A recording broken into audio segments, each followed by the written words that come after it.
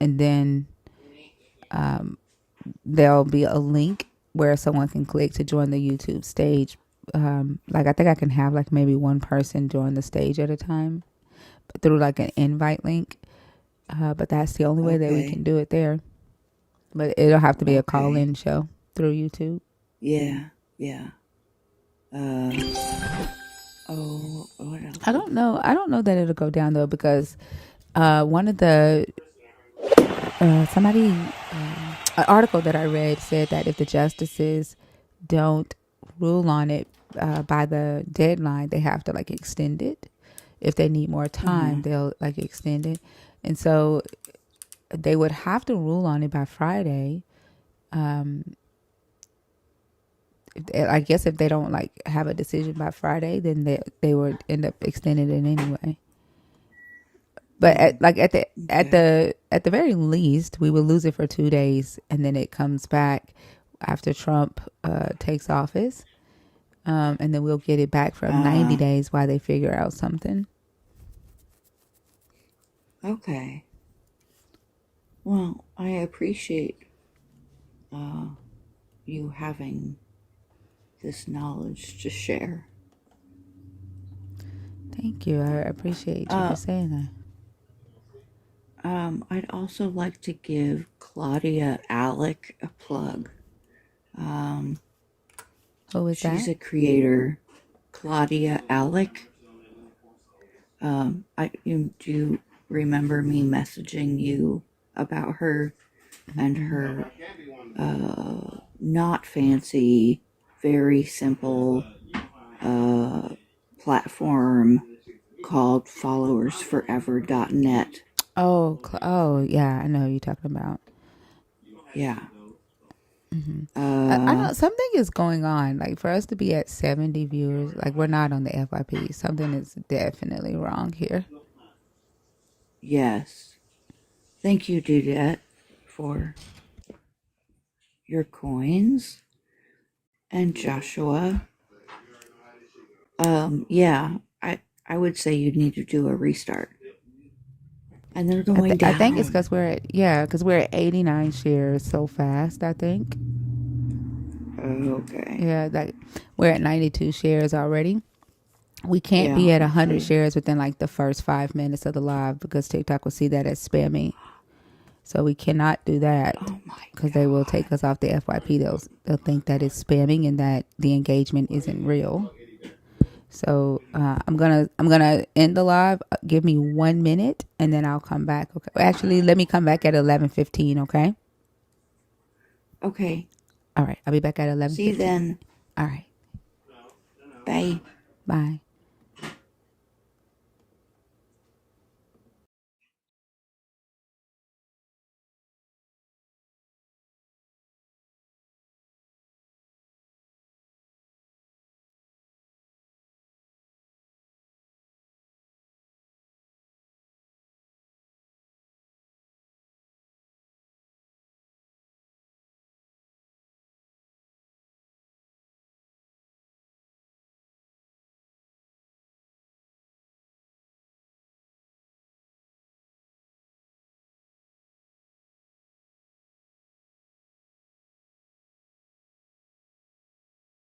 I am Aaron, I am an Israelite from the tribe of Levi, and we are here in Rephidim, just a few months' travel east of the Red Sea.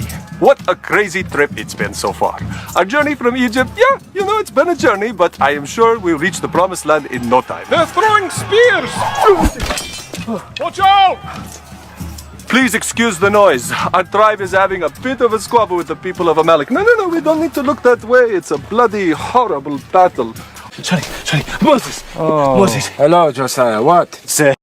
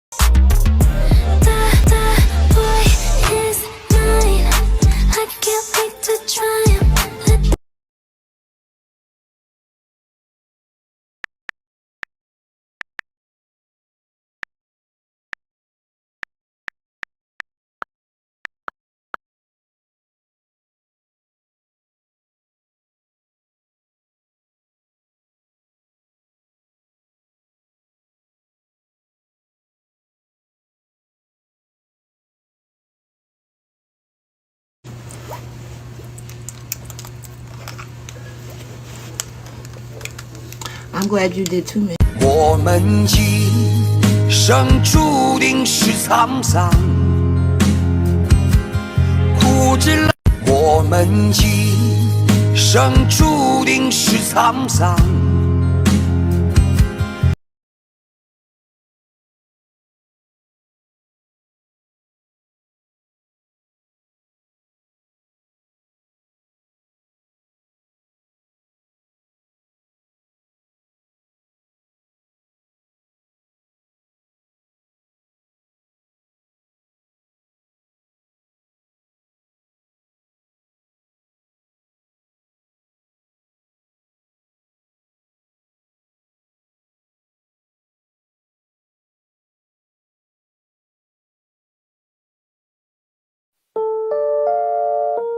We are standing in the water and out of the water.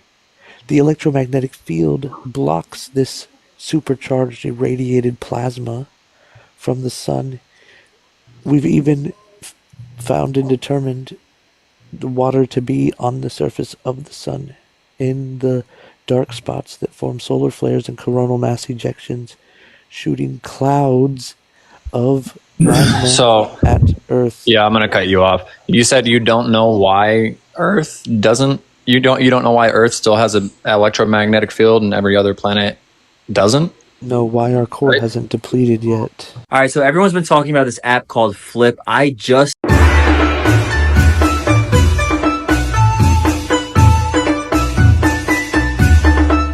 And what are you talking about Christianity? You should be telling us about Nkulu. That's what you should be here telling us. About Unkulunkulu, Yes. the ancients of days, the ever. Realize the bias that I had about Chinese. I haven't told y'all this. Everybody sit down.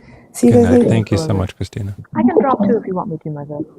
You can hang out. Your microphone's a little bit quiet, Sam, but you're welcome to hang out here. If you guys don't know who Sam is, amazing debater here. Someone who I've been following for quite some time now and lurking around in the lives there. We got a got a little zygote stuck in my throat. It happens. That Marvel something. Welcome in. What's your age and religion?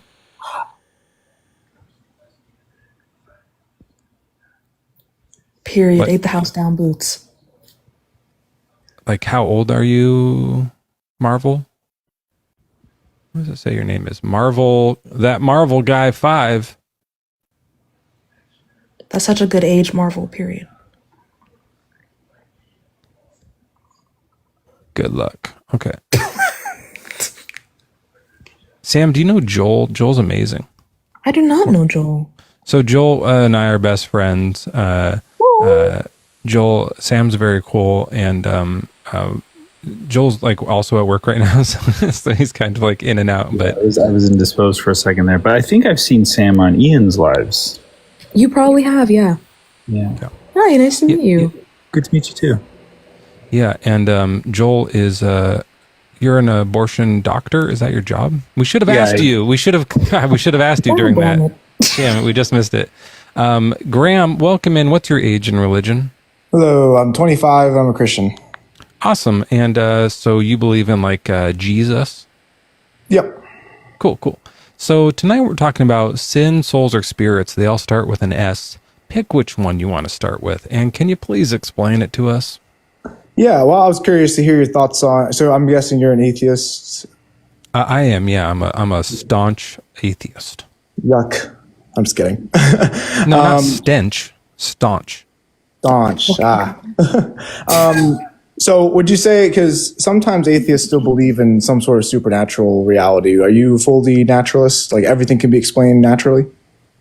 I think it should be, at least until we get evidence for the otherwise. Yeah, like if you're going to say, hey, we found a fairy wing in the woods, and we're going to try to figure out what's up with these fairy wings. I think that until I think this was a Lord Byron quote, or maybe this was Voltaire, said something like, until every single natural explanation has been thoroughly examined and debunked, we should not begin to investigate the supernatural explanations. So we got to look through everything else first. Is this just a butterfly wing? What are we wasting our time looking up fairies? You know what I mean? So that's my stance. I kind of hate. Yeah, so you don't like arguments from silence.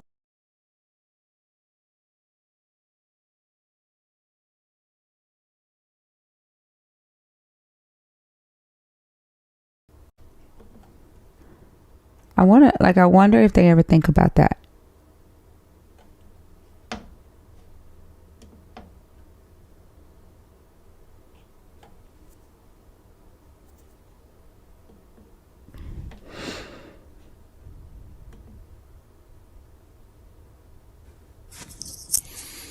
Hi, how are you?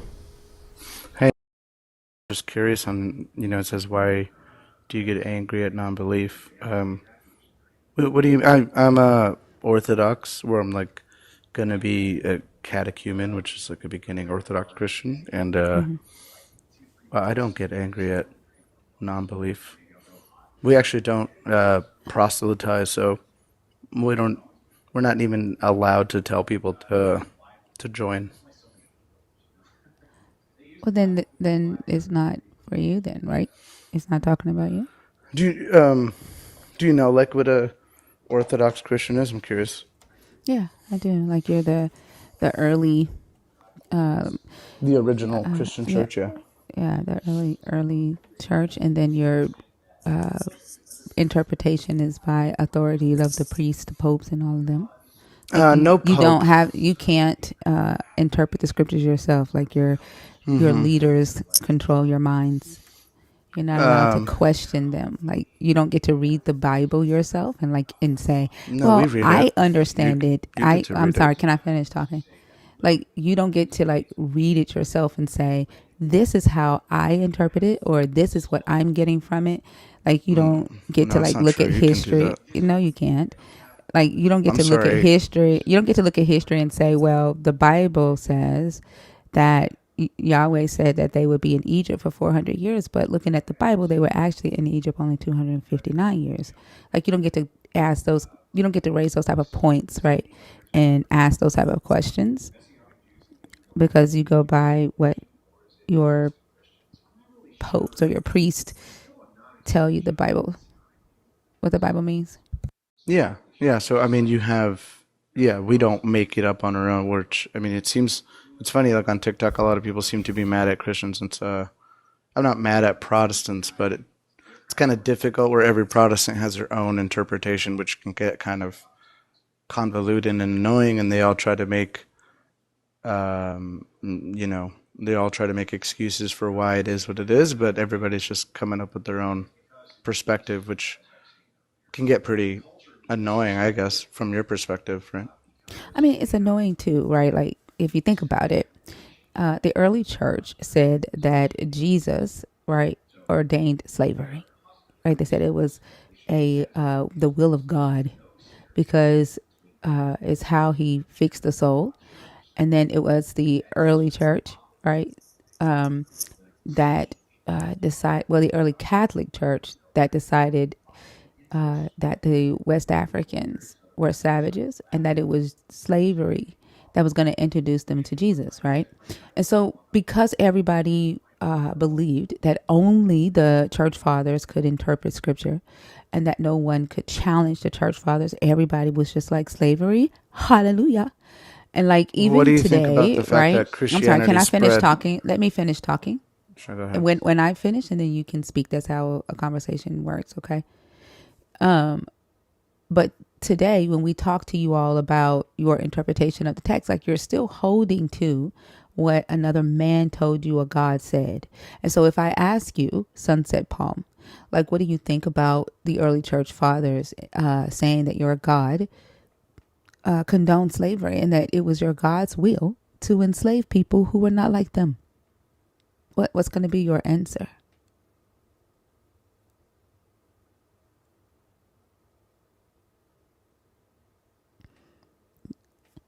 I'd probably say that I don't know. As far as like again, I just started to look into it, so seems like you've probably been on your quest to, I don't know, disprove or do whatever you're doing. against them. So I'd probably say I don't know. I don't. From my perspective, Christianity was spread mainly in the early days by women and slaves. It was a religion of No, it slaves. was not. That is a lie. Who told you that? Your Pope? That's a lie. No, there's No, like, it I was mean, you not. can Well, who verifiable. told you? Said from your understanding, right? You are not allowed to have your own understanding. Remember, right? Lean not to your own understanding. Who told you I'm not. that? That has nothing to do with the Bible. That's just like. Who told you that? Your Pope? I mean, do you want me to look? Do you want me to give you sources and stuff? I do. Yes, please. Sure. Yeah, you got a sec. Well, I mean, like it also introduced the idea of all men are created equal under God. It did So not. Like the created equal had absolutely nothing to do with people who are enslaved. So can you please tell me like who told you that Christianity was spread through slavery through the slaves? sure, yeah. I mean, in Rome, women were tossed out into the street when they were babies because people wanted men. Oh, trust me, I know. I Right. know how And then Rome so- treated. I'm not talking about Rome. I Right. know how Rome treated children. Sure. All right. Yeah, you want to see? I'll give you a few sources, and then if you'd like to look it up. Are you? Do you want to ask? Are you? You seem like a little hostile towards Christians. Are you kind of like upset at No, them? I just don't like when people talk over me when I talk. I don't like people who don't know how to have conversations. I mean, it feels like you're taking it pretty personal. I am taking it personal. It's disrespect. That's just a conversation. I don't care. But if I tell you that I don't like something, you should just accept that, right? Like you are on my stage. If I tell you that when you talk while I'm talking, it is disrespectful to me, arguing back with me is even more disrespectful. And it's not going to suit you. It's not going to help you at all because all I'm going to do is move on to the next person. No, that's fine. It doesn't really bother me.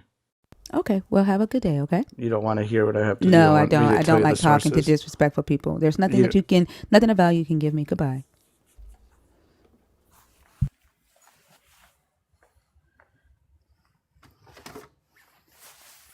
Hey, Selena. Hey, girl, I panicked a whole lot. You say what? I panicked. I was like, Why? where are we? Oh, 'Cause I didn't see I you started. live. I actually started on time, but like something is going on with the FYP. I don't know if it's because there are so many deconstruction lives right now, or if we're not being pushed on the FYP. It's just weird. Normally, But like it when didn't we even start show off, you like in the. Oh, I'm sorry. I'm sorry. I couldn't hear you. I was saying like normally when we go live, it like there's 200-300 people in the live and at the beginning, but it's been really really low lately. But I think I don't know if it's because other people are doing lives at the same time now. Yeah, Oh, I'm it not didn't on the even show me that FYP. you were. Yeah, and it didn't even show me that you were live.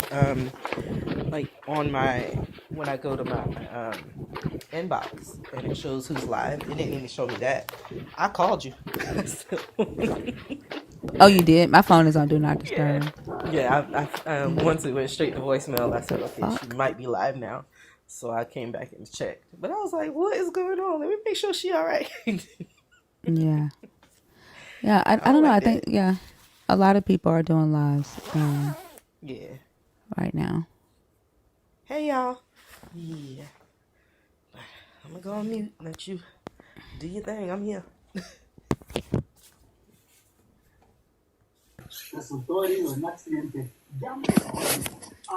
This is why do you get angry at non-believers? I'm sorry. Hi. What's your name? Say what? Orquídea? Orquídea. And are you a believer? Are you deconstructing? Or are you an atheist? I'm a Christian. I'm a believer of my Jesus. But I don't get angry at non-believer. I just get sad because they're gonna go to hell.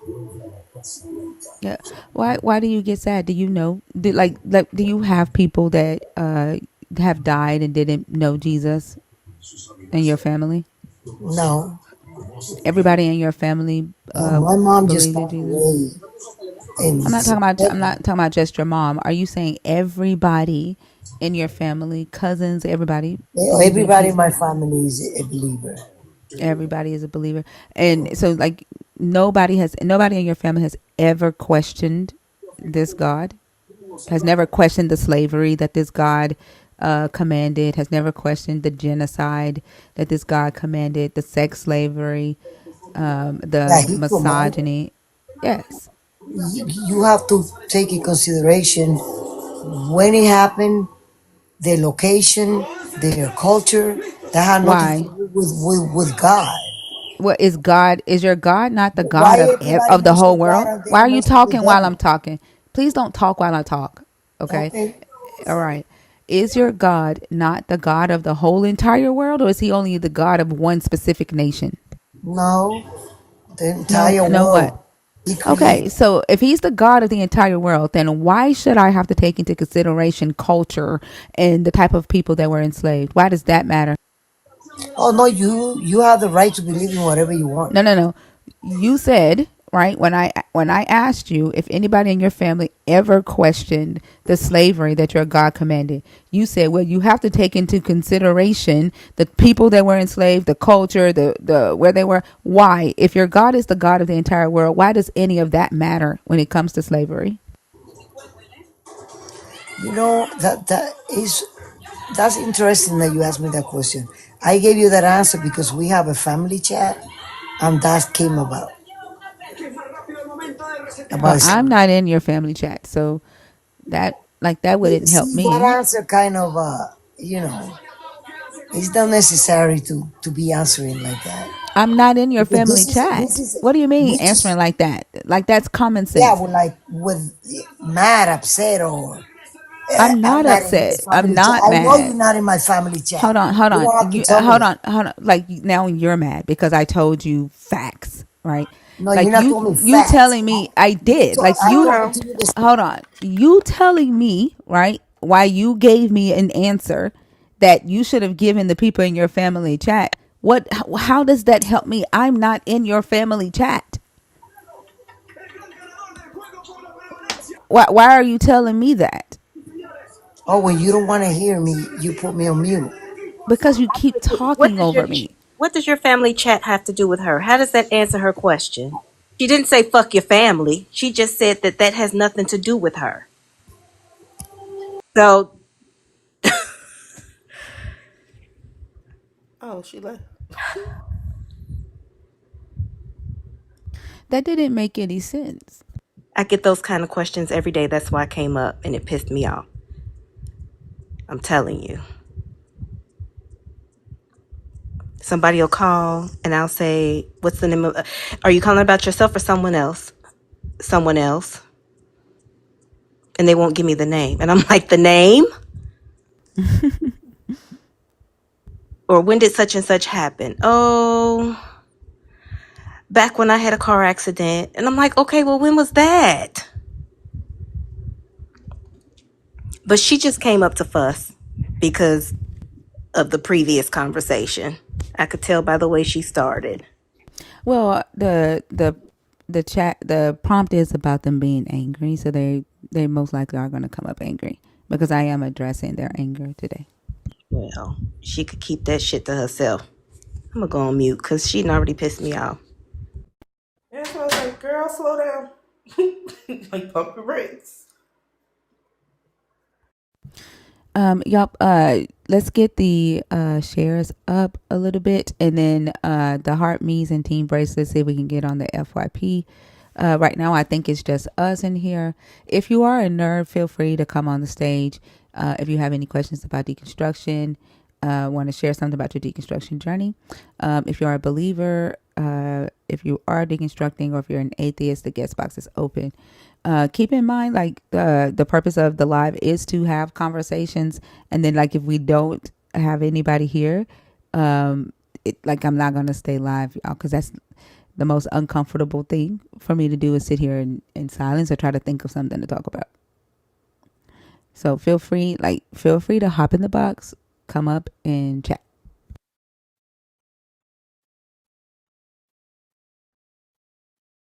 What's up, Law? How are you? Hey, Miss Charlene. Thank you for the team bracelets. Well, can I tell you how my mom, I think she set everybody up tonight. So, oh, okay, my bad. I didn't know somebody was coming up. I'll drop. Hold I'll on. tell you later. Okay. Codally cup. You just said come up. I'm sorry. You just want non-believe. You want people that like true believers. I'm guessing. No, it doesn't. It doesn't matter. Okay. Yeah, we talk to believers, people deconstructing, or non-believers. Yeah.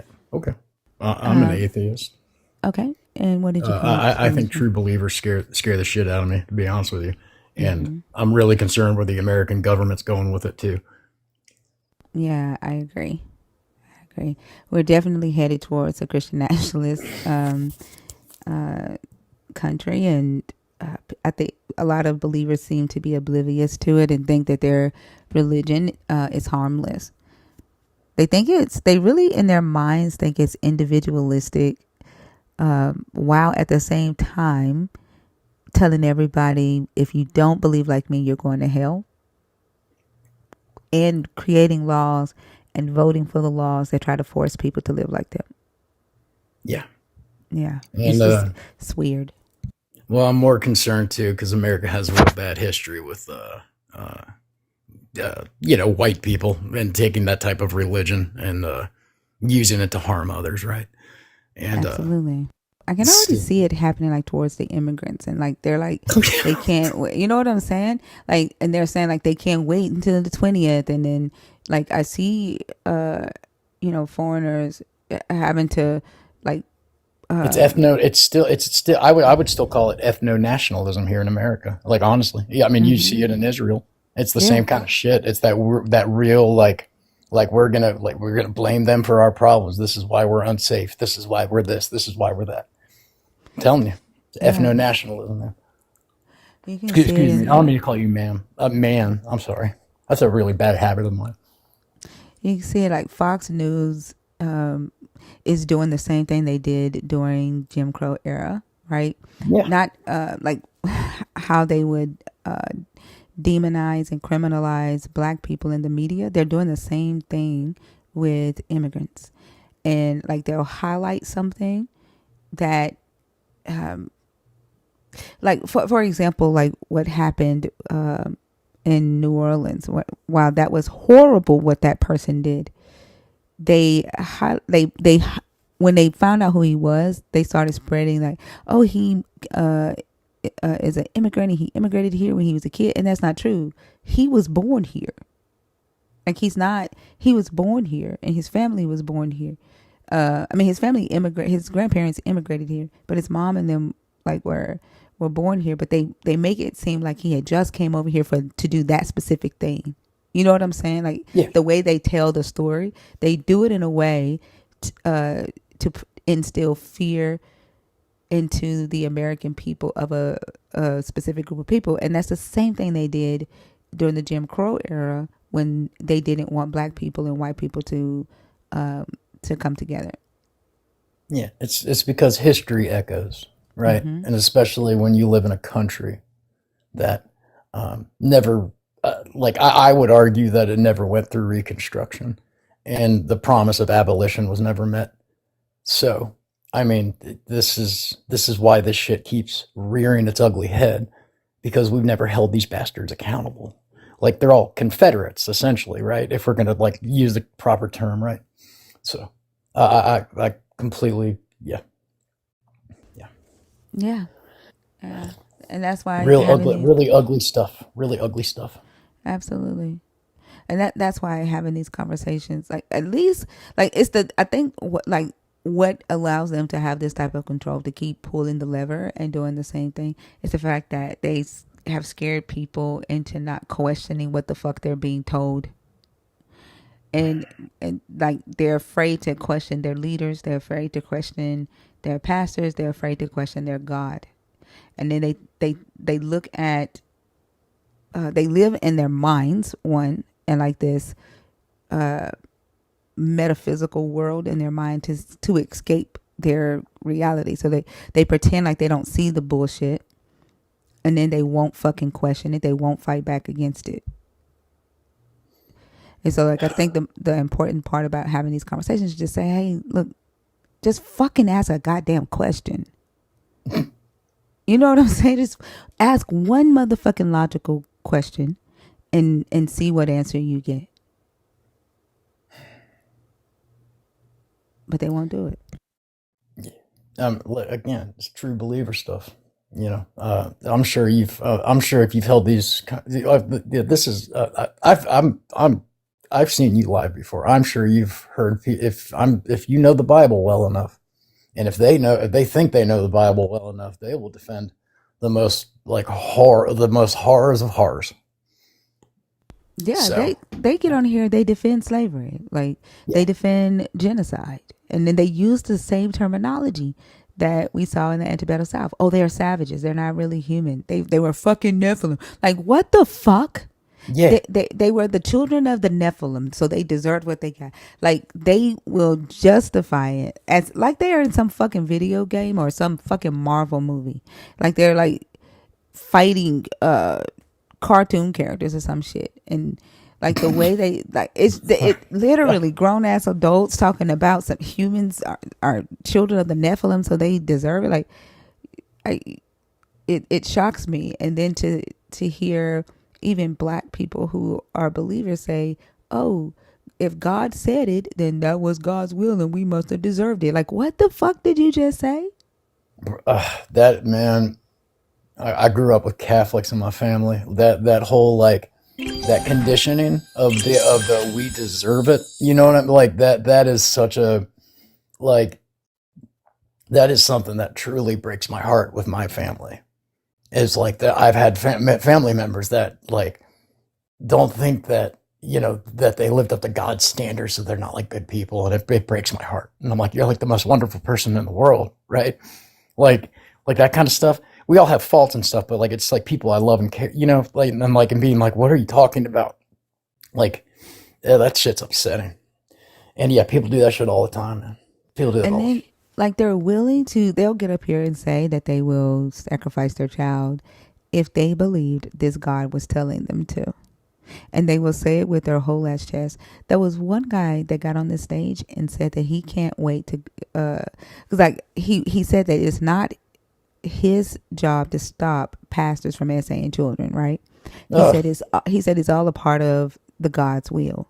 And I said, do you realize, like you saying that it's part of your God's will for children, right, to be essayed, is you saying that you're okay with it? I said, what would you do if your God, when you got to heaven, your God said, this is my will. When you're in heaven, I want you to essay kids all day. He said, I can't wait to go to heaven and do it then. And I was like, I was like, get the entire fuck off of my stage.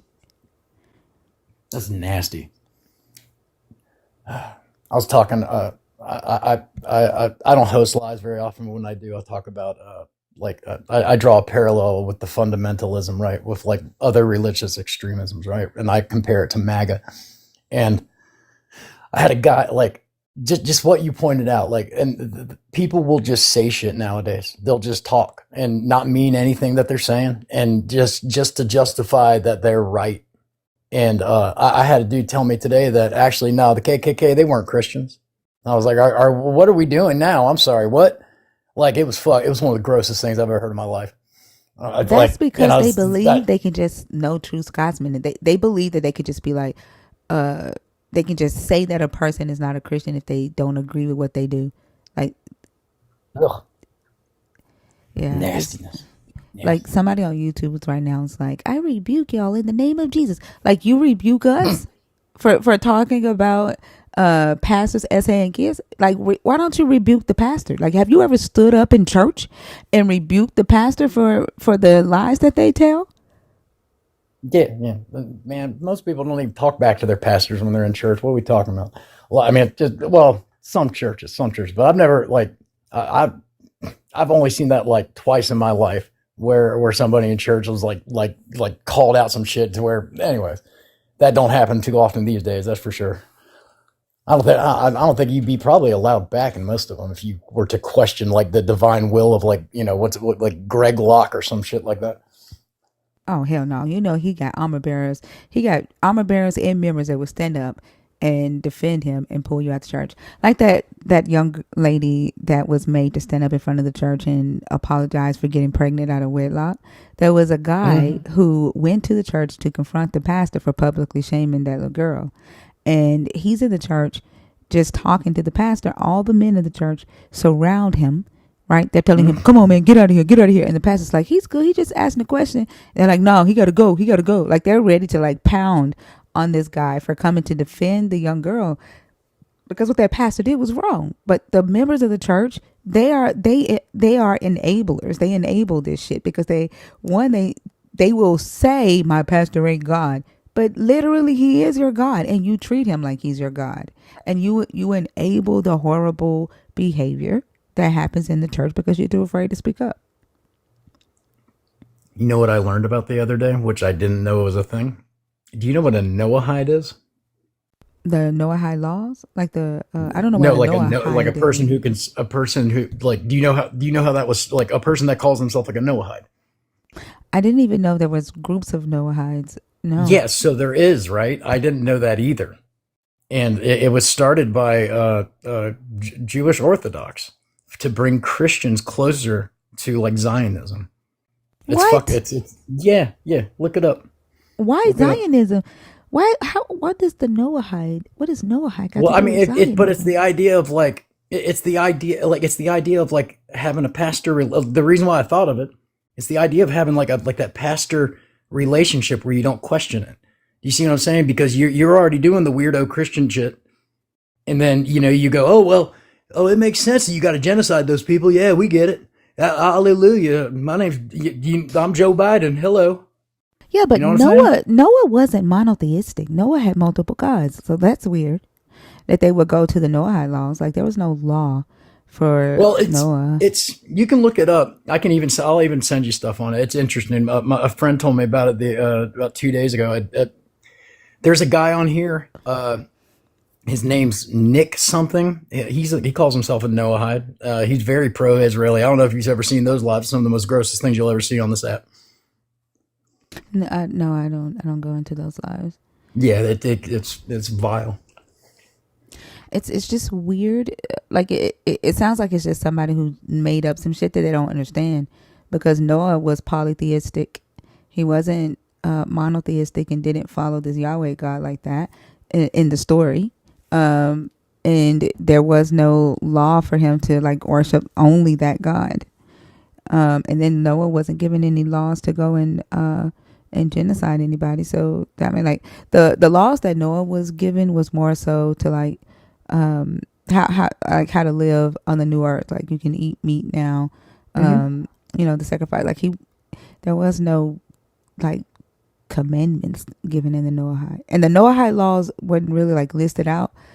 It's just like they created them through the conversations in the book between the God and Noah.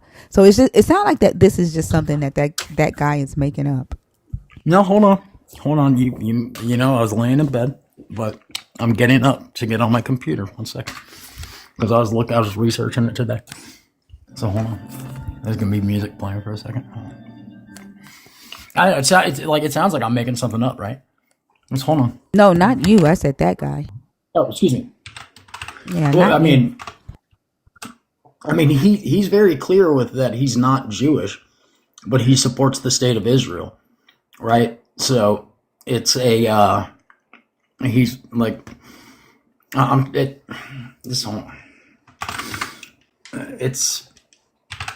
it's a thing.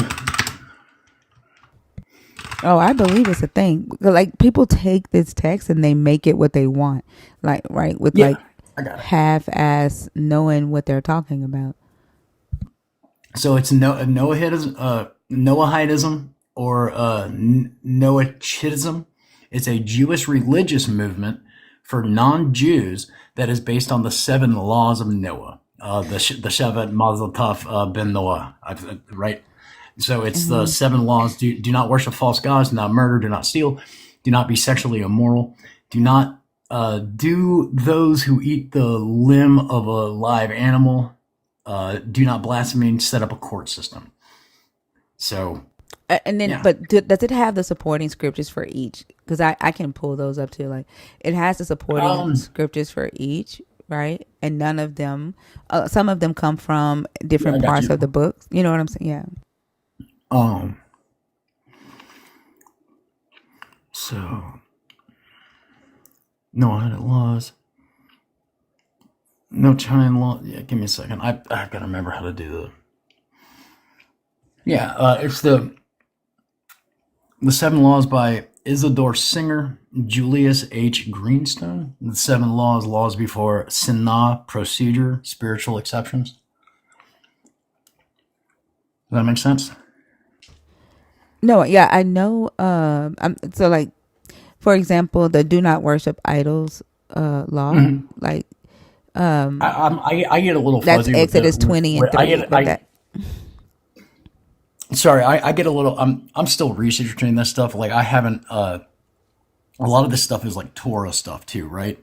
Like and yeah. like yeah. So like to be honest with you, I'm like But I I want to dated make sure, a yeah.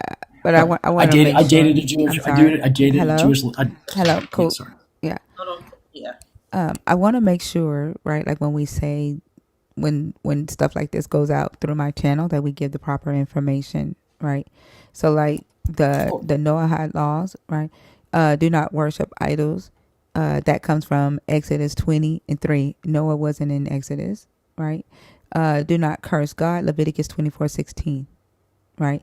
And what they do is they reference the conversation with God and Noah in Genesis 9, right? But none of this is explicitly stated in the conversation with this God and Noah. One thing that was talked about is the do not murder, right? Because he tells him that the blood is the life force, right? Don't eat the blood, don't drink the blood. They say sexual immorality, and they use Genesis 2 and 4 for that. That ain't got shit to do with Noah. That is pre-Noah. So like a lot of these Noahide laws that they've created, they're literally taking different text from the Torah and saying, oh, from the conversation that Yahweh had with Noah after the flood, here's what he really meant. Like these are laws that were made up by some rabbi, right? And claiming them as Noahide laws. Yeah. But there's nothing in the text that even insinuates that Noah was monotheistic. Abraham wasn't even monotheistic. Prior to like the 7th century, they were worshiping other gods. And in fact, the God in the first part of the Bible is telling them to put up pillars and altars at different places that they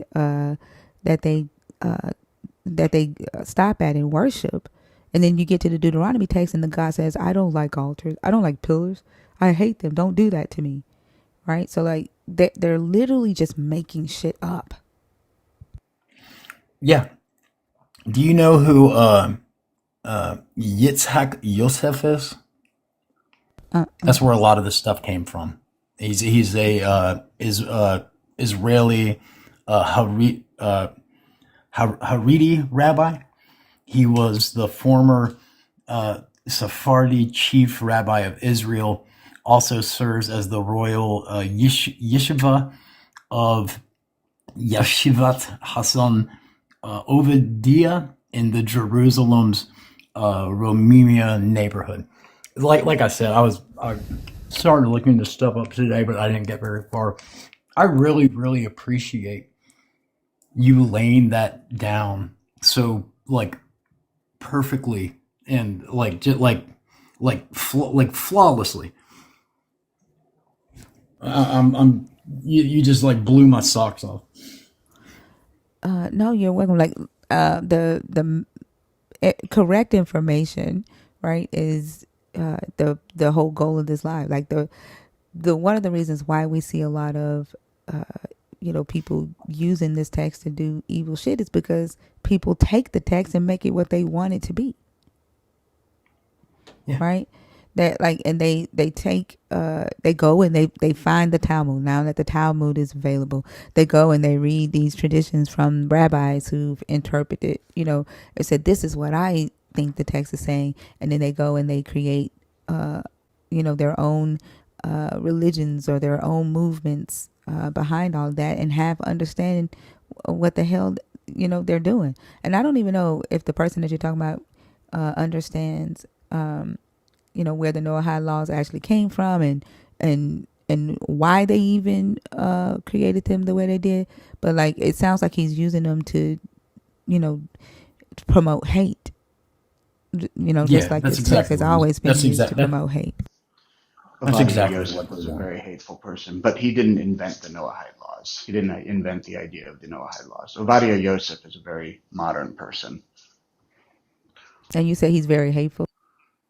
Oh yeah, he's a horrible person. I've heard him say some horrible things. See that's insane. Yeah, That's I insane. mean, but also like there's supremacists in every group. You know what I mean? Like it's not a Yeah, it's fundamentalism, man. Yeah. right. Exactly. Yeah, like humans do that for sure. Yeah, like I know that there is a far right Zionist group in Christianity and a far right Zionist group within Judaism, and then like the far right Zionist group in Judaism, from what and my research has shown that they're even getting away from calling themselves Jews. Like they're saying that now they're just Israelis. They say that they don't necessarily need the Jewish title anymore. That's And so fascinating. I yeah. haven't seen that yet, but yeah, and like Zionism has become a dirty word because of these supremacist people. I don't know. Like the only thing that I've read about Zionism I haven't seen anything good about Zionism. Yeah. Yeah, I mean, Zionism is the notion that Jewish people need a place to be Jewish and safe. No, that's What's That's Judaism, right? Zionism is the idea of like racial supremacy of the Jewish state, right? no, Let's be that's not. let's That's be a one little form honest of with our words Zionism. here. Yeah, I would let you know that there are many different forms of Zionism. Oh, okay. Some are, So yeah, I'm some pretty are sure. What probably, wasn't Zionism created by that? What's that one guy's name? Can you remind me? You probably yeah, know his Theodore name. Herzl. Yeah. Right. So just like we were talking about with that one rabbi interpreting things, right? So just to be clear, you're coming up here to tell me that there's multiple understandings of Zionism. Okay. Yeah. Gotcha. For Sure. sure. That totally makes sense with like the whole Jewish stuff too. Yeah. Gotcha.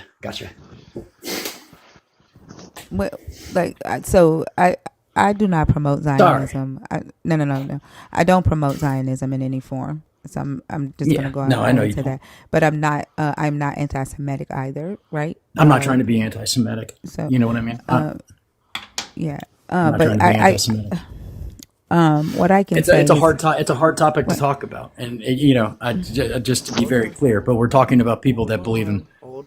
Anyway, what I'm saying is there is Zion from what I've understood and read about Zionism, as well as like the books written about Zionism, there is a push for the Israelis to be the superior race on earth. And so like anybody saying that that's not so would just be straight up gaslighting me at this moment. That's called revisionist Zionism. I'm a Zionist. Did you know that? No, I did not know that. Yeah. But I'm not a revisionist Zionist. I'm not a supremacist. I don't think the Jews are better than any other people on earth. Yeah. And the purpose of being a Zionist, like so from what I understood, right? Zionists do push for the Jewish people to have their own state, and for it to be an ethno religious state. Only those with Jewish blood are allowed citizenship. And even in that state, like those that are not Jewish blood are second class citizens. And so like, and you know that I don't support any of that. Right. Of course. And I don't support any of that either, but that's not entirely accurate. That's what I read from that. And even from Netanyahu, like interviews that I've read from Netanyahu. But he is your prime minister though, right? He's not my prime minister. I'm an American. And are you not I would a say, citizen of Israel? No, I'm not. I don't vote. I'm not an Israeli citizen. Huh. I'm American. I'm Jewish, and I also support the notion of a Jewish state. But you know that 20% of Israel are Arabs, But I and think I think a person mhm, can uh, say, hey, we. fir- I think first off, like this is what I don't understand. Like there isn't any nation based off of race or religion, right? Like uh, Africans don't have their own safe place to go, and we've experienced horrible genocides as well, right? Like we've experienced harm of our race and lost millions of our people, right, due to Christianity, right, due to white of supremacy. course, But we don't have our own nation, right? And so it does seem uh, kind of privileged to say, hey, because of the Holocaust, we deserve, right, this land. Like we deserve a safe place to go. why is it because of the Holocaust? It's because of the Holocaust and because you're Jewish. Well, Zionism precedes the Holocaust, well, at least modern Zionism precedes the Holocaust by nearly 100 years, When was the right? state of Israel formed? 1948. Right on. Yep.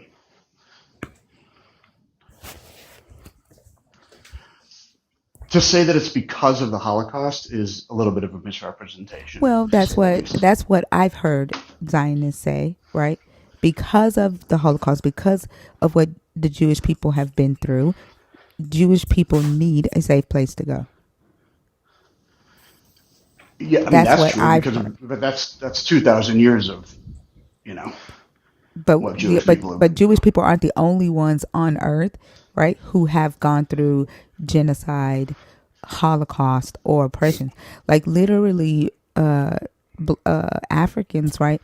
Like in the Congo, we've lost over 8 million people, right? More than that, when you Yeah. consider like the way in which AIDS has been handled No, I'm not in talking Africa as about. I'm well. not even that, right? I'm Bro, not even what? talking about that. Like I'm talking about due to colonial Violence. efforts. Yeah, Yeah, like totally. but to try to like downplay what Africans have gone through Was that by down? throwing up AIDS, like Bert, that was not okay, right? You're Like, not and you understanding know what that I'm we're saying. not. No, AIDS I is do understand what you're Yeah, saying. Like that's we, not we, the we, we same heard you thing. loud and clear.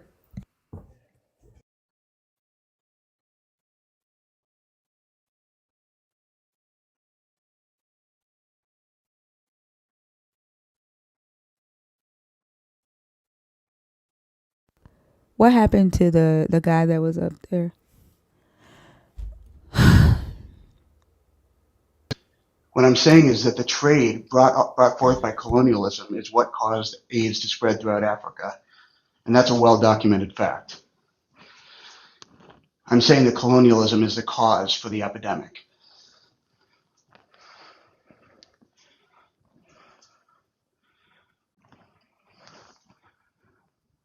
That's no, that's not the same thing. And what, like, what I mean, right? When I say that, Yeah, colonialist no, violence. hold on. Yes. But Bert, what I'm saying is Jewish people are not the only ones in the world who have experienced that type of violence. And then so to say that only Jewish people deserve to have a land where they can go to and feel safe, where they are the superior citizen, right? That is supremacy. Well, first of all, when did I say only Jewish I people didn't should say have that? you said that, but what I told you was what Netanyahu's goal is, right, and what Zionism is from my research. What I understand from my research, I hear you saying, "Oh, it's not that because I'm something different," but then I also hear you downplaying when you throw up AIDS, and I'm what I'm talking about is genocide, right? And you throw up AIDS. And I'm saying that the colonialist efforts in Africa that promulgated that virus is due to the same colonial violence that caused those other genocides in Africa. It's all the same.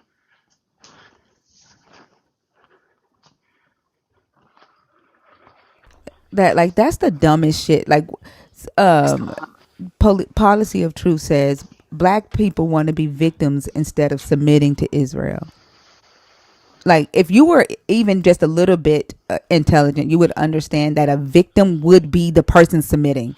So that therefore you would need them to be victims if you want them to submit, dumbass.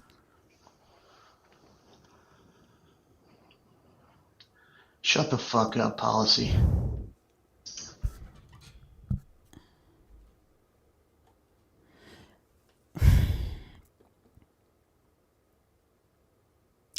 I don't support Zionism. I don't support Christian Zionism. I don't support Jewish Zionism. I'm just letting that be known. It seems like a hyper nationalist framework, and it seems extremely harmful. Considering, like, if we're going to mention Africa, we could talk about what an apartheid is, but y'all, it sure seems to me that this has gone beyond that. I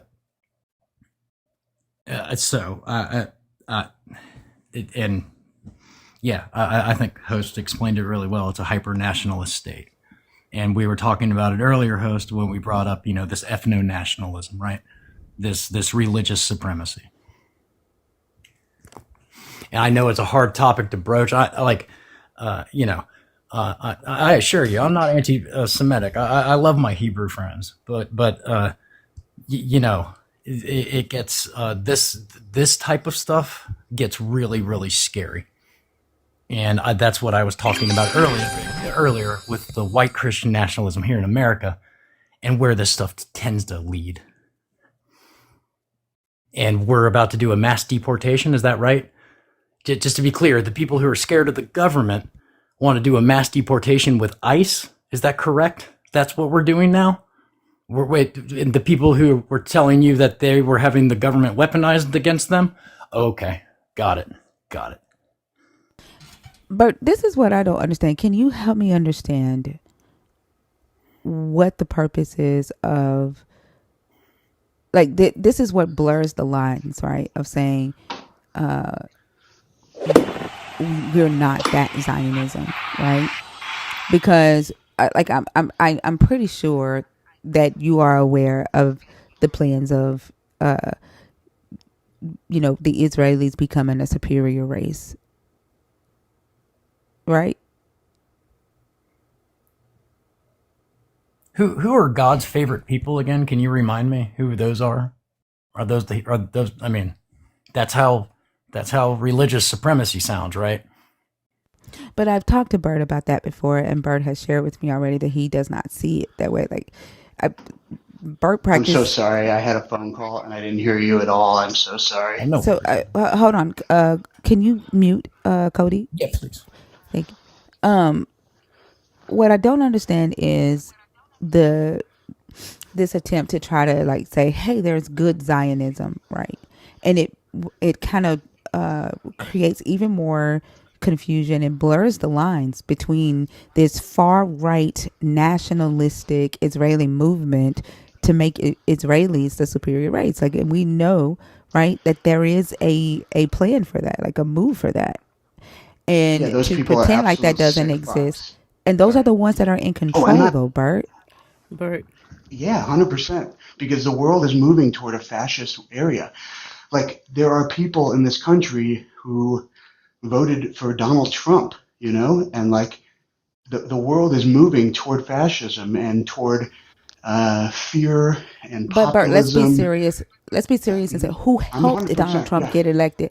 Who helped make that happen? Israel, AIPAC. Like, we know Russia, who. I would say. I mean, let me ask you this: what's the name of Russia's super PAC here? What's the name of Russia's lobbying group here?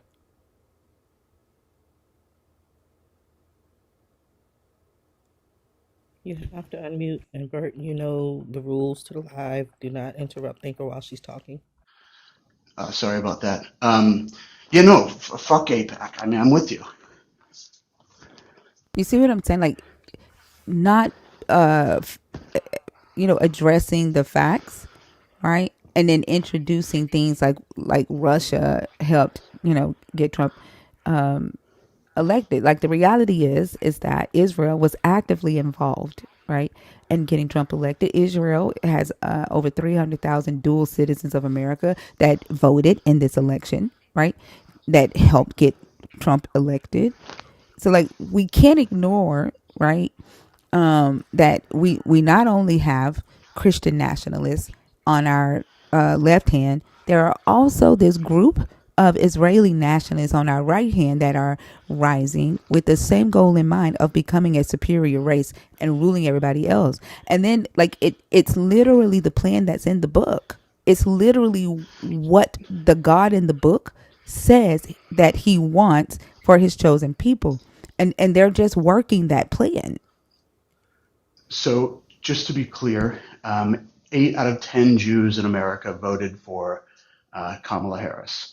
I didn't say That's the fact. Jewish people. I said Zionists in Israel. And sorry, I didn't mean to interrupt you. 9 out of 10 Jews are Zionists. 9 out of 10 Jews say that Israel is important or essential to their identity as Jews. You are. Yeah. Let me ask you. Why is that? Answer. Why is it that Yeah, Israel is important to your identity as Jewish people? yeah. So first of all, half of the global Jewish population lives in Israel, and half live in the United States, like plus or minus 1%. But why? But I'm asking why. Mhm. Why is it important to your identity? Yeah, I think like in part victim mentality is something that's passed down from generation to generation. Both, I think, in part because of the stories we tell ourselves, but also the reality of history and how Jews have been treated throughout history. It's But really do you see how only you're saying that though? Like, if a black person, right, has experienced slavery, right, talk about the slavery, we're told to forget it. We're told that was so long ago. We're told we're called victims. Like, we haven't even received reparations, right? But then we have to. We're anti-Semitic if we say, why is it okay, right? Why should everyone stop what they're doing, right, and make sure that Jewish people are okay and they get their own state, and everybody walks on eggshells because the Jewish people went through the Holocaust, and the Jewish people have people on earth that don't like them, i.e., some Christians. That black people go through that every damn day. Like, literally, I was talking about how just downloading a freaking app in another country, we have to ask, are y'all racist here? Do y'all like black people here? Everywhere we fucking go. But nobody's trying to make sure Africa is a safe place for Africans to go, for black people to go and not experience hate, to build country, to build wealth. Africa is our land. Africa is where we were taken from, right? Africa is important to our identity. Our identity was stripped from us, but nobody's trying to give that back. People keep telling us to forget about it. That was long ago, because people right? are People keep wrong and they're denying assholes. what they did to us, right? But I'm not okay. I'm not against Jewish people at all. I have Jewish friends. I absolutely love them. I am against supremacy. I'm against somebody else's well-being, somebody else's history, somebody else's trauma being put on a pedestal just because they believe that a God said that they are the chosen. I'm against that. Well, I don't know if that's entirely why. Like Theodore Herzl wasn't making a religious claim; he was making a "we will never fit into German nationalistic supremacy," and he was right. His point was that German Jews would never be able to assimilate into German society, and that we had to go somewhere else because we would never fit in. And by the way, Israel was like fourth or fifth on the list as far as locations. Oh, I know y'all wanted to go Galveston, into Texas, Africa. Y'all wanted to go into Uganda. I and trust me. I know. Guyana and Yeah. Galveston. Yeah, Trust me. Yeah, I know. But do you, like Bert? the very fact, right? Like there are so many questions that I have about this, right? Like the very fact after the Jewish people went through what they went through, and what they went through was absolutely horrible. I saw the 2 million European enslaved people and the Jewish people bare bone, where they had starved them to death and they had them in those cages. I saw the pictures of that. What they went through was absolutely deplorable. But a year and a half later or 2 years later, Jewish people go into the Palestine and do the same thing, right? And start bombing and moving and displacing people. I mean, not the same thing at all, by the way. You don't think killing people is the same thing? You don't think killing people? You don't think killing people is the same thing? Do I think that that the state of Israel is founded under problematic pretenses? Probably. Was Do I death think it's the involved, same as Bert? the Holocaust? Was death involved, Bert?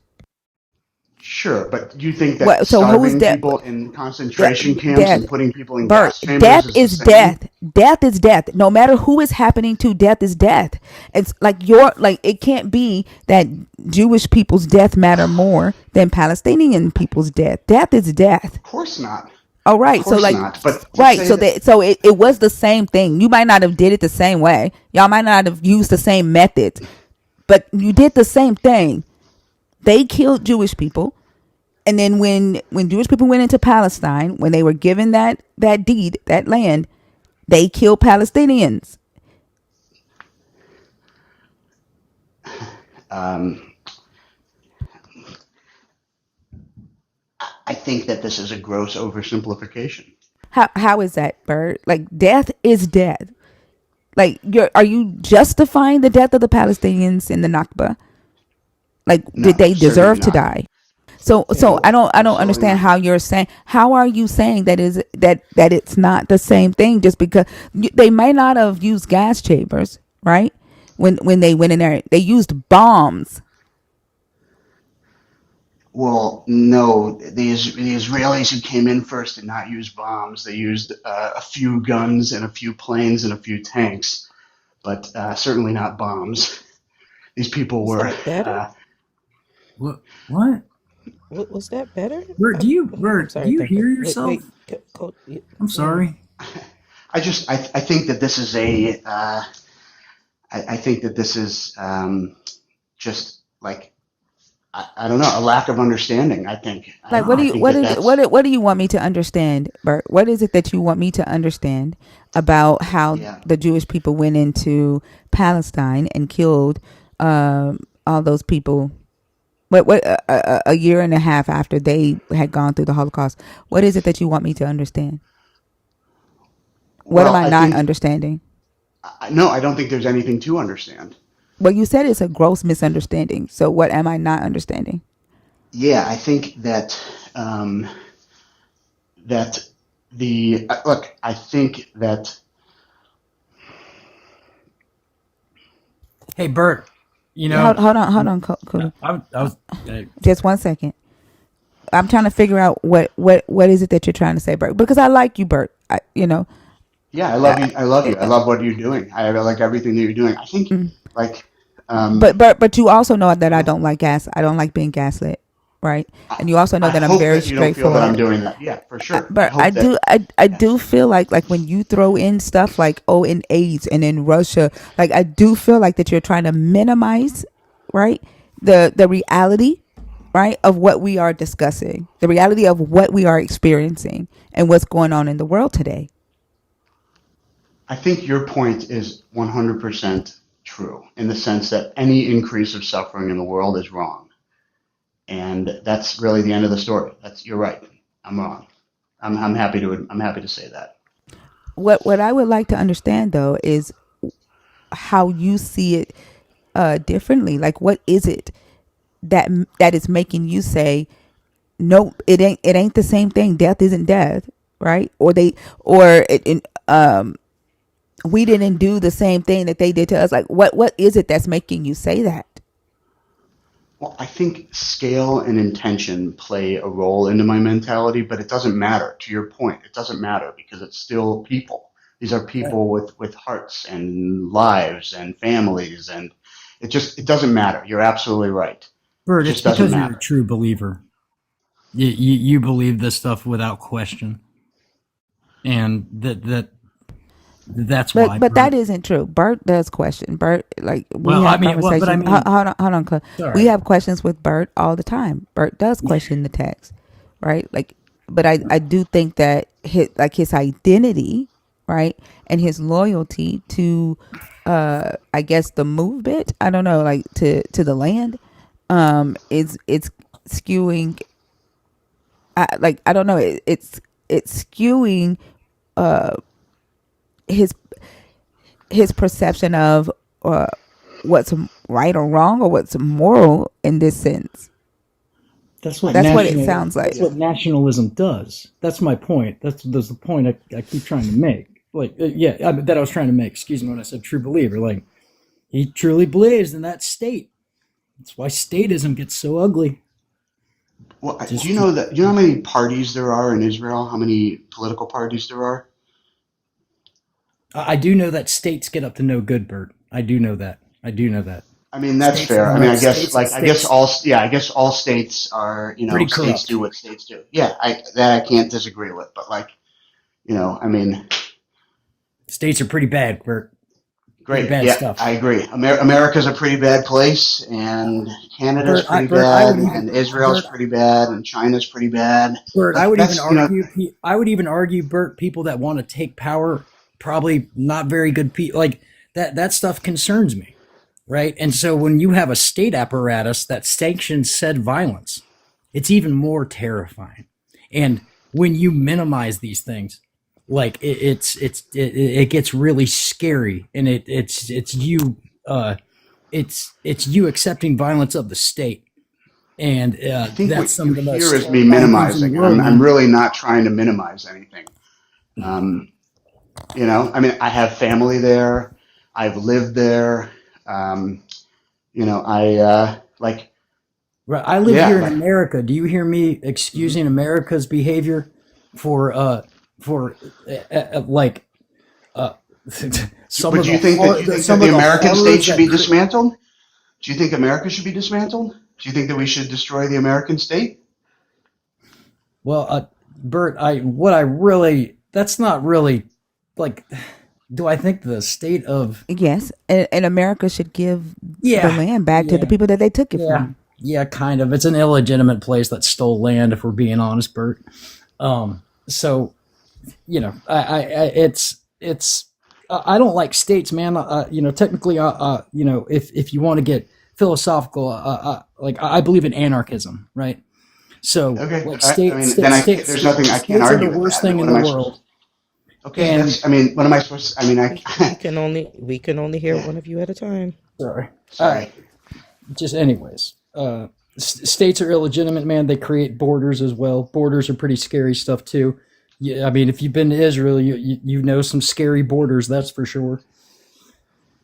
Yeah, Just saying, man. States are the okay, scariest yeah. things in the world, and when we look the other way with state-sanctioned violence, the most horrible crimes will happen ever committed in the world, and they'll continue to happen as well.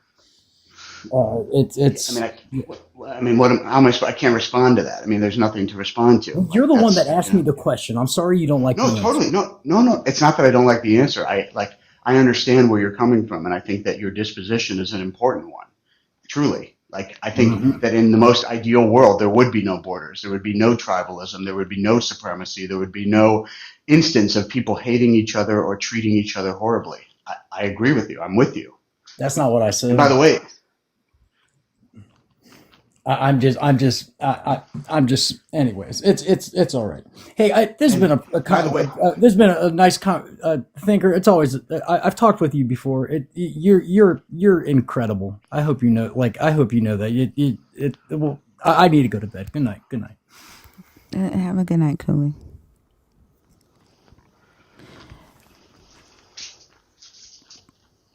But I hope you understand like how this would be upsetting, right? again, it is the very thing that we are fighting against here in America, right? This Christian nationalism, right?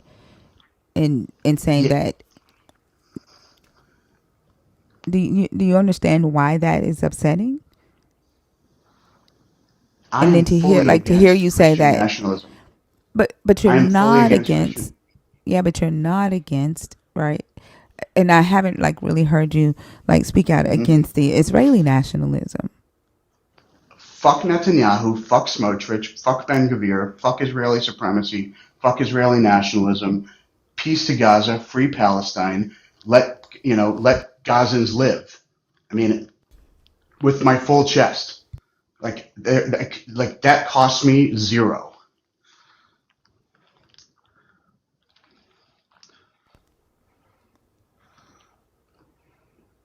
I mean, it's good to say, free Gaza. I think there is some deconstruction that might need to take place. Like when we talk about the Nakba and talk about the thousands of lives, the tens of thousands of lives that were lost, the response shouldn't be it's not the same, right? Well, the Nakba is twofold. One is the devastation that Palestinians experienced in the war, but it's also the ongoing humiliation. It's twofold. And in the Middle East, peace does not mean what it means in the West. In the Middle East, peace is about submission and making the other say uncle, and that applies to everybody in that region. It is yeah. It's just yeah.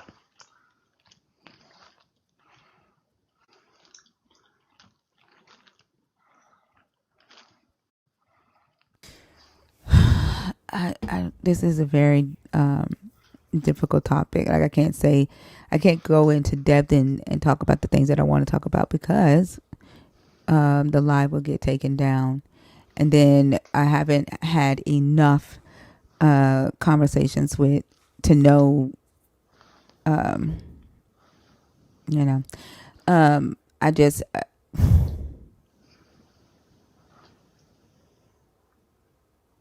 That's look. I understand if you don't want to like speak to me, and I understand that. I'd be happy to speak with you on Discord if you don't want to do it on like publicly. But I value your opinion. I respect you immensely. So no, I do want to have a conversation with you, not on this platform. great. But I love that. Yeah. and I will honestly say, like, it has rubbed me the wrong way to hear you say it's not the same. Like that's rubbed me the wrong way. To hear like when you threw up the AIDS thing, like that rubbed me the wrong way. So I do want to go ahead and just be 100% I hope you would honest be. with you, Yeah, I hope you and would let be. you know that. Yeah. No, I'm not stumped. I just I saying like having this conversation on here. I know that we can't. But yeah, if connect with me in DM, and I would like to talk with you Great. I look on forward to it. Discord. Yeah. Thank you. All right. Have a good night. Thanks. Bye bye. All right.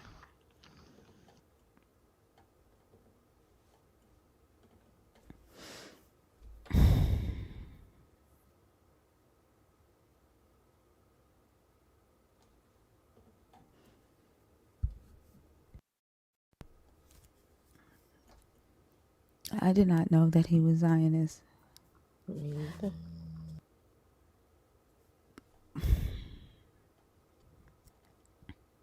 Take a deep breath.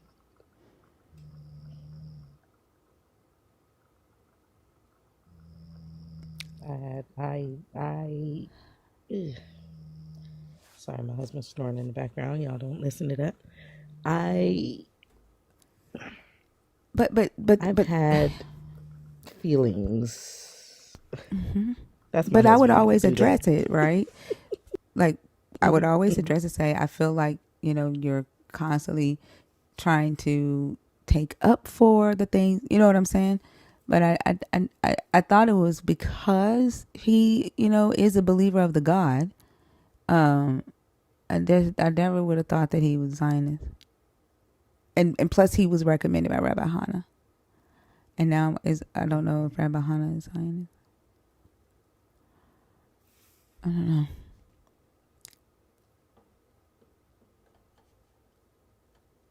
And I definitely have never heard that there are different types of Zionists. I've never heard that. Yeah. And I know when I first learned about Zionism, I did a hell of a lot of research, read books. So that's new information for me that there are different types of Zionists. I know that there are Jewish people in Israel that don't even like the Zionist movement. They don't like Netanyahu. They don't like what's happening. And so I'm not one of those people that think that everyone in Israel is on board with what's taking place right now. And so, but I'm gonna move on. I am going to talk to Bert. And yeah, I'm gonna move on. If you're in the guest request box, please don't come up here talking about Palestine and talking about Zionism. Okay? If you're in the box because of that, please go ahead and remove yourself. We're going to go back to the topic on the board. Just want to let y'all know that.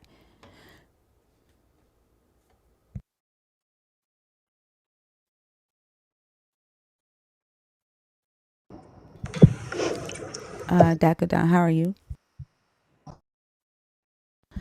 Yeah, we're going to give it a second and let everybody that's in the box that pressed request because of the conversation, go ahead and remove yourself if you are coming on stage to talk about the previous conversation, because I'm not going to do that.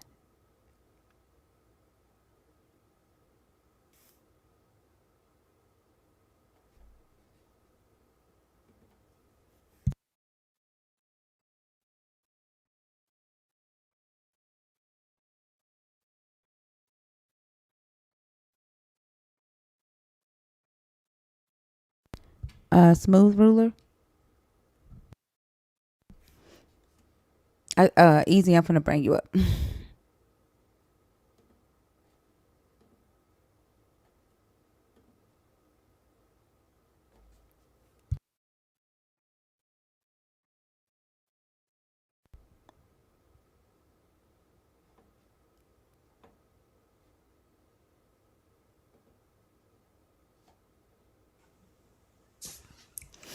Hey, Hey, thinker. how are you? I'm good. How are you? I'm good. Jay Pure said, I just tuned in. Something is off. Yeah, it was a rough conversation for a That was second, but I rough. thought Yeah. I would get up here and have a light conversation on delusions of grandeur. And I wanted to tell you, I did end up finding more on Adapa. I made a video on it, so if you want to get on that someday, and I'll catch up with you on Red Note. Start Cool. following you Awesome. over there. What did you find? A fourth interpretation. Oh, wow. So So so we. what did they say about whether it was he lying to him in that interpretation or was he helping him? Oh man, you're gonna love this. Both. Both? Both. Huh. All right. So well, I guess we can just talk about this. Um, so we talked about Adapa. Adapa did something, gets called up to heaven. In the sense that he's going to be reprimanded for his wrongdoing by Anu, the head god of the Sumerians.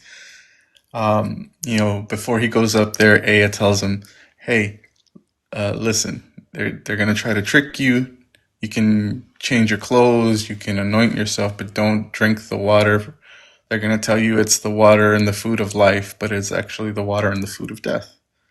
And so when Adapa gets up there, he goes through the motions, changes his clothes, anoints himself, but refuses that, and so he does not get to be immortal. Right? Anu says, "Stupid mortal," and sends him back down to earth. Now, the question that scholars have been Wait, in this interpretation, in this tradition, Anu calls him a stupid mortal. that's me. I'm Oh, okay. yeah, he does not say that. Don't quote me on this. I'm like trying to recap really quickly so Oh, we okay, can get to okay. the new part. Just like sends him back to Earth. You do not get to be mortal is the actual sort of like linear interpretation. You do not get to be immortal. And so the question that scholars have been wrestling with is whether or not Ea tricked Adapa. Like, was it really the food of life? And Ea told him a lie because Ea didn't want Adapa to become immortal? Or was it Ea trying to protect Adapa and prevented him from being tricked, right? So those are like the two, as we discussed last time, like the consensus is around the fact that Ea tricked Adapa and prevented Adapa from becoming immortal. But there is this second interpretation. There's a sort of third interpretation that I discussed last time. I'm not going to get into it again. And then there's this new one where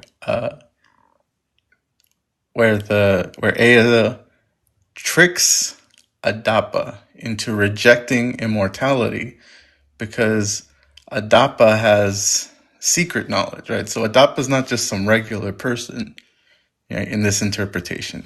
Adapa is somebody that through his words, through his actions, broke the wing of the south wind. This was his like crime that he was going to be punished for. And so clearly Adapa has some kind of secret knowledge. And so to prevent that knowledge from disappearing from the human world, Ea tricks Adapa into rejecting the food of life so that he can return to Earth and this knowledge stays with humans and doesn't disappear from the world. So he does it to help humans, and like a different interpretation. But the consensus is that it kind of matches Yes. Yeah. the Right. yeah. Okay. Yeah. Okay. He's still tricking him, right? He's still lying to him. It's like, Ea is not telling him the truth. He made Adapa miss out on becoming immortal, but he did so to help humanity in this sense, right? Like he didn't want Adapa to take this secret knowledge that he had up into heaven and have it disappear from the world of humans. And so the idea is that this is a story for scribes and writers, right? And for how they came about their knowledge, right? So scribes whose patron specifically would have been Ea. This is how they got to keep their knowledge. Ea tricked Adapa into rejecting Oh. immortality so that they could have the knowledge and the spells and the incantations. Oh. Okay. Okay. That makes sense. So that's how they made it.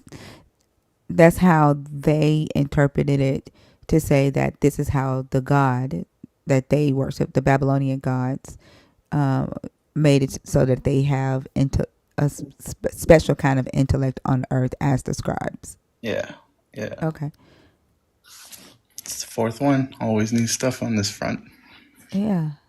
I think it's interesting too, like how this one says, oh, the reason why, like in order to get the translation that they need, they had to add that Adapa had special knowledge, right? They had to add like that extra fact. You know what I'm saying? Oh yeah. Yeah.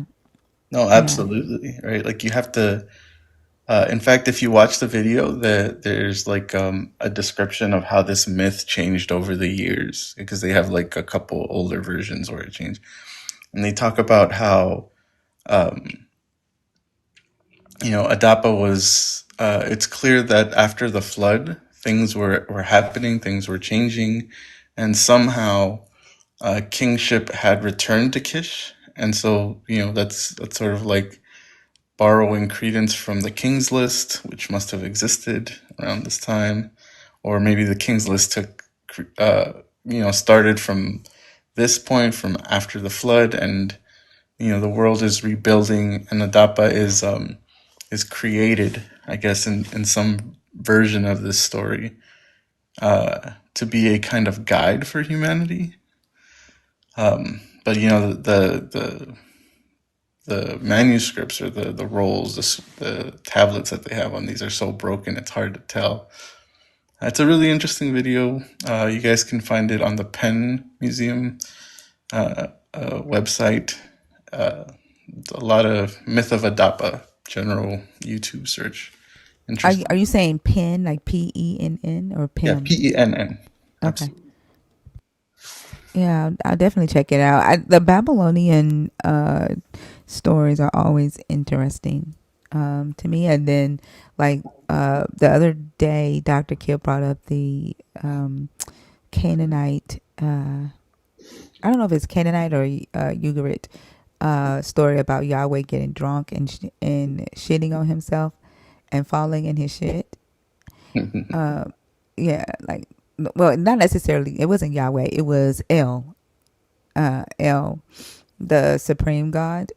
Got drunk. He had a party, went out with his God friends, and he got so drunk that he ended up urinating and pissing on himself, and then he fell and in his shit. And I'm like, like the stories from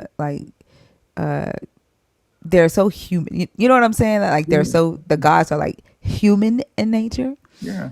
And they do human stuff. But it's interesting. Absolutely. Yeah. I mean, you see some of that legacy in the Bible too, right? God asking David to take a census and so he knows exactly how many people to punish. It's kind of crazy, right? Like, you figure a God would know, so at the very least, how many people there were in a town. Exactly. And then blaming it on Satan in Chronicles. Oh, It's like, no, man. that wasn't me. That was Satan. I didn't do that. But yeah. But also, like, with I think about the L story when I think about when I brought up the scripture a couple of days ago about Jesus saying John the Baptist didn't come drinking or eating, and y'all called him a demon, and he's like, but I came drinking and eating, and y'all called me a drunkard. Like, it made me think of the L story where L fell and got drunk in his shit. I'm like, literally, Jesus is saying that he, drunk alcohol or wine or beer or whatever.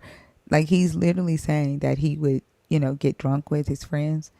And if Jesus, like, just because Christians see Jesus as a God, and they see Jesus as the God of the Old Testament, which would be El.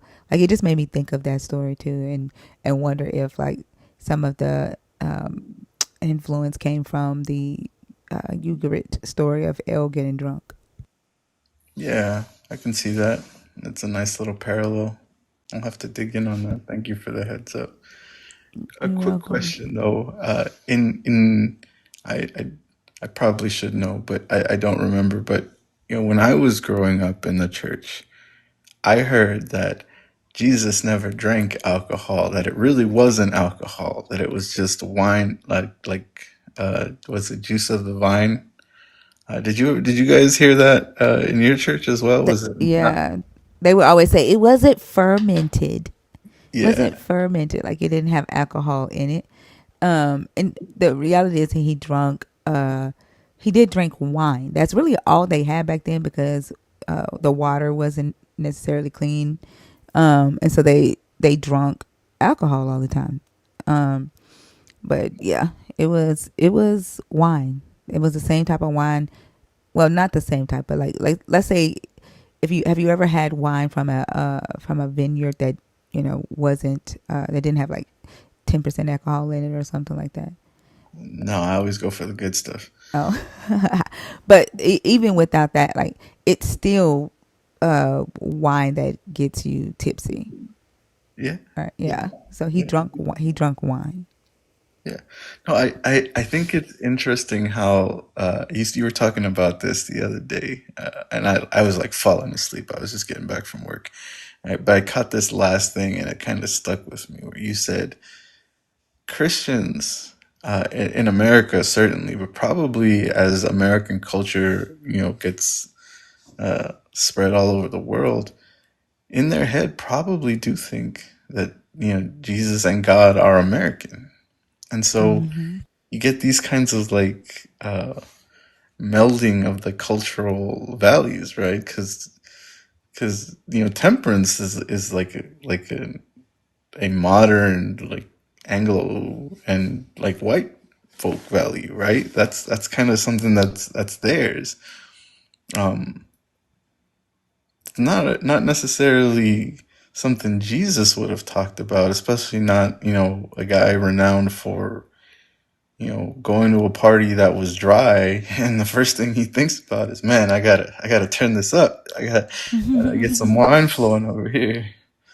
And in a place where there is no clean water, he values the wine so much more than the water and having a good time with that wine that he turns clean water into wine.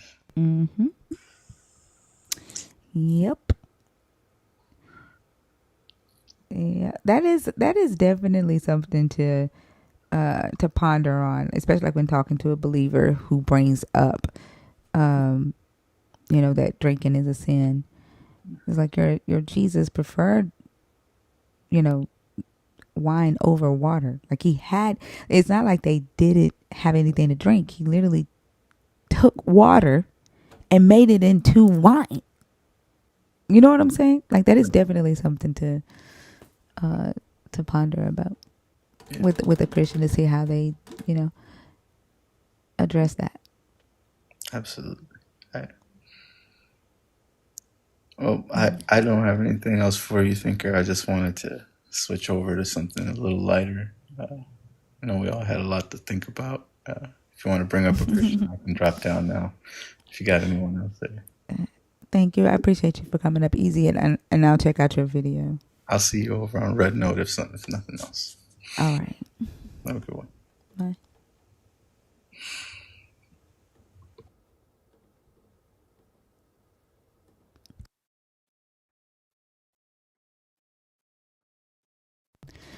I see that you have to tell yourself that baby MP, because you're uncomfortable with this conversation that we're having. I get it. I get it. Cass, how are you?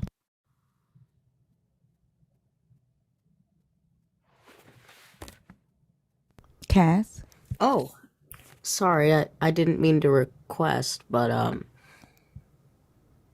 is it okay if I say hi Yeah. to you, Thinker? I've been a follower for a long time, and Hi.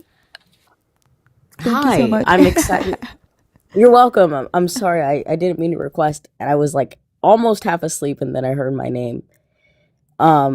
I just want to say before I get off, do the normal annoying thing where it's like, you're amazing. You've taught me so much. And I'm really just grateful to be able to learn from you, and thank you for the knowledge that you give for free. I try to give money, but for free to everyone else. Well, I appreciate the support, and thank you for the gifts. Thank you for, even though you requested on accident, thank you for at least saying, hey, I just want to say hi. I appreciate that. It means a lot. Well, you mean a lot, Thinker, to a lot of people, not just me. And that's it. Have a good night. Good luck with everything. And you're the second person I ever followed on Red Note. And Oh, if should we migrate over there, that will stand in history for sure. thank you. I appreciate you, and I'll see you on Red Note. I'll see you there. Have a good night. You too. Good All night. right, Bye. thanks. Bye bye. Bye bye. Did I tell y'all I got to meet Christina today in person? I was gonna ask you how that went because I know you mentioned you were gonna go. Well, you were hoping that she would have time. I'm jealous, but I'm happy. Yeah, it was so. We had so much fun. I don't think I've smiled that big in a long time. Like, um, and I met her coworkers, her teammates, and they were so amazing. We laughed, and just like they're so funny. Um, yeah, like and just you would think that Christina and I have been knowing each other in person. Like there was no break in it. You know what I'm saying? Like there was no no awkwardness, if that makes sense. Like you would think that we've always known each other. I love those types of relationships. Yeah, yeah. We had a lot of That's fun, sweet. and I'm now coming off of my tipsiness. When I came home, I was still tipsy, and I was a little tipsy going into that last conversation.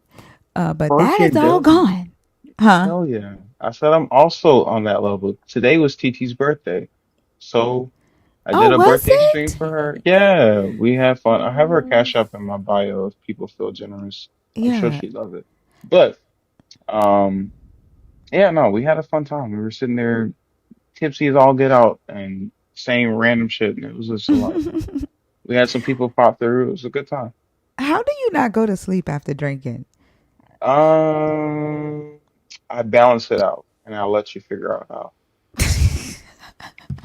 I cannot do it. There is no way in hell. If I had like the bar, like they had an open tab. Now, if I didn't have to go live tonight, I'd probably still be with Christina drinking. Like no lie, like the tab, the food, everything was paid for.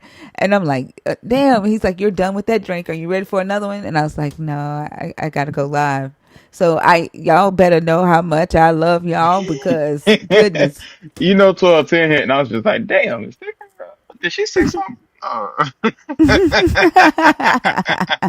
Yeah. So I'm here, and the drinks are there. So, Yeah. um, Jeff, how are you? Hey, I'm really good. How are you? I'm doing good. Are you a believer? Are you deconstructing? Or are you an atheist? Yeah, I believe in Jesus. Okay. And so the question that I have tonight for believers is a lot of times, well, first off, I would like to know is why does someone's non-belief in your God, like why does it bother the believer, or why does the believer feel like that's their business if hmm someone does not believe in their God?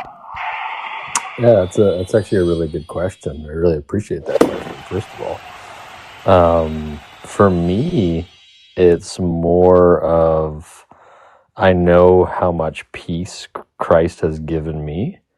And so I share it in that way. I don't share it as to try to convince anyone or change anyone. I just share it because I know that more knowledge, and like you said in here, actually, I agree with some of the things you're saying. More knowledge and more information isn't going to get someone to rest in God's peace that transcends all understanding. I mean, I think, and in a way, you're right because knowledge, right, tends to take people away from this God because they learn that what they've been taught about the God isn't necessarily true, and so they speak bad about knowledge, or they tell people that information is not important, right?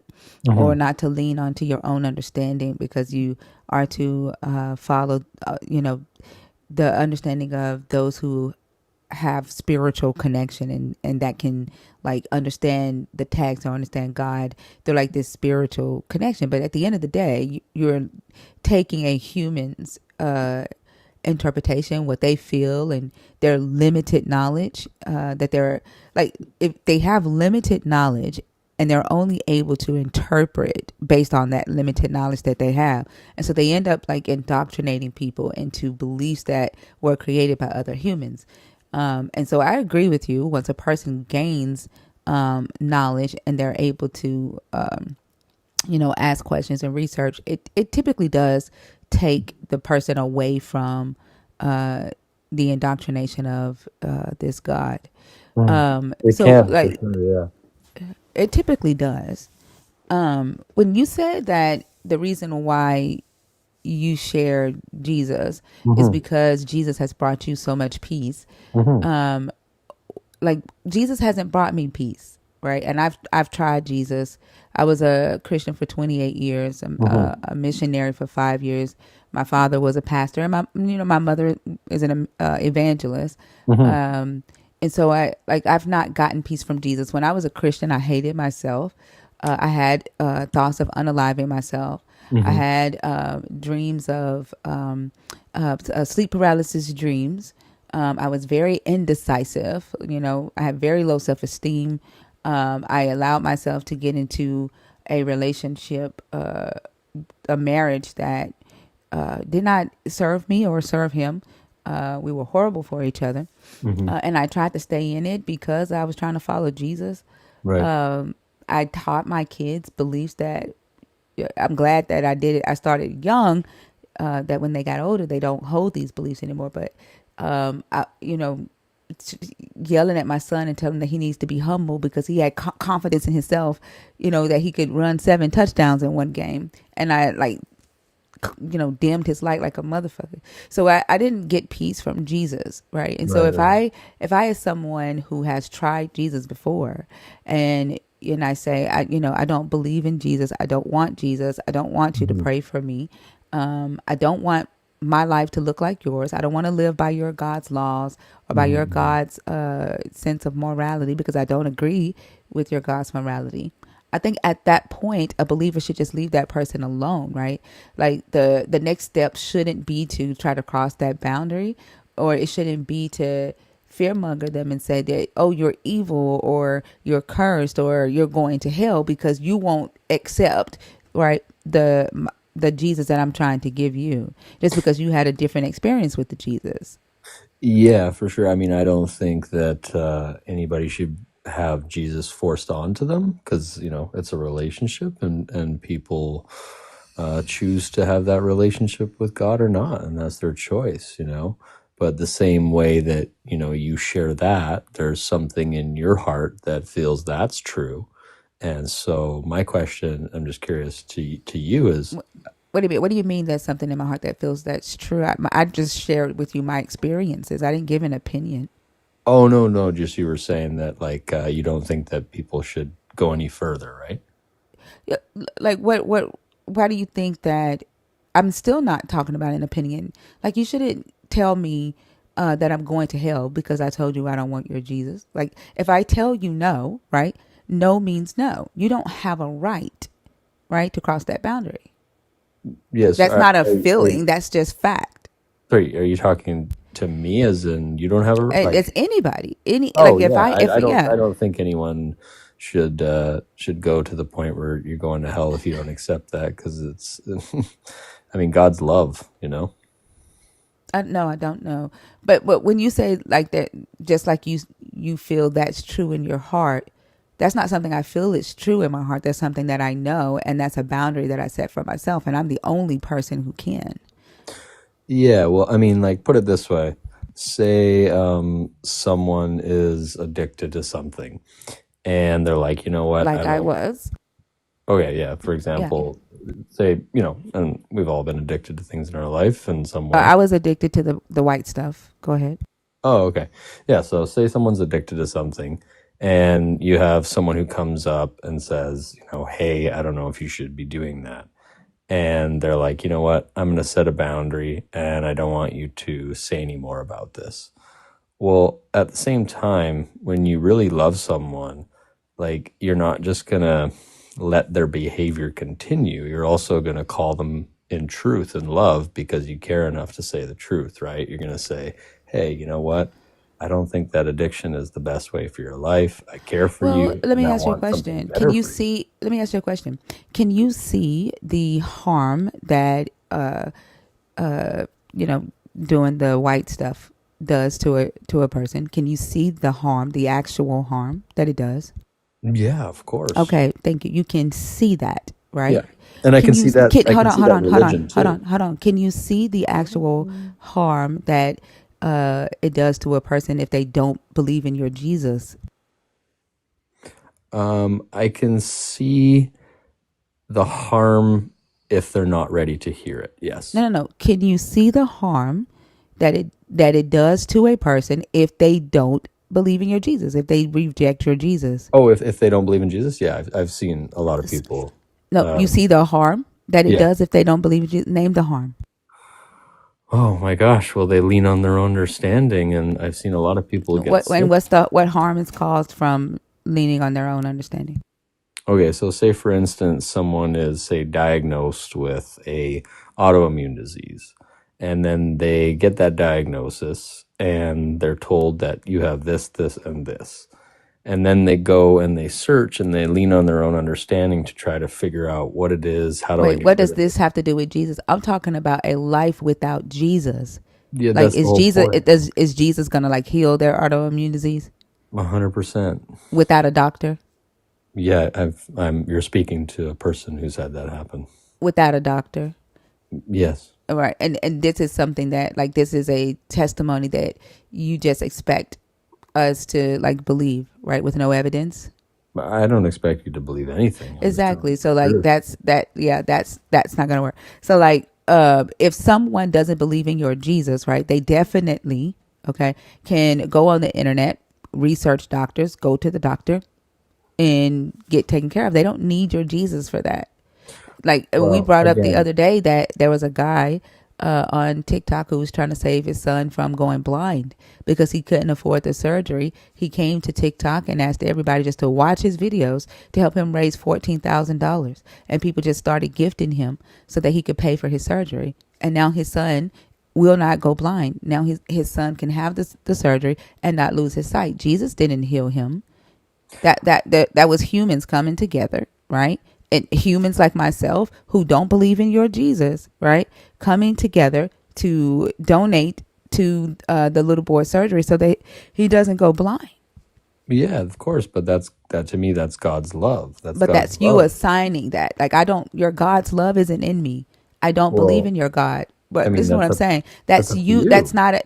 But can you just subjectively say, right, that if somebody is doing the white stuff, that they are that the harm that causes is subjective? Like, can you just assign that randomly? Like, can you just say, oh, that person's doing white stuff?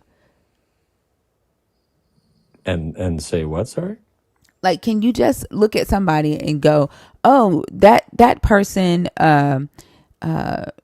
let's say you see someone who is living on the street, Mhm. right? They're homeless, right? They don't have a home. Mhm. And you walk down the street and can you just like subjectively go, oh, that person is doing white stuff. That person is addicted to white stuff.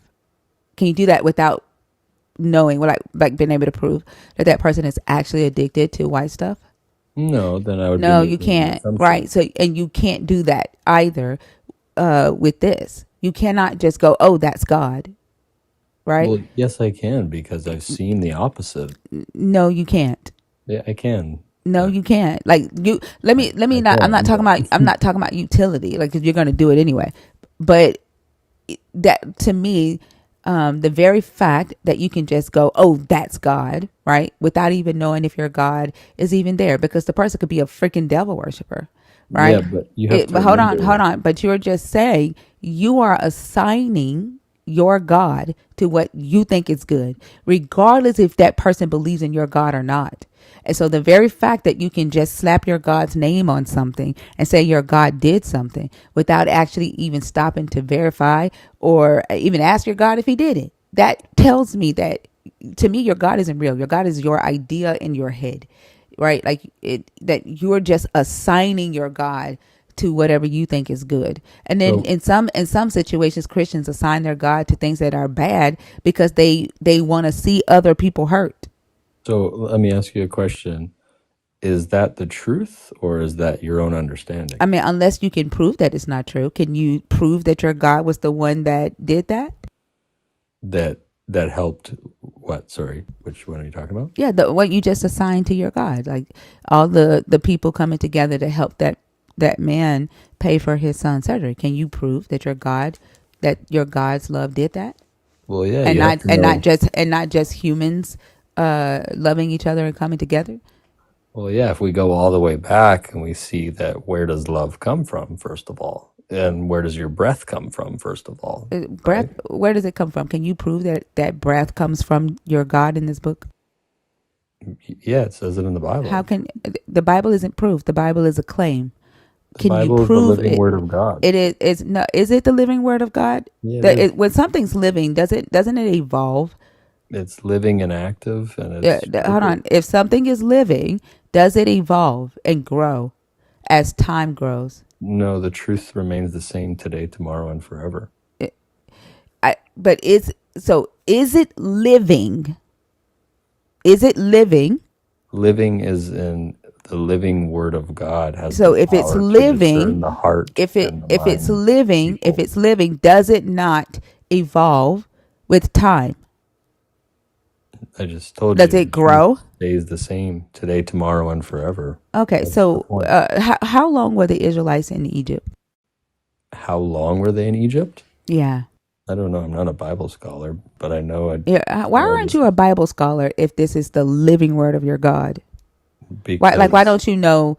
Why don't you know the Bible I if do this know is the the living truth. word of God? I do So know. how long were they in Egypt? That's irrelevant. That's not the It's truth. not irrelevant. Like what do you mean it's not the truth? That's literally in your book. You said the Okay. Bible. You said if it's First of in the all, Bible, it's the truth. what is the truth? You are the one who made the claim that the Bible is the truth. Are you backpedaling on that now? No, I'm asking you, what is truth? What? I'm not asking. I'm not talking about what is truth. You are the one who brought that up. Yeah, I I already asked know. you. It's No. Jesus. 'Cause like what you finna try to do, right? It's pivot and word salad, and I'm not gonna let you No, do that's that. just your assumption because you don't want to You hear are the truth. literally doing that. I asked you to prove, right, that it was your God that made all of those people help that man pay for the surgery for his son. And you brought up the Bible. You brought up and said that it was your God that put breath into every human. And I said, prove that. You said, it's in the Bible. And I said, the Bible is a claim. You said, no, it's the truth. It's the living word of God. Right? You brought that up. I didn't ask you anything about the truth. Because it's the truth. If you think it's the truth, then why don't you know it? I do. That's why Then how Jesus long were says, they I in am the Egypt? truth, the way, and the life. Okay, so then how long were they in Egypt? I wish you all the best. I really do. Oh, But okay. You see, you're so you're kind gonna of, run from I that. think you're kind of confused on what Jesus came to bring. No.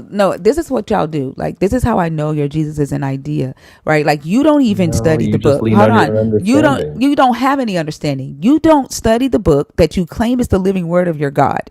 You don't know it, and then you want to go and tell people that they need the Jesus that you have, right? All because you feel like, I don't know, Jesus is goodness to you. That's all well and fine. If Jesus does that for you, great. But don't be trying to push it on me on something that you have that you go off half cocked, that you just slap Jesus's name on it and you can't prove anything. That's not right. It's not fair either. In this generation, you'll ask for proof, but none will be given until None will you be believe. given because they got caught with their pants down, because they Because you don't want to didn't. hear None it. will be given. What proof do you have? You haven't. You offered the Bible, but yet you don't read it. I asked you for proof. You said the Bible. I go to the Bible, and then you don't want to talk about the Bible. You don't have proof. Because you have to remember that God's love surpasses all knowledge. So the more information and knowledge you want gets in the way of you resting in the truth. Yeah, exactly. Because knowledge is your God's So be enemy. stupid. The very fact that you don't No, read the book, the very not at fact that you all. don't read the book, like the very fact that you don't read the book, y'all expect people to just take you at your word. Like with all of this mumbo jumbo and the fact that you just want to slap your God's name on anything good that humans do and say, oh, that's God. The fact that you don't want to acknowledge that it's God just should tell you everything. You can't prove that is your God. I already told you, like, I don't have any desire whatsoever to worship your God. That's fine. I'm just telling you the truth. Is it fine? Because you keep trying to tell me that your God is in everything. He is. No, Jesus he's is not. everything. Jesus is the creator So of it's your humanity. God also in the essay of children? The what? Is he also in the children being essayed, Essayed? I don't know what that is. sexually assaulted? Is he in that too? No, he's not. He's in Exactly. So everything. like you see what I mean? Also, that's not in You the He's in slap everything it. good. Exactly. You're doing the thing that I said you do. God uses everything for the You're good. picking and choosing And so are you. what your God is. Literally, I'm not. I don't believe your God. Your God is an idea. Okay, so you seem like a really intelligent person. So I'd challenge you on this one It's verse. not seemed. It's she actually is very intelligent. So this one verse, and I'm being honest. I'm not being facetious. I'm actually No, but being I'm just real. letting you know it's not a seem. She is intelligent. So this one verse that says, "And the peace of God that transcends all understanding will guard your heart and your mind in Christ Jesus." So as someone That's a claim who in the has book. been in the ministry for a long time before, has walked the walk with Christ, my challenge to you is, how do you understand that verse without trying to Here's the crazy understand it? thing. Here's the crazy thing, right? Like you are talking to me about the peace of God, Yeah. right? When I already told you from the very beginning of this conversation, and I'm not going to say it again, but I gave you a long list of how much I did not have peace when I believed in your God. There is no need for you to ask me that question, right? When I started the conversation off with giving you my experience already. Yeah, that's because you have a hard time trusting. I mean, whatever you want to say, like you're so used to just slapping labels and definitions on stuff without actually knowing what you're talking about. Well, I can hear it in your voice. Sure. Okay, well, you can deny it. Jesus That's was the fine. 70s. Jesus was Woodstock, you know? But Jesus was anyway, like listening to the Beatles under a palm tree or something, you know? And then and what I'm then like saying you is, said that, hold on, you said that you don't believe that people should try to force your Jesus on other people. But yet you do the same thing, right? That every Christian does. Like you think that I don't know that you trying to say, "Oh, you have a hard time trusting people, that's why you reject them." Right? Like you saying that is you trying to insult me, right? Or find something that's wrong with me, right? To say that that's why I reject your Jesus, and just not accepting the fact that I've already told you that I've tried your Jesus and he doesn't fucking work. it's not actually why, but anyway. It's exactly why. No, it's not. I'm Yes, actually, it is. That's why you said I hear it in your voice. Like, I can and hear it. then y'all are so dishonest. You You're don't receive dishonest what I about want to what you say. do. You want to Like, change it because you don't. what have I changed? What have I changed? Well, first of all, you're saying something every time that is the opposite of me because you don't want Tell me to what hear I said that was opposite of what you said. that What have God I uses changed that you everything said? for the good. And then he goes, no, And he what did I? doesn't. No. What did I change that you said? I Because you said, just said that I changed what you said. What did I change that you said? and I said, yeah, that's God. And you said, well, give me proof that that's God. How do you That's know not that? me changing what you That's not said. changing it. You're not receiving what I said. Of course not. I told you already that I don't believe in your God. Okay, so Like a why question would I just accept what you say without proof? that requires trust. I don't fucking know you, and there's no need for me, right, to just automatically say, oh, he says that God is peace. Okay, God is peace. Your God even says in his book, right, to try the spirit and see whether the spirit be of God. Your God says in his book, try me, right, and see whether I will open the windows of heaven. Your God even says to test him. Why would I just automatically just accept what you say? If I come to you and I tell you that I have a product that will make you young again, right, you just gonna automatically believe me? Because I'm telling you something that can't be understood. No, answer the question. Then why would you tell me it if it can't be understood?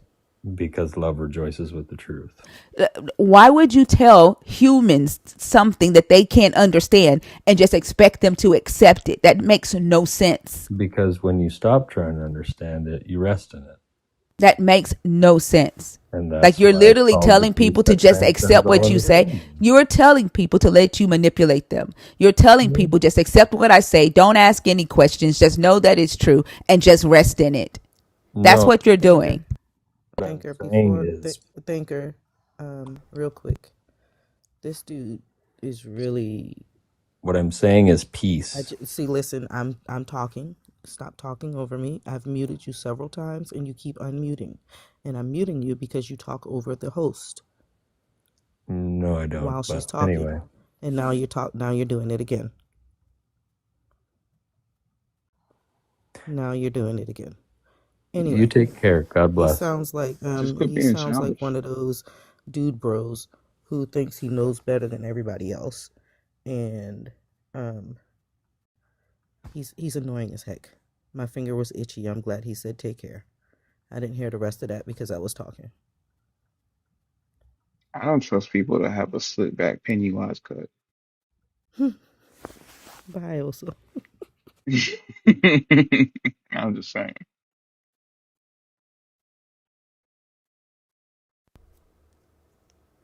That's exactly what they do. But what the conversations are probably going to get really irritating today because of the topic. I just want to let y'all know that they're going to be irritating and annoying because of the topic and what I want to try to understand today.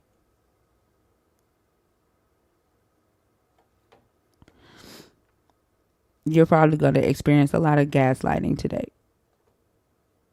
I bought a gas mask. We good. Cool.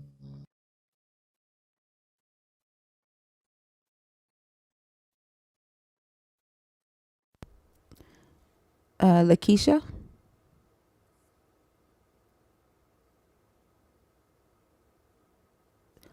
Lakeisha.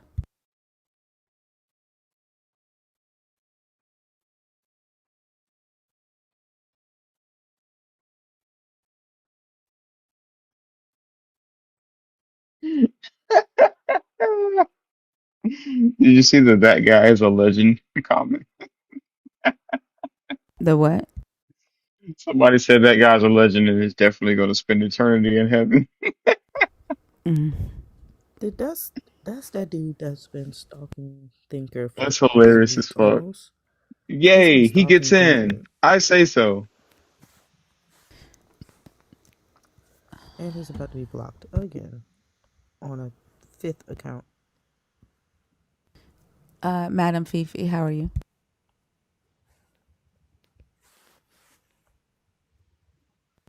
Madam Fifi? Okay.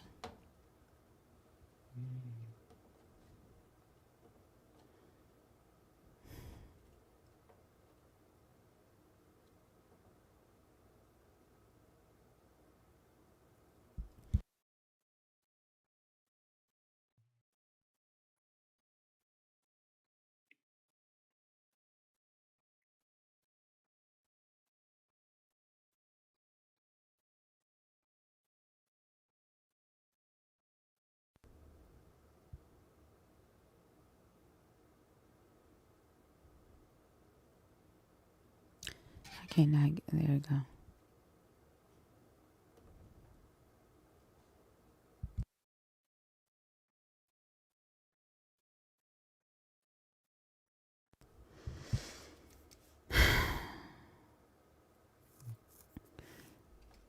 Okay, I don't think this person's there either. That stinks. Did I tell you I had to bury a goat recently? Mm-mm. Yeah, no fun. I've got three female goats and had one male, and thankfully he got one of them pregnant, so she's doing well. But when it got really cold and it was snowing everywhere else, but it was ice over here, I that next day I went out and checked on all the animals, and sure enough, he had half of his head buried in the fucking dirt. I don't know. I think he might have convulsed himself too. Oh my gosh. Yeah, I had to like dig him out of the fucking ground. It was cold as shit and hard. It was Damn. not fun. He was a good goat. I'm sorry. You know, Hey that's guys, just life. Hi, how can are you hear me? you? Mm-hmm. Um, First of all, I would like to apologize for my English. It's not even second language for me. It's third. Hello? Anybody there? Yep, I'm listening to you talk. Yeah. I'm from Kazakhstan, if you know where it is. And my real name is Theodore, so I chose Fredo. So you guys could understand what I am. I'm an atheist, and it's pretty hard to be an atheist here in Kazakhstan because people are judgmental all the time. And I was listening to your stream last night and a little bit of today, and you are raising very interesting topics, I should say. So I had a joke to tell you. Can I tell a joke? No, I would rather let you die because I don't know where it's gonna go. No, just a anti. No, I would rather that you not because I don't know. I don't know where it's. No. But All right. when you come up on stage, first off, I appreciate you coming up. When you come up on stage, even as an atheist, if you're not a nerd, you have to still talk about the topic that's on the board to be on stage. That's the topic. Why do you get angry at non-belief? That one is for believers. I don't know if you you came up to discuss I don't know your experience or but to come on stage you have to be addressing the topic that we're discussing. Okay. Well, in my country, it's like I said, it's very hard to be an atheist because the majority of people are believing in God and in Allah. Kazakhstan is in its majority is a Muslim country, and but for some reason these people don't realize they don't know their own religion that well, you know. So I was actually thinking that we're gonna have a dialogue, not me just talking all the time. Well, I mean, I'm not sure. I mean, you came up right. We're discussing Christians being intrusive with their beliefs, not asking questions about their text or their God, and their characteristics. But you're not talking about that. I don't know anything about Islam. So I'm waiting for you to kind of share it so that I can, find a point to engage with you All with. right. Yeah. That's actually people getting angry at non-belief is also applicable very much to Islam because, and I have a lot of questions for them, and they never answer those questions because apparently they don't know the answers. Is it So that they don't know because they have to memorize the Quran in Arabic, and they can't read it in English because they think that any translation in English is not really the Quran, so they don't honor the English translations. Is that why they don't know? well, here they read Quran either in Russian or in Kazakh. So whenever I tell them that this verse or this surah from Quran are not logical, they tend to say, "Well, it's the lost in translation thing, you know." And I say, "No, it's not lost in translation. It's all translated correctly. It's just you guys don't see the lack of logic in this, and they never know." Yeah. So is it dangerous for you to be questioning them? It's not dangerous. I mean, they don't decapitate you for not believing in Allah or God.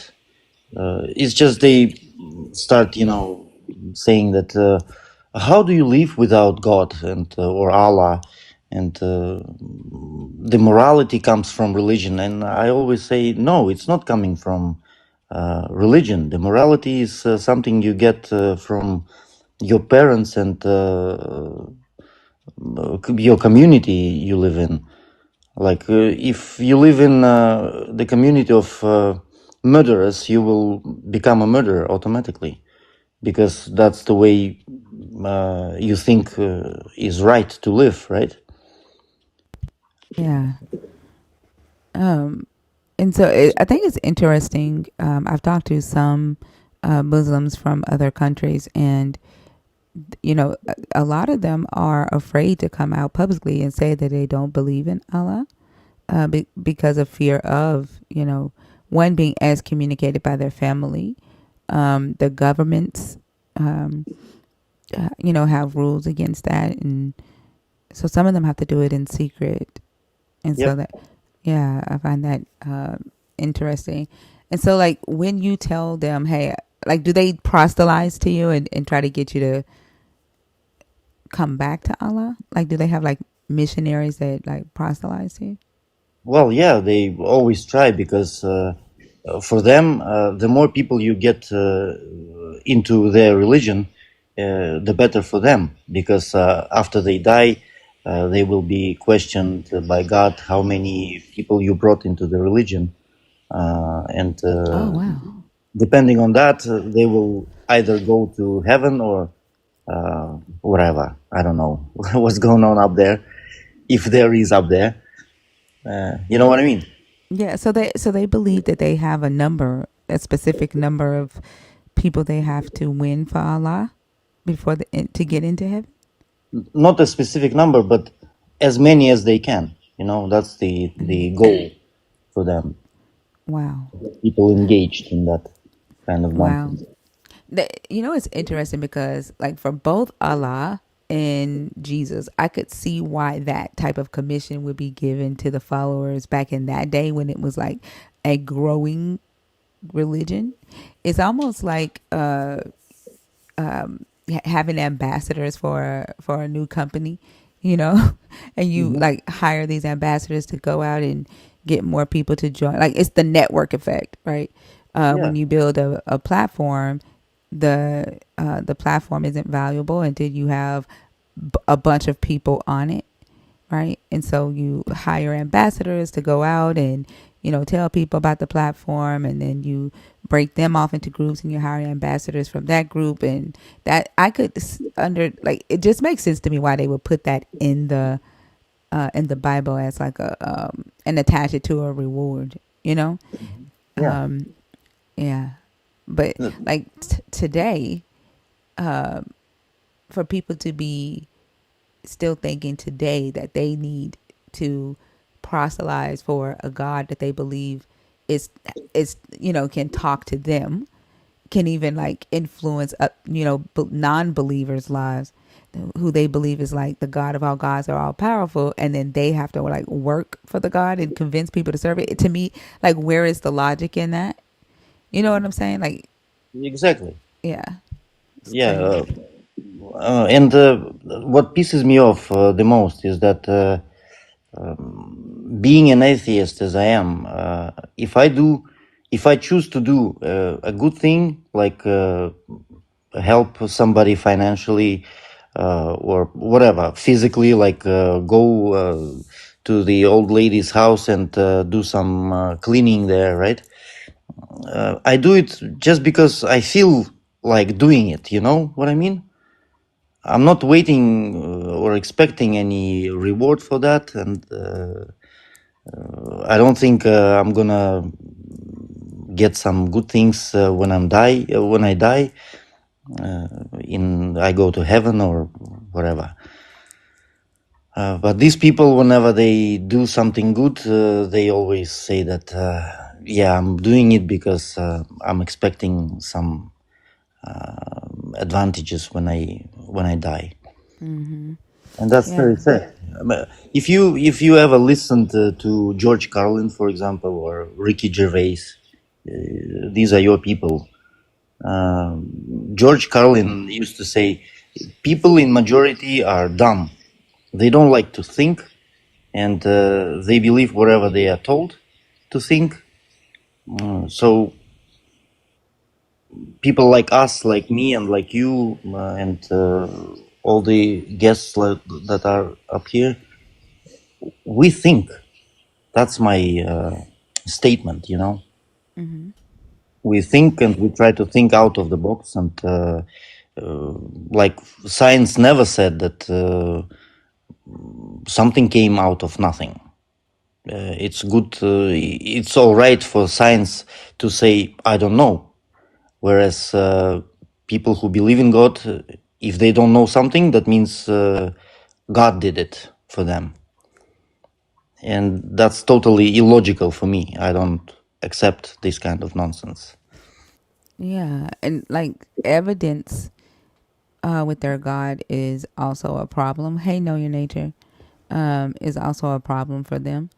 But like the conversation that I just had with the last guest, and he was saying you should just accept the peace of God because you can't understand it, right? He said, I'm telling you something that you can't understand. And it's like, do you even hear what you just said? Right? Do you hear that you said you're telling me something that you already expect me to not be able to comprehend or not be able to understand? Then what Yeah, is the freaking purpose? And you just want me to just, believe what you say, don't ask any questions, and then give my whole entire life to that? That's the expectation of the exactly. God, is to not think. Exactly. That's the beauty of it. That's the beauty of thinking. That for science, if they don't know anything, that means that they will know that eventually. Maybe not tomorrow, maybe not within 10 years, but eventually they will come to this point when they discover stuff. That's the purpose of science, if you know what I mean. Yeah, absolutely. I listened to your dialogue last night. That was last night for me, was morning for you, with a guy, something with Omni Kevlar, something like that. Yeah. Hmm. He was hilarious, and I actually agree with him great deal. Very smart guy. Yeah, he's Uh, pretty cool. the problem, the reason I actually joined your team, as you can see, I joined your team, is that Oh, thank you. I have very little number of people here in my country to talk to, and thank you for being out there for me to listen to you guys and talk to you. Appreciate it. Well, you're so welcome, Fredo. Make sure you connect with us on Discord in case the app goes away so that you can still have people to talk to, okay? Send me a message when you hop down so that I can send you the link to Oh the yeah, Discord just in case the app goes away. We have a community of about 800 non-believers or atheists on a Discord. And some yep, some are former Muslims as well, so. nice. Just one more thing. When my wife, she was like, should I call it ethnically Muslim? Uh, Was she and black, or what is no, ethnically Muslim? What is that? What does that mean? well, for example, like Turkic people, like Turkish and Kazakhs and Oh, Uzbek, okay, okay. Tatars, they all, I call them ethnically Muslim because these guys are raised in Muslim religion. So she was ethnically Muslim, and I told her, well, we've been living with her for 20 years now, and she actually became atheist as well. because she's a smart girl and she's looking around and just seeing things, like which are not, which cannot happen if God ever existed. And by the way, did you think about the statement like if the God existed, then the world would not have to be that complicated. I mean, look at anything around you. Everything is very, very complicated. I mean, the Yeah. organisms, and they take plants for trees or anything, the flowers. These are very complicated things. Look at the flies, the eyes of the flies. I mean, if the God ever existed, he would just say, so be it. And that would happen. I mean, we wouldn't have that complicated brain. We would have like construction foam in our heads and still be able to operate. You know what I mean? Yeah, but also like think about while everything is complicated, it is also not perfect, right? There are like there's things that could be better. For example, our fucking spines and our backs. Like Exactly. if there was a God, right? He probably would have made we probably would be made out of steel or some shit, so that we would not die. So that our bodies would be able to hold us up without the pain. We probably wouldn't get sick as much as we do. Like our bodies would not try to kill itself like it does with like allowing foreign agents in, and like it's just it's not perfect, right? Like our windpipe is close to our esophagus, like we choke on while we Exactly. eating, Smoking. yeah, our eyesight is horrible, Like, you know. why would men need nipples, for example? Or why are we having the remains of a tail between our butt cheeks? Exactly, and I just learned about that. Yeah, Yeah, we are paying with the back pains. We're paying for being Homo erectus. You know what I mean? yeah. I doubt dogs have any problems with their backs, or monkeys at least. They don't have problems with the backs because they're they are not. they're they're they're leaned over anyway. Yeah, Like they lean over anyway. They're not trying to stand up straight. Like we probably wasn't ever supposed to stand up straight. If you think about that, the spine probably would. Like that's why a lot of us probably have scoliosis and three curves in our spine. Like if there was a God, like the shit he fucked up. The shit is not perfect. Like that's the thing. Like, but I also think that like the flaws, you know, the things that are not perfect in the world, the when we bring those things up like to believers, they run from them.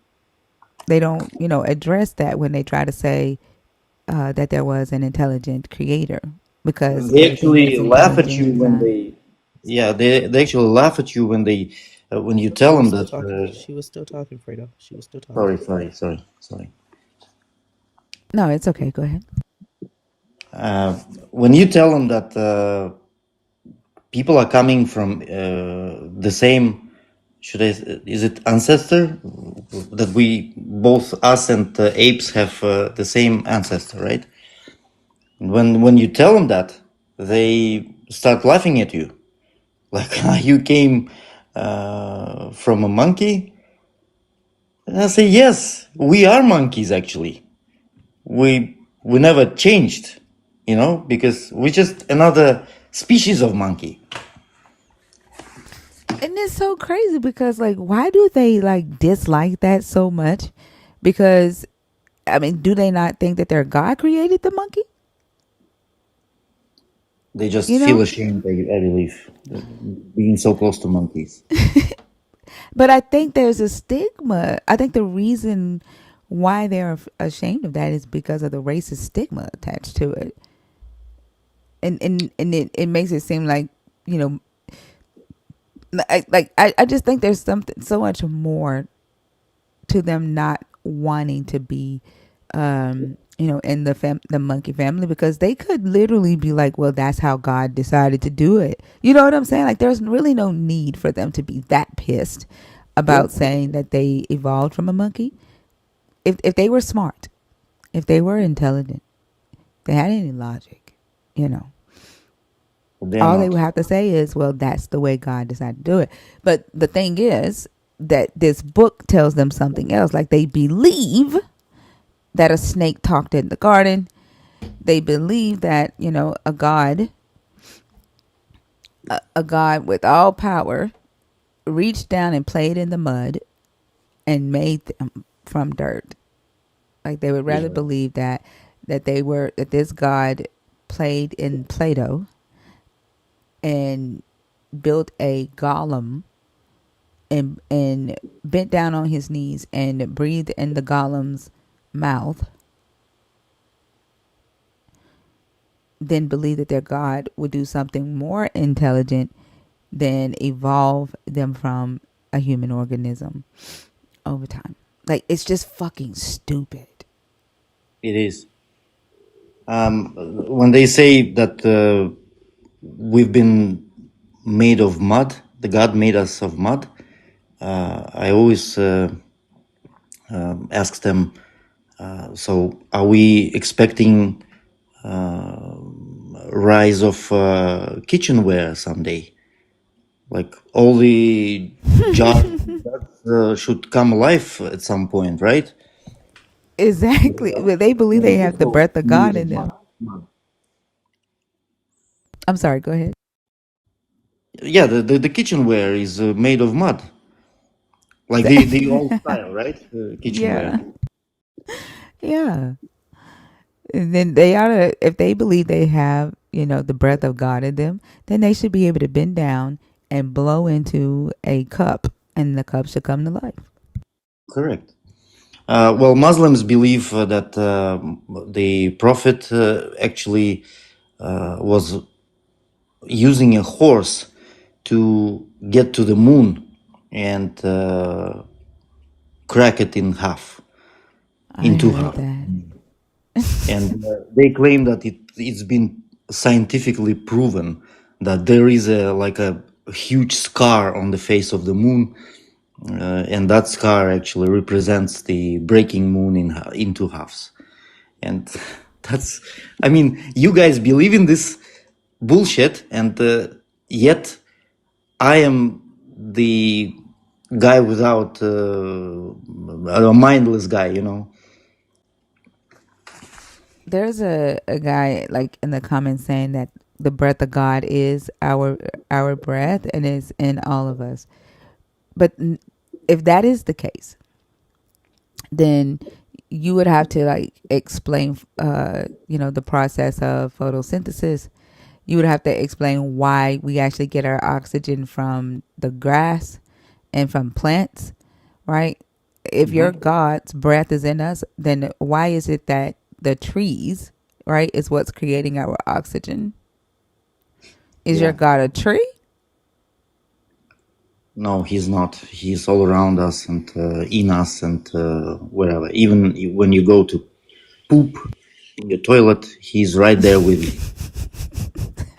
No, remember, you can't take him in there. You got to leave him outside because the jinn is in the toilet.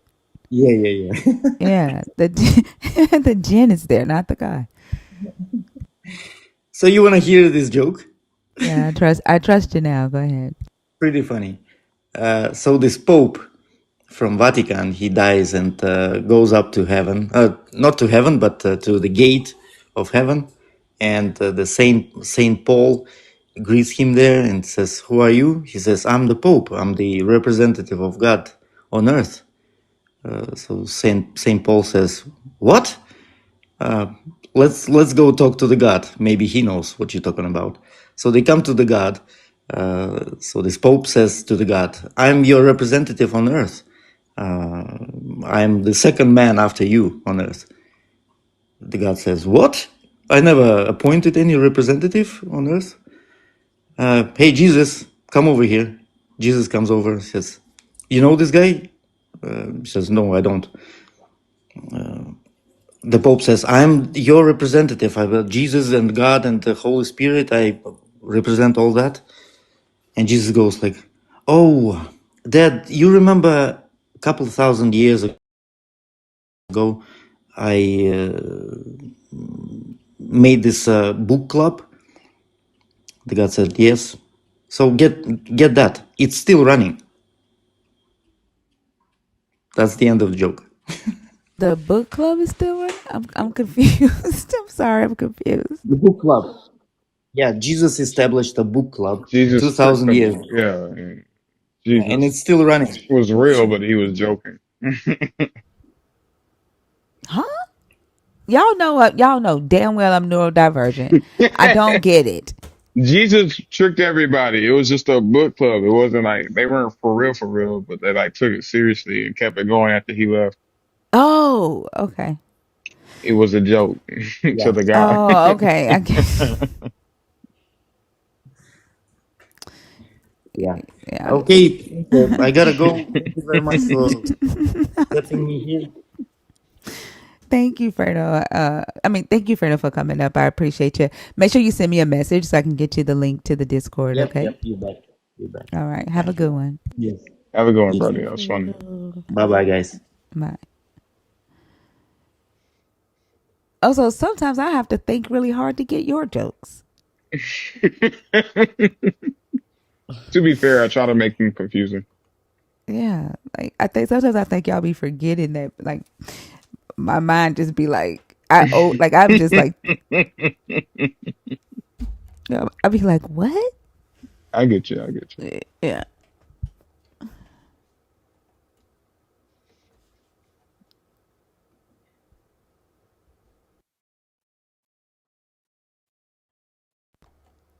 John G.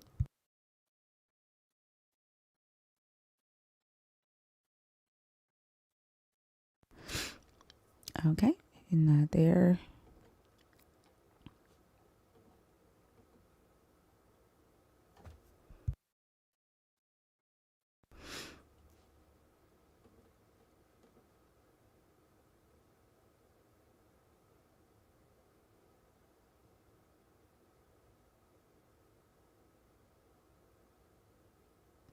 Thank you, nature. I appreciate you.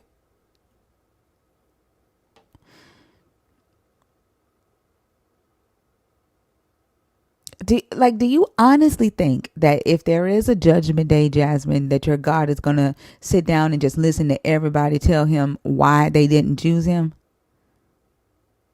Like, do you think that, like, y'all, like the stuff that y'all say, like it's, you can't tell that it's your imagination? Think about the logistics of that. Think about how many humans it is on earth. Like, are you going to get like magical powers to be able to tell this God 80 years of bullshit that you've done in like a nanosecond or some shit? Like your God already, right, is millions of years behind on judgment. Like, you do realize that, right? That somebody did the math. For one human to get at least 17 minutes in front of this God to be judged, he is millions of years behind. You realize that?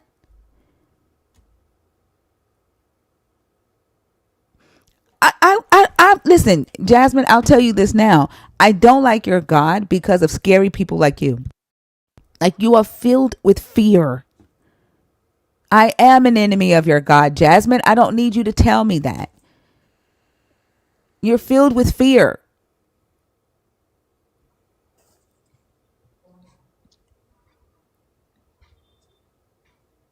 If I can Fear get big and a screen, lack of knowledge. Huh? can I get big screen? I want to show you something. No, Jasmine, I'm not okay. Like, your anxiety is irritating me. Like, you spam in the chat. Like, it's irritating.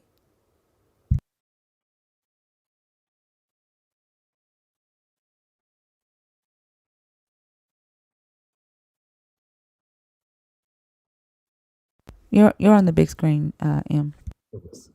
This, you mentioned the day of judgment and standing in front of God and talking to him about what you did and why you didn't choose him.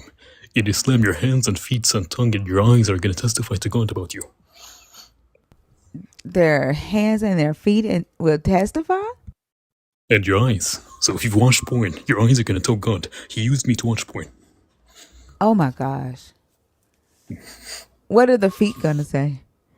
Like, so like if And you kick you walked with me towards zina or towards adultery. Like, it depends. Like, if you use them for something bad, it's going to testify that you've used them for something bad.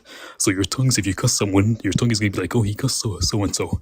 Your feet, he used me to walk to fight against Allah, or he used me to walk to adultery, or he used me to walk to something bad. And your hands, oh, he used me to fight the Muslims, for example, or he used me to beat someone or to oppress someone. the Quran makes my stomach hurt. And they grow literally, like they have mouths to speak. That is insane. Like I'm sorry, the Quran is even more absurd than the Bible. And the fact that there are grown adults. Well, like Fredo said, like most of them don't know what the book says. Like, so I'm sure they're taught that, but the fact that there are grown adults who believe it.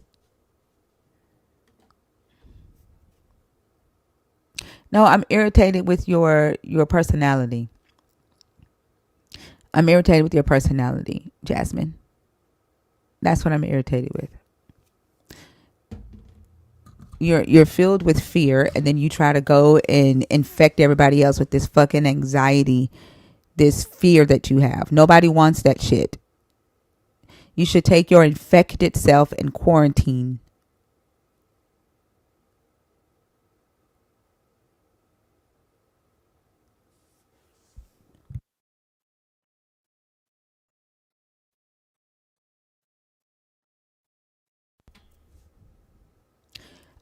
Jasmine, you're not gonna see it. You wouldn't see it. You don't even fucking know me. And Jasmine, the very fact that that there are probably people, if you believe that there is a hell, Jasmine, there are people who are in hell now. Go cry about that. Go sit down, Jasmine, and praise your God that there are people in hell burning right now. While you sit on earth, right? Thousands of millions of light years away, right?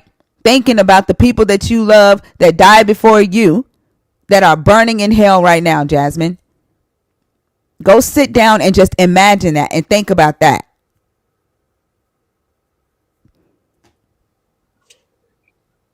So this is a difference between Christianity and Islam. In Islam, that if you are unalive, your torturing happens in the grave, on earth. So you're tortured within the grave.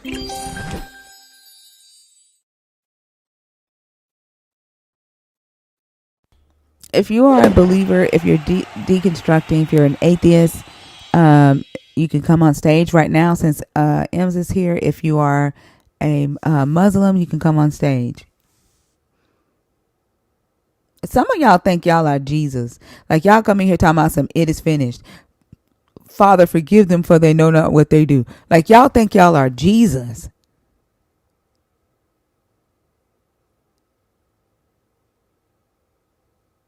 Do y'all realize that? Like, do you realize that you have tried to put yourself in the place of your God? That you think that you are the God? Like, and then on top of that, like, you don't see, like, Jesus ain't came down here and said shit about people mocking him or about people not believing in him. That's y'all. That's y'all.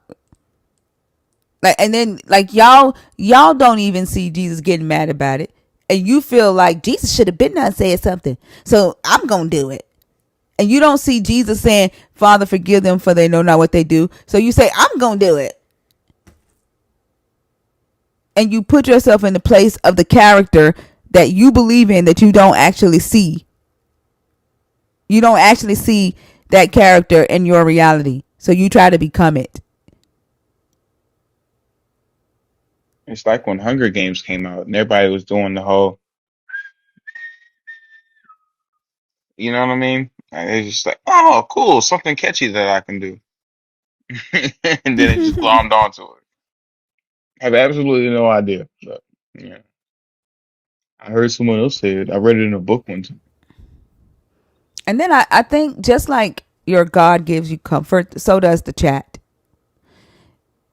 You coming on stage and actually using your mouth to talk is like a non-believer, a believer deconstructing from Christianity and getting rid of that uh, fake force field of safetyness. Y'all come in here and listen to shit that you don't like. Like, you know damn well we don't like your God. But yet you come in here anyway and you stay in the chat and you just talk. You talk shit. Because you are afraid to come on stage. You're scared. She's gonna yell at me. She's gonna play back when I lie. She knows the Bible.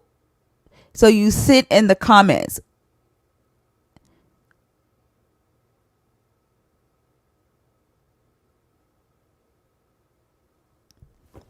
Oh, the bait is good. You're here. It's definitely good. The numbers are 452 at what fucking 2 a.m. The bait is great. Like, you do realize that the very fact that y'all are in the comments afraid to come up lets me know that you are afraid. And that's why my topic says knowledge, intellect, facts, and data are enemies of the biblical God and its followers. Y'all are afraid of information. That motherfucker said no engagement while engaging. Like, they don't think. They don't think. They're like, there's literally two Nobody would people. comment on this. I'm gonna leave a comment about that.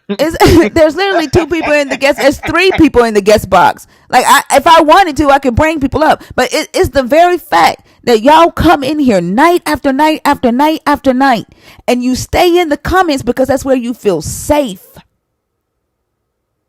You have I don't even I've never seen you in my guest box, but you've been in here all fucking night and you have not requested once.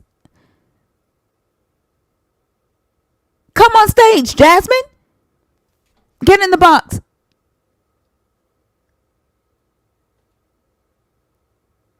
Get in the box, or are you gonna make an excuse?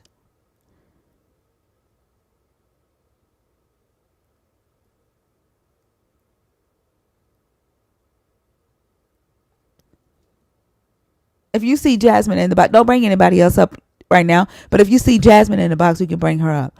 Jasmine, come up, come on stage.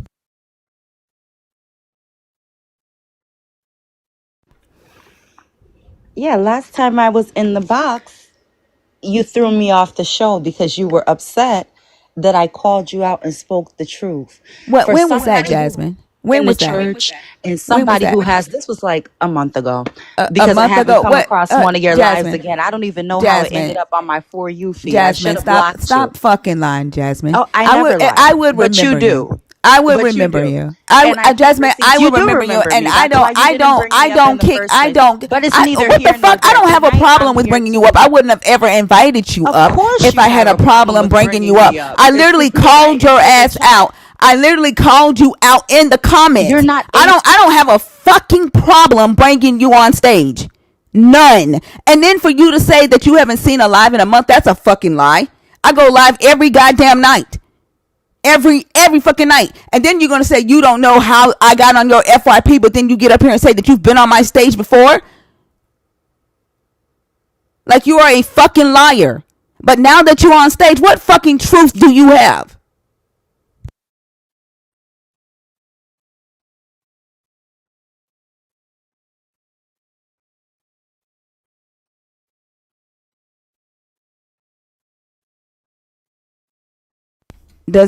Did Yahweh not tell you that you're on mute? Does the Holy Spirit not discern that your microphone is turned off?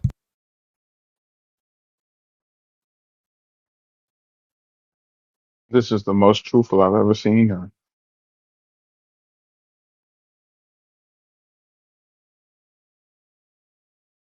No, don't mute me. See, that's what happened last time as Jasmine, well. To what hear fucking something that truth? she What doesn't I will like, she mute you if starts I to mute fucking me. want to. Don't What mute me. fucking Don't truth do invite you me have? up and then be scared of Jasmine, what I shut have the to say. entire fuck up. Shut the fuck up. I will mute you if I want to. The only thing I want to hear from you is what truth you have. All that other bullshit, I will fucking mute.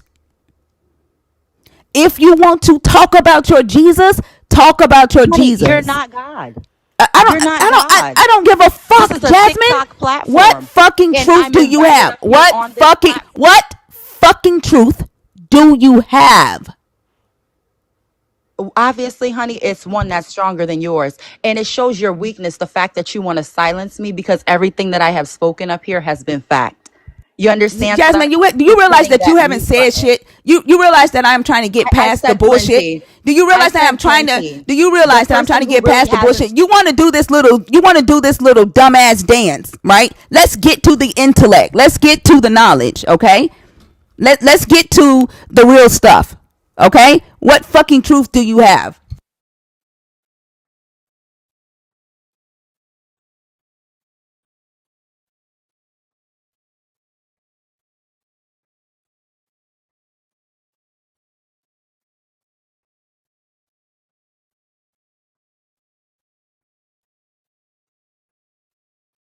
You keep muting me in the midst of me speaking.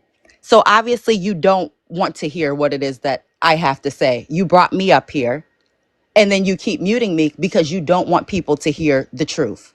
Knowledge, intellect, facts, and data are all derivatives of God's creation. There would be no data for us to examine if He didn't create what we see. We wouldn't be studying nature and understanding the design of things or anything else if God didn't decide He was going to create that which is around us. And to me, it just sounds so foolish to come up in the church. So, see, I sat back and I listened to your live. I think this is about my third time coming across your live. And I hear you talk about growing up in the church and, you know, all of this knowledge. Oh, this part of the Bible says this and that. And I sit back and I ask myself, how can somebody hold so much knowledge and yet still be lost to what's true? I heard you a few minutes ago. You said, oh, did Jesus come down and did he say that? And so I said to myself, well, if she doesn't believe in Jesus, then what is she talking about? Just like when you say God, who is God if you don't believe in God? Who is Jesus The if you God. don't believe in The Jesus? How God. can he come down The from God. anywhere if you don't believe? The So when I God. hear you speak, The it's like a God. double tongue, like you believe but don't The believe. God. Like maybe you had The a God. religious trauma or something with God, and now The you're like, you know what? I hate God. God, and I'm just going on a a rampage. So I'm The just God. trying to see what is wrong, because that's why I said, are you okay? I'm not being funny because you're on here every night and you're going on a tirade every single night about God. So what happened with you and God? Jasmine, why does it bother you so fucking much that I don't believe in your fairy tale? What, like you said, you came across my live 3 times, right? The first time you claimed that you came up on my stage and I kicked your ass off, but yet your ass came back, right? If I had access, right, to this higher intelligence, to this supreme being, right, I wouldn't give a fuck what anybody else said about that supreme being, especially if I really had a relationship with it. What is it that pisses you off so much that I don't buy into your fairy tale? Please explain that to me.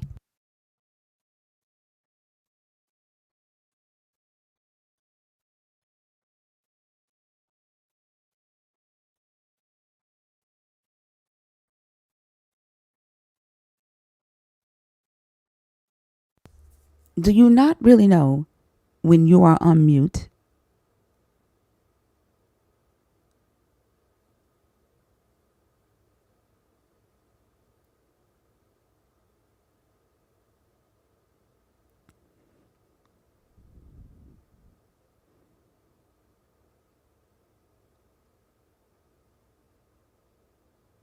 So you have nothing of substance to say, Jasmine? Talking to the Holy Spirit right now. Give it a second. Wow. Oh, I'm sorry. Somebody keeps muting me. I thought you Do could you hear not, me this Jasmine? Do whole you not time. know? Do you not know when you're on mute? No, I Do you, don't, because can I'm you not not tell? watching the screen. Jasmine, Somebody that is Jasmine, speaking is Jasmine. So, focused on their Jasmine, thoughts. I'm not Jasmine, watching the Jasmine, screen. Jasmine. You Were you just sound like a talking? Were fool. you Either talking way, the whole time I was talking? Were you talking the entire time I was talking? Hold on, don't mute her, Simone. Were you talking stop the muting whole me. time? It's like you Were guys you are were you scared of truth. talking? When you're Were you? speaking, are people muting Oh you? God, No. Jasmine, were Speak you what you talking? have to say. Were you talking the whole time I was talking? I was speaking this entire time. While Whoever I was keeps talking. muting me, That's a it doesn't shame. matter because you're being So how can you disrespectful. have a? So I You're sat there and being I listened to you. disrespectful. I sat there and I listened to every dumbass thing you said, and There I didn't wasn't even anything speak. dumb that I And I said. didn't speak. But But did you hear? anyhow, Did you hear you my question, continuously Jasmine? muted me. Did you hear So my how could question, you hear anything that I Jasmine? said? Did you? What the fuck? Did you hear what I asked you, Jasmine? What question do you have? Because right now you just sound Why like a the fool fuck who's does it dancing bother around. you so much that I Can don't I give answer into your that question? fairy First of tale? all, don't curse. Answer the fucking I'm not a question. God child. You damn. sound stupid. You sound Why ignorant. do you? When you Why does can't it form a bother question you? without a curse. Why do I can fucking curse if I want to? Why You does can it curse if you bother want to, you? but you can sound Why stupid does as it well, is what I'm bother trying to you let you that know. I don't I buy already into answered that your question fairy for you. So tale? that's why I'm saying, honey, are you dense in the Can brain you or not? what is Let going me, on? Because that question Jasmine, was already Jasmine, answered. Jasmine. Does your Maybe God in not between the exist? muting me, Does your you didn't God like not the exist? answer. Does your God not exist if other people don't believe it? Like if I don't believe in He your God, exists does either that way, like? honey. So It's then your why the soul, fuck but do stop you give a dragging damn? the rest Right? of the world. Exactly. Stop Exactly. Do dragging you the think rest of the world motherfuckers? on your Do you journey think between Jasmine? you and Do you God honestly think? Do being you enemies. honestly think? Do you? Let me say this, I Jasmine. If your honestly God think, was I just powerful, told you what okay, I okay. honestly Now I'm think. finna So mute now your you just dumbass. sound like a Now I'm fool. finna mute your dumbass. Shut the fuck up. Do you honestly think that people aren't in here because they I just, fucking want to? Just like Jasmine, just like you, right? And with the God that I you believe on, you serve, you are in here because you fucking want to be. Okay? So just like they are, you are an adult, so are they, right? And Jasmine, if you actually had access to an all powerful God, right, you wouldn't give a fuck about me being a mere mortal hosting a live saying that I don't like your motherfucking God. Jasmine, you would know, right, that your God could actually talk to these people and do whatever you claim that your God can do to these people, regardless of what I say. He would not need you, Jasmine. But you know that your God can't speak for itself. That's why you in here pitching a bitch. That's why you in my comments having an anxiety fit. That's why you keep coming back, Jasmine, because you're wondering why Yahweh hasn't done anything to me yet, aren't ya? You're wondering why the fuck is this live up every night? Why hasn't God shut her down yet? Why hasn't she been struck down yet? And then you decide that you're going to take it into your hands, Jasmine, and play your then God because your God isn't showing up, Jasmine. Your God hasn't shown up for you, then and I your just, God isn't going to show up to do anything to me. you wouldn't have, That's why you're here, if you didn't Jasmine. feel that That's why you're here. You can't even stop yourself from being muted. You can't stop yourself from being point muted, has can been you? You can't stop yourself from being muted, can you, Jasmine? Can you? Now, see, I tried to proven. have a real conversation with you. I tried. You I can't asked you to have come up here and tell your truth. I sat and I force. let you talk shit. I sat and I let you talk shit, right? I asked you a real question and you didn't want to engage, right? My mic. Right? I Right, just think you're Jasmine? Right? Right? And guess what? You're going to stay mad. You're going to stay mad, Jasmine. When you get off this stage, I'm going to continue having my conversations. I'm going to still not like your God, right? The numbers are still going to be where they are, right? Night after night after night after night, Jasmine. And it's going to be you, Jasmine, that's going to be pissed. It's going to be you that's still going to be mad because your God still hasn't done shit about it. And neither can you.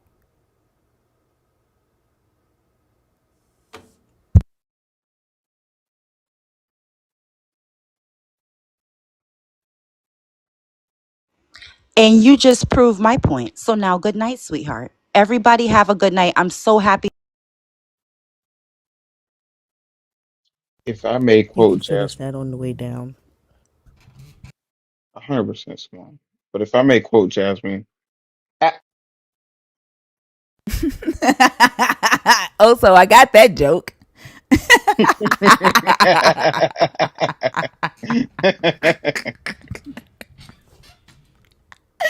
Oh my gosh.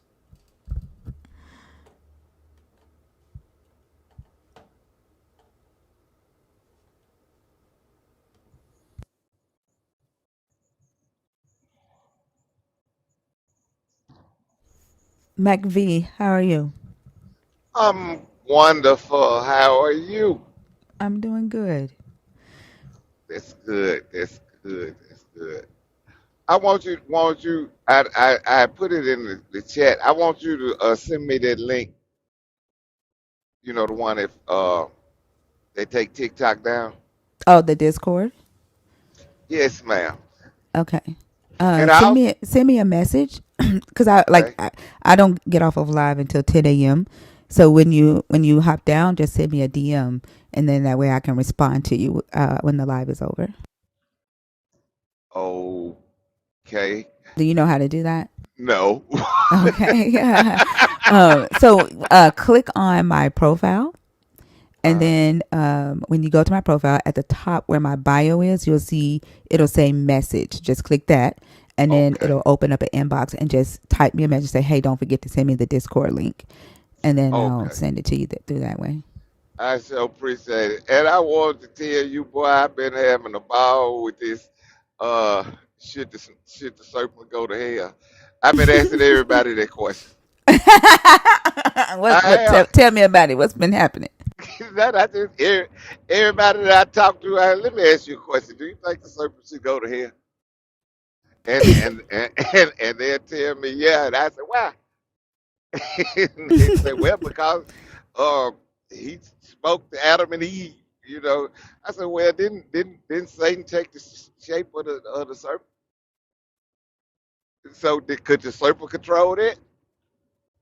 You know, because it just makes sense. If the serpent can't control it, Exactly. then why is you punishing the serpent? Why he Yep. got to eat dust all his life? You know, and even though I don't believe that that's a real story, you know, but it's hilarious. They be crashing out on you. Well, actually, most of them don't. Most of them be like, "Well, I never thought of it." Oh, wow. Yeah, yeah, What? most of them. Yeah, and then another one. I said, because I tell well, to me, it looked like Satan and God is friends. You ever seen Trading Places with Eddie Uh, Murphy? yeah. Hmm. So it's kind of like that. Where you going? Oh, I'm just going to and fro looking for a soul to devour. Well, you tried my servant Job. Oh, you gonna protect him? No, just don't kill him. Okay, well, try him and just tear Job's life apart, kind of like they did Eddie Murphy them for $1. Yep. And I'd be like, what, yeah, I know you gave me some more children and you gave me another wife, but you can't replace the child that you took. And you can't. I actually love my wife, sir. you Right. know, I mean, I know It's you gave me another one, but I actually love the one you took. The other way. Why y'all fucking with me? You know what I'm saying? I ain't did nothing to nobody. you know, and so it's like, everybody get punished except for Satan. You know, Yep. I said so. It looked like to me that they, cool partners. You know, what you got going Yeah. on? I'm just looking for somebody to fuck up. Well, shit, try my servant. I'm your servant, but you want me to get fucked up. Right. Okay. It's insane. It's yeah. Yeah. So I'm out here on the road on the way back, and I was just checking y'all out. I have been wanting to tell you about that though. Because I present these questions to people, because I run across a lot of Christians, and I ask them these questions, and actually, surprisingly, the majority of them, be like, "Well, I never thought about it like that." You got a good point right there. So That's at least good to hear that the Christians that you are talking to are willing to accept or entertain the information, but like it's something to ponder. That's good. That's encouraging to hear. But if you come across a conversation that is hilarious, please don't hesitate to share it with us. I, I I would won't. love to. Yeah. I won't. I see you've been pretty busy up here. Yeah. It's And it goes right in with the question, why do you get angry at non-belief?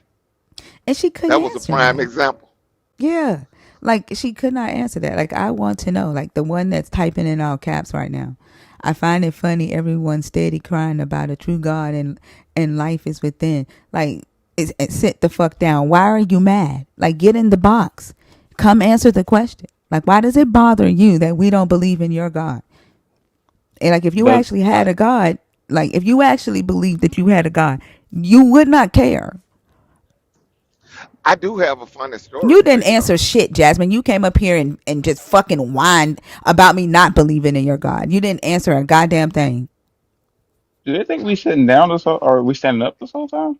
I don't know, but Jasmine thinks that everybody in here is fucking blind or deaf or some shit. But Jasmine, what I will tell you, right, is that you can go and watch your fucking crash out on YouTube. Everybody can see what the fuck you did when you came up here. That's embarrassing. I do have a funny story for you, though. Go ahead. Hold on. Also gonna take over right quick. I'll be right back. Or go Okay. ahead. Yeah. So I feed my dog, right, and it take her two days to eat the food out of the way up.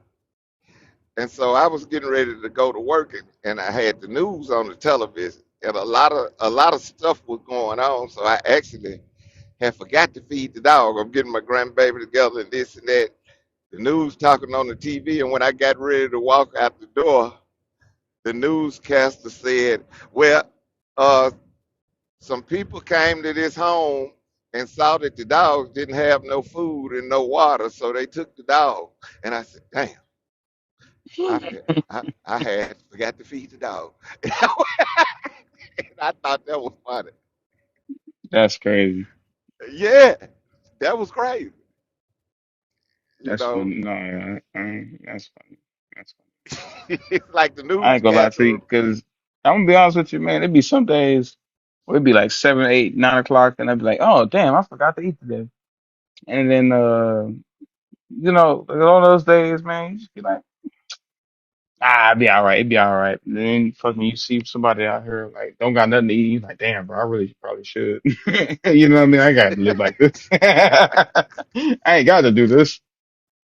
Right, right. But I'm gonna let y'all bring somebody else up, man. I'm just like I say, I'm on the road. I'm on the way back to Memphis.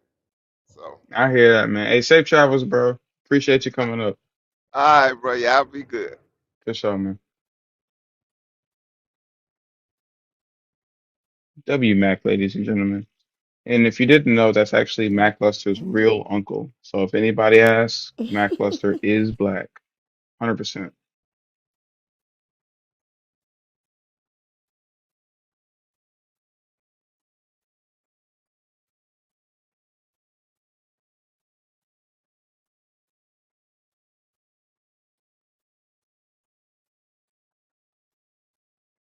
Oh man, what I miss? I see y'all laughing in the comments. What did I miss? Oh, I was just explaining to everybody that that was Mac Luster's actual uncle. So he is, in fact, black. Oh my gosh. Yeah, Mac just light skinned. That's all. I don't even fucking like mute you, motherfucker. I'm on TikTok. You on YouTube. I ain't muting you.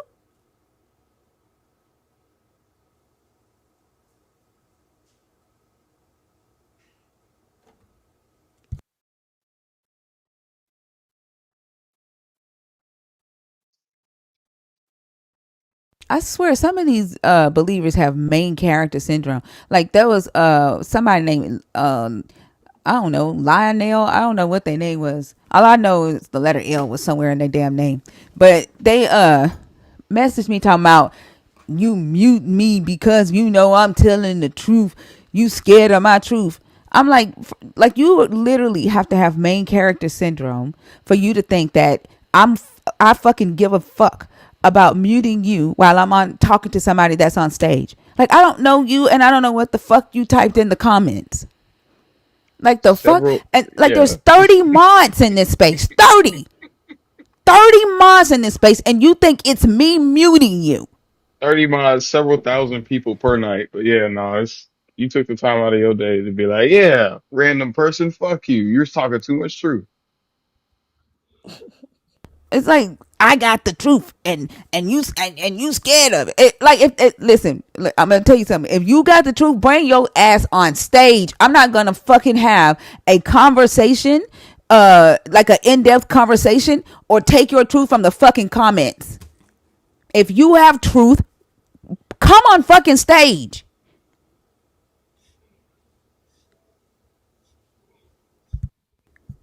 The House of Common, how are you? I'm fine, ma'am, and how are you? I'm doing good. Wonderful. Are you a believer? Are you Uh, deconstructing y- or are you an uh, atheist? yes, but you have to understand belief. Yeah, wait, Belief which is, one are you saying yes to? Believer, deconstructing, or atheist? so what now? Which one are you saying yes to? Believer, deconstructing, or an atheist?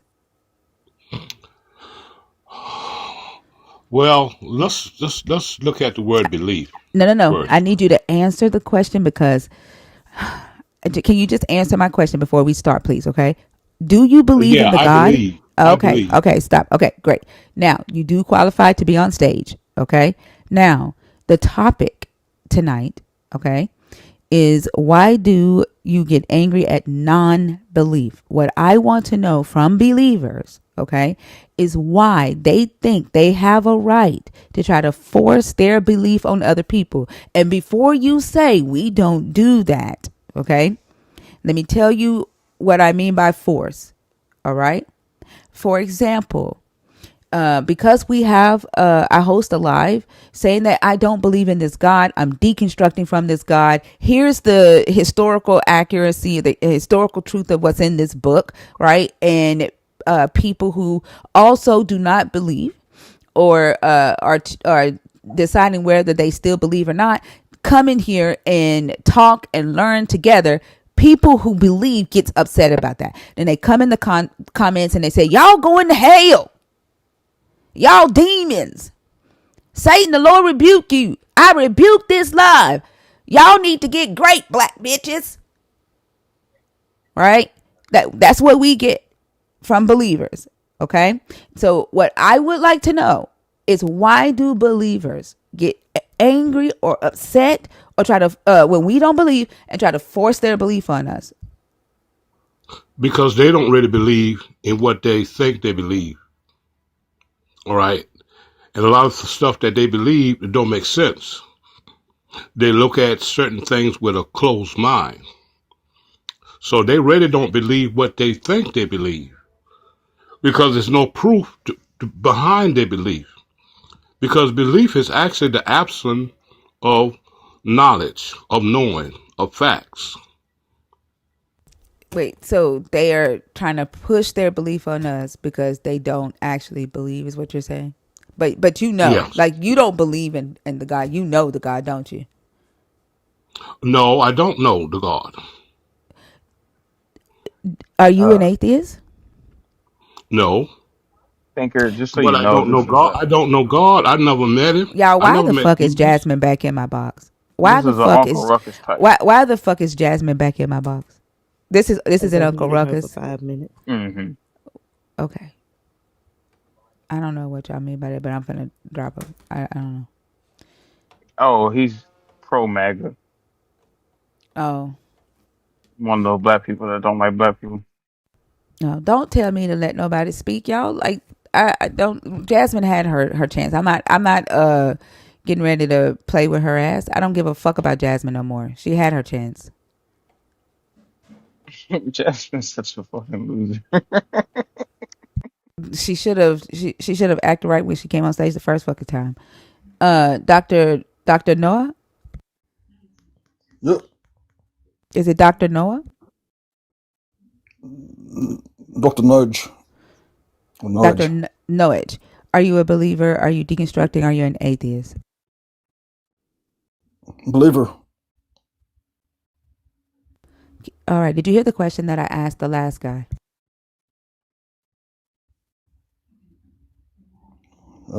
What was it? Why do believers get angry at non-belief?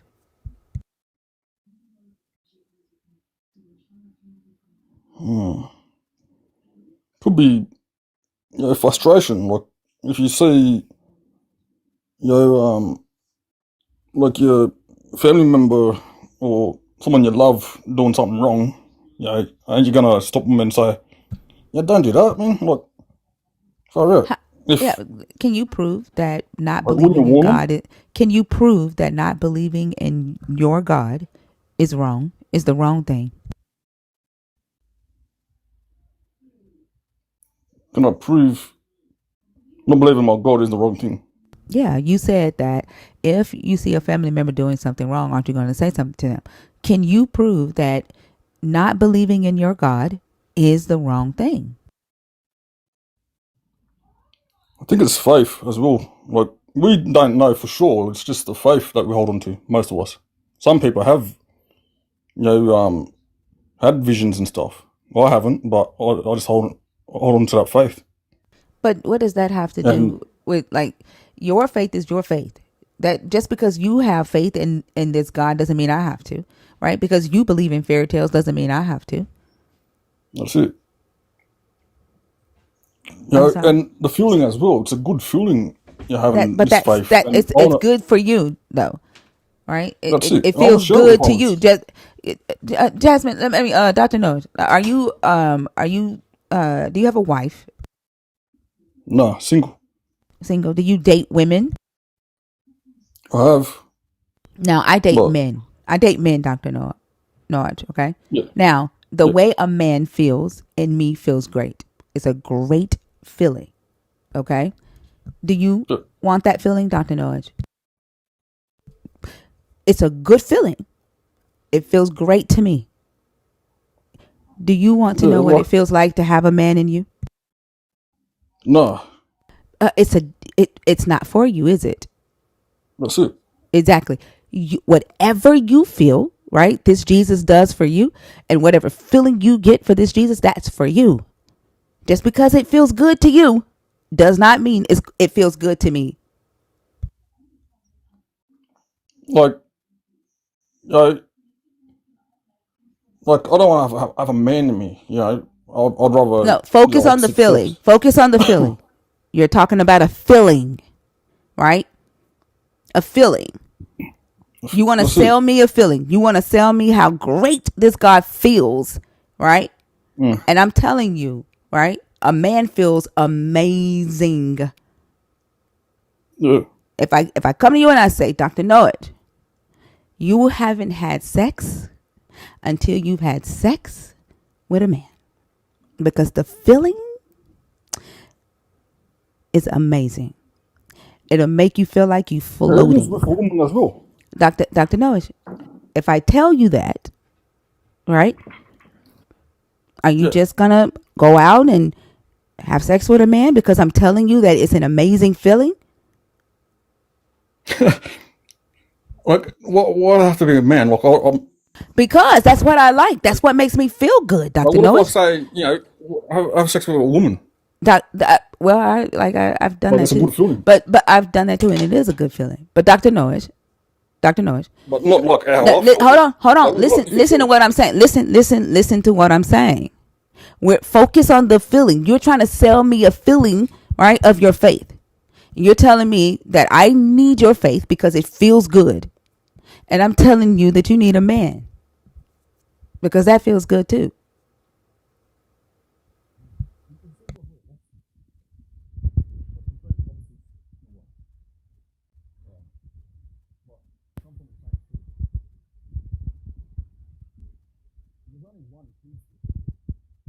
I can't hear you.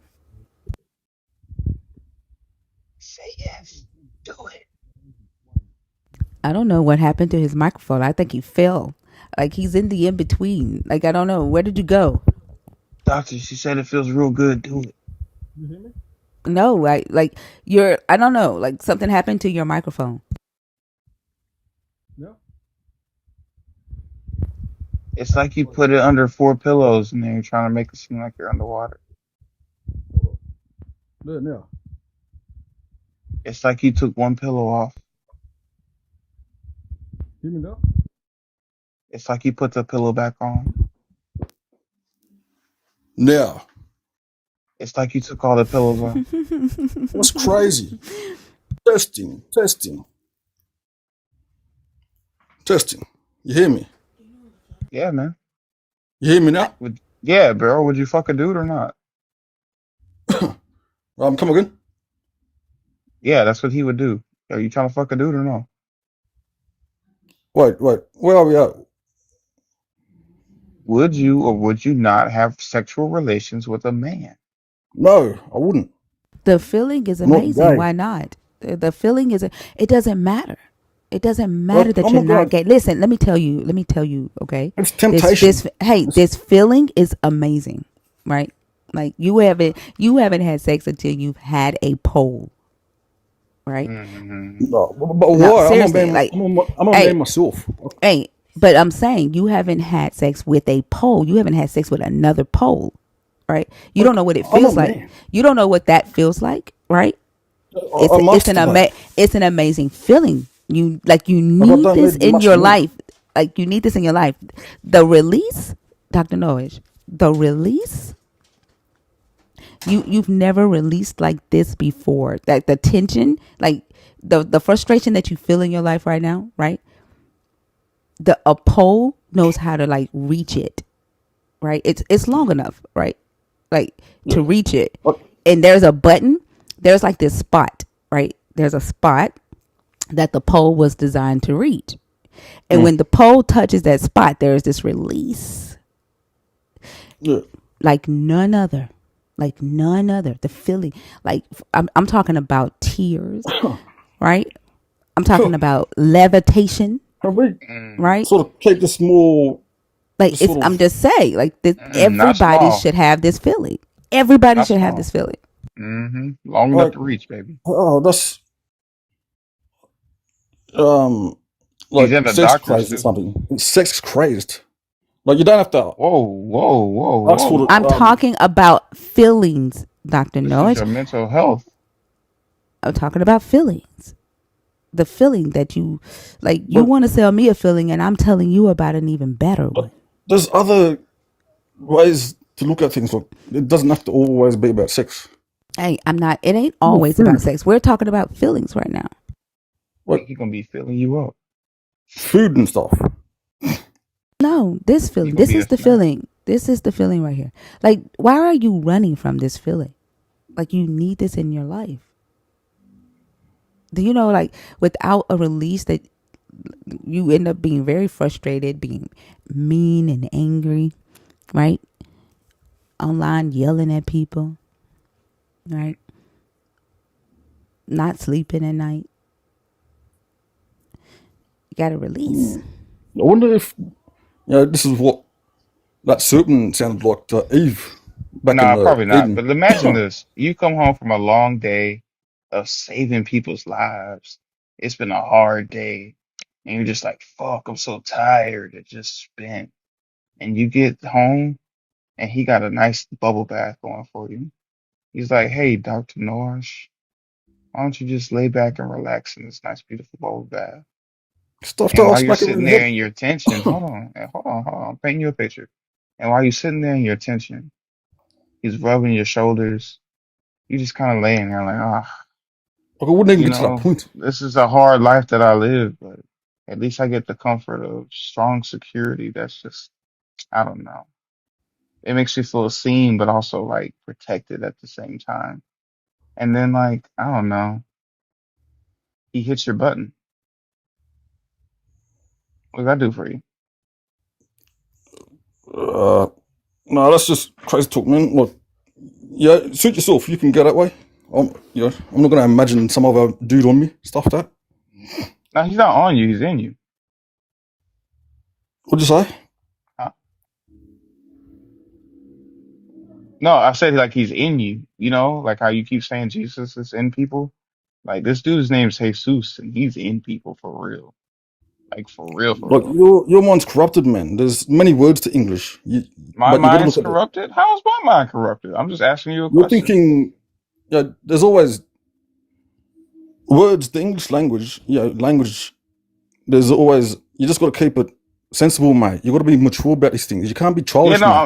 I'm being mature. Is Like what grown do up you think? relations not mature? Thank you. Like what's not Like mature you think about every sex? word has to be Like why, like sexualized. we're That's talking what it's about all about, feelings, man. we're It's talking about sexualizing feelings, things. we're talking about feelings. Like you said, right, that I need to have your faith because it's an amazing feeling.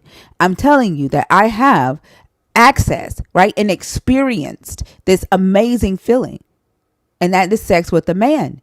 And so I would like to share that with you. I would like to tell you that if you have not experienced this, you most definitely should, because it is amazing. If it makes you Planting a feel any seed better, I'm is man a good enough to show feeling. you how that feels. Watching the plant grow into Where a you flower at? or something, into a tree. That's a good feeling. You're just Sex, thinking, so is sex with a man.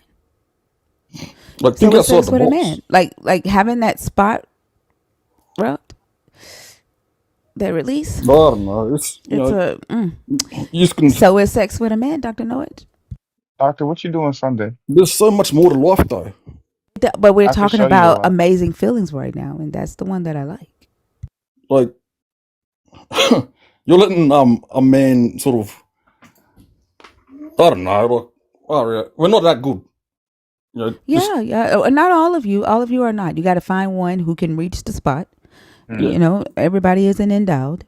You got to find one whose pole is long enough, right, and whose hips know how to work. Hello, You That's it. somebody. know, you got to find one who doesn't only care about their own feeling. You know, like Yeah. if he works on your feeling while you work on his feeling, then the feeling gonna be feeling, and then Mm, you're gonna mm, be mm. able to just release. Hmm. Doctor, have you ever Yeah. heard of Yes Like, King but what about? audios? Sorry. Have you ever heard of the Yes King audios? No, not really. But Oh, yeah, okay. what Well, about eternity? How mad would that feeling be? Like, It, you man, can you do know anything. what? I'm gonna tell you, like, man, one time I did feel like my ass was about to go into eternity because this is the first time that I ever had a O, right? Yeah. This You is know just what I mean temporary when I stuff. say that? When I say an O, a little bit of yeah. that. The A little very Hmm. first bit. time that I ever experienced that O, I did think I was gonna go into eternity, and I did Yeah. scream for your God, But just let me say, and I was asking him like, why the fuck would he make something this damn good? Like I was trying to figure out like that's it. what was he thinking That it goes when to show. when he made this. Like I couldn't like I was at that moment I was happy, but I was like, Look, what was on his mind when he made this? that's it. Like I don't god doubt you. damn. I don't doubt. But you're just gonna be temporary though. It's only temporary for you. It's like, give God a chance, and He might give you more, and like, in the Wait, eternity. are there O's in eternity? I don't know, but just give Well, then I Jesus a don't want to chance. go. Like, what the fuck I What? want to go for? If I can't Why have do you this, if I Then, want? can't take this with me, right? If I cannot take this feeling with me, then you there's miss no out. point. Like, why would I want to spend an eternity without that, Yeah, without that God, feeling? Why would God I made, want to spend an eternity without that feeling? God made all these good times, good things, good I, feelings. I do. What you mean I about told What you the says that? feeling that I that? want. What says it's not going to be there I in told you the eternity? feeling that I want. Like, why would I want eternity without that? That's up to you. Yeah, we I don't know, Why know. would right? you It's want up to eternity me, without that? right? Yeah, Dr. Maybe Noahs, why when I would get you to want eternity without that? when I It's a get great to feeling. when I get to heaven or this chance in eternity, maybe God will give me some slack. Yeah, let me Su- go and Hey, like Sunday do night, I could things, show you what that do feeling whatever I feels like. want. You wouldn't even need eternity to find out. I could show you in like 30 minutes. No, stuff that. Like, yeah, I want to get to heaven first. I don't want to just Oh, I could waste my take you there. chance. I could take you there. You trying to go? Like, get to heaven first, and maybe you can Hey, think about. have you been? Jesus said that a man, right, that goes his life without having sex, that cuts his penis off, right, is the greatest in heaven. He said that's the greatest in heaven because you won't need it. Like you won't need your penis in heaven in What did I live eternity. Wait, towards hold as on. well? Wait, Dr. Noach. Hold on. Listen. So Jesus said that the eunuchs, right, those that Mm. castrate themselves, are the greatest in heaven, Yeah. right? Okay. So that means that like you're already preparing yourself for eternity. You're already preparing yourself That's for a it. life I with don't know what I'm God. going into, Right. Dr. Noach. Dr. Noach. but it's If going the to be fun. feeling, It's going to be Dr. Noach, exciting, if man. your faith, Dr. Noach, if your faith is that damn good and it feels much better than sex, why don't you castrate yourself? Why don't you just go and chop it off? That's right. Like, why don't you just go on ahead and start practicing for eternity now? That's such like that doesn't even stand on my level to I mean, that's like what hold me Jesus here. said. Like Jesus said that those who castrate themselves are the greatest in the kingdom of heaven. Like, so What's why don't you what's just that again? What? why don't you do what Jesus would like for you to do? Go on ahead and start preparing yourself for eternity, That's what I'm doing. and cut it off. Would you cut I'm it not off for perfect Jesus? though. Would you But cut I it off still. for? Would you cut it off for Jesus? Why Would you would I cut it want off? to do that? No, would you? Would you cut it off for Jesus? We won't need I it don't believe Sunday. in that. That's what you believe. I don't No, believe in that. Jesus. You don't believe in what Jesus said? I'm not going to chop my like hands off just to what? That's not even a part of my belief. I don't believe in that. What's not part of your belief? Jesus? No, chopping what? Chopping what off? Are you talking about? But that's what Jesus said. No, Bring we it didn't. Sunday. Yes, he did in You're like, Matthew 19. He did. like, Do you want me to you bring it up? expect You every want me to man to bring it chop up? their thing You off want me just to? to get to heaven? No, he That said the doesn't make ones that sense. do. He said the ones that do will be greatest in the kingdom. I That's don't what he want to be the said. greatest. I just want to get to Oh, you heaven. don't want to. Oh, you like fucking. I I don't want just to be want to number make one. it to the Stuff that. That's what Fuck. Lord. Satan wanted. Not Dr. No chose fucking over faith. Dr. No chose fucking over faith. Dr. No chose fucking over Like, you got to faith. know what you're talking about. Lord, long as I make it through that Dr. door, you could close it No right chose behind fucking me, over But Jesus. faith. I don't want to be you counted know, amongst the greatest. I just want to be in that yeah, motherfucker. that's Thank you, it. Like, Lord. you're thinking negative about it. Also, Look, keep it positive, peeps. You got to keep it positive. What happened to positivity, man? I'm being positive. Sex is very positive, Dr. Noah. Yeah, of course. I'm not lying, bro. We can meet up wherever you want Sunday and I can show you the way. No, I would rather, I want to, I look to good role models, man. Look, What if I uh, told you I'm not human? I've got a lot of friends that I don't no longer see because they're still living worldly and stuff. They're doing silly things, man. Like, do you think I want to invite more worldly people into my life? No, I don't Yeah, want to waste my definitely. time on that stuff. It's not, it won't be a waste of time. I've got You're other gonna be things singing to Look, different praises. think about, mate. Jesus said, the disciples said to him, if such is the case of a man with his wife, it is better not to marry. But he said to them, not everyone can accept this teaching, but only those to whom it is given. That's it. For there are eunuchs who have been so from birth, and there are eunuchs who have been made eunuchs by others, and there are eunuchs who have made themselves eunuchs for the sake of the kingdom of heaven. Let anyone accept this who can. Yeah. Eunice could probably mean something else as well. As we know that the Bible A is. eunuch is a man who is celibate, and then there are some who make themselves eunuchs by castrating themselves. In fact, Paul got mad at somebody in the New Testament, and That's right. he told him to go castrate himself. He said go. He said It you more, should. He said you should just castrate yourself. yeah, But it from more. what I'm hearing though, Doctor Noah, is Mm, that the the penis is more valuable than your faith. mm. What? Like Um, you're not willing to forego. it, You're not willing to chop it off for Jesus. Don't worry, you no, won't need it it more, Sunday. it more just mean not to ejaculate. Not masturbate. It could mean that. That it Yeah, doesn't mean that. no, it could. It It could. means to be celibate. Like eunuchs But were celibate. They were no, celibate. It doesn't mean not to masturbate. look at It what just happens to us. means to be celibate, Doctor Noah. I You don't know know. what that It means. might mean Like that. why you Don't gotta ejaculate. redefine the word? Why do you have to Why are redefine the word? Like you you don't like you? Jesus's word? You don't like the If you word can of do your it, I can do it. Savior? You don't like the word of your Savior? No, but Jesus could be just mean like don't masturbate, guys. Like far out, it ruins you. And we hear a lot about it. Jesus What's that? could be talking about like playing drums or something. We don't know. What'd you say? Jesus could be talking about like playing drums or like guitar or something. Or like surfing on the beach or something. We don't know. Who knows what he meant by what he said? We'll keep it on Who knows what subject he though. said by what he meant, Who Like, cares? Fuck it. It's just Jesus talking. Who cares? Jesus's daddy said that like, the eunuchs are very special to him, and he said that he's going to give them a name greater than son or yeah, daughter. because what happens when we masturbate?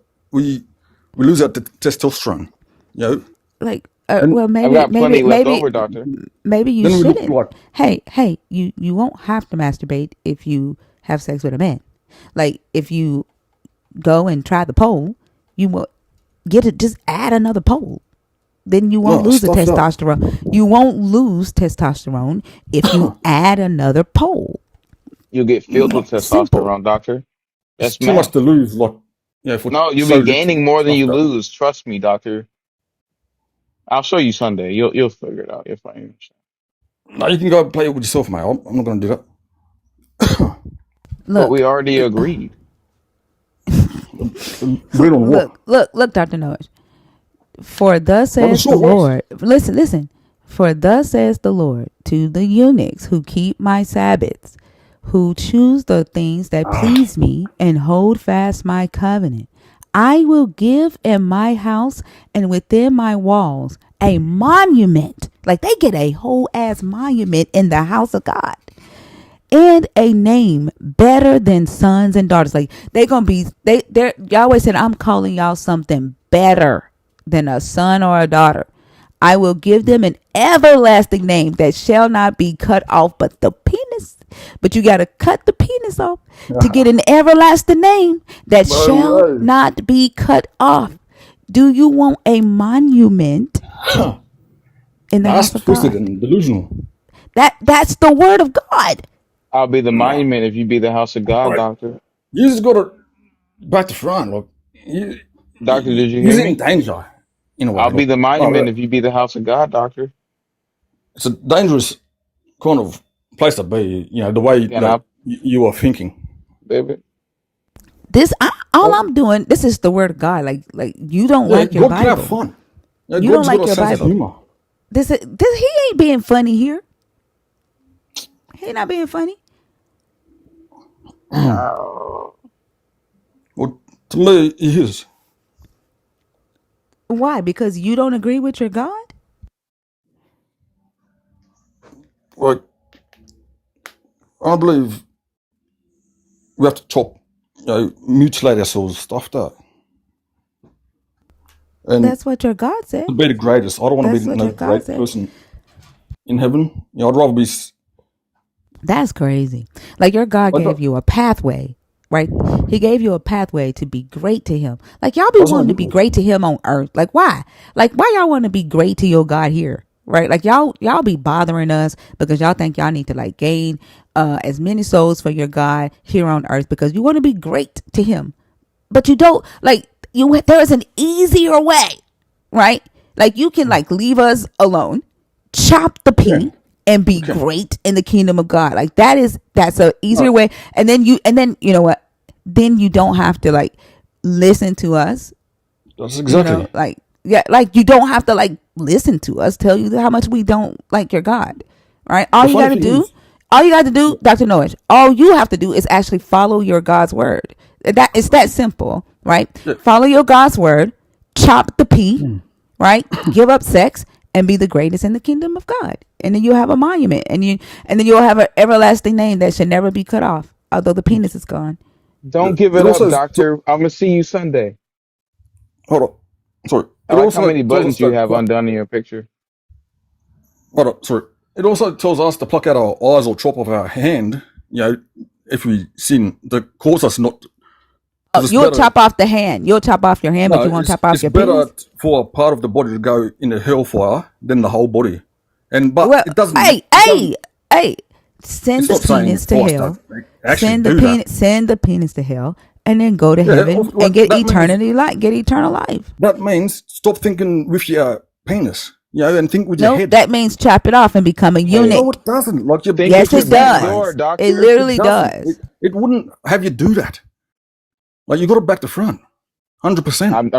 I'm trying to back to back.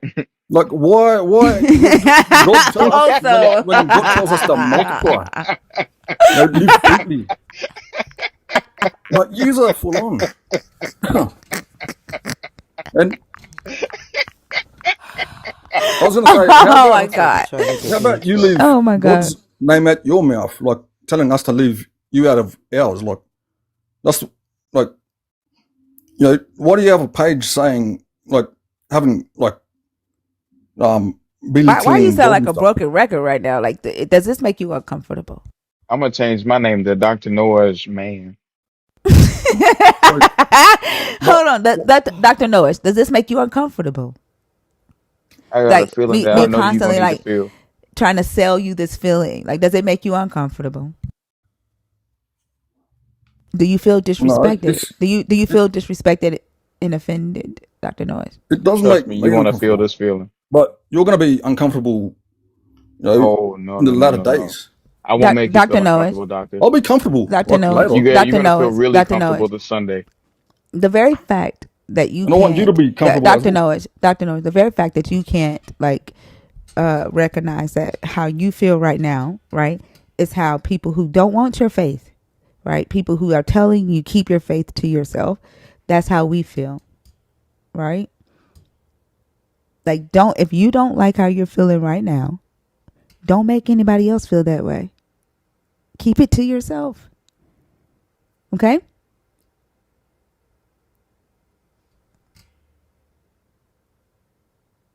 You're muted. You're gonna have to hit your little microphone. Not the one also is offering Yeah, you. yeah, That one's big. yeah.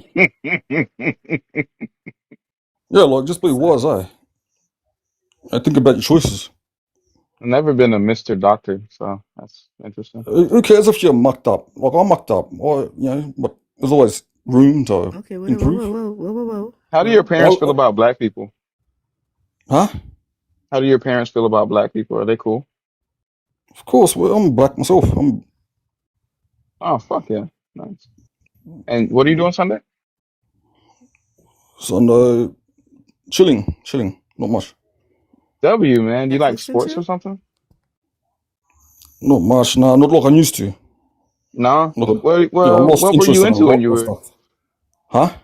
What were you into when you were like into sports or whatever? Walk in the spirit. The reason the Football. channel exists is because NRL. Christians kept coming into my comments trying to sell their Jesus to me. Yeah, And so I went live, right, to talk yeah. about my deconstruction journey. My live was Yeah. not It's focused on mocking Jesus or Christians, but y'all yeah. motherfuckers kept coming into my live. If you keep your woo-woo feeling to yourself, then these types of lives would not exist because we wouldn't have anything to complain about, right? We wouldn't have anything to deconstruct if you'd have kept it to yourself.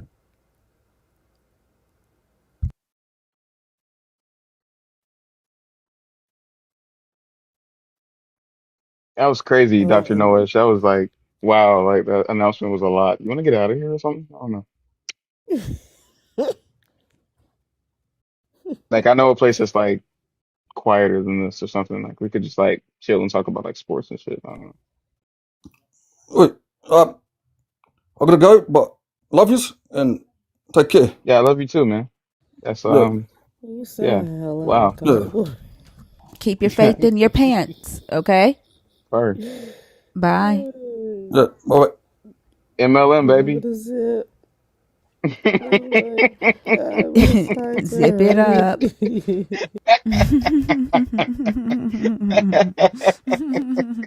Also, your DM's Oh. about to be lit. That was fun. Also, I don't care. thinker, the Jasmine that was in the queue wasn't the same Jasmine. They just Oh, had it's similar not? they just had similar avatars. She said, Ain't no "Why are we way being that's not the punished same for someone Jasmine. else?" She's like, That's not the "Why?" They were same talking at the Jasmine? same time. They were talking at the same time, and then I looked at the I looked at the avatars, and I was like, "Okay, they look so similar." Oh, It okay. was Well, not I the same apologize. Jasmine. I I was like, apologize. "Dang." Yeah, I Jasmine number apologized to her, 2. and I told her, yeah, I told her we got Same them mate, mixed up different because their model. avatars. Yeah, Oh, same make. Oh, is she the same? Good grief. she just kept saying, "Jesus loves you. Oh, You want don't to meet start that shit. Jesus." Yeah. Goodness gracious.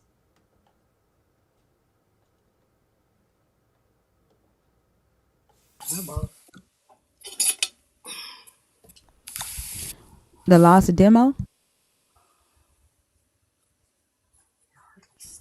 The lost demo, are you there? Oh yeah. Hi, how are you? Hey, well, how'd I get up here?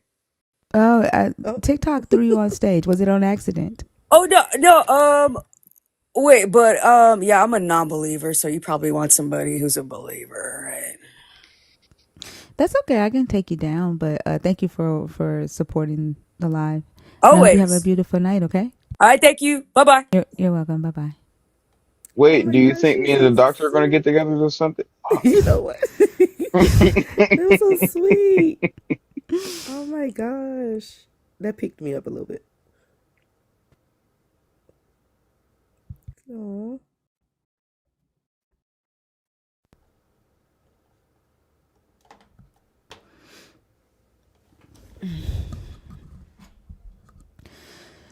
Yara chosen?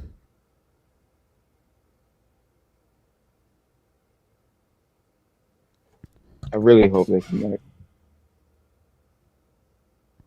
Yara chosen, are you there? Please still be here. Come on. Do you Come know on. who I this know you're is or gonna be something? fun. Huh? Do you know who this is? No, but I just know with Oh. a name like that, they're gonna be fucking fun. HI baby, HI all They're day. not there. They're gone, unfortunately. America is the new Egypt. It's in Ohio. It's Right. definitely in Ohio. The pyramid is that Bass Pro Shop over there.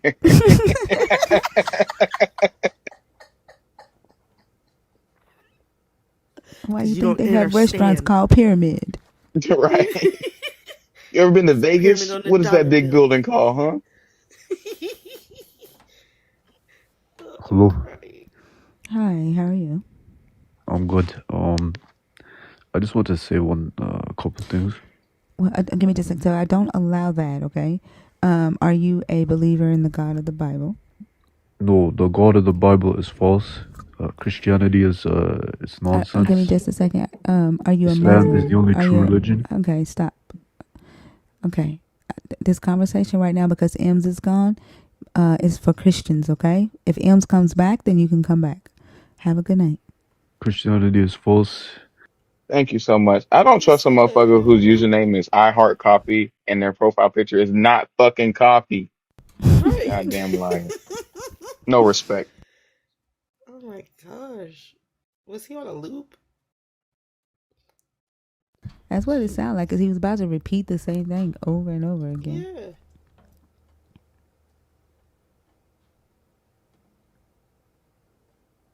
Juan, I see you and I HI appreciate you, baby. my brother.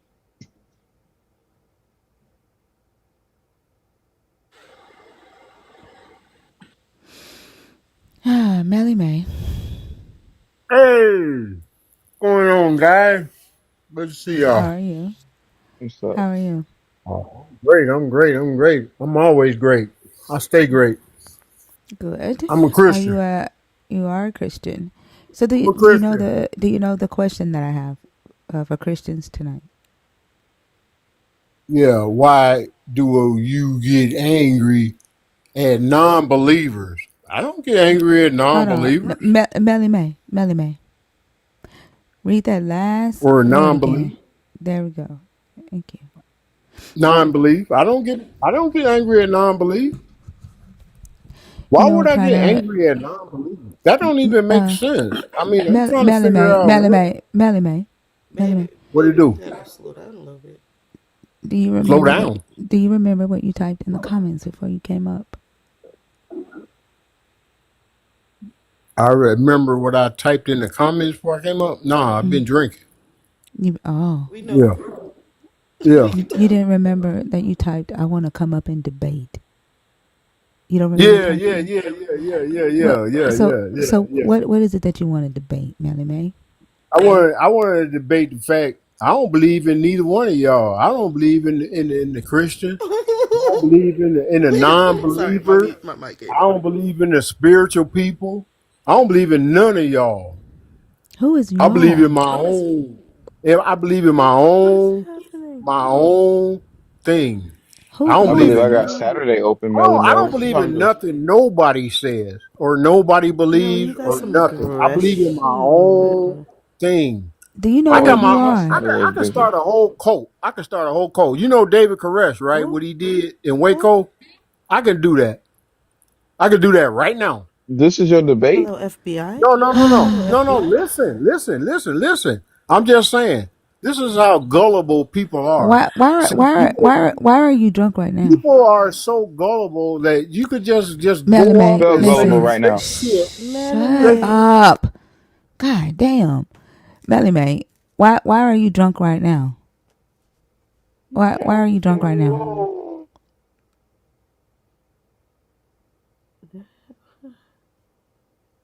Why don't believers ever know how to fucking unmute? Because they They don't know know how they to muted drink good because they either. talking through the mute. I sent you an invitation, Melly May. If you can find the mute button, hit it. It's the one in the middle because you might be seeing triple right now. And for your inference or information, Melly, I'm not an atheist. I'm a husband to a doctor. Also, you gonna drive that man crazy. I am You just gonna keep unwell. on, also gonna keep on driving it in.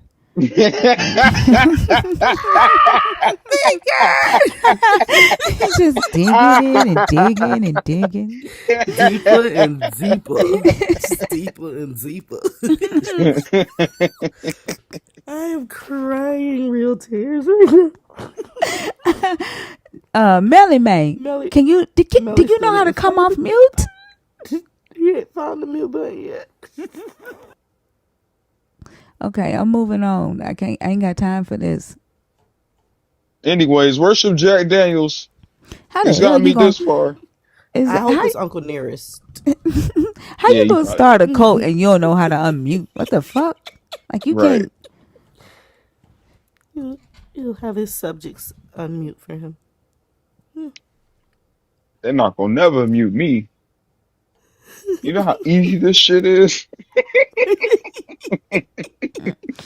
All of y'all gullible. Hold on, Ty Renee and A Oh, Charlene, are y'all in the box on purpose? Deja, are you in the box on purpose?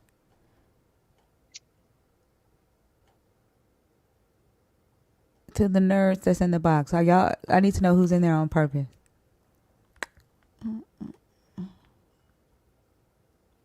Okay, Deja is on accident. Ty is sleep. Let's see. What's that person's name? I can't see it. Is it Sheen Philly? Sheen Philly? Sheen Philly. Yeah. Is it connecting? Could be Mr. Uh-uh. Saturday Night. Sheen, are you there? She said, they getting too deep for me. Let me leave. Can you take him down for me while I have the box I got open? it. She said, I want no part to that. Thinker, did you catch any of Justin's live? Mm-mm. He had a shadow boxing Muslim on there. What's a shadow boxing? This dude was boxing the air. Like he was arguing with Christians. What? Hell no. he was he took his shirt off and was punching the air. That's Oh my hilarious. gosh. And Justin had him on mute so we couldn't hear what he was saying. That's hilarious, actually. But What he the was fuck? yelling at the screen. He was flexing. He was yelling at the screen. And And but he every Damn, was time Justin. arguing with Justin, Justin or with the Christian? he was arguing with Justin at first, but Justin muted him. And every time Justin unmuted him, you can hear little pieces of what he was saying. So Justin muted him right back. And he started flexing in front of the camera. And then Ems came on, and Ems was like, now he's yelling at the Christians in the YouTube waiting room. Oh my That's gosh. hilarious. I need It that it guy was in my Dr. life. Did Knowledge? you? No. It No wasn't. way. Was it him? No, There's was it no him? way. That's what Easy just But said. they looked alike. But I don't know if it was him because I don't remember the dude's name. But it was hilarious because he was having a full on crash out. Oh No my gosh, that And fucking would have been way. funny. Y'all should, well, I shit, need y'all know it's kryptonite now. Just have a strong black Justin man says tell he's him he gonna coming clip home it. with him. Right. That Justin would have said been he's gonna clip it hilarious. and put it on his page tomorrow. And I promise, please watch it because that thing had us I'm gonna be dying. scanning extra hard for the username 'cause I need to friend that Yeah, person and invite them to where I'm y'all at. know TikTok has a live replay now. Well, they sent me a link and put me in like this group where I have live replay, so y'all can see the lives replayed on TikTok now without having to go to YouTube. What? Yeah, so I activated it last night before I went live, so I don't know where to find them.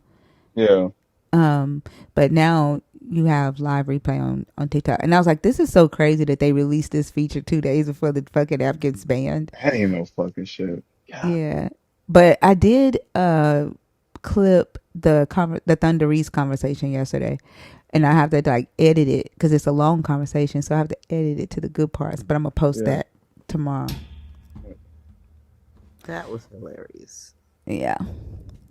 The fact that Af- everybody just sat in silence. that was funny. African Think. Hi, Hi, how are you? I'm okay. I'm good.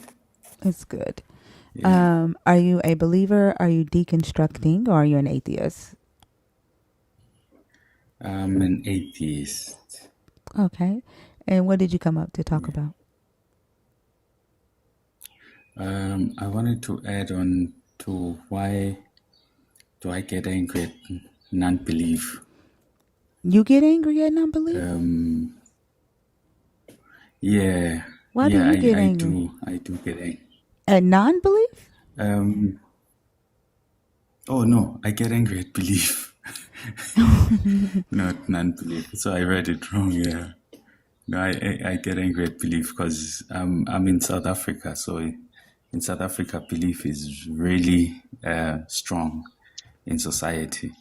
And these are remnants of uh, uh, colonizers who want to take over the mind. So I get angry when people waste their lives on myth instead of being productive and building economies.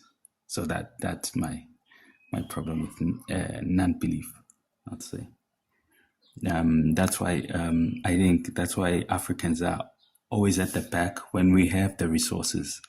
And these other people, they don't do anything. They just add little value. They don't have the resources, so they're perpetually stealing, and they get rich off our backs. So they use belief in that the African will always think, oh no, it's okay because when I die, I'm gonna be rich, which is a scam. So that's why I'm angry at belief. Yeah. And you have every right to be angry. I'm angry with you. I'm angry with you. Like It's like, for me, like, believe in your God, but keep it out of everybody else's life, you know. Yeah. And but the thing is, like, I get it, like, on the continent it's different, right? It's almost like, you, instead of, like, on the continent you don't want to say, like, believing, like, keep it. It's like get rid of it there, because it seems like it has done a different thing, or it has a different effect there, you know what I'm saying? True. True. Yeah. Like, I saw a video with, some people at a church with a plastic or a glass, I don't know if it was glass or plastic, statue of Jesus, who looked like he was, like, dead, but he was dead before he was dead. Like, let me, no, hold on. Why did Jesus ribs, like, why did Jesus look like he was starving? Like, the statues that they have, right, of Jesus, they try to make it look like his ribs just coming through his skin, like he was, like, starving and barely eating. You know what I'm saying? Like, I, they try to make it look like he suffered real bad. Like, he was literally on the cross for like 3 hours.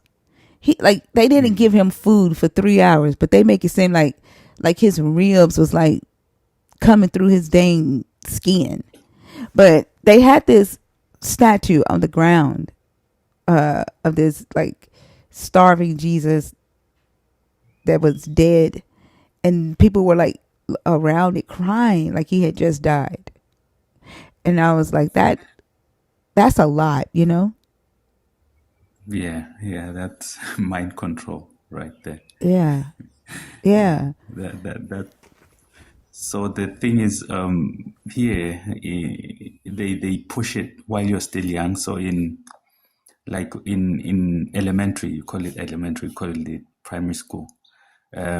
Before you even start class, you have to sing gospel music and pray, like it's mandatory. So the instillment of religion starts at a very, very early age, such that when they grow up and become old, it's very difficult to, like, separate a person's character from their belief. They think they're the same thing, and that's why it's really stuck, because the education system is just pure brainwash. Yeah. It seems, it's like, just even listening to how it, you describe it, and then, you know, knowing what it's done to the people on the continent and what it's done to the continent as a whole, it's just fucking evil to me. It just sounds evil and Yeah. Yeah. insidious. Like, That's why. That's why I think that here in South Africa, like 80% of the economy of the land is still owned by Europeans. And then like 10% is like Indians. And then the African, which is the majority of the population, only controls like 10%. So yeah, so they push the religion so that the people are more docile and they don't fight back, and they think angels and stuff will justify some other day. So it's really important for the colonizer to make sure that all the radio, the TV, the schools, everything is just pumping out religion to keep the whole population as docile as possible for exploitation. Yeah. it's literally their weapon, their marketing tool. Like, it's a product. It's a product for destruction and control. Like it yeah. I understand why you're angry, and I'm angry with you. Yeah. Yeah. No, thanks. Yeah. You're welcome. Did you have anything else you want to say? Oh, no, I just wanted to add that, and I don't know, when I see African Americans, I see like some of them are still falling into the same trap as Yep. Africans here in the continent. They are very religious, and I thought maybe they'll be different, because that they're not force-fed religion, but it seems that it's still instilled. You still have your Creflo dollars and your and all these big preachers still pushing religion. Yeah. Yeah, and it's like, so like when we have the conversations here, they're willingly choosing it, right? And then they're fighting against their own, liberation from being brainwashed and from being indoctrinated and controlled. They fight against their own best interest, which is, it is the most frustrating thing. And then they try to you know demonize those of us that have broken away from it with like all the Mm, fear mongering, and it's just it's a yeah. wild thing to And see. and it also goes hand in hand with poverty, because when you're poor, like you don't have any other options, this so the only way to get relief is from kneeling down and crying, and this self delusion. So the more poor the population, the stronger the religion. Yeah, so it really goes hand in hand. So I think maybe to solve this whole religion thing, poverty has to be solved first. I don't think you can solve. You can't do it the other way around. Yeah. That makes sense. I agree. Did you have anything else? No. Thanks. You're welcome. Thank you for coming up. I hope you have a good day. Okay. Oh, Have a good one. Thanks for sharing.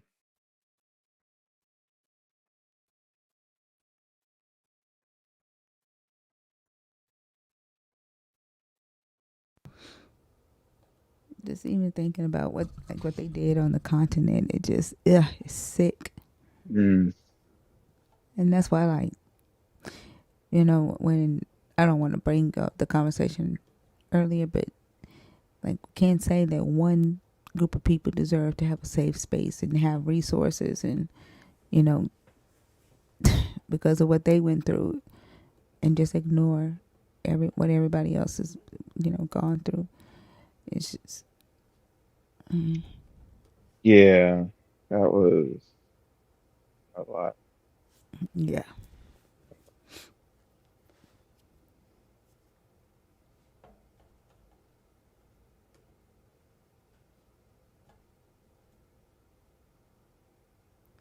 Liz,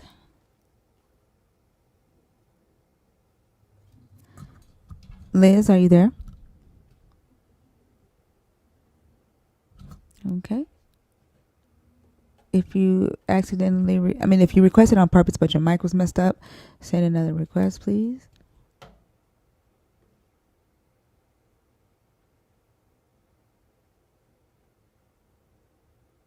There's no way that's her real name.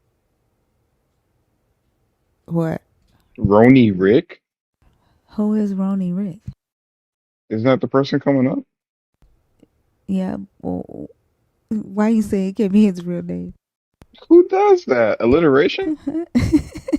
Who does that? No one does that. It's like a joke thing. Can you take? It's not. They're not connected. Can you take him down? Selena, are you able to take him down?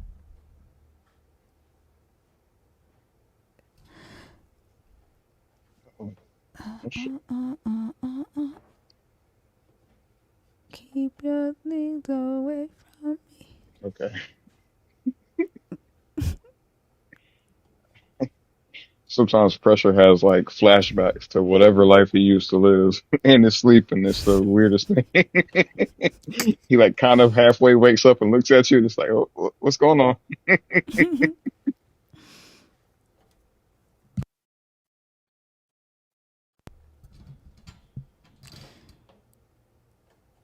What the fuck Y'all is? think you win? Yeah, what the fuck is he talking about? I Bro, thought he didn't believe in this God.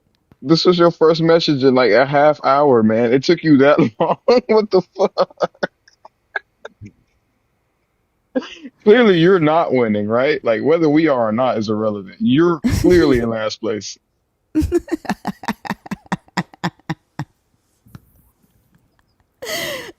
Oh my God. C Wiz, how are you? I'm doing great. How are you? I'm doing good. Are you a believer? Are you deconstructing? Are you an atheist? I'm a believer, definitely. Okay. And so, do you know the question that I have for believers tonight? I mean, I see the question on the board, but you can definitely inform me. Yeah, I just want to know why, when non believers host a live, right, to chat with their non believer friends about why they're deconstructing from a religion they were indoctrinated into as children, a religion that they, once thought was real and true for them. Why, does that upset believers? Well, I mean, I definitely cannot say that it just truly upsets me that people do not believe, but I mean, I almost cannot understand how could you not believe? It's But more. you know how you can almost understand how could I not believe? I feel the same way with you, right? Like, how could you believe, right? The God that you believe in, condoned slavery, condoned enslaving other humans, and that God is responsible for introducing supremacy ideology into our world. You know, like, how could you believe? Is my question. I mean, to talk about like supremacy and slavery, if you just from the knowledge that I know from the Bible, I know that it was for punishment. No, it wasn't. Okay. I mean, well, that's what the Bible said. No, it The doesn't. reason why God condoned slavery every time that Israel disobeyed, they were punished.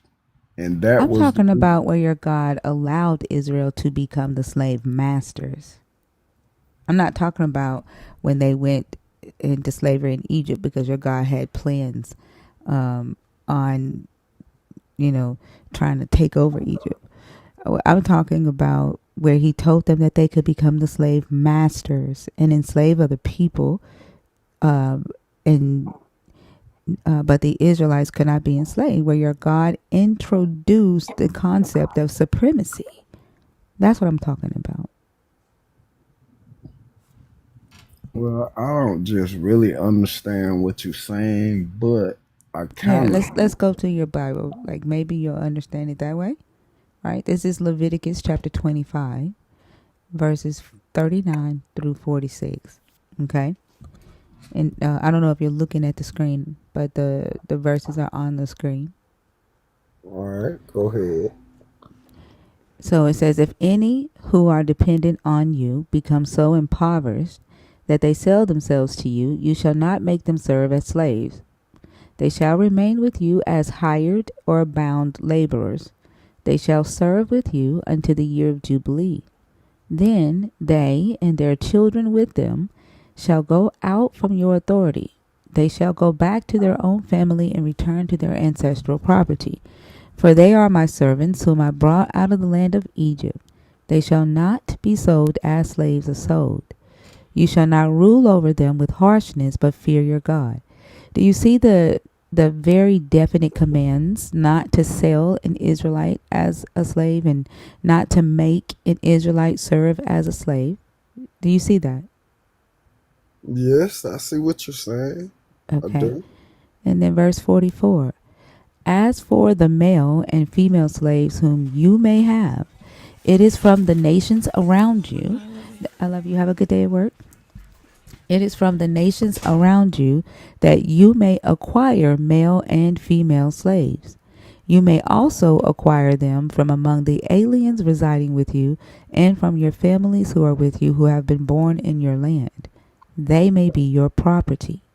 You may keep them as a possession for your children after you, for them to inherit as property. These you may treat as slaves, but as for your fellow Israelites, no one shall rule over the other with harshness. Okay. All right. So okay, what's your point one more time? I mean, what? You said that you said you can't understand how I don't believe. Yeah. I can't understand why you do, knowing that the God that you serve is responsible for supremacy ideology, supremacy culture, slavery, genocide. I don't see how you do. Well, it's very simple. I mean, in order to prove that God exists, you have to have a relationship with him. I don't think we're talking about whether your God exists. I don't care if your God exists. It doesn't matter to me.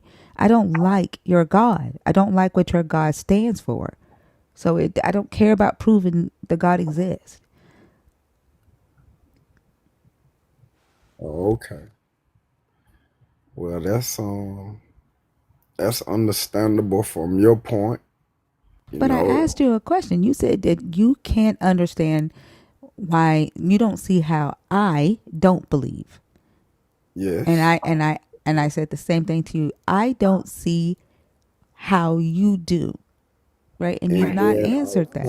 I was trying to tell you how I do, but you said that you don't really care.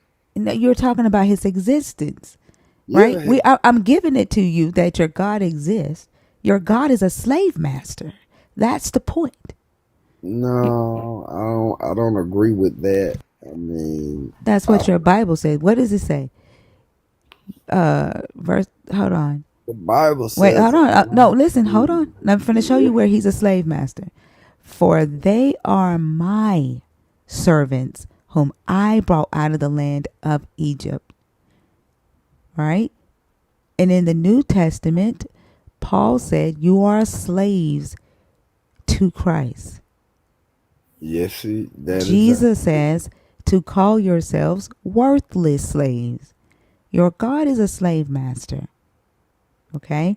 So I'm not asking you whether your God exists or not. You said that you don't see how I don't believe. I'm telling you how I don't and why I don't. I don't see why you do. Why Okay, you worship a let me make slave sure. master God. Let me make sure I understand what you're saying. What you're saying is basically because God has like an order, or like, if there is heads, then you don't just really believe in God. I mean, for the simple fact that the man is over the woman, and that God can set up Hey, where people see, could be see Wiz. over each other See Wiz, do you talk to your God? Do you talk see Wiz, do you talk to your God every day. every day? All right. And so That's therefore, how hold on, that's how I know he See exists. Wiz, right? You talk to your Go God every day. ahead. See Yes. Wiz, see Wiz, see Okay, Wiz. go ahead. I'm listening. You talk to your God every day. Every All right. day. And your God didn't tell you that he did not create the woman to be the man's companion. Your God didn't tell you that the same word for helper in his so-called word is the same word that he uses for himself. Your God didn't tell you that. No, he That didn't. the Hebrew word azar that No. is used for when he said, "Let me make a helper for him," is the same word that he uses when he describes himself as a helper to the Israelites. He didn't tell you that. No, he didn't. Well, I wonder. I wonder why that is. Now, let me say this. So, if your God said, "Let me create a strong uh, supervisor something that the human, right, can depend on with strength and intellect and knowledge, something that they can call upon when their feeble, dusty selves gets in trouble. And he creates the woman, right? And then he says, I am that helper. Would you consider your God also being subordinate to you? That same helper that this book says your God created, would you consider that your God is subordinate to you? No, I wouldn't. So the same thing that your God created when your God created the woman, you're now on this stage saying is subordinate to you. I never said that women were subordinate. I'm sorry, did you not say the man is the head of the woman? They are.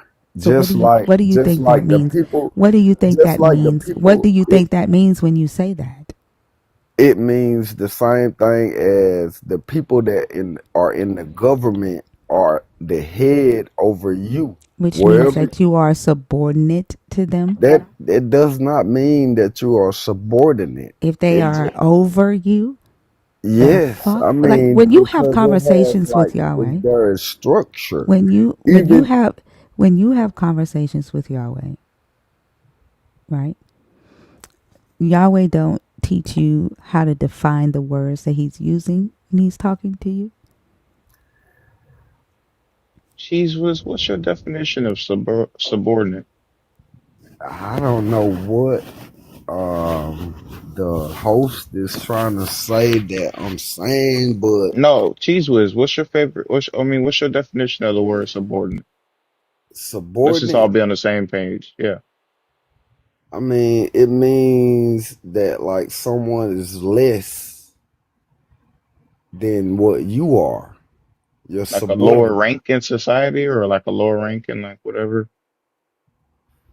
Well, I guess you could use it in that. You could use it like that, but I Hold on. Right? Oh, mean, so did Okay. you call that man Cheese Whiz? Is that not what the C stands for? no, it's not, but it's okay. I mean, I'm not. It don't really matter. Oh, I thought it was a shorthand for cheese whiz because I've had over 2,000 bottles myself. But Oh, oh, yeah, no, so I feel like we own to something. I think we cooking with a definition. So we feel like subordinate would be somebody that's like a lower rank or like status than you. Like we can agree on that. yeah. I mean, yes, I could agree with that, but Okay. I don't So think I don't I think think What we that did a you are think woman that I is was subordinates. saying? subordinate Like to what a did you? man. I No, don't I'm just think. saying, like if we thinking about it from that definition that we agreed on, we're kind of subordinates to the US government, right? Because like we kind of have to do whatever they say or else, like we're not telling them what to do or else, right? Or at least, maybe I'm just by myself. What do you think? Well, I mean, I don't think we are subordinate to the government, but I do think that there's like a structure. I think if you don't pay them their money, they're the only entity that can like come at you and put you in jail about that shit. Well, I mean, I Let's agree get with past that. that I word. agree with you 100%. You I know, agree with that I think we're I under 100%. don't. them. I like this is just like irritating me because it like you don't know what like how to properly use the word subordinate, and then like when you say that the man is the head of the woman, right, and then you use an organization as an analogy, you are saying, right, that the woman is under subjection to the man, that the man is in control. Like, why are you running away from that? No, I never said that the man was not in control. I agree with that 100% because Well, then there what is the a fuck do you think subordinate means? subordinate means like if you're gonna talk about Independence. No, remember that definition that we just did together? What was that definition we just did together? no, I don't think that that's what it just I mean, I Under the know that authority or like the control of something or someone. Remember? well, it still doesn't mean that someone is less than another person. Seawiz, Remember it. you are a man, right? I am a man. I was Now, born a man. and and because I'm a woman, you're automatically the head of me. Is that correct? No, that's not true. That Well, is that's what you said. absolutely That's what you no, said. So no. See, you said that's the what I'm man is the head saying. of the woman. Did you not say that? They are, but it has to be in a structure. Like if you were Is the married, world not structured? I'm not the head of you. Is the I'm the world not head of my structured? wife, and I'm the head of my Is family. so Seawiz, like if you were in church, like do you go to church? I go to church. Yes, I do. Okay, and so in church, is there a structure in church where the men are the head in the church? Yes, there is. Are you married to every woman in the church? No, I'm not But you are still the the head head of of my a woman. wife. And are you I'm the still head of do my the women in wife. the church? Do the women in the church still have to respect you as a man? Well, I mean, Are there things in the church that a man can do? the Are there things women in your in Walmart see should whiz, see respect me whiz, as see a whiz, man. I see mean, it's whiz, just see not. whiz, see whiz? Are there things in your church that you can do as a man that the women in your church can't? Oh, is there not that I could just think of? No. I mean, no, I don't. Not as I could just think of. There isn't. Oh, what about peeing standing up? I mean, hey, well, that ain't that. That is physical. That ain't nothing Do that. you have a woman armor bearer? Some women can be standing up. See whiz, do you have a woman armor bearer? Armor bearer. No, no, we don't. Are all the armor bearers for your pastor men? Yeah, yes, there is. Yes, they are. Why is that? Because there's a structure Oh, that because that's has what the nothing to men do do. with it. That's because that's what the men do. If a woman wanted to be an armor bearer, could she be one? No, I doubt it. Because that's the man's job. No, but not in our group. Oh, They can't. But in Baptists or other okay. See groups, ways. they probably could. Yeah. So in your church, do you have any women pastors? No, not in our group. We don't. If a woman wanted to become a pastor, could she? Absolutely impossible. So, see, Wiz, like if I went to your church, right, and I wanted to be a pastor, I could not, but you could, right? Yep. And I would have to sit there Absolutely. and listen to you preach about the incorrect definition of subordinate. Like I would have to take in incorrect knowledge from you just because you have a penis.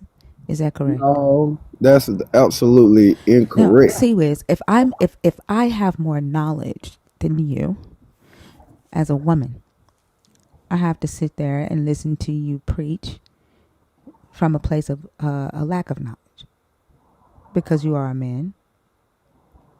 If you have more knowledge than I have, you would have to sit there. If there is anybody in our congregation that has more knowledge than our pastor, and she is a female, yes, she would have to She sit is there. a woman. You mean a woman, Yes. not a female? Well, I mean, you can act as if you don't understand what I'm saying, but What I'm going to show you a little bit of knowledge right quick, okay? okay, come on with it. All right. See, Wiz, can elephants be female? Can I? Can you have a woman elephant? Oh wow. Is that what you asking me? Is that what you just heard? Well, I'm Female. just saying. I'm See, just trying to Wiz, make see, sure I Wiz, see, understand Wiz, what see, you're Wiz, saying. see, Wiz, can a Go ahead. tree, see, Wiz, can a tree be female? Absolutely. Can a So, tree have breasts? Is that what you asked? Is so, that what she asking? I mean, I'm just trying to see. see, Wiz, can a female tree be a pastor in your church? Okay, I'm trying to figure out where you're going because now you done kind of went off way all the way in left field. I mean, what that even has to So do with? if you say the word female, right, you don't automatically know that I'm talking about a woman, right? It could be a female elephant. It could be a female dog. It could be a female tree. You So get that, what you're right? saying is a female elephant would be in our congregation. Mm, Because that's what that's what the topic was coming from. You said, mm-hmm. can a C-Wiz. woman, C-Wiz. would a woman have to listen to someone that has C-Wiz. less C-Wiz. knowledge? Mm. C-Wiz. What is C-Wiz. even Is saying? the Holy Ghost present with you right now? The Holy Ghost is always present with, should be with most of us, especially if you're a believer, but yes. Okay. And when the Holy Ghost is present, it brings all things to your remembrance, right? And it gives you the understanding, right, of knowledge. It should. And so I don't know, like, I don't know how it works. I don't know if you like need to take a break for a second and go back and tell the Holy Spirit what I just said. But I'm going to say it again, and then hopefully the Holy Spirit will give you the understanding. Okay? When you say the word female, it could be anything. It could be a female elephant. It could be a female tree. It could be a female dog. Right?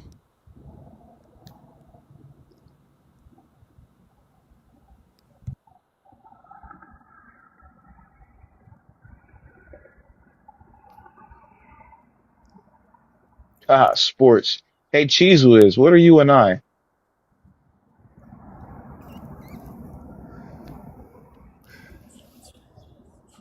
I think he's praying. I think he's talking to the Holy Spirit. It might be. You need God to answer that question? What are me and you, bro? I'll give you a hint. We're both bros, man. Totally. We both bros. Final answer, locking it in.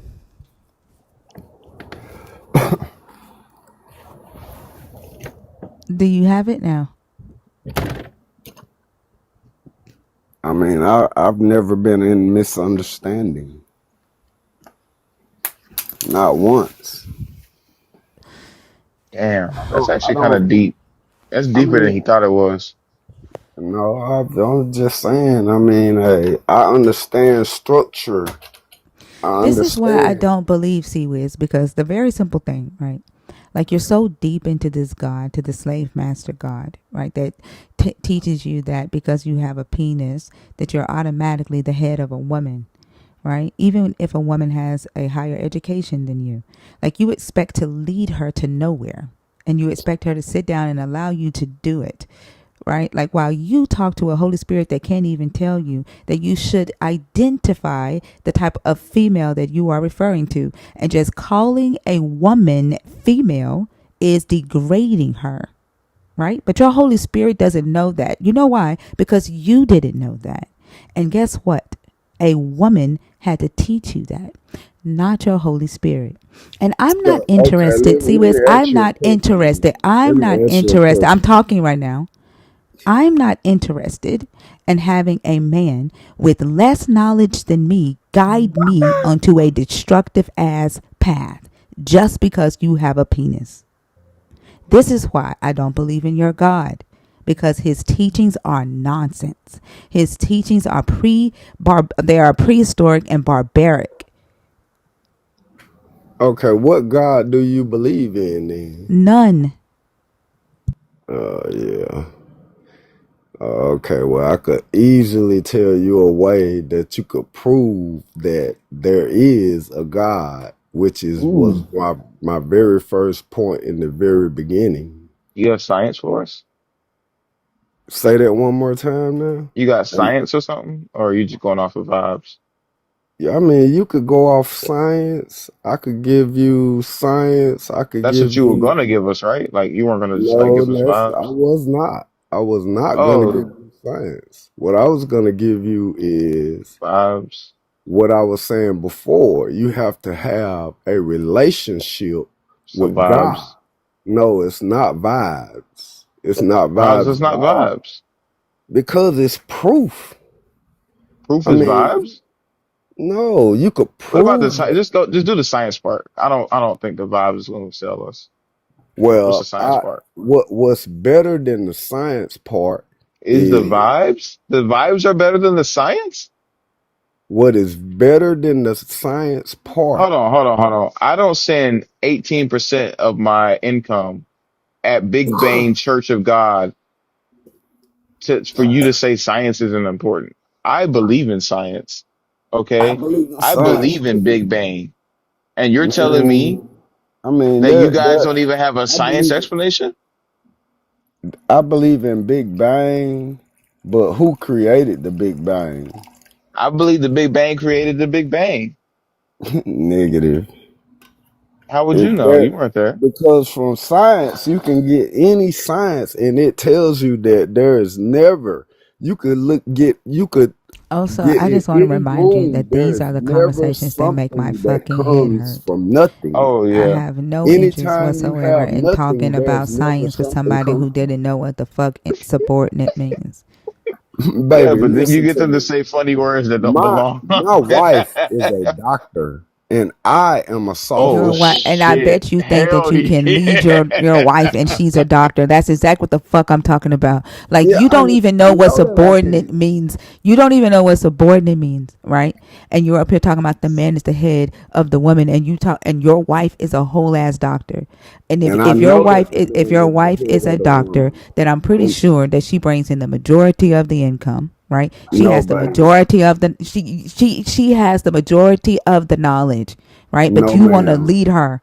You want to lead Negative. her. Like that's fucking 100%. crazy. I have Negative. no interest whatsoever in sitting here listening to you talk about science and you cannot define subordinate. Honey, I am a software engineer. And what does that have to do with anything?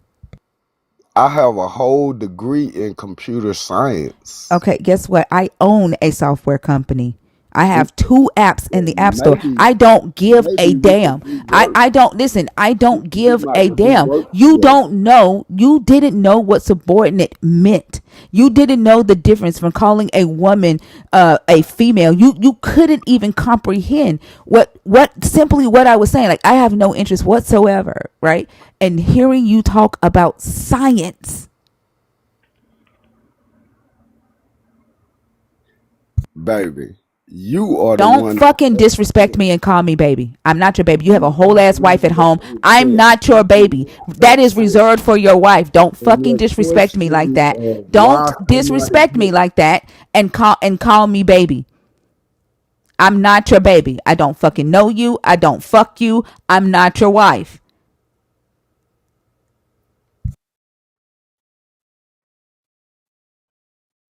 Keep it cool, cheese whiz. You don't want to see the grizzly in attack mode. Okay? You're on mute. Hit the mic button. Be Wizzy, if you're saying that he's okay by calling me baby, you can get the fuck out of here too. Don't fucking defend his disrespectful ass behavior. And I will just block your ass.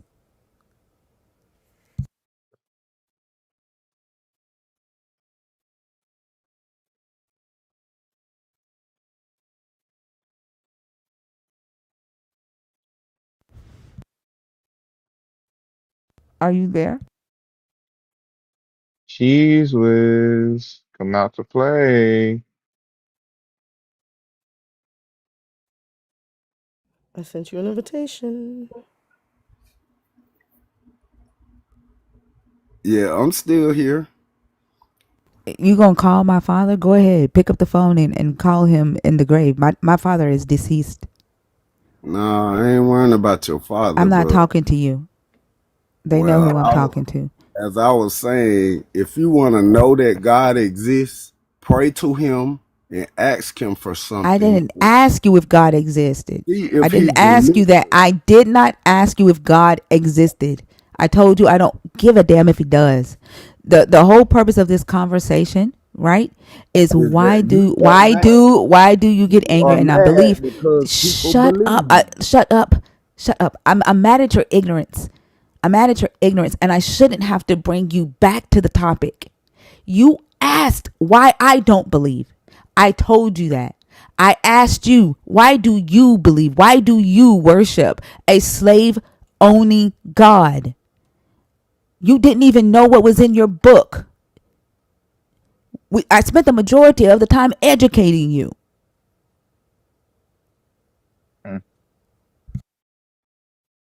Is this how you feel around your wife's friends? I'm just curious. I feel like the answer is yes.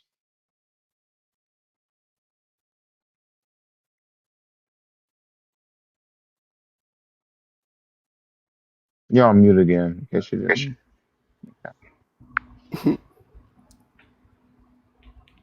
Yeah, what do you mean? Is that how I feel around my wife? No, I said around your wife's friends. Like what? What do you mean? I don't understand. How do you feel right now? Oh, I feel great. It's just like this is how you feel around your wife's friends? Is that how I feel around my wife friends? Meaning, Yeah, the same feeling that you feel right now. Is this how you feel around them? that's how I feel around everyone. Damn, that must be nice. How do you feel like that all the time?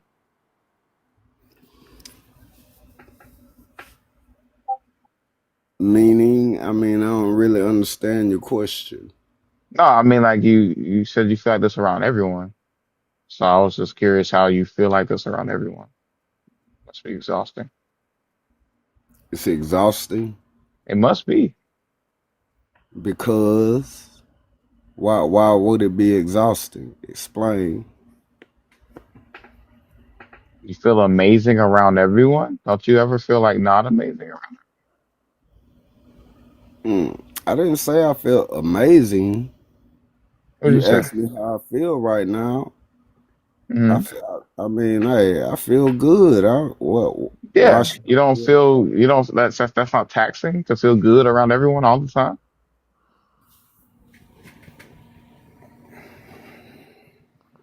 I mean, hey, why should I feel bad around everyone? I didn't ask you that. Well, I'm just saying, why should I? Why would I? You know what? You kind of have a point though. I mean, why think about this? Why why take things internally, think about it, ponder if there's an opportunity for growth. I don't know, maybe meditate on change and be a better person. Why would you do that when you could just say, fuck it, I feel good. You know, you got a point. I see what you're saying.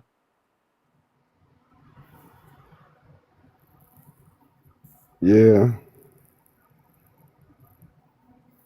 no, I do feel good. I mean, it's a lot to every day that you wake up. It's always a challenge, but and then everyone is never gonna agree. But That's interesting. I I agree know the with you on reason that. why I believe in God is that is important to me. I mean, Well, it doesn't that's matter. kind of irrelevant to the conversation, right? Because we're more so looking at why people, I mean, you could even say yourself if you wanted to, but why do they get so freaking angry at just the idea of not believing in the same thing as them? Like, that's kind of weird, don't you think? I do absolutely, and I mean I've seen that a lot, Hmm. especially in the Hebrew Israelites. I Oh, mean, wow. Yeah, they can be a bit crazy about that stuff, right? I already know, but you know, everyone does have their different beliefs, and it really be kind of crazy because it seems as if some people can just go too far with it, but Mm-hmm. I'm not. I don't get offended because someone does not believe in God. Yeah, but let's think of like, I get that. Like, I hear where you're coming from on that angle, right? But like, do you ever think about like, why do they be so like angry? Like when you pass like the Hebrew Israelites and they're like, I can't believe you don't believe what I believe. And they're like so freaking angry at you and like throw bean pies at your car and shit. Why do Yeah, you think they get so fucking angry? Like that's kind of weird, right? it's definitely not from the New Testament God. Well, they're an No, Old Testament people, so they wouldn't give a fuck about that. Yeah, I know that's not from the New Testament. God is much more humble. I mean, Jesus is, he's more or less, he wants to draw you instead of run you away. Sure, sure. I could see where you would see that, right?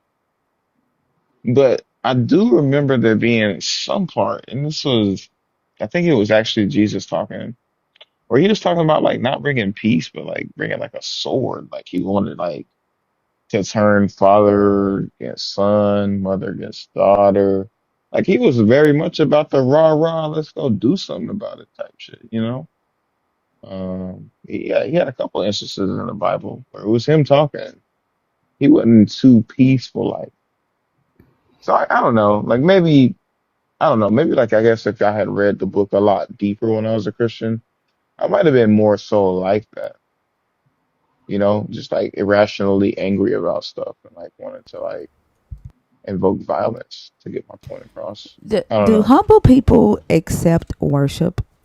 Like, do humble people allow people to worship them for doing something for them?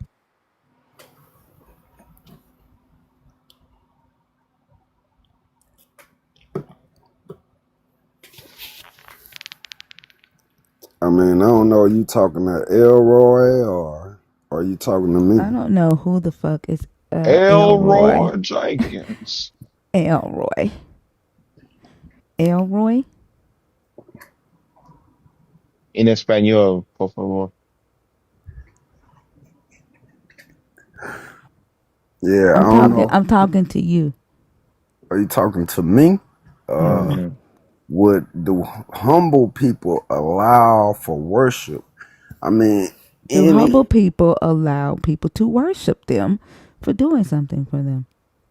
If you're humble, do you accept worship from people? are you, if you humble or if you like know that you're not supposed to be worshiped? Like if you as a Christian and you know that you're not supposed What to is be your worshiped. definition of Jesus being humble then? Because like y'all got different dictionaries or some shit. Y'all got a Holy Spirit dictionary. What's the definition of humble in the Holy Spirit dictionary?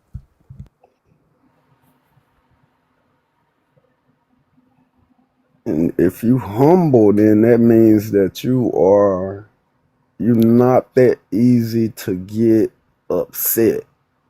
If I had to just pick my own definition of it for what I think it means. Oh, humble means not Now, getting upset. yeah, if you humble and you Wow. meek, Okay. then that means, you're not that easy to get your feathers riled up. Now, a Where person, did you and your wife meet? Where you and your wife meet at?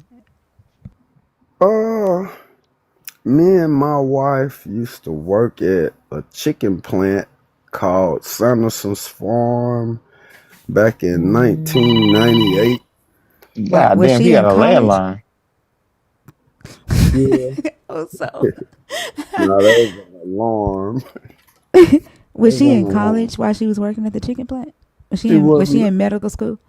No, she was not, and neither was I. That was in, like I said, Well, Okay. you're not a 1998. doctor, so Yeah, did she go to medical school after y'all got married? Yes, Okay, so absolutely. she okay. Hmm. I'm just Yeah, trying and to figure out like I was a when software engineer. you were a software engineer in 1999 in No, I 1998. graduated in 2007 Okay. So like but y'all met each other in when y'all worked at a chicken 1998. plant. Exactly. what's two Okay. times two times two? Um yeah. Okay, well, I mean, you could go ahead on because I'm definitely wanting to know where you're going with your questioning. Hold on, Like, could you answer that question real quick? What's two times two? are you talking to me? What's Yeah, two just real times quick. two? Yeah, just No, real he was quick. What is talking to 20? Elroy. Elroy. Elroy. Two times four? Is that what you said? Two I said, times what's four is two eight. times two? Yeah, two times four is eight. Is that what I said? That ain't what you said, but that's what you said though. You was like, "What's 2 cubed?" And I'm like, 2 times 4, that's 8." Hmm.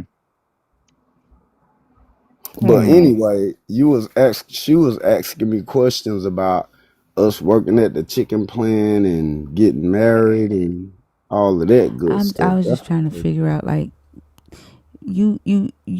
your vocabulary is based off of a Holy Spirit dictionary. So I was just trying to figure out, like, if you and yeah, your wife my have the sound. Like, vocabulary. I'm talking. See, it's like, I mean, what you I'm brought talking me right is now. the I am slang talking and right terms. now. There is sound coming out of my mouth. Like, I would love to continue having a very chill conversation with you, but, like, if you keep disrespecting me, it's not going to stay chill. I'm just going to let you know that. Ma'am, Okay. Now, God bless see you where's okay. and Goodbye. L. All right then. Go run. Bye Go bye. run. Go read your Holy Spirit dictionary. Bless you. I don't see how his wife is a doctor and, like, she allowed herself to be with somebody that is not on her same educational level. Like, how the fuck? Like, can you imagine what the conversations are at the dinner table? And I would hope that she's not, like, using the same damn dictionary as a doctor, because she fucking some motherfuckers up.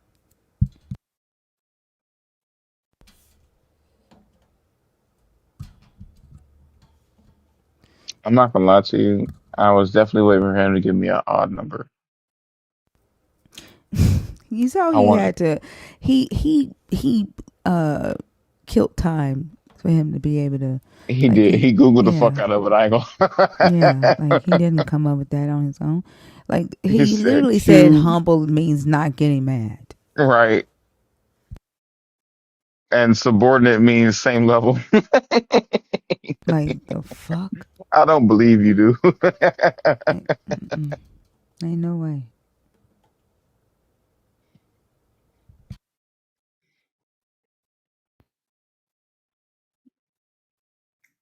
Hello.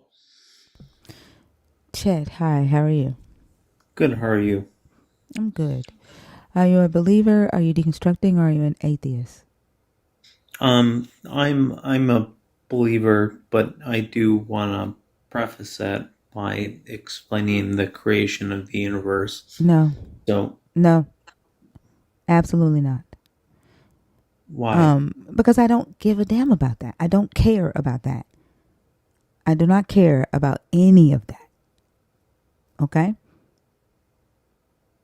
So you don't want to have a conversation Not about a, it, not about no, I don't want to have a conversation and about the that's why you're a creation of the single universe. black woman. And Yeah, that's why Chet's on a that's burner why you're an account. asshole white man. Yep, Yep. single black woman Asshole forever. asshole white man. Yep, Yep. enjoy being single, Okay. bitch. Enjoy being an asshole white man, bitch. Yep, I'll see Yep. you single Saturday. white woman. Yep, you are, yep. There you go. Bye.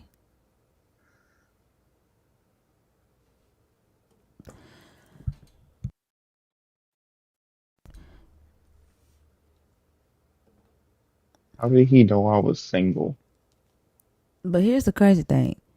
I don't get mad when people don't believe. I don't I don't get angry at non-belief. That's why you're a single black woman. Y'all are delusional.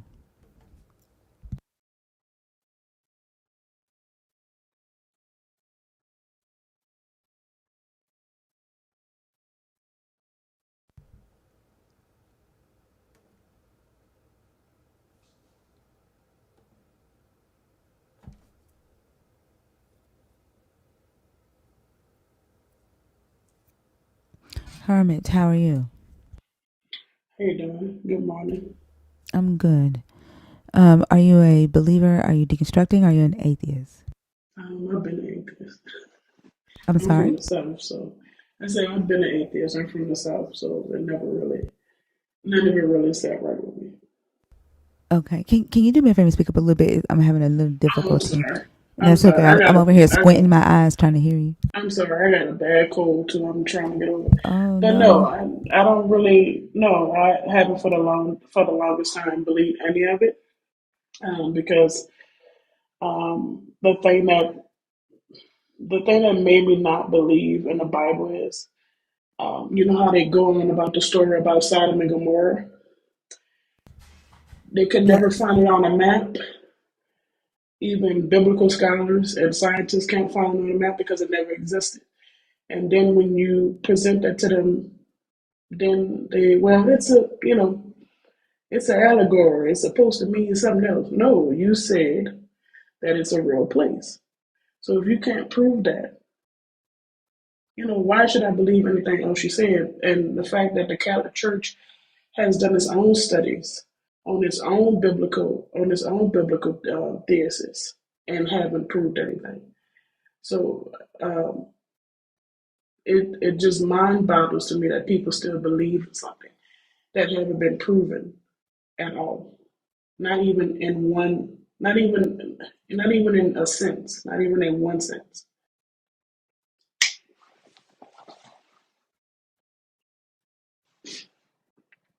So Yeah. yeah. Yeah. We experienced that a lot.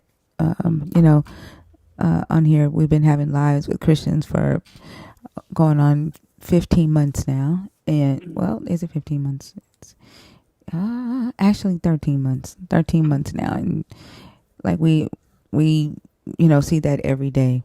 But Yeah.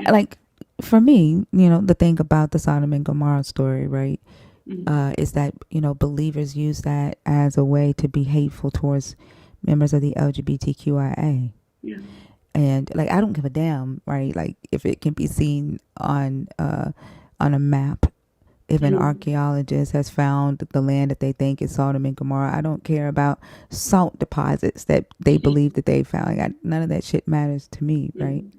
What Mm-hmm. matters is, the interpretation that they've created of that story, and used to justify their bigotry and their hate and harm towards people who are LGBTQIA, and while all at the same time being dead ass wrong about the purpose of that story or the moral in that story. Yeah. Like, it has absolutely nothing to do with homosexuality. Exactly. You Exactly. know?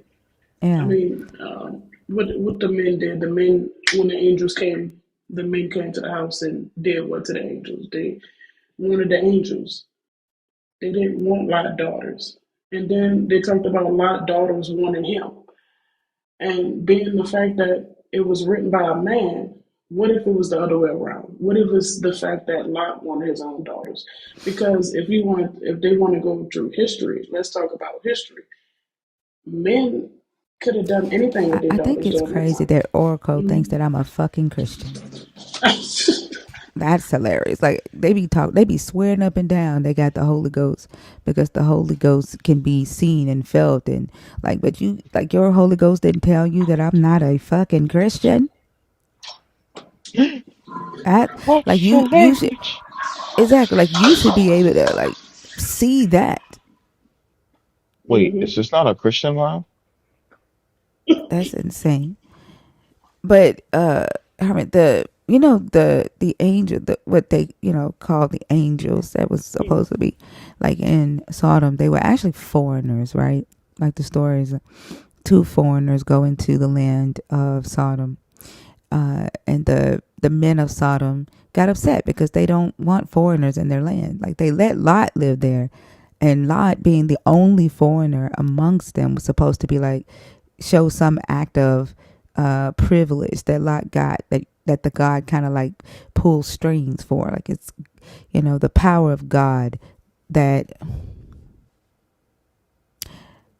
oh wow, uh, what did Oso do? Like, y'all reported Oso and then reported my live, like, because y'all don't like the fact that I'm finna blow a fucking hole in your Sodom and Gomorrah story. I don't give a fuck. The backup account right there, TikTok thinker, if I get taken down, I'll be right the fuck back. I'll be right the fuck back. Immediately. Immediately. Just to let you know, so you don't fucking scare me. But anyway, Mhm. the Lot was in Sodom as a foreigner, right? He was the only foreigner in Lot. in Sodom. Sodom didn't take kindly to foreigners. They didn't want anybody living in their land, right? Using their resources, sharing their wealth. But the Lot being there was supposed to show, how he had favoritism, right, with the God. And so these two men, right, come in, and Lot, allows them in without showing regard for the rules of the land, which is foreigners were not allowed. And so they go to Lot's house and like bring them out, right, so that we can sodomize them, like that. They wanted to like butt break them, right? It had to do with power. They were going to essay them as a way of like it was uh, they were going to basically sodomize them, right? And Lot's like, no, don't do that, right? Leave them alone.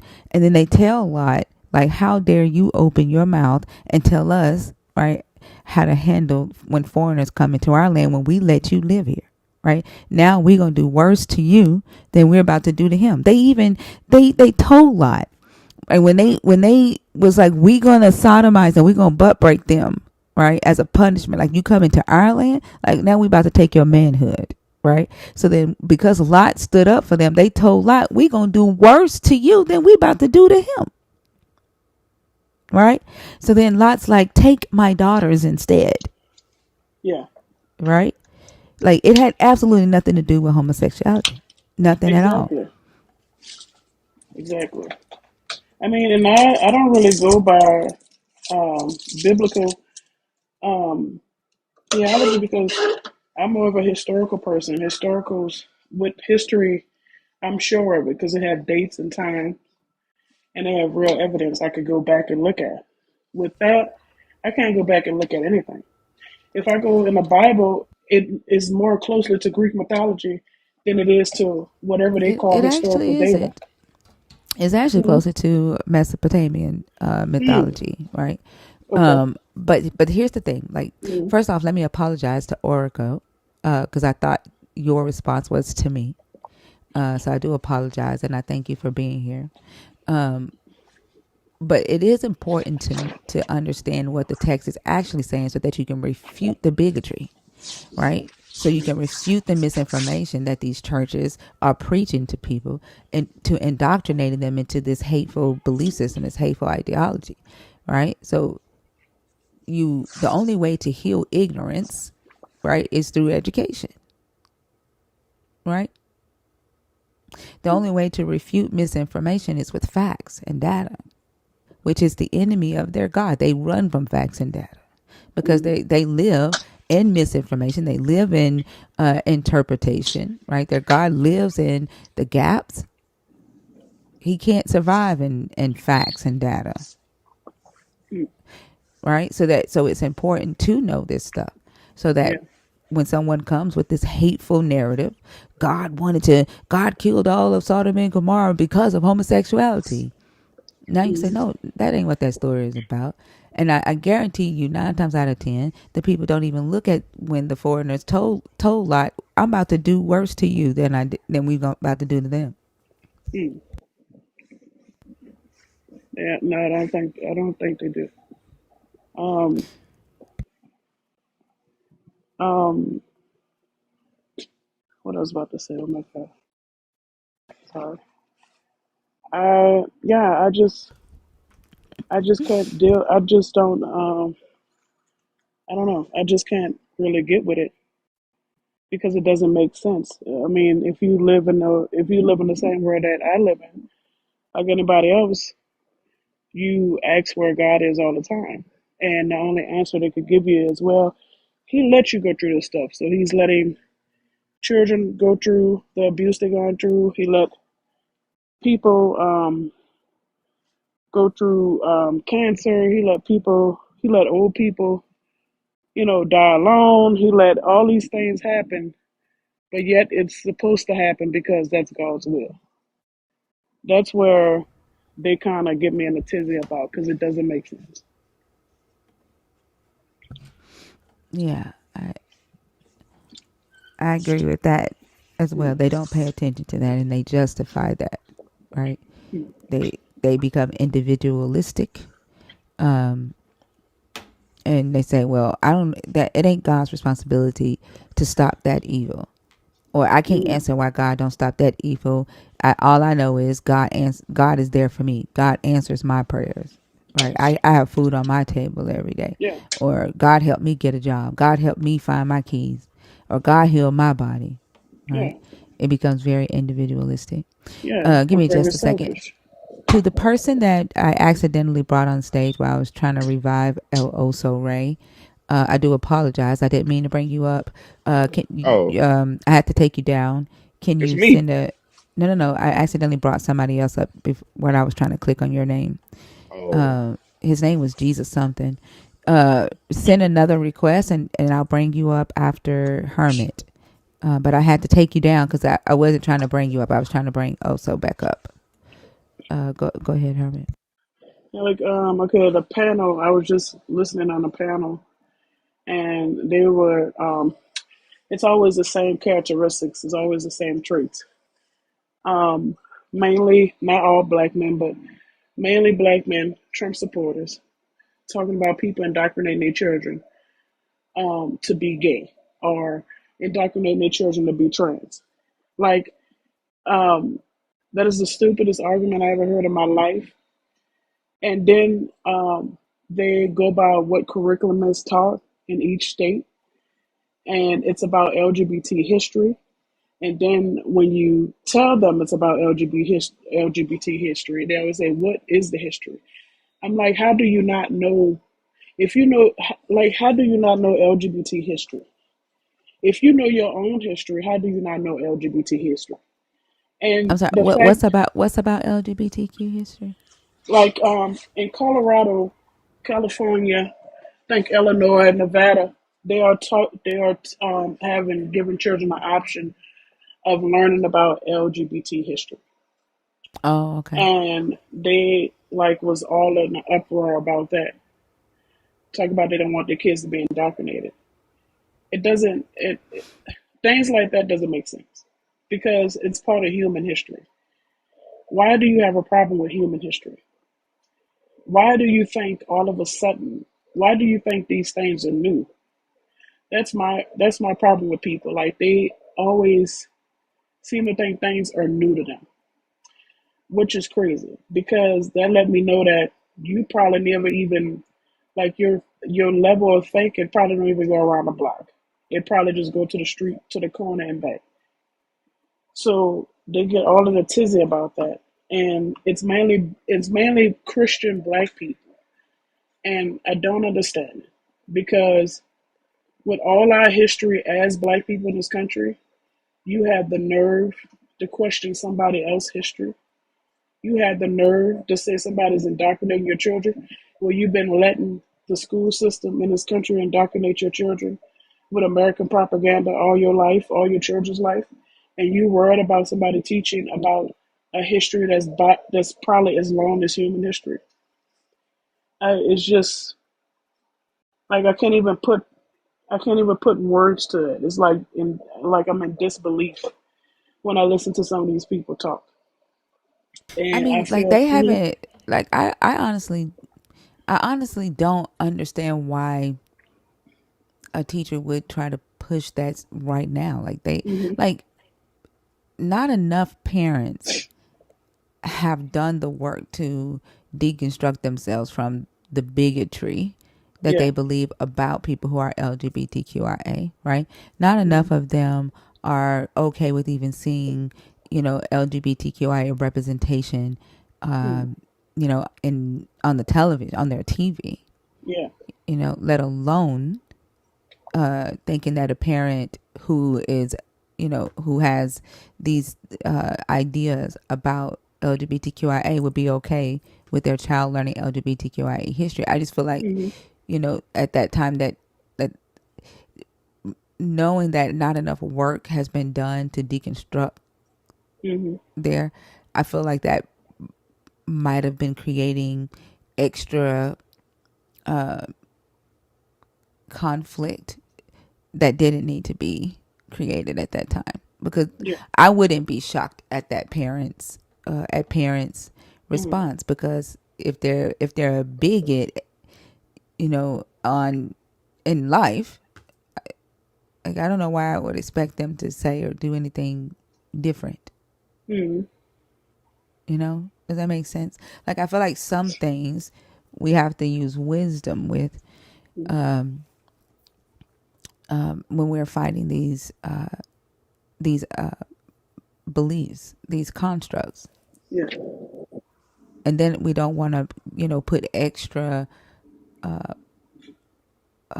tension on those that are a part of that community, because like what that teacher does, right? Like she sends this curriculum home Uh-huh. knowing the parents are going to be upset about it, and they're going to take to social media, and then they're going to take to social media and start saying things about members of the LGBTQIA community in their Mm-hmm. anger. Like to me, it's just a ripple effect, knowing that we just haven't gotten there yet as a society, with these religious parents who Yeah. who who believe, right, that a child saying LGBTQIA people on TV is Uh-huh. contagious.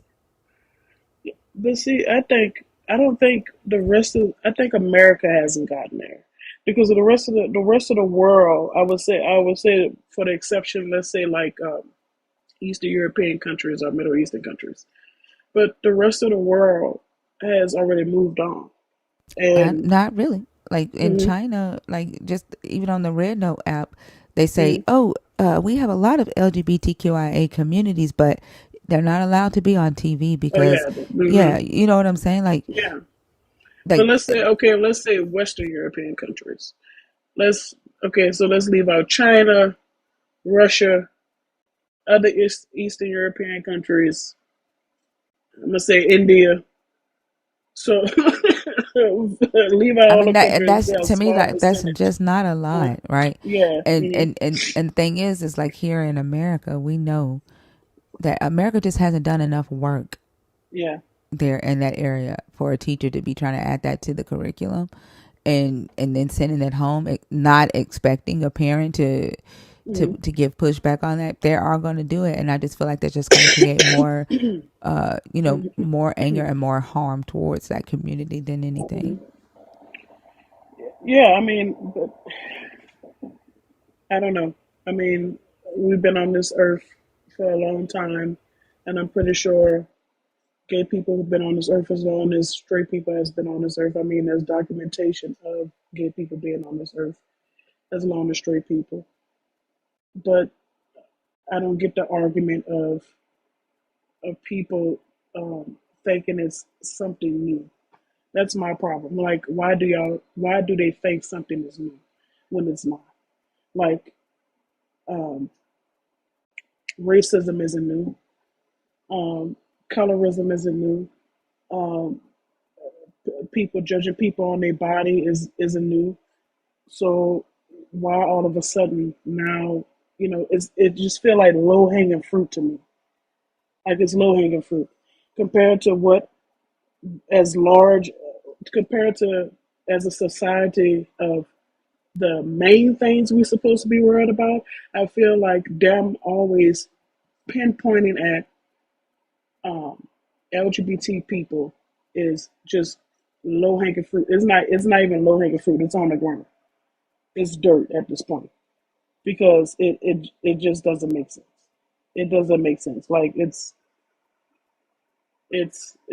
something that, like, if you know anything about history, if you study history and you follow history and you see the patterns of humans going through the same thing all the time, you can't even warp your head around it sometimes. I guess I'm a little confused when you say that it's low hanging fruit, because Mm-hmm. usually when we use the phrase low hanging fruit, it Mm-hmm. means it's easily attainable, right? Yeah. Or it can be Mm-hmm. easily persuaded. But I don't think Mm-hmm. that that's something that is easily persuaded, right? Mm-hmm. Like that's like people, members of the LGBTQIA community have been harmed at large, rates, Mm-hmm. because people are refusing to not be bigots. Like even once they learn, right, Mm-hmm. that this Bible doesn't necessarily say that, that's wrong. Mm. They would rather stay a bigot, Yeah. right? And so it's Yeah. not easily to persuade them away from that idea. So I guess I'm a little confused on what you're saying, on what you're actually saying is low Called hanging low fruit. hanging fruit. Yeah. Well, it's instead of saying low hanging fruit, I'm gonna say it's an easy target. When people are angry and hungry, and they can't blame anyone else, they go for that target. Just Oh, like, you're saying they're yeah, using the yeah, LGBTQIA community as the thing that's easy mhm. to pick on. Yeah, it's the same thing they did in Germany in the let's say, okay, the 1930s. Berlin was, I wouldn't say an epicenter, but they had a very large gay community. And when those Germans after World War One, after they was starving and they was angry, and here come this little short man with this little mustache, he blamed he blamed the Jews, and then he blamed, no, first it was the gay people, then the Jews.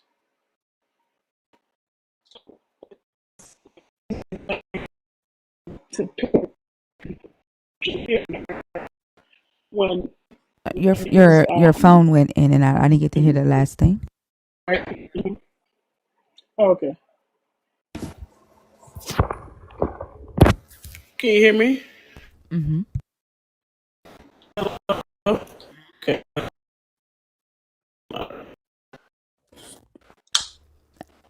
It's messing up again. Headphones. Okay. Can you hear me now? Yes. Okay. So what I'm saying is, like, they did the same thing in 1930s Germany. They first went for um, gay people in the gay community because they had a particularly large gay community in Germany, in Berlin, and then he went for the Jews.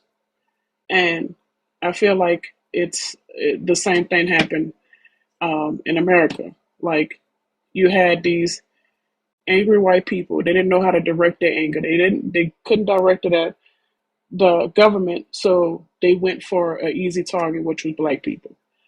So I feel like it's the same pattern all over again. Like, people get hungry, they get angry. They can't. They feel like they don't have enough power to fight the government, so they go for the easy targets. And I feel like with their bigotry, they always go for what they consider an easy target, and that's the LGBT community. Yeah. Mm. You're absolutely right. That's why I was saying. Mm. 1 second. I think I took way too big of a bite. Um. No, and that's why I was saying, like, because of that, right? Mm. Because they have picked the LGBTQ community as their punching bag, right? Mm. Or the group to let off their steam.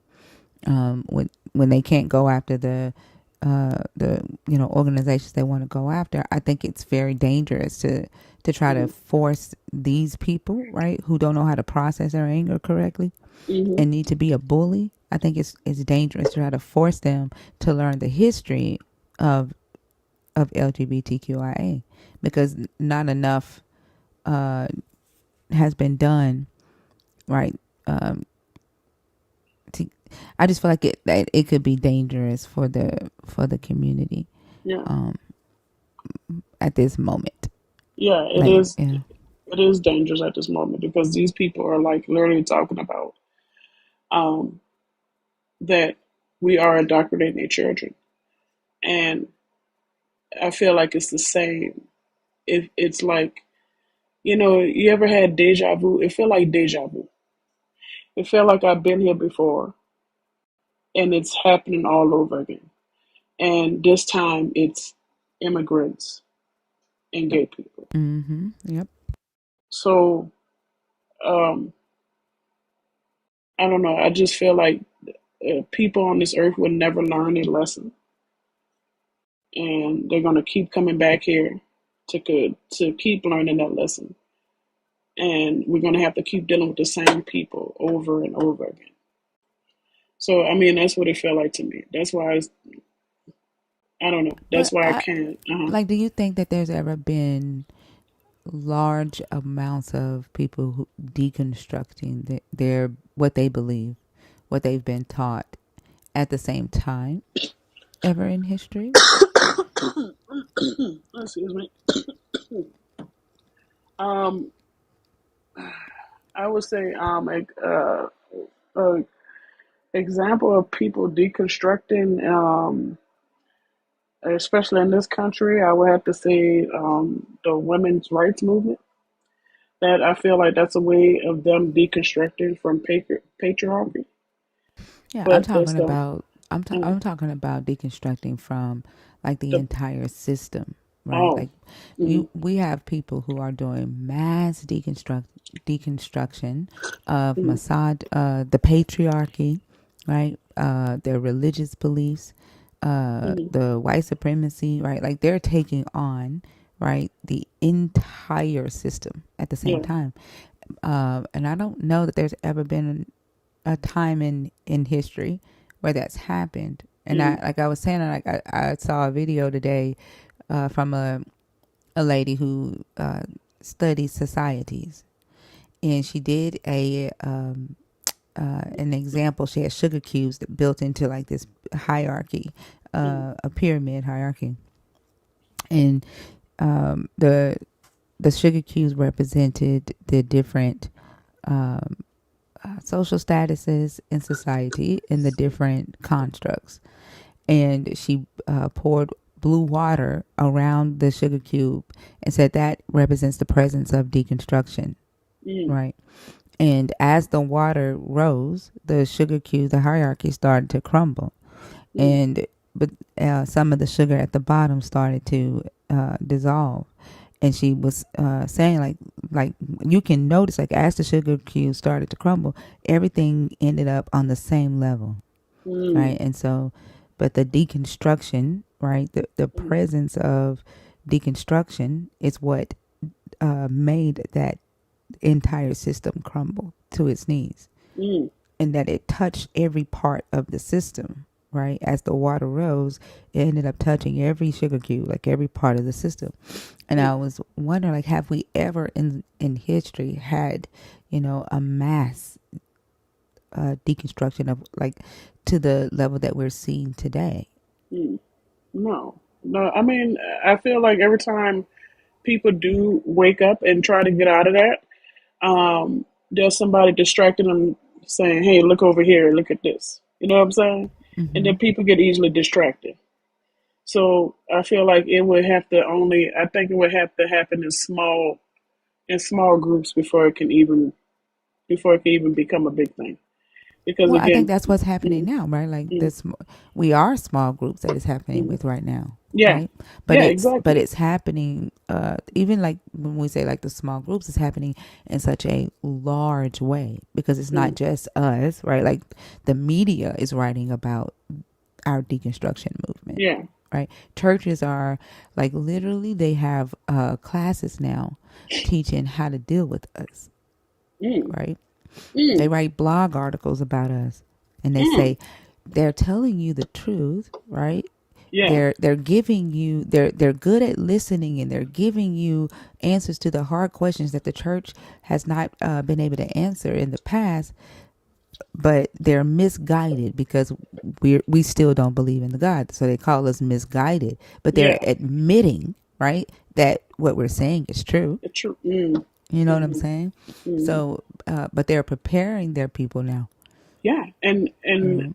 And I mean they. I mean I feel like yeah they know they probably clenching their ass cheeks right now because now they're trying to get rid of this app and you're seeing a big difference with using this app where people communicate with each other and sharing ideas and debating each other. Like people actually on the same level with each other, debating each other. Now they're trying to get rid of it and trying to push us back to when we was just sharing misinformation with each other. And yeah, I think we are reaching some point with them or reaching some type of I can't even what's the word for it? Reaching. We touching their asses. That's how like we getting at their ass, and now they trying to pull back on everything. And like I said, I'm from the South, so I know they fighting hard to pull the reins back on everything. Like I'm from Louisiana, they're trying to put well, the judge struck it down, but the governor's trying to put the Ten Commandments in the school. Um, in some states, they trying to get rid of AB altogether, and look at the ramifications of that. And they're trying to hide that. And the only way you really know about it if you research it yourself or if you're on this app. So yeah, they I feel like they know what's going on and they feel the heat on their neck. So like you said, they are teaching their people how to block themselves from the truth, which is sad because yeah, it just feel like if they already putting if these church people are already reinforcing uh, their beliefs in their own people, it just feel like one step forward and two steps back all the time. It just feel like a push and pull every time. Yeah, that's true, and she talked about that too. Mm-hmm. But I do think that there is some power in the deconstruction. She said that after studying it, it's not a revolution, right? Mm-hmm. Necessarily that we need, but the deconstruction, right? Like deconstructing the ideas, the beliefs, the Yeah. constructs. I think, and I think she's right about that. Um, I don't necessarily know if she's right about not needing, but I think she is right about like definitely continuing the deconstruction movements and just having Mm-hmm. conversations with people, right? Yeah. Just striking up conversations and the focusing on the logic and focusing on the facts, because the one thing they can't stand up against Mm-hmm. is facts. Yeah. No, they can't. They just get all belligerent and foam bottom out when you give them facts. Yeah. And well, there's no, they start. I don't know. I can't even explain it. It just like you give them facts, and then yeah, they get belligerent with it. They always get angry. I'm like, I don't know how facts make you angry. That's crazy to me. Like you just told me, like when I was telling you the Bible is similar to Greek mythology, it was like, no, it's similar to Mesopotamia mythology, and I was like, okay. Like I didn't get angry. I was like, okay, I need to look that up. But like I'm saying to myself, I need to look that up because I now have new knowledge I can look up instead of me getting belligerent and angry about it and trying to dispute you on that. So I mean, I think it has something to do with I think it also has something to do with people brains also or their genetics of why they get so belligerent about when you present them with certain facts. Because, like I said, there are men on TikTok, when you tell them the truth, they keep, they're like, argue you down about it. And then they start cursing you out about it. I'm like, where does that come from? Like, what is wrong with you? Like, are you slow? Like, what's going on? Like, I don't understand it. Like, why are you cursing me out now because I'm giving you facts? Or I'm telling you why you worried about something when, you have a high homeless rate in your state or the education rate in your state is low, but you worried about the wrong thing. They get injured. They get belligerent about that also. Yeah. It's sad to watch. Hmm. And then they damn near champion being ignorant. Hmm. And they demonize education. Oh yeah, they're starting to do that now. But Yeah. historically, they had scholars that warned about that, about how, later down the line, you're going to come face to face with people. At the end of the day, it'd be a war against the unintelligent and the intelligent. And I feel like we're going through that right now because they have people But that you literally know tell what you the that college is a scam. yeah, the crazy thing about it Hmm. is this is the one thing that concerns me, right? Hmm. Is the unintelligent have no problem getting violent, Oh yeah. Oh yeah. and it's those that think, that say, should I do this thing to harm other humans, right? Hmm. Like they go through the process of critical thinking, right? But those that don't necessarily have the ability to critically think, or uh, they will be violent. They'll get Hmm. violent in a minute, and so that concerns me.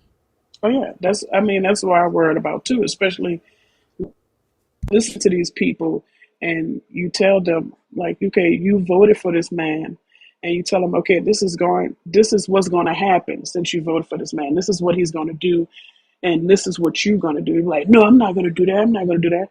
Give him a chance. If this man go on TV today or tomorrow and say,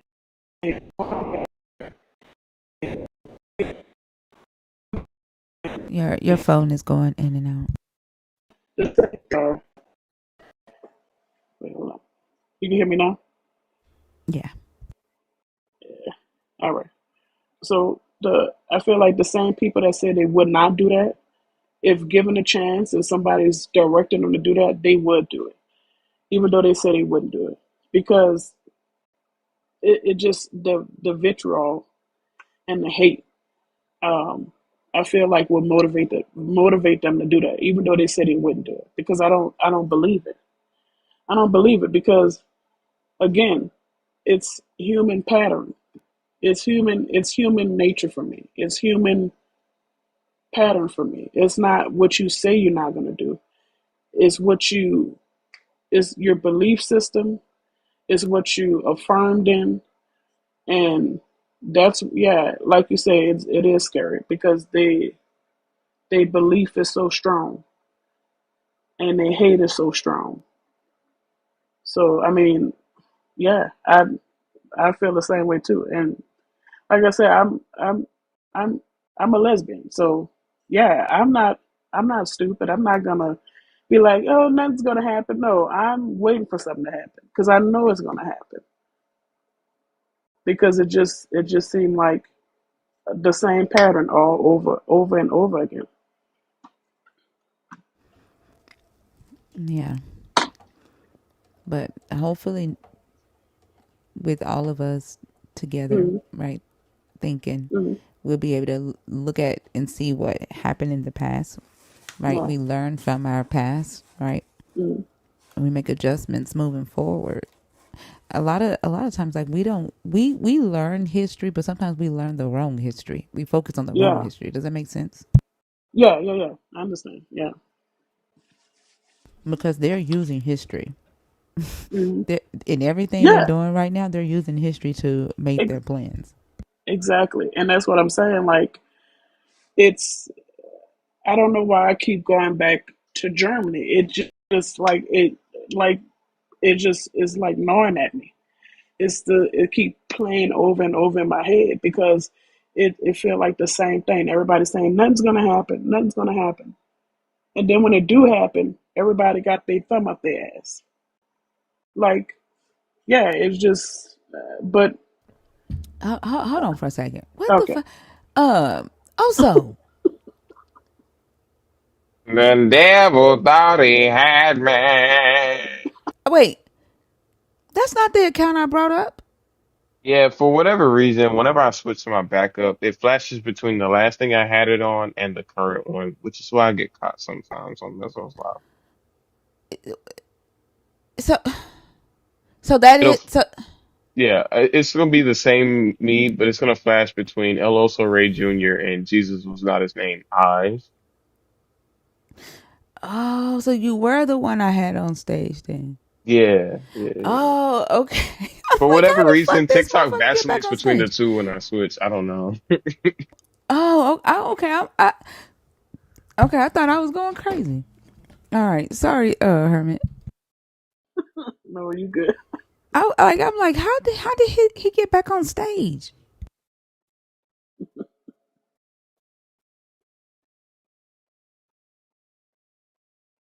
Did you have anything else you wanted to say before we bring up No, somebody else? ma'am. I just want to say if you are LGBT or if you are a person that's conscious and intelligent, just make sure you have a blicky. That's all I got to say.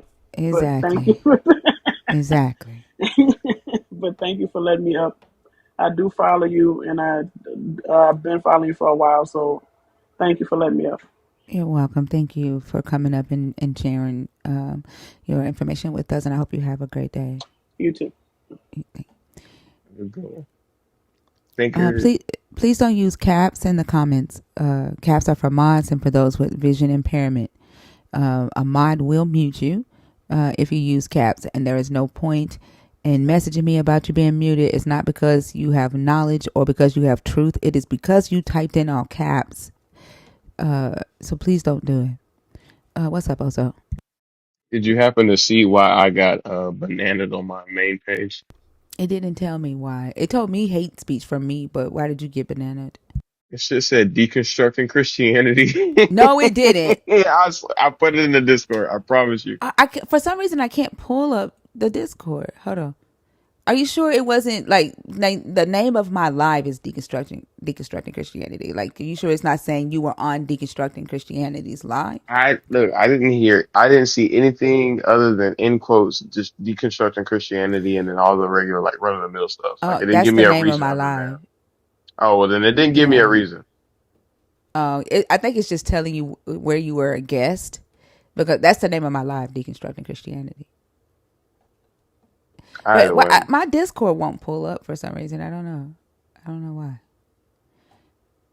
that's But y'all Beelzebub. been hearing it all night, right? Yeah, I've been hearing it. Hmm. Yeah, I don't know where it is on my computer. It's just straight up disappeared. It won't pull up. I don't know why. Because it's harmful, AJ, and we don't believe it. That's why. Um, but yeah, I think maybe that's what it's saying, that you were on deconstructing Christianity when you got banana. So wait, you got suspended for 7 days? I just got a violation. You got It suspended suspended me till the 23rd. the 23rd, The 23rd. and it didn't give you a reason. You know, I mean, I submitted an appeal, and I told my brother Chicago John. So we'll see what happens. That But is very petty. yeah, That's it is petty. crazy. But I mean, I got a billion accounts for a reason. So fuck it. We can go through all of them tonight. Y'all got time? I got time. Exactly. Like it ain't gonna stop nothing. Hey Fee, Hey y'all, good morning. Good morning. you missed a fucking funny ass night. What? Oh my goodness. I'm talking about back to back funny. Like you, I don't know. Maybe you was in the audience No, in I the wasn't chat. asleep. I Oh, also and TT's birthday was yesterday and they had me hanging. You know I can't hang, think I gotta go to bed. So I went to sleep. Was it Christians or who was it? yeah. Like there was one guy came up named Dr. Naj, and he said that the reason why he don't respect when non-believers say they don't want Jesus is because his faith gives him an amazing feeling, and that he wants others to feel that feeling. And so I asked him, I was like, well, do you have a wife? He said no. I said, do you date women? He said yeah. And I said, well, I date men. I said, and they give me such an amazing feeling that I think you should try it. Well, he was so, That was a wonderful oh my analogy. god, he was stuttering, like he sounded like a broken record. He was like, and we talked about Jesus saying that eunuchs were, a special to God, and that only as special people could hear that, could be eunuchs. And then I read in Isaiah where God said that they would have like a monument in His house, and they would have a name greater than son or daughter, and an everlasting name that would never be cut off. And I was like, but all you got to do to get that everlasting name that'll never be cut off is cut the penis off. Boy, he was, and then he wouldn't do it. So I'm like, are you choosing fucking over faith? Well, Oh my it's like you goodness. trying to give me the feeling that you have now, and you're telling me that you rather keep the feeling that I already done. Like you telling me it ain't worth that. Wow. Yeah, I'm gonna have to go back and listen to that. I know also said it was a couple of nights ago too that it was a wild night. I'm gonna have to go back on Yeah, YouTube and listen to it. Yeah, we've been having some bangers of just horrible men. yeah, they've been some horrible men tonight. Yeah, I woke up to the doctor's husband because ooh. Mm. I I don't believe it one bit that he has a wife that's a doctor, because his level, Absolutely. like, it just doesn't fit. She would have been left him if she did. Like, if she went to college after they met, like, she would have. I just feel like she would have left him. I I just. mean, I just feel like if you say you're married to a doctor, you guys met working at a chicken plant in '98, and you asked, did she go to med school afterwards? That should be an easy yes without the ums. I'm not sure what there was to contemplate that. I think it was all fabricated. It was another guy on, I think it was a guy on Justin's Deconstruction Justin's live last night. I mean, just making shit up, talking about he's got a Grammy just like Bash. Problem is his it's not in his name. I mean, he was literally pulling shit What? out of his Shit, ass. don't we all? The Grammy ain't in his name? How the fuck you get a Grammy in somebody Darius, else's? Yes, what's that name? Darius Downs or something like Pounds or that. something Darius like that. Downs. Yeah, Yeah, dude. yeah. And He was lying so bad. Justin was playing with him for a while, but it was I mean it was obvious this dude was just making shit up. Was Bash on there with No, Justin? Bash wasn't even on there. He was like, yeah, I'm pretty much on the same level with Bash. I got the Grammys, it's just not in my name. Then he was How talking he about bring up Bash and Bash wasn't even Bash wasn't there? even there. Like, it was crazy. I don't know why they feel the need to lie. Like, you ain't got to lie, Craig. You ain't got to lie. Like, just be real. If your God is real, it's going to be demonstrable. If your Grammy is real, it's going to be demonstrable. Y'all just quit fucking lying. Did she just call my God and my Grammy a demon? Oh my And the god. crazy part about it is Ian popped up, and I guess I don't know what he pulled up, but he showed some sort of graph or analytic about like follower count or something. And I don't speak apps or TikTok language, but it had something to do with like proving that he had bought his followers because he was saying he had 300,000 followers. It was, I mean, he was being just proven to be deceitful the whole time, and he was holding on to the lie. I don't know why they do that. Ego. Yeah. Yeah. Y'all, can somebody do me a favor? There there is a problematic account in the chat. I'm trying to see.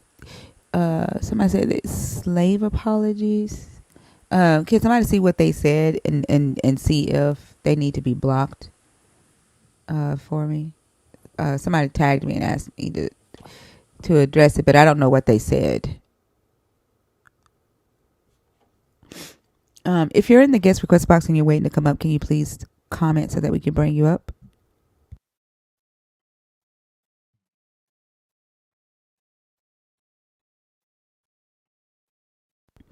Um, well, I'm talking to one of the mods. Um, there was a tag. I was tagged. If you could check that person's comments and let me know, or block them if they need to be. They said they aren't 25 plus, but we're saying they could provide contacts for slavery. Oh, oh, that, I mean that. Okay, that's okay. That's okay.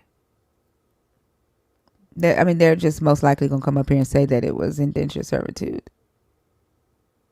Have you ever heard of bondsmen and bondswomen? Yeah, yeah. Life was a highway back then. If you're in the guest request box and you're waiting to come up, can you please comment? There's 14 people in the guest request. There's a guy in the comments like he's been having a whole ass conversation with himself for like an hour and a half, right? I know But exactly what you're talking and he's answering himself, and then he's answering himself as God. Like it's just weird. Like about. going Talking to like the himself whole time, in the third huh? person. In the third person, yeah. Yeah, and like it's just weird. Then he just typed and said, "Just go and pew me," like out of nowhere. Yeah, yeah. It's sad. Like it's, and then people say, "Why don't you believe?" Like who wants to turn into that? Like who wants to be that? That's not healthy. That's not healthy.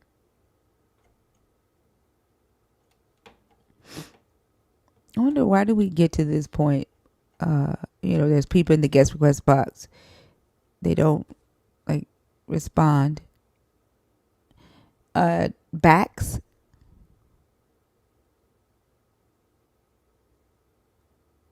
Okay, they're not there. Can we take them down? Let's see. Help us out, y'all. If you're in the box waiting to come on stage, can you please just comment "I'm here" so we know who to bring up, or let me know that you're in the box on purpose.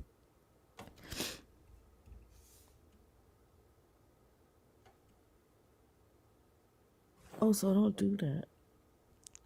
The word "let," like here's the thing, Jimbo. You come here every night. Nobody told you to come here, right? Like if you feel like that, we're not letting you believe in your God, all you got to do is not come to this live, and then we don't exist to you anymore.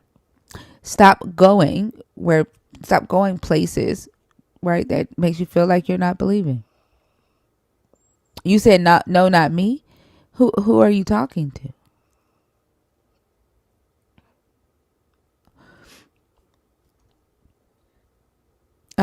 Melly Mel, whatever your name was. Why am I gonna bring you back up?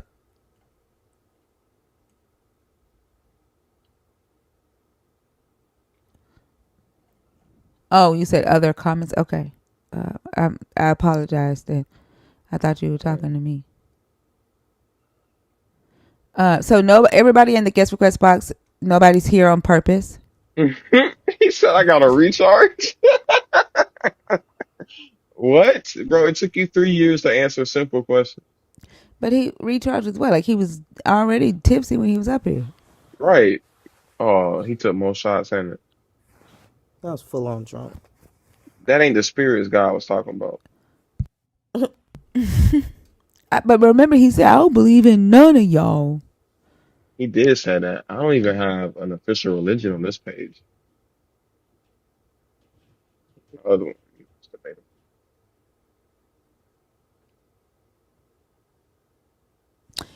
Yeah, like everyone should have the right to have their personal beliefs, right? The problem is that they don't keep them personal.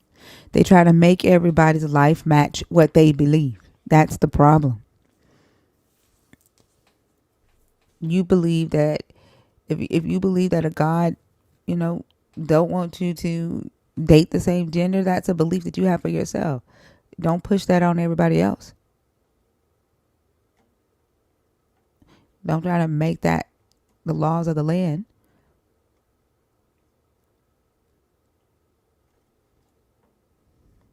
So no one in the guest box is here on purpose. I'm going to clear it out. If you are a believer, if you're deconstructing, or if you're an atheist, the guest box is open. If you are a nerd, you already know that you can hop up.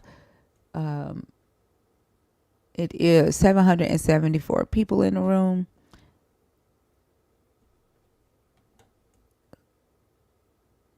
Let's get a conversation going, y'all. I will say, touching on the number three and the number four, when we were doing the whole happy birthday TT thing, G Spot and them came over from Wayne's live, and I guess some Christian trailed them over to my live. And of course, we were just having fun playing, drinking games, just turning up, having a good time as a community. Um, and he came in there and he was being disingenuous as fuck. Oh, look at all these beautiful people. I'm happy that you guys are smiling and laughing, blah, blah, blah, whatever. And G Spot was just like, absolutely not. Do not thank this guy. He's being crazy. Like, he just came from over at Wayne's Live and he was saying like some crazy shit about black people. And I was just like, oh, damn, is that you? And then as soon as the fucking mask got ripped off and everybody's just like, Mr. Jenkins, Who straight is to, well, Mr. you guys, Jenkins? oh, it's like a Scooby-Doo reference. I don't, Oh. like when you rip the mask off and it's just like, oh, it was a real Oh. person. Right. But yeah, no, you took the mask of being nice and shit off, and sure enough, he was sitting there. You guys are gonna go to hell. Like I'm trying to save you guys. And I was like, oh man, we not even on that timing right now. We just having fun with my friends. And was he black or white? Absolutely not. Which one? Absolutely. Absolutely not what? Oh yeah, no, Which not one? absolutely not black. Oh, wow, okay. And you said he was sitting there saying some bad things about black people. How long did that last? Eventually he did. I mean, I bought them pretty soon after because I don't know. He had like a weird thing with G Spot, and I was just like, well, you're not gonna do that shit over here on my shit. Hell no. Um, But it was just weird because it's like as soon as you strip away that veneer of niceness, that's when they really believe kick in. yeah. Well, Dad, what happened to Amir? It was his bedtime. I'm gonna miss y'all too, Max. And if it gets banned, I know we have tonight might be the last night. No way. Yeah, Thursday. I wasn't going to go live Thursday night because I have to travel Friday for Bash's birthday. Yeah. But I was like, it could be the last week, so I am gonna. But I'm not gonna stay live until Friday morning because I got to get some sleep because I do have to travel Friday. But I am gonna go live tonight, but it won't be the full show. Uh, yeah. T, how are you? T, I think they came up on accident too.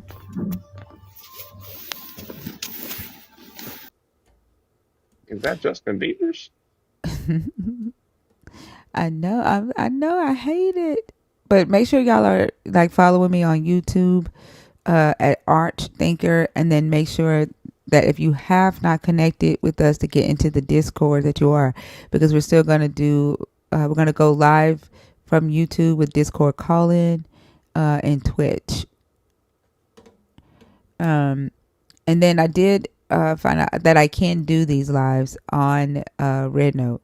They don't care about Christianity in China.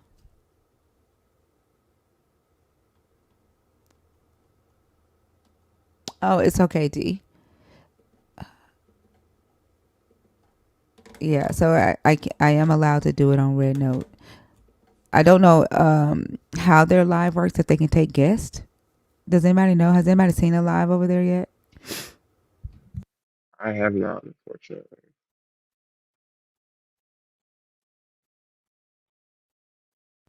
Yeah, so uh, see it like I got to see how their lives work. It's the same thing. It's Thinker. Same thing in growth. Yeah. Yeah, they have lives over there. I just don't know if they can take guests. I haven't done a live yet, but I do know that we can do lives, and I've talked to several people, and they said that they don't care about Christianity over there, and most of them are atheists or agnostic. So they was like, have as many religious conversations as you want.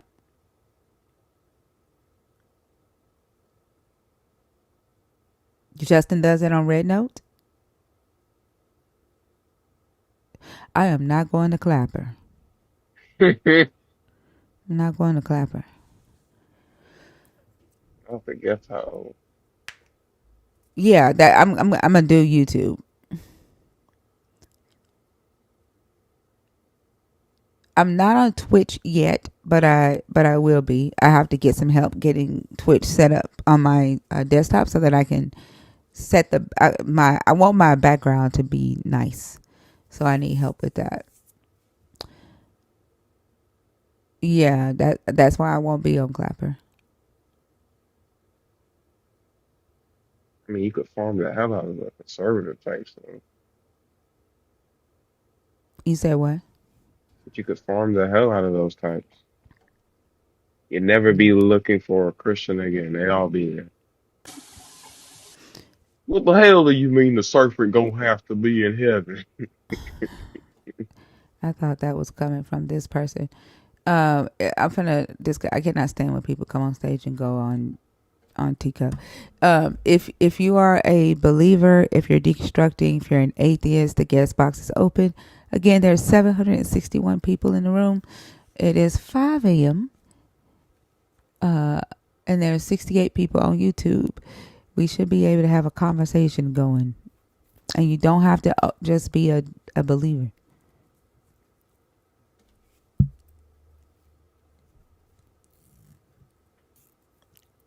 Because it's a lot of racist ass people over there.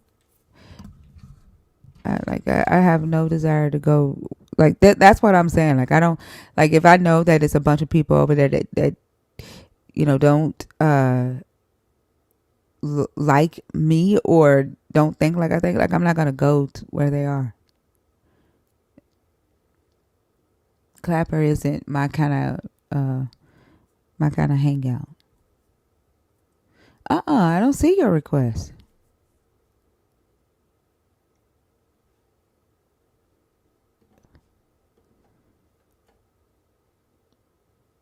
There's no request in the box. Have you ever thought about how like there's 7 spirits of God, 7 days of the week are human beings also fire? Huh? You ever contemplated that? I don't even know what you mean. I mean, if you think about it, 7 spirits of God, 7 days of the week are human beings also fire. No, I don't know what you mean. No, so. Oh well, sorry, Lordson. I tried to say it out loud for you. I guess it didn't make sense out loud Oh, either. it's it's It's a comment. Thinking like, nope. why the fuck is he up here? Man, the first thing I was thinking was like, why is Oso trying to break my fucking brain?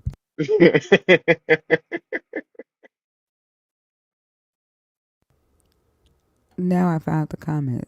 No, I've never. No, that's crazy. I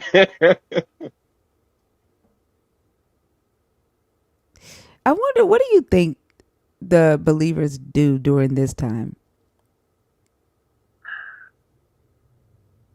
I, honestly, I feel like at this point you have to have made a name that people like know, and they might be a little weary about coming on here.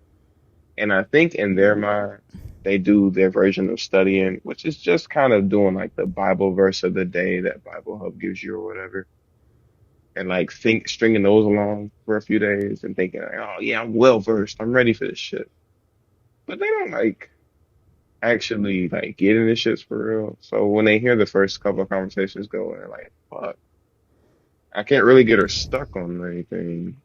At this point is when they start reevaluating the game plan. I think that's what they think. I don't think they do. I don't even know if they were reevaluating anything. I I don't think, either. yeah, you know how you know how people talk about how confusing instructions for IKEA furniture stereotypically is. Mm-hmm. Hmm I think this is when they look at the instructions and see how confusing and involving it is to put it together and construct it and make sure they understand how it works. And then they just leave it in a box and put a sheet over it and then put their lamp on top of that. I think they don't care about understanding it. I don't think they care about ensuring that they're utilizing it in the way that it was designed to be utilized. I think they just want it to be functional for them and fuck how it impacts everybody else. So I think that they've checked out. It's so weird. I think I offended one of them. They said they came. One of them crawled out the woodworks to type this. You must be lonely on a spiritual level. I feel sorry for you. Like they had to add on a spiritual level. Let me say that, because it wouldn't make sense, right, for them to say you must be lonely, considering I'm sitting here with almost 800 people, right, on social media. So she can't say, right, like you must be lonely, and then plus I also live in a house with 4 other people, right? So it's me and my children, and then I have my grandkids. So she can't say like you must be lonely. She had to add on a spiritual level. Now here's my question, right? What the fuck is, like, like like what the Yeah. fuck? What does it mean to be lonely on a spiritual level? My arm is itchy on a spiritual level. Yeah, I don't even think that they, and also I'm glad that you said that you were reading a comment, because I think sometimes it takes that. I think it takes hearing a thought or a comment that you've made through the mouth of another person to hear how irrational it sounds. But even with that, I don't know that it's going to actually make a difference, because it's so few of them that will actually come up here and engage in conversation. I don't think anybody on this panel has a difficult time articulating what our issues are with this belief system and this Bible and this doctrine, but they don't want to engage in those conversations. And that's why I say they don't care to know. They just want to believe that they know.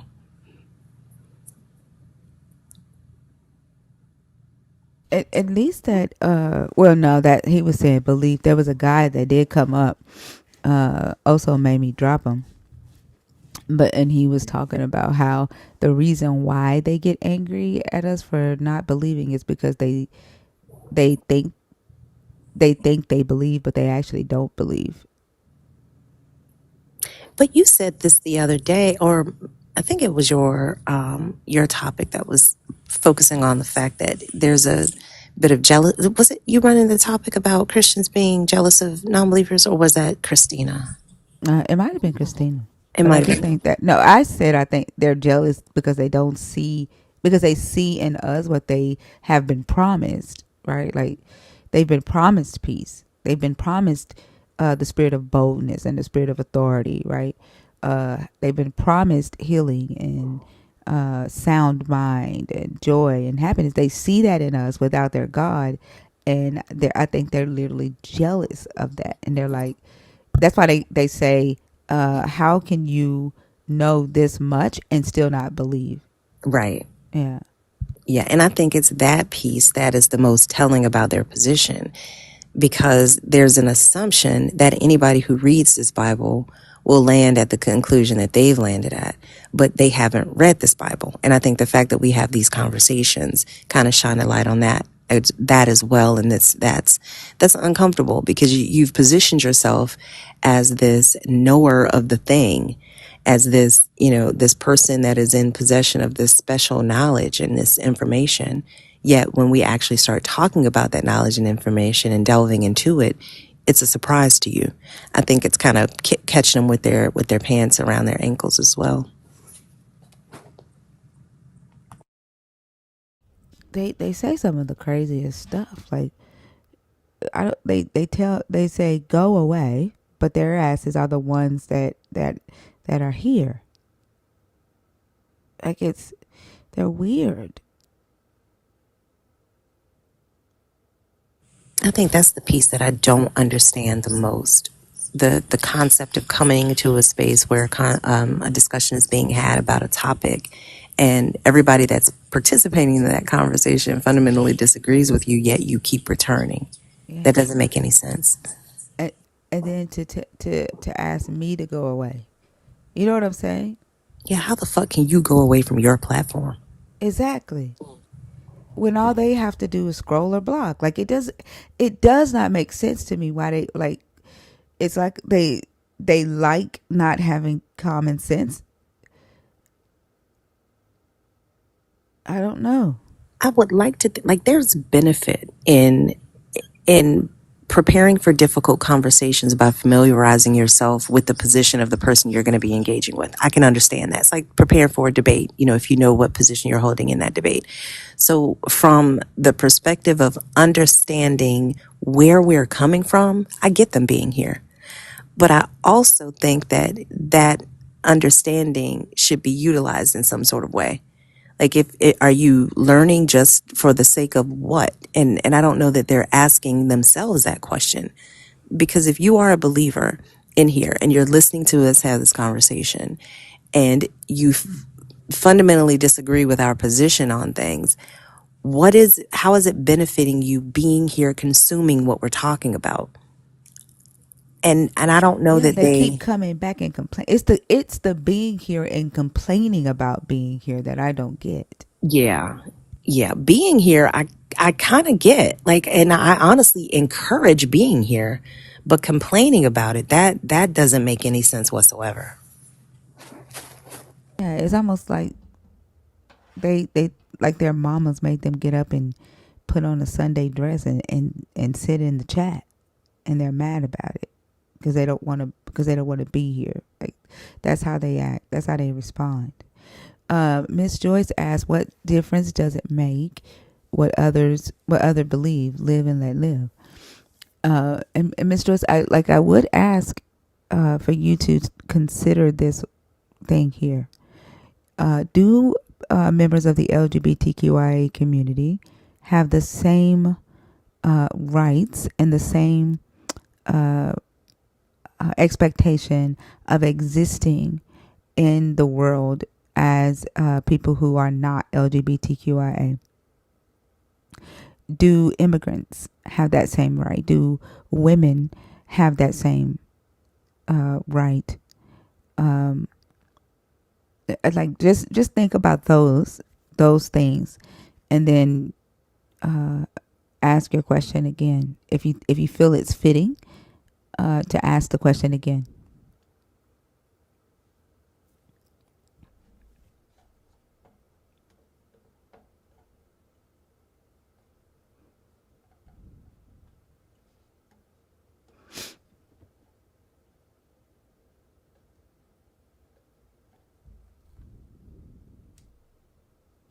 Whose marriage stance doesn't make sense to you?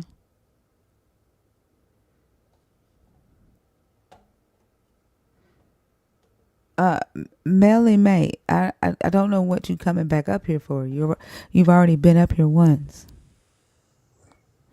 That was but a warm but up. um, Miss Joyce. But think about the question that I asked you, right? Think about which one of us, with like your belief and then my non-belief, which one affects the other more?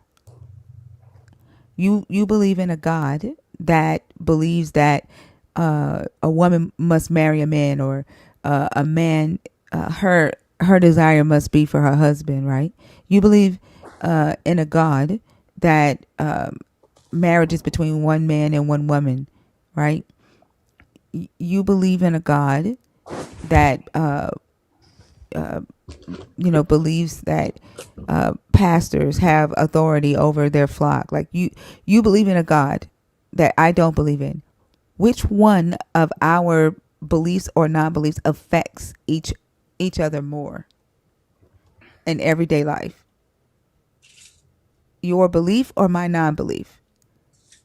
Can you answer? Are you not going to answer the question? Are you going to ignore that part? Because you're saying live and let live with praying hands and a heart emoji. But what I hear when you ignore that question and and choose not to engage with a very real thing that affects society, your live and let live seems fake to me.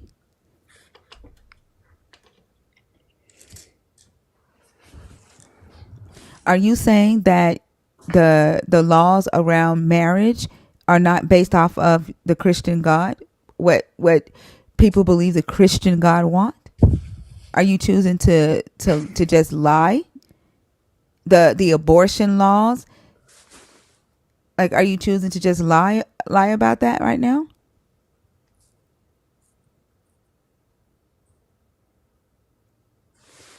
The people are now trying to put the Bible in schools, like the Ten Commandments in schools.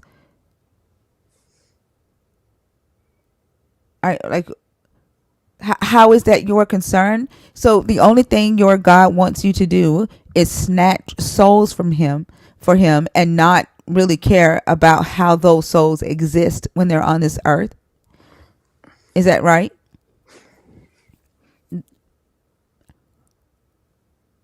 Humans are not your concern. How they actually, are able to live on earth safely, that's not your concern at all.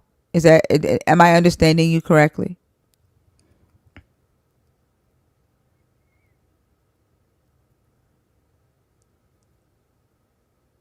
Like, you do realize that when you say let people believe what they want to believe, right? You're saying that let me still believe in my God even though it's harmful, right? Don't talk about the harm that my God wants me to spread, right? Just let me be. You don't love everybody. You love yourself. You just said that's not your concern. You don't love everybody. Like, those are just words that your Jesus told you to say that you actually don't really mean. You think you mean them, but you don't. You just sat there and showed everybody that you don't.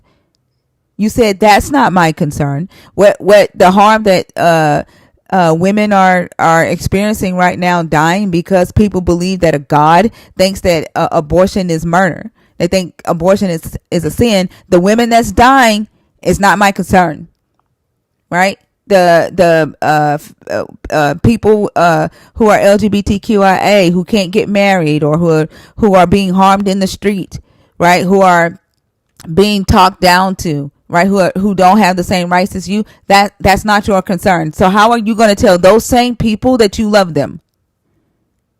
How do you tell those same people that you love them, though, Miss Joyce?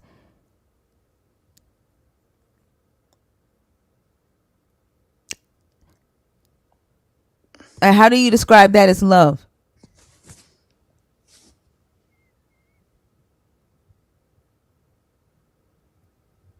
And then, like, y'all say and do things like this, like your God, like there's no justice in your God. Like, y'all don't fight for shit. Other than your right to believe in a God and continue harming people with that belief. You have no expectation to actually help people. Your whole reason for believing in God is selfish, because you believe that the God does something for you. You believe that a God keeps you safe. You believe that a God gives you a job. A God gives you blessings and does miracles for you. And you're willing to sacrifice the safetyness. You're willing to sacrifice the rights of other humans so that you can have that. If you want to know what I'm doing, Fife, come up on stage. I'll tell you.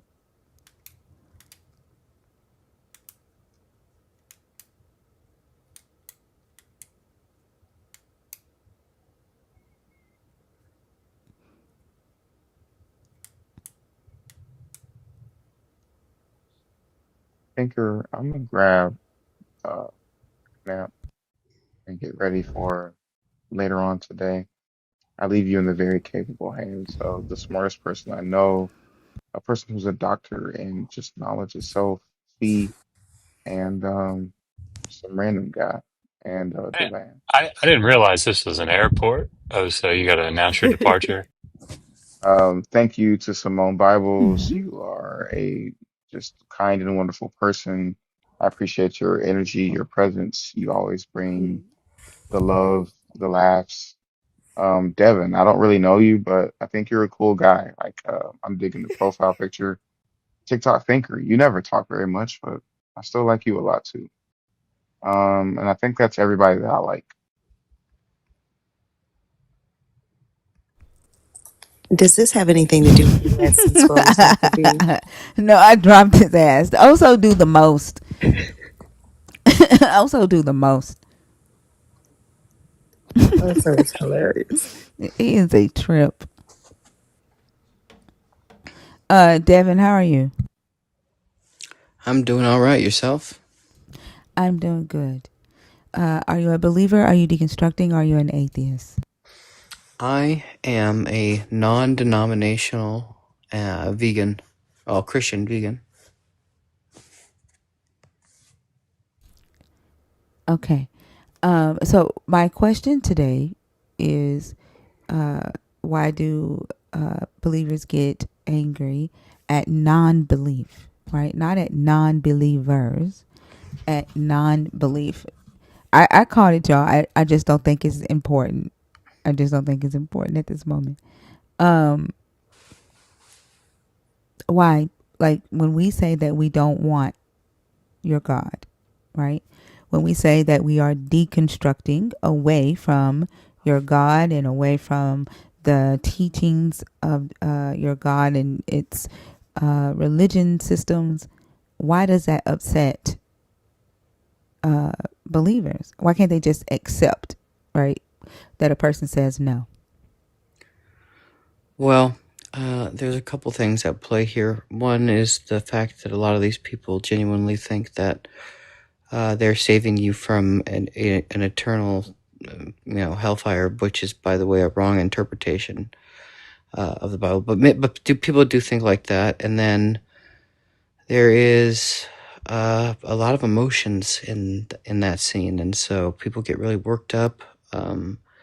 They had personal experiences that led them to where they are. They have no doubts in their mind, and they just want you to see it. But yeah, I don't know what you mean by yelling at you, though. I hope they're being respectful and like not. That would be kind of like scary to me. I'd be like, what the hell is this guy yelling at me for? Yeah, I don't get scared that they're yelling. I just yell right back. But one thing that I found, well, for example, there is a believer in the comments right now, and because I asked like, why do believers get so angry at non-belief, her response was, what is it to you, right? And they tend to have very nasty attitudes and very nasty personalities, right?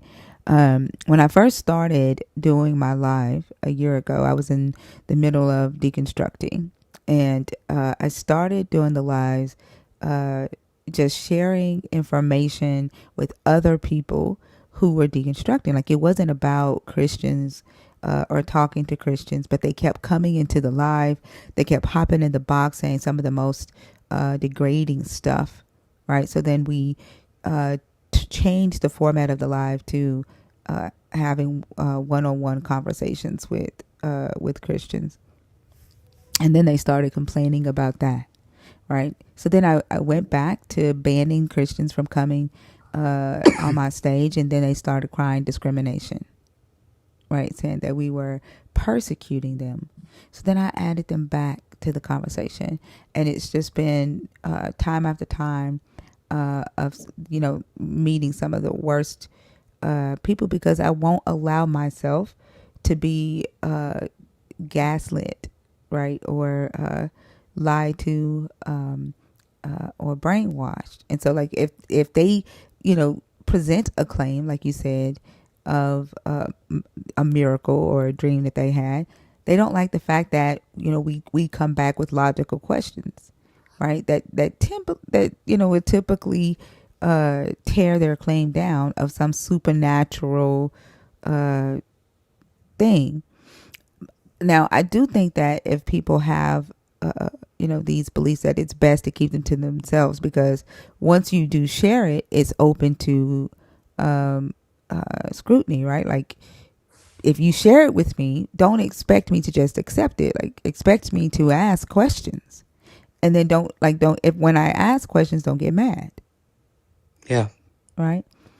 And you know how you said that they're doing it because they feel like they're saving you from eternal hellfire. Yeah. And so that moves them to become these belligerent people, because they're like, why won't you let me save you from hell? the crazy thing is that I don't see that same attitude when it comes to the harm that we see on the earth today.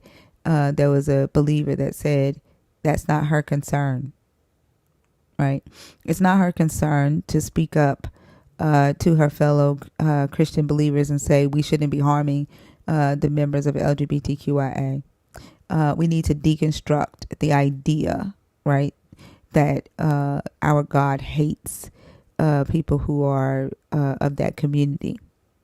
We shouldn't be taking their rights away. We shouldn't be forcing them to live according to our beliefs. Like she said, it was not her concern, right? But that's crazy to me how you can say that what's happening today in our reality, what we can see, what we can experience, what we can hear is not your concern, but something that you only have a hope for, a faith for, something that happens after death is your concern.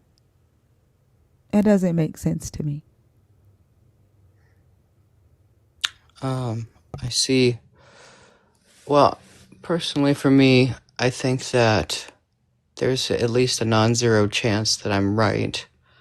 And if I'm not right, the next like non-zero chance is going to be probably, I think, going to be something along the lines of Judaism or Islam, probably, maybe Hindu. But I don't know. I really don't. But the way I look at it is devoid of any supernatural, religious judgment. Like life is just so absurd in and of itself, and given that we just happen to exist in this absurdity and this thing that we call life, which is just atrociously absurd. When I look at my belief in God as being something that grounds my morality, as being something that serves as a foundation for my behavior of how I want to treat, as an icon of how I should treat people and remind myself of frequently.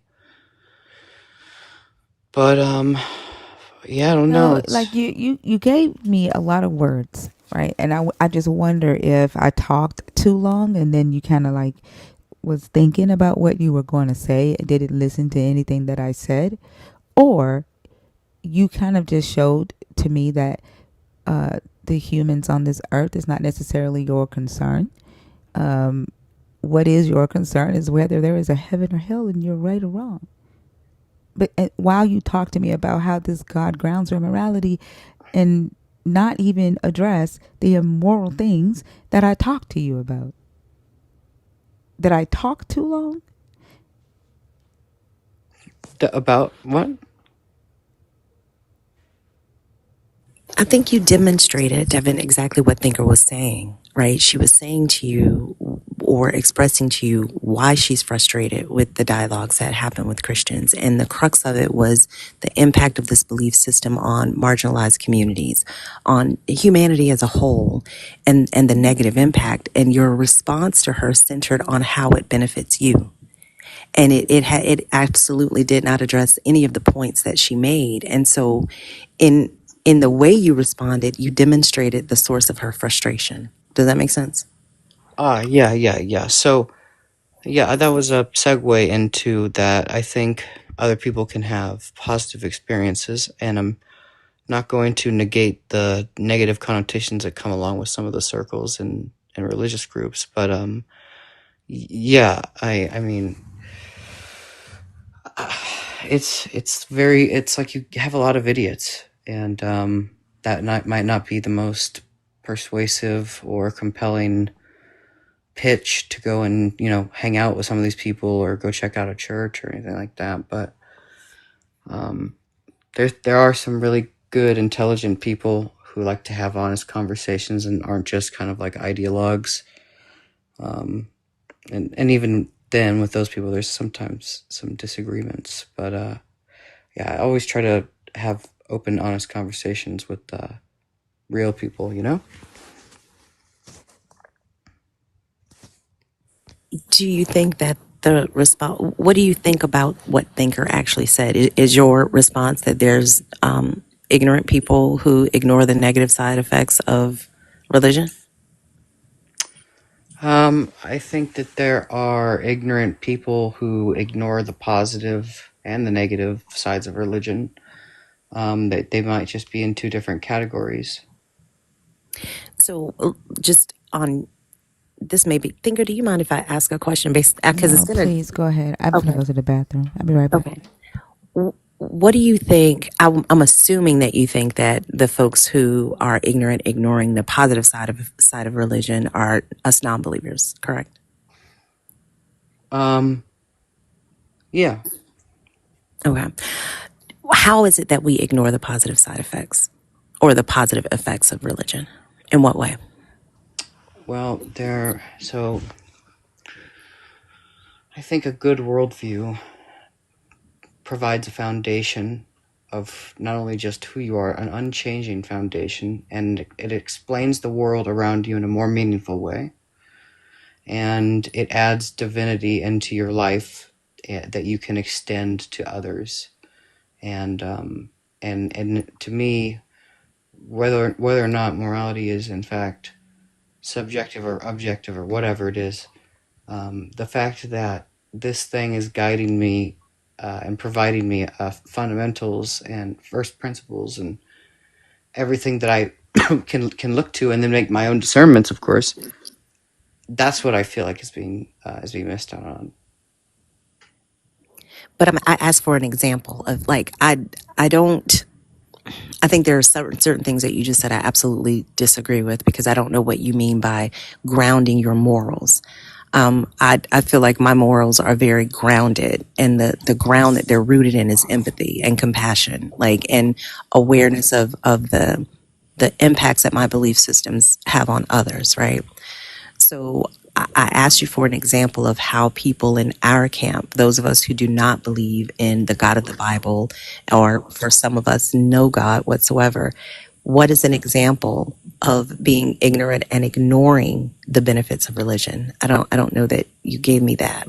Being ignorant is not having a certain level of understanding about what it's all about, either because it's been tainted the perception, or just generally not having enough information.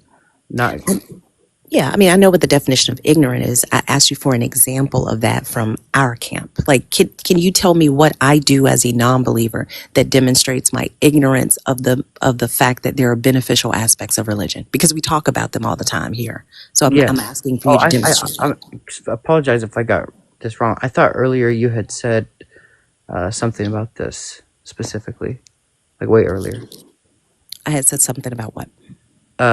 About the benefits, and there was a point you made earlier, and then we went down this rabbit hole. But do you remember what you said? Well, I was asking you, you made the claim that there's ignorant people on both sides. Like, I guess, ignorant people Yeah. on the side of non-believers and ignorant people on the side of believers. I'm asking you for an example of ignorance on the side of non-belief that demonstrates that we don't see the benefit that you claim religion has. Oh, okay. Like an ignorant. Oh, yeah. Okay.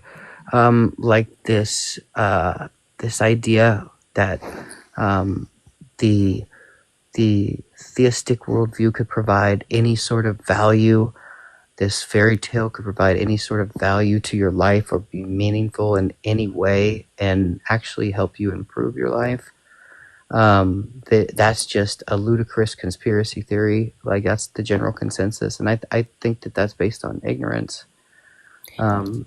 Do you Because hear that position posited from this live? Because we don't hold that position. Thinkers never held that position. I don't hold that position. I don't think anybody that's been on this panel posits that at all. What did he say? Positive. Well, I just got back.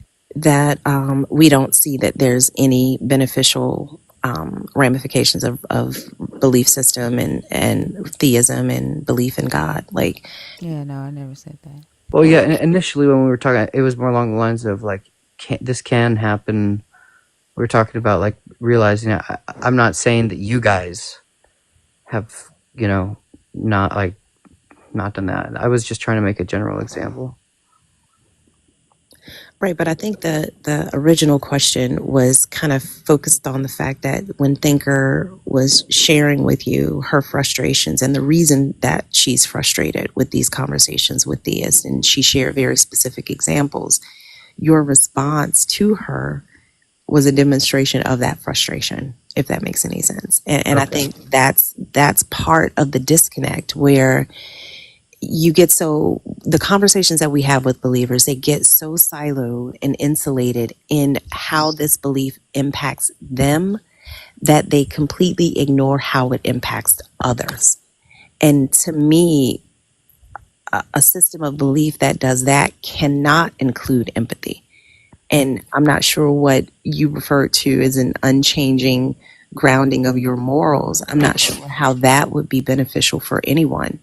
I would hope that that would change because a moral system, I think, has to include a perspective that looks at how it impacts other people. Yeah, I mean, unchanging in the sense that it won't be good one day and then grape somebody another day. So you're So not a like Christian. slavery wouldn't be okay one day and then not okay the next. Yeah, pretty much. But I think he did say he was non-denominational. Yeah. You aren't a Christian.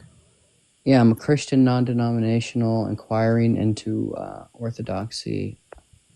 But it's really funny because I'm vegan, and like none of the denominations really understand that. But It, Like, can what I does you being vegan have to do with anything? Like, why do you keep bringing that up? did I bring it up like more than twice? No, you brought it up twice, so that's a keep. Yeah. I brought it Why up do when I you keep first joined bringing the that room up? and introduced myself, and Right, then and then you brought it up again. Why?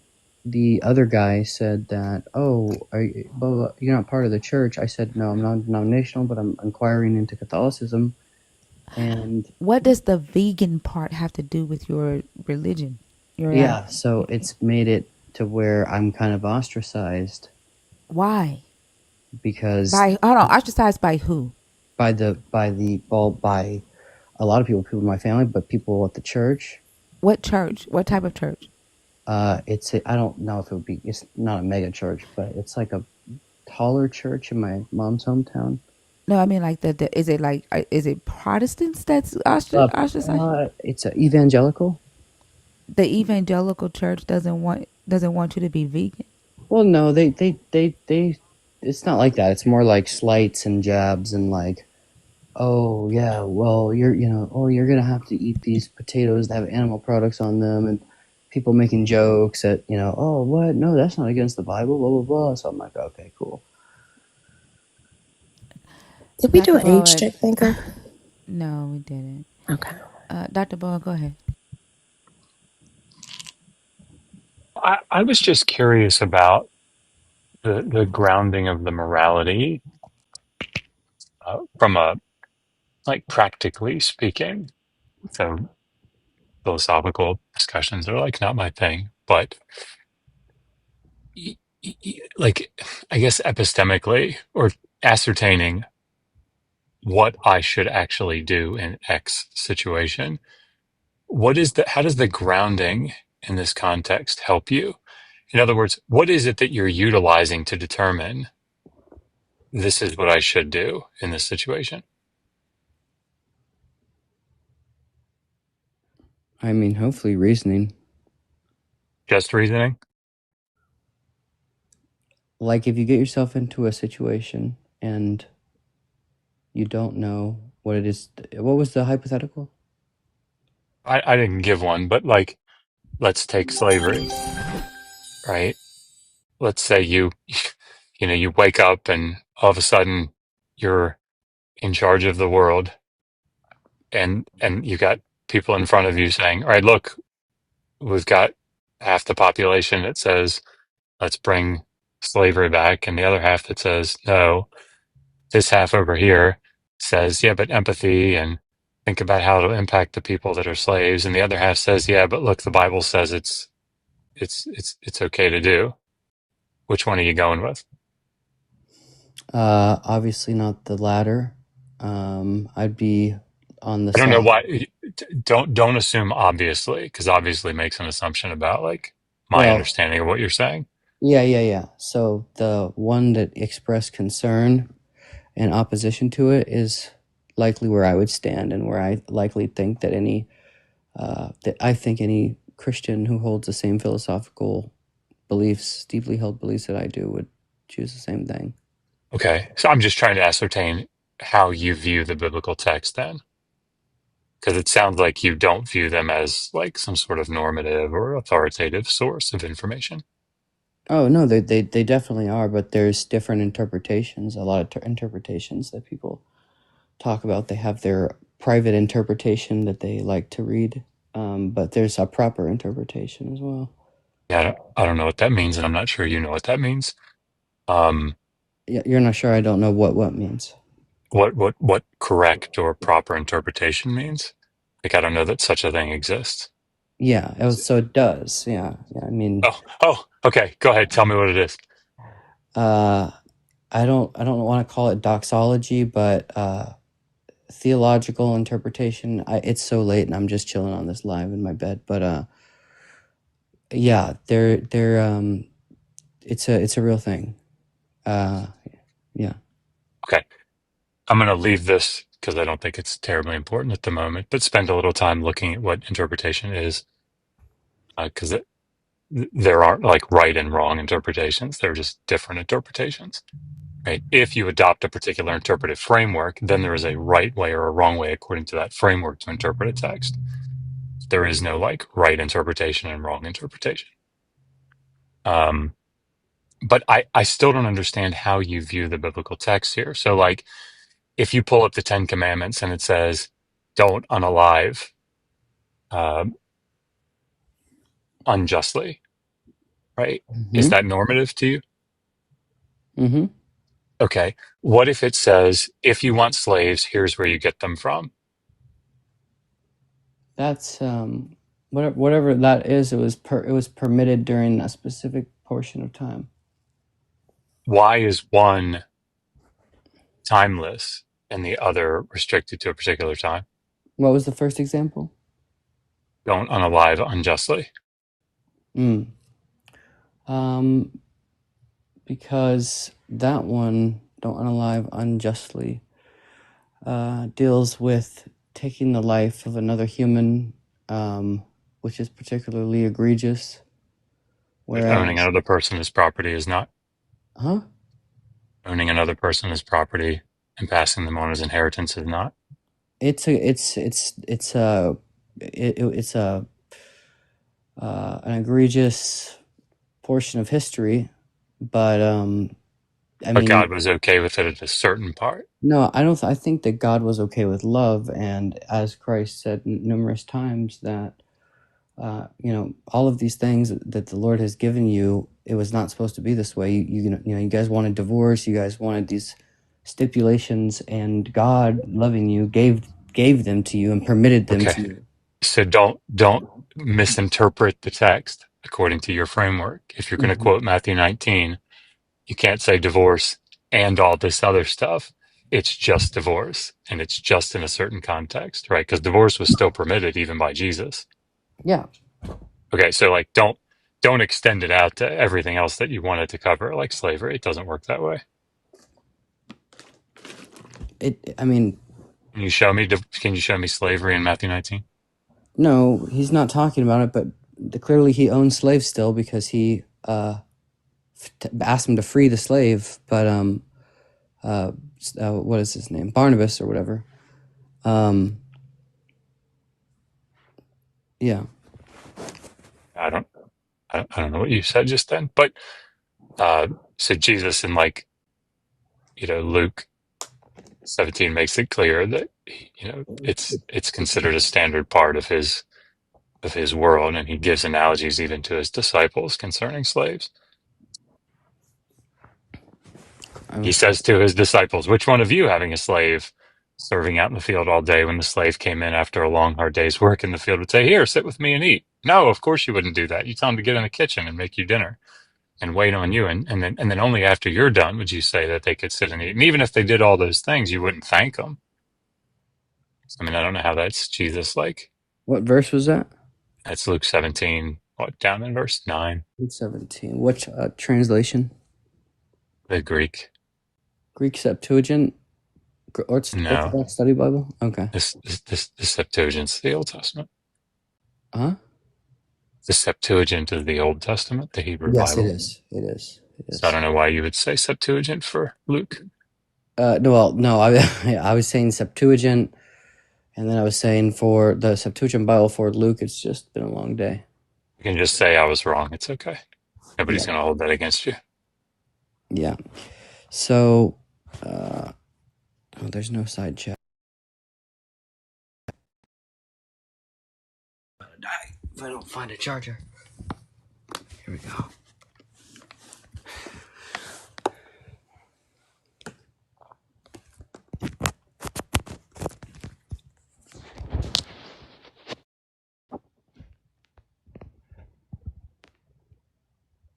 Look, I'm not trying to come down on you or anything here. It actually sounds like your interpretive method is one that I would I would much prefer to, more fundamentalist evangelical leanings toward interpreting the text because, when confronted with something like Leviticus 25 or Exodus 21 when it comes to slavery, a lot of, evangelical Christians that we interact with here would say, "Oh, well, maybe slavery's not so bad."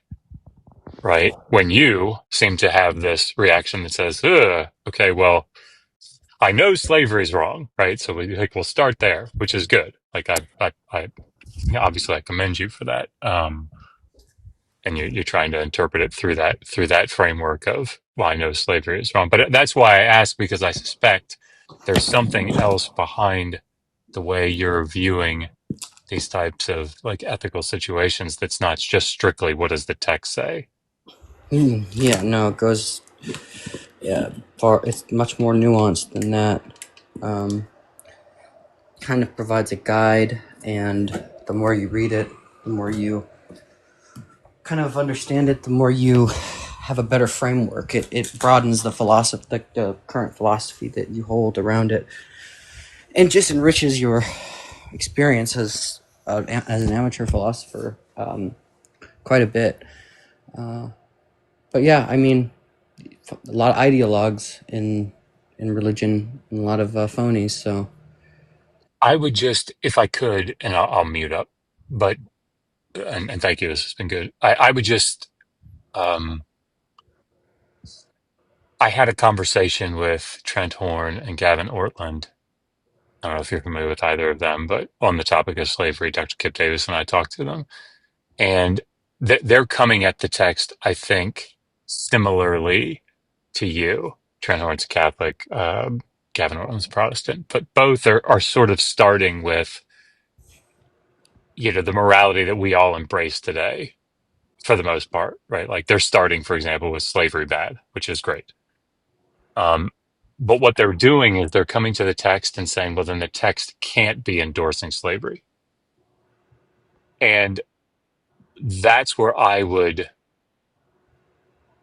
I would say, uh, don't be so quick to assume that, right? It sounded like what you were saying is that, like, if you read it enough and understand the context enough, you'll see that it's not endorsing it. yeah, And I would disagree. I think it was endorsing it. it was permitting it for sure. It was when I think of endorse, I think of I stamp my logo on your race car or onto your suit or something. But Yeah, I mean, like, it's hard to read Numbers 31 or Deuteronomy 21 where, uh, captive brides are being taken who were destined for slavery before they were taken as captive brides, and not see that as an endorsement. who took the captain brides? Israelites. Commanded by God. Hmm. Well, they did that because they were going to kill the men, so they wanted to take care of the women. And you kill the But men. sorry, This is me trying to help you. Think really carefully about what you're getting ready to say, because there are 1,000 people in here that are gonna bristle pretty hard at what you're getting ready to say. Just think it through for a second. Think it through. Put yourself in the shoes of a woman who's just had her entire family unalived. And now what you're getting ready to say, like it's not gonna paint you in a very good light. Yeah. So we can talk about something else. But I think, Dr. B, thank you for saying that, because I had already started to feel my chest get hot, because I think that's also indicative of what we're talking about. How you hold a belief system, but you only look at one side of the coin. You only look at it through the lens of the captor. You only look at it through the lens of the person in control. So to be able to get ready to say, like, oh, well, it was because, they were providing for them. If you believe this is true, would you want any of those women that happened to be your mother or your sister or your female cousin? Like, it's just so incredibly myopic. I wouldn't want them to And be raped. I'm Absolutely. sorry. I would not want them to be raped. Well, I don't think I'm glad. I mean, I wouldn't want that to happen to anyone, but you wouldn't want that to happen to them, yet you were about to give a reason as to why it was allowed. And then when we talk about the endorsement, if you believe your God, the God you serve, is in power and is in control of everything, anything that he allows is endorsed by him. There's no, he absolutely stamped his God seal on the institution of slavery by telling people how to do it. So I don't know that there's a distinction that you're actually making there. Yeah, I mean, at the end of the day, one has a very narrow set of options, and that is that everything is absurd and we have to find our own way, because we just happen to exist with no rhyme or reason or no ultimate purpose. And then the other proposition is that we have a sense of divinity to us, and that we are supposed to take care of each other and the planet and show love to one another. And so that's what I look at. That's the one I look at. But it sounds like you're willing to say that all of this is worth you feeling divine. Well, no, that's not how I'm using divine. So when I say divine, I mean, I'm not. I know what you mean when you say you have a sense of divinity to you. All of this is worth that to you. Women's husbands being killed, them being taken into captivity, being raped, the other people being taken from their nations, brought back to be enslaved by people who call themselves the children of God. Like, all of this, right, is worth you and your feeling of divinity, your sense of divinity.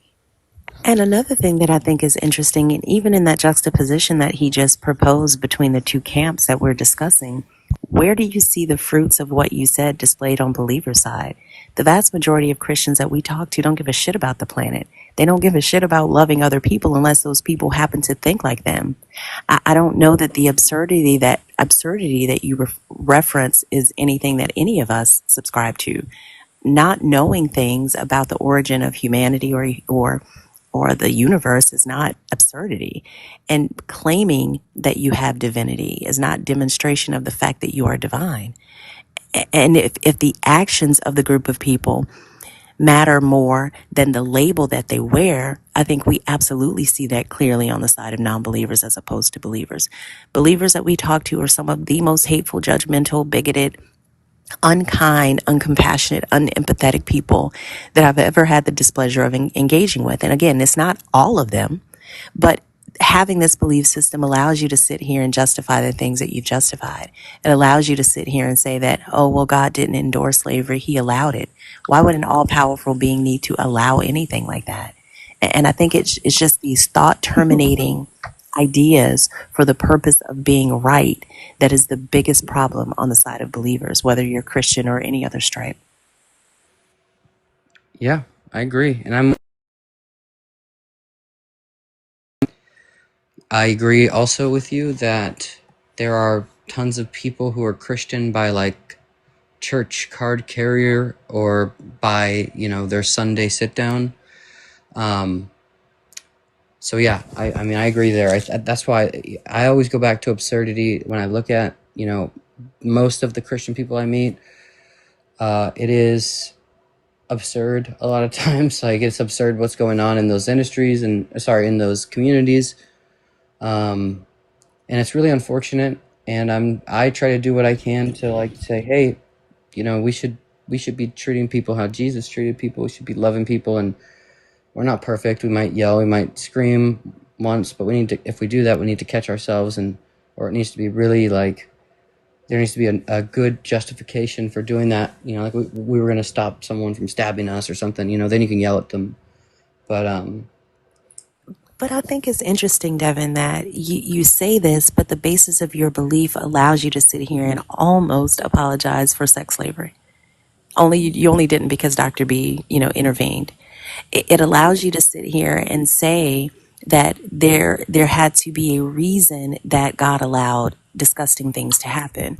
So when your foundation is built on a system that allows you to overlook the impact of an action if the justification for that action is okay, or if it was directed by a God, that's where I think you and I go in two very different directions, because there's no justification in my worldview that would make it okay for me or anyone else to own another human being.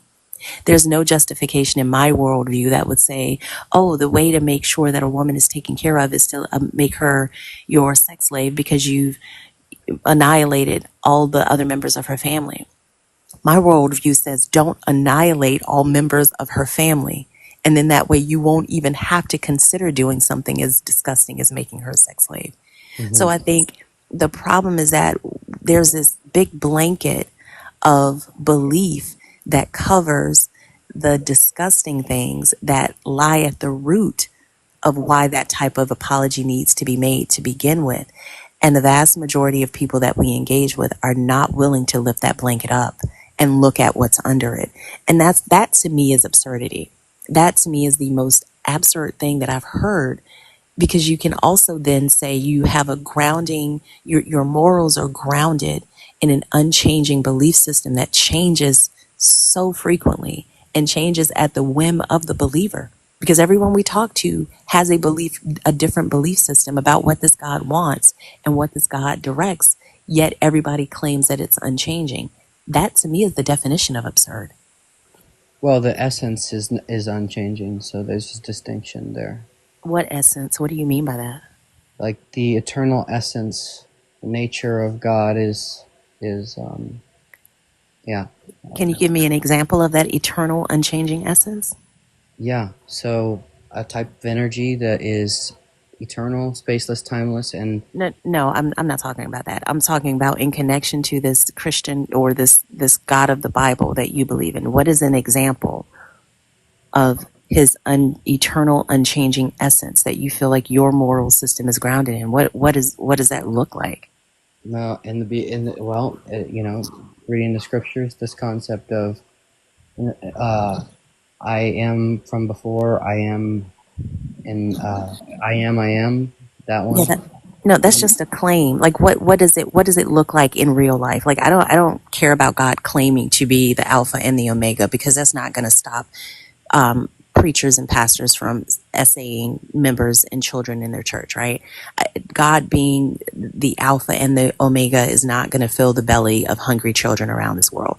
So I'm asking you, what does the application of that essence look like, or the demonstration of that essence look like in our life today? Because ultimately, if it's just a claim to say, I know a thing, okay, cool, but what can we do with it? How is it helping people? And if that's not the goal, then how is the framework of your moral system really based in love? Well, I would say one of the ways that you can experience this, right? Goodness comes in many forms, but one of the ways that you can experience it is by those days where you put your feet into the sand and drag your hand across the rocks on the pier, and you're having a good, happy day, and you feel good. And maybe it's just for a moment, maybe it's for a couple days, but I hope you know what it's like to feel good, right? Uh, I don't know that you actually listened to my question, because my question had nothing to do with me feeling good. I love the beach. I love nature. All that has nothing to do with what I'm asking you right now. You made the claim that you have a worldview or a moral system that is grounded in an eternal essence. And I'm asking you, how does that eternal essence and the moral system that it creates benefit humanity? Can you give me an example of that? yeah.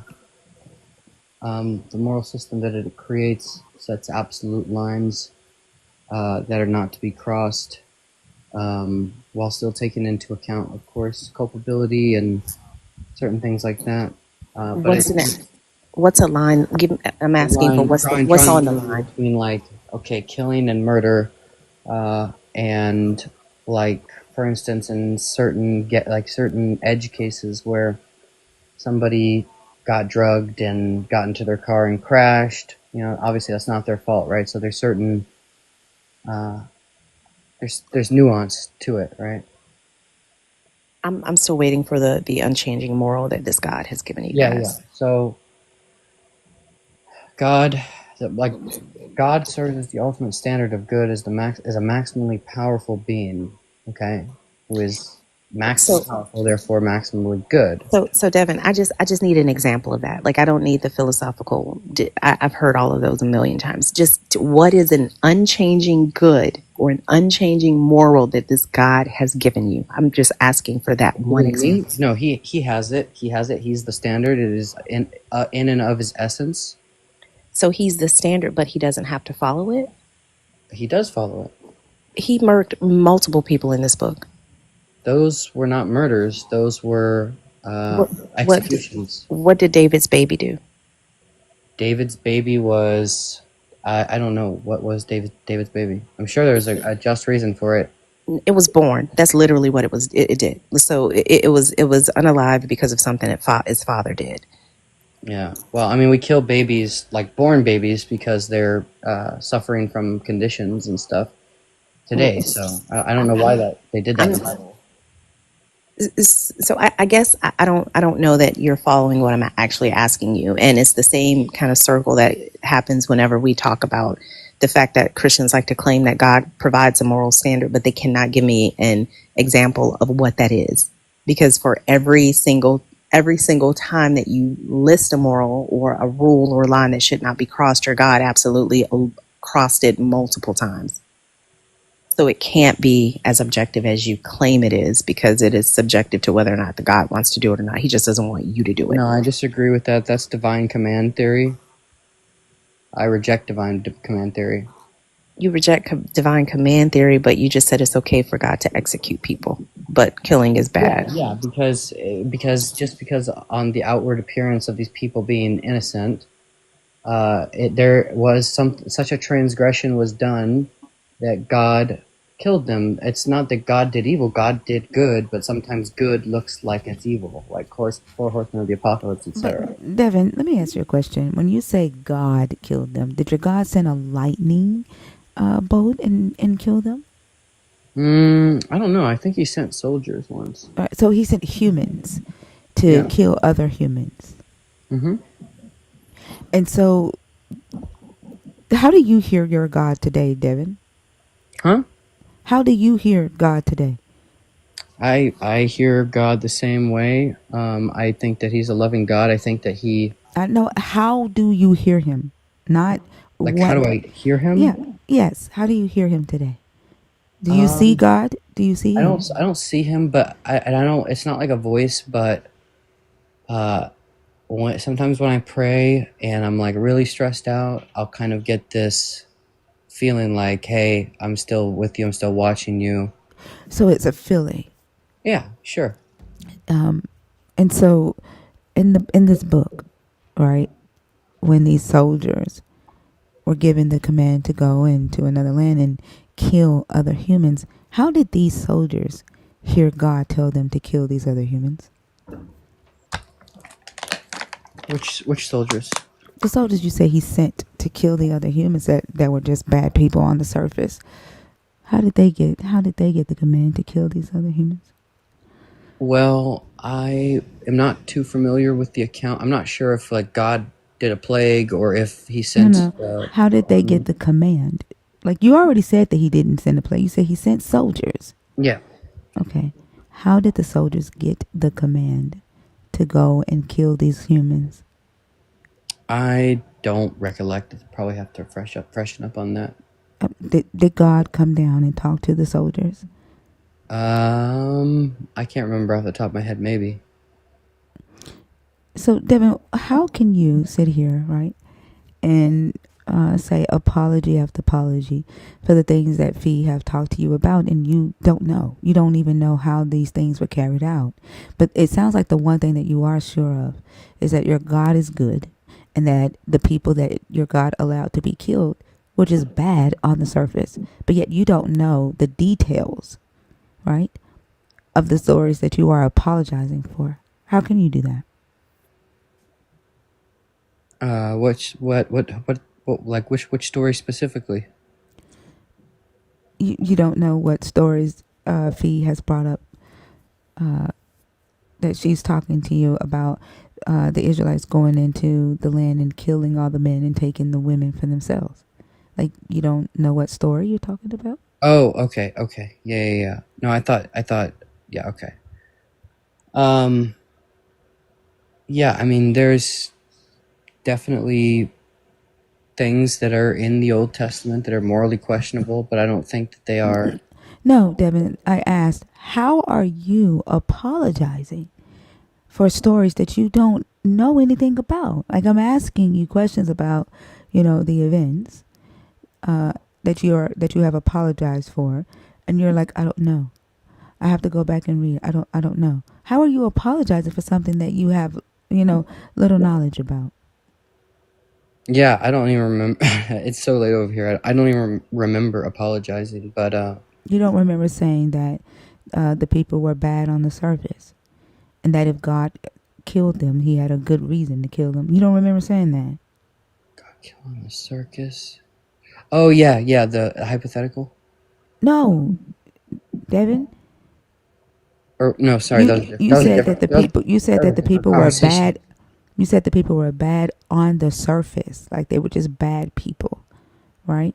And you said if God said to kill them, right, then God had a good reason to kill them, right? That's why I asked if God sent humans to kill other humans, and those humans did not see your God, right, and did not talk directly to your God, right, then that means that they get a feeling just like you get a feeling, right, when you talk to your God. And it's a feeling telling these humans to go and kill these other humans. And that's what you're apologizing for. That's what you're calling good. Yeah.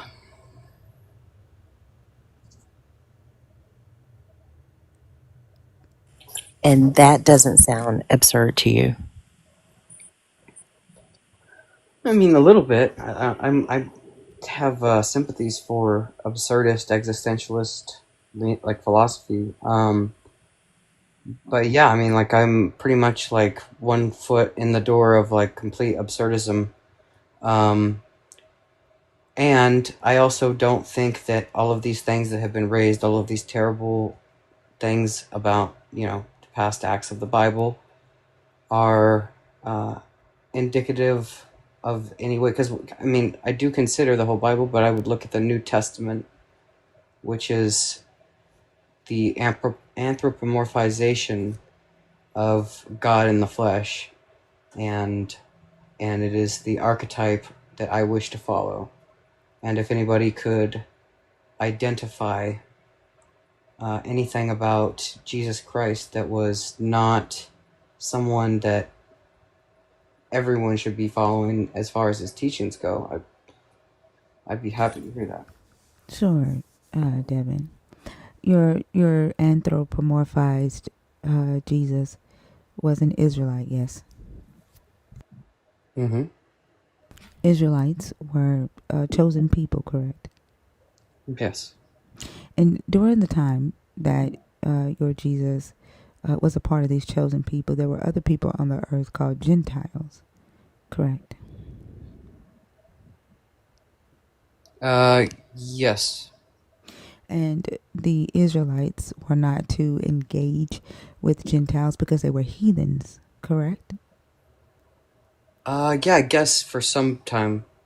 hmm and so when your Jesus was on earth as a Israelite, operating in his Israelite supremacy, when your Jesus came in contact with a Gentile woman, he called her a slur.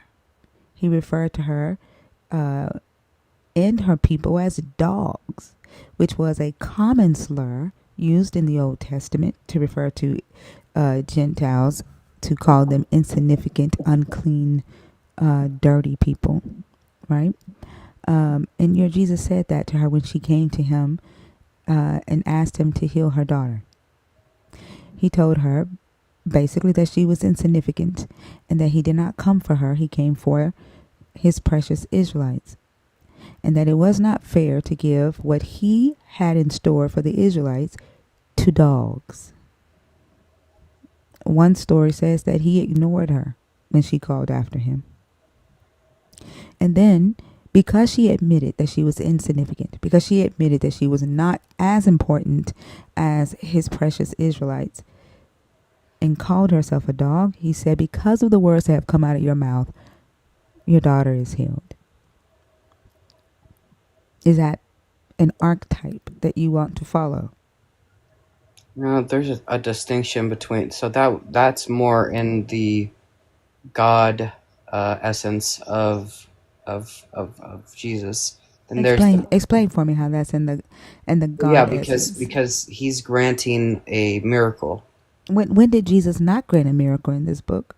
Well, for instance, when he was woodworking, when he was teaching at the temple, Where was he? Where was he woodworking? he was a carpenter. Yeah, but where in this book did he work wood? I mean, it just says that he was a carpenter. Right. So you don't have an example of that, do you? It's in the Bible. But where? What example? What did he make? What table did he make? How many tables did he make? I Devin? don't know. We could look You that up. don't know, like how many bookshelves did he put up? Was Maybe he? Did he use tools or did he use magic in his carpentry? He rented his tools from Holy Depot, the thinker. Holy Depot. Like, you don't have an example of this woodworking. Like, the crazy thing is that you need to get away from this thing, right? Because the reality is you probably didn't know that it was in the book, or you didn't quite understand what was happening when he said this to her. And now you've run to like some extra biblical, right, idea, right? Just because it says that he was a carpenter, right? That where in this book is Jesus not showing his divinity? I understand what you're saying, but like, when Jesus is doing miracles and things like that, yes, I do believe that in fully man, fully God essence. The archetype that you said that you want to be like, and remember you said, if anybody can find anything wrong, I am open to it, right? You told us that Jesus is the archetype that you strive to be like, unless you're saying you want to be a carpenter. Are you saying you want to be a woodworker, David? No, I'm saying that I want to be a good You want to be Samaritan. like Jesus. A good Samaritan, Devin, is an Israelite. Huh? Right? That a Samaritan is an Israelite. A Samaritan were children of Jacob. They were part of the Israelites. They were the northern tribes. Okay, you know what I mean when I say the good Samaritan, though. Yeah, I know what you mean, but that's still part of the Israelites. You don't want to be the Samaritan. You want to be Jesus, who was in Judah. Right, but Right. So being Jesus is an Devin, amalgamation of Devin, things. Devin, Devin. Being like Jesus. It's not the Samaritan, because your God did not like the Samaritans. Your God had Ahab killed. Your God said that the Samaritans, right, and up there in Samaria, they were worshiping other gods. right? So you're when you say the archetype of Jesus, you're not talking about a Samaritan, okay? You're talking about what the Jesus said, right?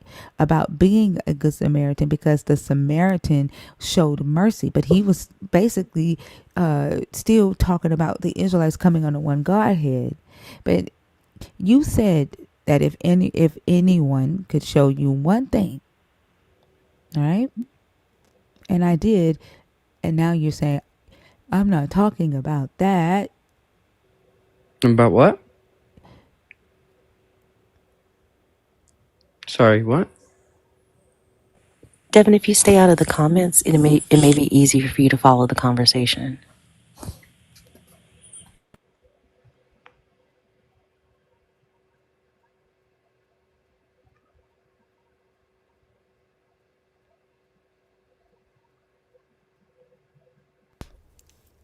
Are you done, Devin? We can move on from this point. I'm down to talk about. No, we're gonna move on from the conversation. Like you're half listening, right? You're not honest, and so I'm over it. Okay. All right, when's your next stream? TikTok is gonna be banned, so I won't be here.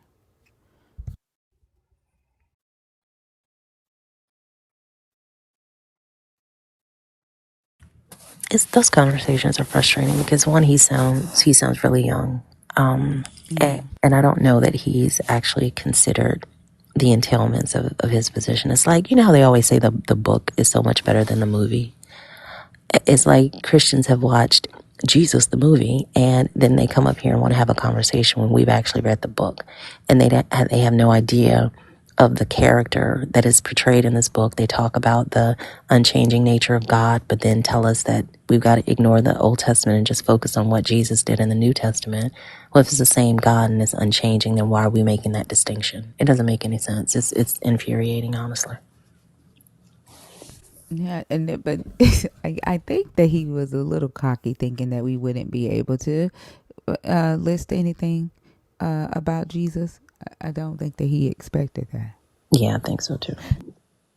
But like, it's also the way that he talks about how he's like how Christians are or should be, and almost like he thinks that they are squeaky clean and they just yell one time. Like when he said, like if we yell one time, like he thinks Christians are squeaky clean. Yeah, I mean, there was definitely a naive perspective that he was sharing there. That's why I said it sounded like he was really young. Yeah, and then I think that he has a goal of being a very specific type of theologian or scholar, maybe, because he was using, you know, words that were unnecessary to use at the time, Oh yeah, right? Yeah, he was making the conversation. His answers were too scholarly when they could have just been basic, basic responses. yep. And he might have been practicing. I don't know if he's in school, but he might have been practicing his answers. Uh, that might have been a thing too. Uh, Energize.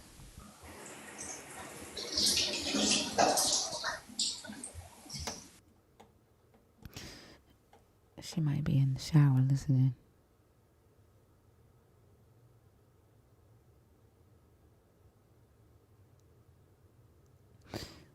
I don't think she knew she was up. Yeah, and I never really got an answer. Like an understanding about the vegan thing. Like evangelicals don't want you to be vegan or something. I don't know that that's like a tenet of evangelical Christianity. I think it may be his experience in his community. Maybe some pushbacks, folks who want to eat chicken. I'm not sure.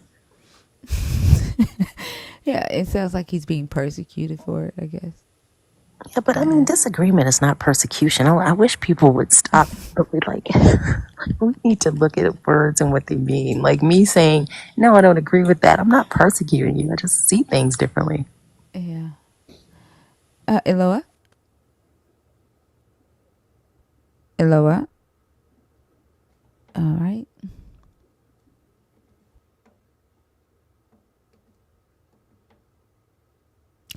I just noticed, like, before I open the guest box, there's this space on TikTok Studio where there's not a button, right? There's like 1, 2, 3, 4, 5, 6, 7 buttons. There's 4 at the top, 1, and then 2. And then where the 1 is, it's just a black space. And I just realized that I have a fucking habit of clicking in that blank space before I open the guest box. I can't open the guest box unless I click in the blank space that doesn't have a button. Really? Yes. And I'm mad now at TikTok because I'm like, why the fuck did they design that way? Like, like, why are there's 2 buttons at the top, 2 buttons in the middle, then just 1, and then a blank space, and then 2. Like, why did they do that? Balance And it that, out. huh? Yeah, balance it out. That makes no sense. Exactly. And so I have to like click in the blank space before I open the fucking guest box, and I just recognize that that's my habit. It's crazy. Rusty, hi. How are you? I'm all right. How are you, ma'am? I'm good. Are you a Christian? Are you deconstructing? Are you an atheist? Well, I don't really like to say I'm like a modern Christian. I mean, I believe in Christ and God, but I don't really. I mean, I don't go to church anymore. I mean, if that makes any sense, there's a lot of problems with Christianity, which you all point out very well. There's reason I've just over the years come to understand some of the reasons why things have happened. Some of the stories y'all were talking about. The accounts in the scriptures, like where Jesus called that woman a dog that time, and that he came for the children of Israel only. And you got to go. You kind of got to go back in history further than you got to look at the reasons why Christ said, and the only way you get that answer Oh, is you got Rusty, tell me to go why. back. Why did Christ? What were the reasons in history that justify Christ saying what he said? Well, he came. I mean, you got to go way, way back before I Christ got it. came. I got it. What were the reasons that happened way, way, way back that justifies why he said it? Well, if you want to look at the whole span of time that man has been here, and if you can imagine, let's say let's put yourself in God's shoes for a minute. You have a population of people that let's just assume for a minute you love them, and you come down here and you want to try to help them, but they're enslaving each other. They're they're doing all these crazy things to each other, and Then Christ just is a second. trying to. Who is the them in this story? Is it the Israelites, or are you talking about all like other I'm just talking nations? about man in general. I'm Oh, just talking okay. about all of Okay. us. All right. Go ahead. God's trying to, come down here. I mean, that's what Christ, supposedly was coming to do, was to save the world from sin, remove the sin from the world. And to understand that, you understand what sin is. Sin is basically the transgression of the law. We're told that. The law was basically the 10 Commandments. God doesn't want us stealing. He doesn't want us killing. He doesn't want us coveting our neighbor's stuff. He doesn't want us being a false witness to our neighbor. In other words, he don't want us lying to each other. He wants us to honor him, of course, because he's, our creator, supposedly, from the scriptures. But anyway, when Christ came, the world was in total chaos, and the world repeats itself. A lot of times it takes a big catastrophe for people to wake up and realize, well, we're killing each other here. Let's learn how to get along with each other instead of trying to figure out how to, wipe each other out all the time. So I don't know. Christ came in a time when the world was very chaotic. He's trying to weed through, who's worthy of trying to pull out of this fire, who don't give a darn. There's all these different attitudes people have, and so Christ, he came with a big mission on his shoulders. Do you think you've said anything yet that justifies him calling that woman a dog, or am I still waiting to get to that point? Well, he probably, there's things that I agree with you, but the overall picture of what he came to do, he came to try to help. And he did help that woman. I mean, he was, he called her dog first, but then he saw great faith in her. I'm still waiting on the Was willing, justification. I'm to still hold on. ask him. I'm still waiting on So the he healed her daughter. justification. Hello. Yeah, I'm still But he waiting on did the heal her daughter, hold on. though. I already said that he healed her, right? Like you're not telling me anything new there. I'm still waiting on the. You got to go way back. Like you went. I let you take us way back to hear the justification, and I haven't heard it. Well, I'm trying to explain. I mean, he had a big job on his shoulders. But what was the He wound up justification for going to the calling her a cross, dog? trying to help us. And I mean, even though he did all the mighty miracles that he done, he healed many people too. Okay, so there's no And even his justification. disciples Okay, hold on, cause afterwards, yeah, hold on. Now I he let you was talk for healing a very long people. time, Rusty. I let you talk for a very long time, so now it's my turn. Okay, and I hope that you would give me the same respect that I gave you while you were explaining to me the history of your Jesus. I did take notes while you were talking. Okay, and I do Okay. want to address some things. Are you going to give me the same respect? Yes, I'm listening. I'm trying to let you talk. Yeah. Okay. So the first thing that I want to address is that you said he wanted to help man, right? And because men were, enslaving uh, each other and doing all kinds of things, and because he loved, you know, the world, and they just didn't love him back. Now,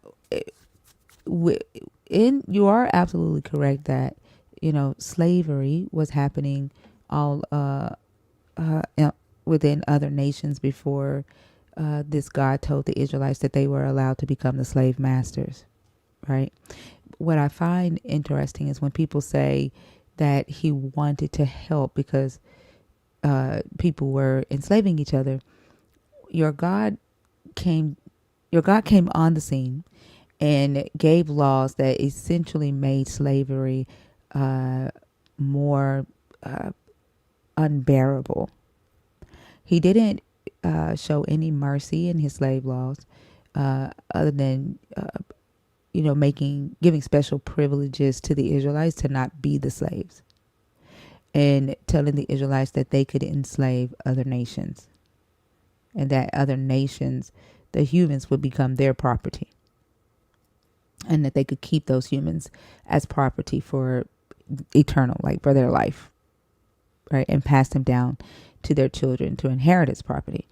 Now, what I see your God doing, instead of like fixing what humans were already doing that was grotesque, is introducing the idea of supremacy, right, and discrimination based on where a person is from, right. That's one thing I see. I don't see him actually fixing slavery, right.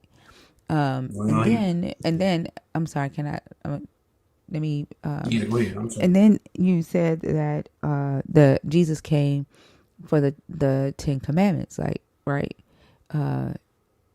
You do realize that, like, the Code of Hammurabi, which is from 1700 BCE, that the "Thou shalt not murder," right, is in the Code of Hammurabi, Hmm. Well, right? I That don't know that, but I mean that's okay. Yeah, like, and that law is older than your God's law, right? The Code of Hammurabi is from 1700 BCE. There's a Code of Namu, which is from 2100 BCE, right? That had the "Thou shalt not kill," "Thou shalt not commit adultery," but they didn't say we're not worded like "Thou shalt not." It was, if a man's wife is caught lying with another man, they shall both be tied together and thrown into the waters, right? And then if the Hmm. man shall choose, he may show mercy to his wife and save the life of his wife, right? So in Babylon, the with Law 129, if two people were caught committing adultery, they were both supposed to die, but the husband of the wife could save her life, and he could say, I don't want to kill her. I forgive her. Now, in Babylon, that's merciful, right? That the husband could say, hold on, like, yeah, she hurt me, she cheated on me, but I don't want to kill her. She doesn't have to die. That you don't see that mercy in the laws of your God. And so, like, when you say Jesus came, for the 10 Commandments, his thou shalt not commit adultery came with both the adulterer and the adulteress shall die. There was no mercy in that, right? The law of Babylon, the code of Hammurabi had thou shalt not steal, right? It had thou shalt not bear false witness. It had coveting laws, like not to covet your neighbor's property, right? Children obey your parents, right? The code of Hammurabi law says if a man strikes his father, his hand shall be cut off, right? If a daughter strikes her father, her hand shall be cut off. Like, so they already had these, what y'all call the moral code or the moral law. These laws already existed before your God came on the scene. Right, the only Well, additional God's laws to always been. he was not the God of the the Babylonians. Your God was not the God of the Babylonians. He wasn't the God of the Egyptians. He wasn't the God of the Assyrians. He wasn't the God of the Tyrians or the Jerichoans. He was the Israelites' God. And these laws already existed in these other nations that your God is calling heathens. These laws already existed in other nations that your Jesus, right, is calling dogs. So, like, for you to say, oh, he was their God too, and you want to take credit, right, for the Babylonians' gods giving them laws that had some sense of mercy in them, but at the same time justify why your God called these same people dogs. Please, like, make that make sense for me. Well, I mean, you're gonna have to let me talk a little longer than 2 minutes. I mean, Now you seriously, talk, this you is talk, you talk from the time that you've been on this stage, right? I let you talk a really long time, and again, I took notes. Like, don't get up here and be disingenuous and act like I haven't let you speak. You no, monologued. you're letting me You speak, but there's a monologued. lot Hold of on. Hold on. Hold on. Hold on. The thing is that you monologued, right, for a very long time. I sat and I listened to you, and then now you're upset because I wouldn't let you interject while I spoke. I'm just waiting on my chance to talk again. Now Really, you I'm are you just. insinuating like now you gonna have to let me speak longer than 2 minutes. Like twice I had to say, "Are you gonna let me Well, I speak? didn't Are you mean gonna let to me sound speak?" insulting there. I was just mean. I need a little more time to explain Right. things than what you I gave. asked you already. I asked you already, right? Have you gone back far enough to give us the justification? I already let you do that. Now, what you've already said that these are the reasons. I've presented a new question to you. Your God, right, introduced laws that made shit worse, not better. Your God's 10 commandments already existed in other nations. He didn't bring anything new. And these are the same people that your God called dogs. Now make that make sense.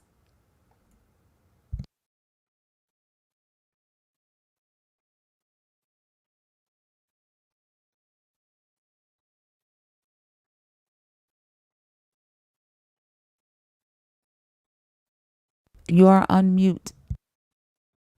Did you mute me? Yes, because you kept talking while I was talking, Rusty.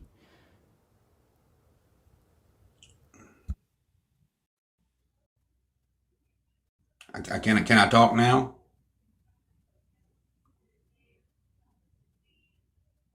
Do me a favor. Do you see somebody named Lauren AF in the comments with a nerd badge next to her name? Do you Yeah, I see? see that. Yeah. Read her comment out loud for me. What does her comment say? They are the biggest whiners on No, the not planet. that. No, not that. I don't know when she said that, but there was another comment after that. What does Uh, that?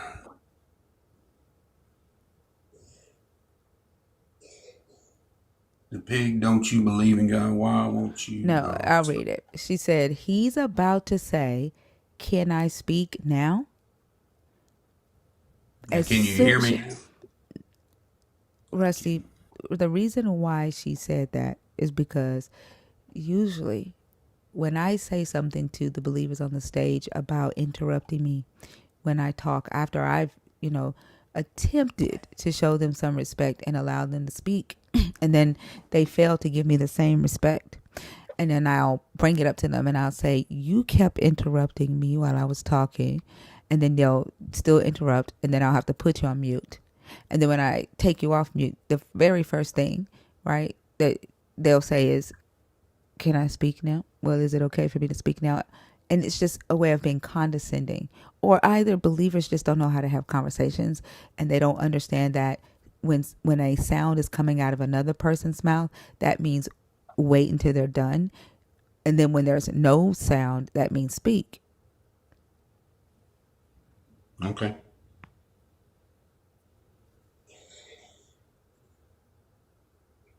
Can I get back to trying to explain things, or Yes, I'm Rusty, trying to you be can polite, speak really, now. honestly, I am. I'm trying to Sure. be polite. It's amazing to me how I don't have your God and I just have a natural way of knowing how to be polite, right? I don't need someone to say you may speak now. For some, like I don't know where your God is that he's not like talking to you and telling you when it's polite to speak and when it's not polite to speak. But mine comes naturally. Well, I guess if I could say this one thing, if you could just imagine that you're the Almighty, okay, and you came down here, and the world's in the shape it's in today, which is a whole lot the way the world was in when He came 2,000 years ago, and He tried to come again in Moses' day, like 3,000 years ago, when they were at the mountain of Sinai, and God comes and you come down here and you see this mess, and you tell me how you're going to fix this mess that the world's in today. Rusty, am I claiming to be an all-powerful God? Well, who's going to fix this mess, though? Rusty, Is the world getting better to you? Or is it getting worse? Rusty, you're just proving to me that your God doesn't exist or that your God doesn't give a damn. I'm not claiming to be an all-powerful God. And the question that you asked me, Rusty, is a question that you would ask a human, because then like a human would look at what's going on in the world today and say, I have limited power. I have limited resources. I have limited control. I have limited reach. How am I going to fix the fuck up on this earth?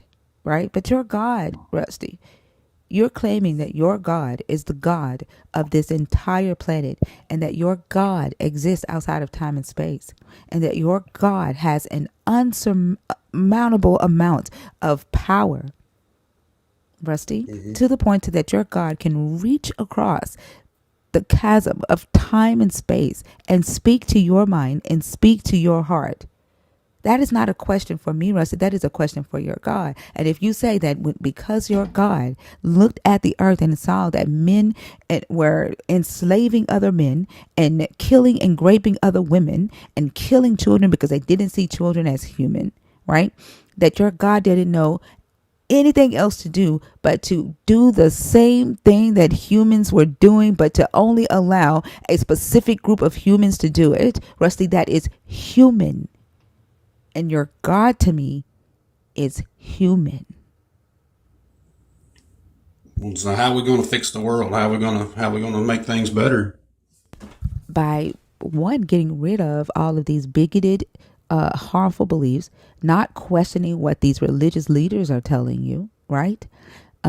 Actually looking at other humans and relating to other humans, respecting the lives of other humans, standing Well, I try up to do. for those that are marginalized, right? Not championing and voting in bigoted, hateful ass billionaires who want to oppress those whose foot they already have on their necks. You have to deconstruct. That's how we fix Well, it. I have deconstructed from modern Christianity. I've kind of tried to say that a minute ago. I'm not. I do still believe in God. I've just come to understand maybe why things had to be done the way they were. It takes a little longer than I'm probably going to get on here to explain. I've studied the scriptures, and I've studied a lot of things, not necessarily some of the things you're talking about, the Babylonians. But God's just really he doesn't make us he can't change the way we think, or he probably could, but he just doesn't work that way. He gives us free will. Everybody has the ability to make their own choices. He kind of tries to keep us on, he tries to give us some good rules to follow so that, the world won't fall into chaos like it has. But man doesn't listen, as an overall rule. Man doesn't listen to those rules. He wants to do whatever he wants to do, and it gets us in trouble sometimes. And then we naturally get angry at God because, our life is not going the way we thought it should have, but we didn't follow the rules. Rusty, who did your God promise the wealth of the world to? Who did he promise riches and power and Well, he nation tells us building in the to? New Testament that, That all who Rusty, believe in Rusty, him Rusty, live Rusty, by his teachings. Rusty. Who did he promise wealth, power, and kingdoms to? Nations to? Who did he promise that to? Well, which are you talking about, in the Old Testament or in the New? Just period, Rusty. Who did he say those words to?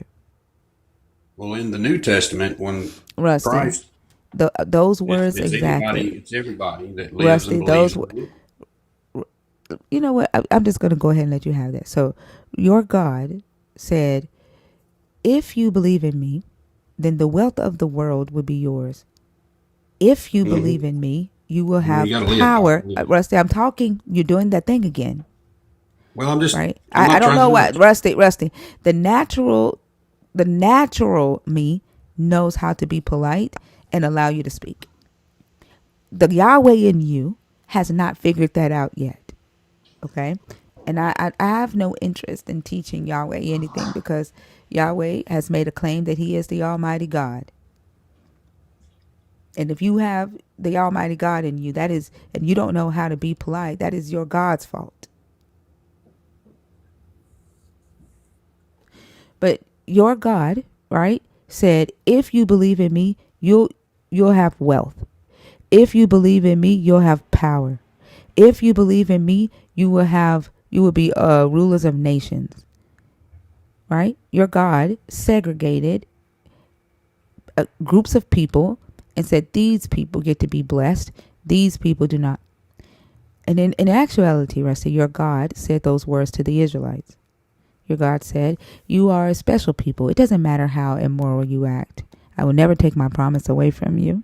It doesn't matter if you go and cut up your concubine into 12 pieces and use her for meal. I'll never take my promise away from you. It doesn't matter if you are deceptive and you go into other lands and you lie and sell your wife into the king's harem just so that you can get wealth. I will never take my promise away from you. You will be wealthy. You will have power. All the nations will bow down to you. You will be the salt of the earth. That's discrimination. That's supremacy. That's segregation. And so when you say that people on the earth are mad because their life isn't going the way they want it to go, because they can barely feed their kids, that's not their fault, Rusty. That is the fault of your God. Because your God told a group of people that they were the ones that's supposed to rule the world. Can Your I God ask you a told a group of question? people that it was okay, right, for them to be the select few to hold the power. And then those people turn around and said, here. Even though you're hurting, God said you can come into the fold and he'll give you peace. You may not get wealth and riches on the earth, but in the time of your suffering, just know that after you die, you'll get the piece of the pie in the sky. Oh, damn. I get the pie in the sky reference now in the Messenger.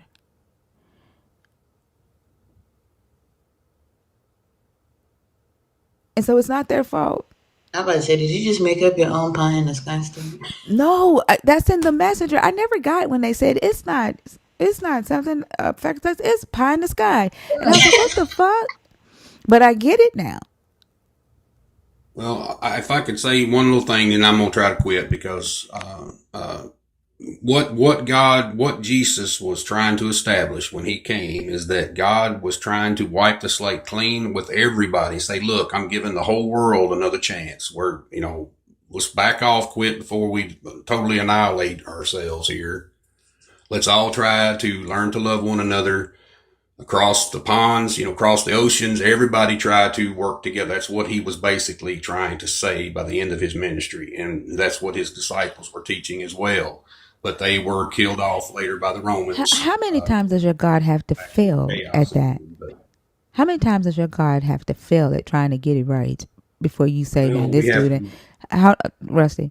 Let me ask the question: how many times does he have to fail at trying to get it right before you say this dude ain't what he claims that he is?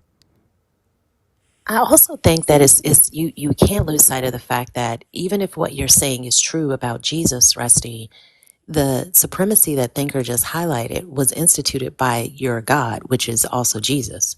So if he's trying to make it right, he's trying to fix a system that he erected. And I think you asked a really good question. Like, if you were God, how would you fix it? Well, I wouldn't fix it by saying, hey, humans are making other people slaves.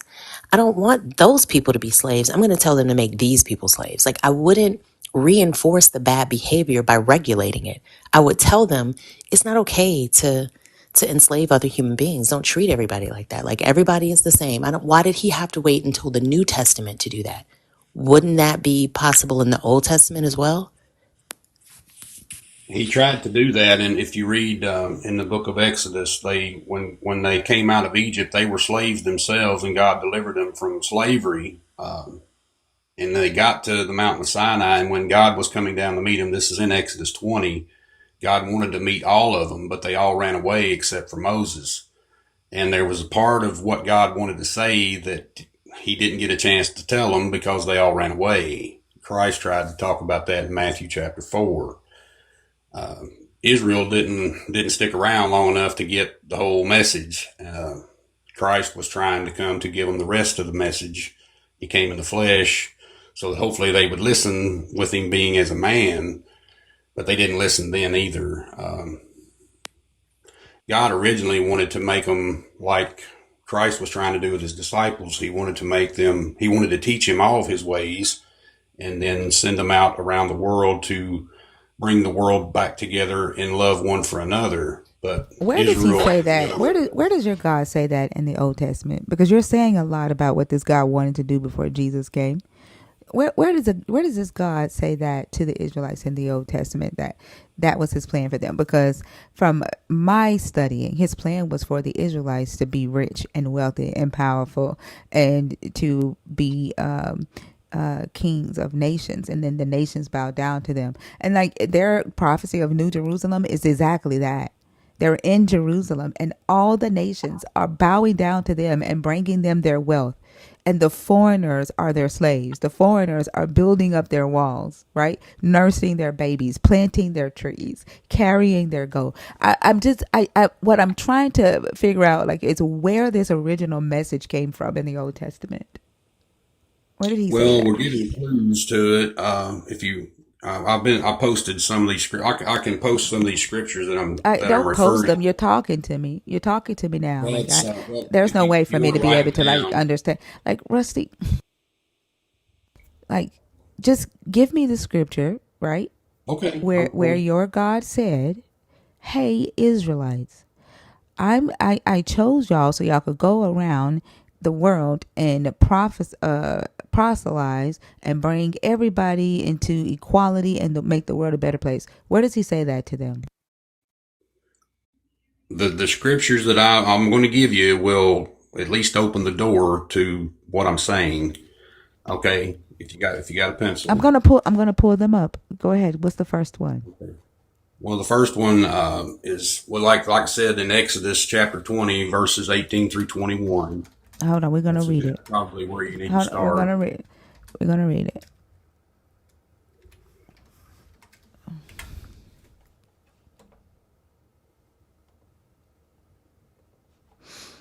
All right. So when all the people witnessed the thunder and lightning, the sound of the trumpet, and the mountain smoking, they were afraid and trembled and stood at a distance and said to Moses, "You speak to us, and we will listen, but do not let God speak to us, lest we die." Moses said to the people, "Do not be afraid, for God has come only to test you and to put fear of him upon you, so that you do not sin." Then the people stood at a distance while Moses drew near to the thick darkness where God was. So this tells me, right, that Israelites was on the mountain. They saw thunder and lightning and smoke, and Moses said, "Be scared, that's God," right? God is only trying to put fear in you so that you don't sin, so that you don't disobey what God says. Now, keep in mind, this is fear mongering to me. Moses is a human making a claim to the Israelites that he's talking to a God, but he tells the Israelites that the thunder is the God, and that they should be afraid, right, of that thunder. And if they sin, if they go against anything Moses tells them to do, God's going to get them, right? That's what Moses is telling them. And then setting the stage to be like, no, no, no, you can't look at him. I'm the only one that can see him. Okay. Well, anyway, can I go to the next scriptures? Yeah. Okay, we got them down. Okay, now go to Psalms chapter 81, verses 10 through 13.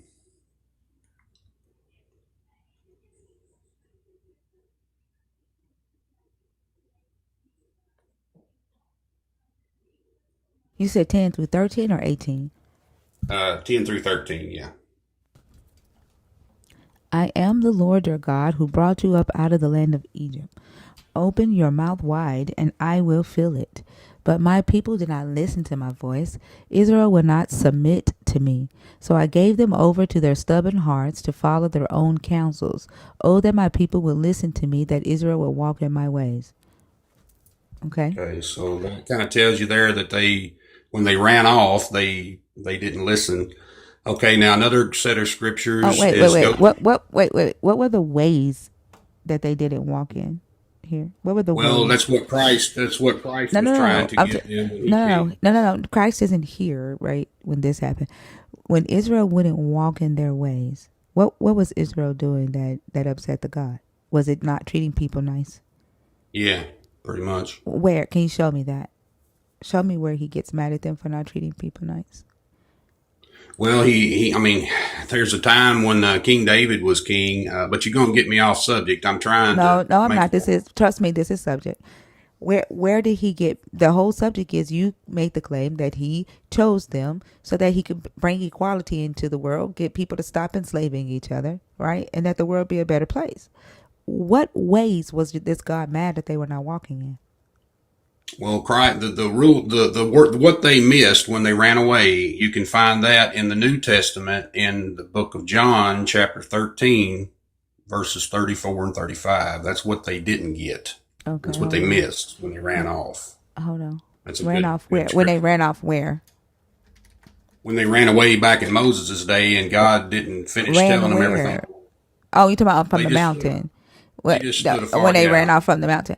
No. What I right. asked you was, what ways did the Israelites get in trouble for in Psalms? What that your God is talking about here? What Well, ways? he's What did they? referring to that time. Go ahead. Go ahead, tell me. They were referring to what Okay, time? in Psalms 81, verses 10 through 13, God is referring to when they all ran off from him in the No, book he's of not. Exodus. No, he's not. He's Where- talking about them worshiping other gods. He's not talking about that. Well, that too. Yeah, Why wouldn't you that's say part of that the though? commandment. Like, why wouldn't you say that though? Like, that's literally this God would get mad, right, at them worshiping other gods. Idolatry was what would piss this God off because he was a jealous God, right? But he didn't like take put the Israelites back into slavery because they were enslaving other people, did he? No, that was going on already. So, But he didn't like. You said that he chose them, right, so that they could be the example to make the world a better place, so that people would stop doing the things that this God didn't like for them to do. But yeah, but they didn't listen either. hold on, when would he put them in slavery? When they did what? If they did what, he would threaten them with slavery. Well, they were scattered to the nations, shortly after Christ was For doing crucified. what? For doing no. Why do you keep going to Christ? Right now we're talking about the Israelites before your Christ. We can go to Christ in a minute, right? Why did he threaten to send them into slavery again?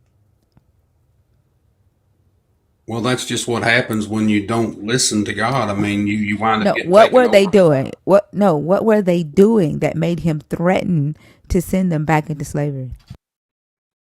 Well, it's like you said, they got to worshiping other gods, and they just weren't treating each other the way he wanted. He didn't. They weren't loving one another. They were just trying to figure out how to stone each other all the time, and Well, no. God really Where didn't does he want say all that, that in the Rusty? beginning.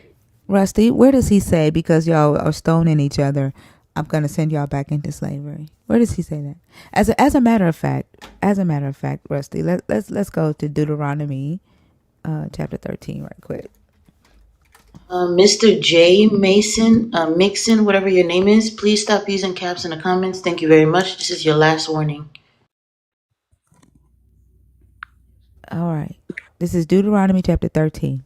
If anyone secretly entices you, even if it is your brother, your father's son, or your mother's son, or your own son or daughter, or the wife you embrace, or your most intimate friend, saying, let us go serve other gods, whom neither you nor your ancestors have known, any of the gods of the peoples who are around you, whether near you or far away from you, from one end of the earth to the other. You must not yield or heed to any such persons. Show them no pity or compassion, and do not shield them, but you shall surely kill them. Your own hand shall be first against them to execute them, and after the hand of all the people.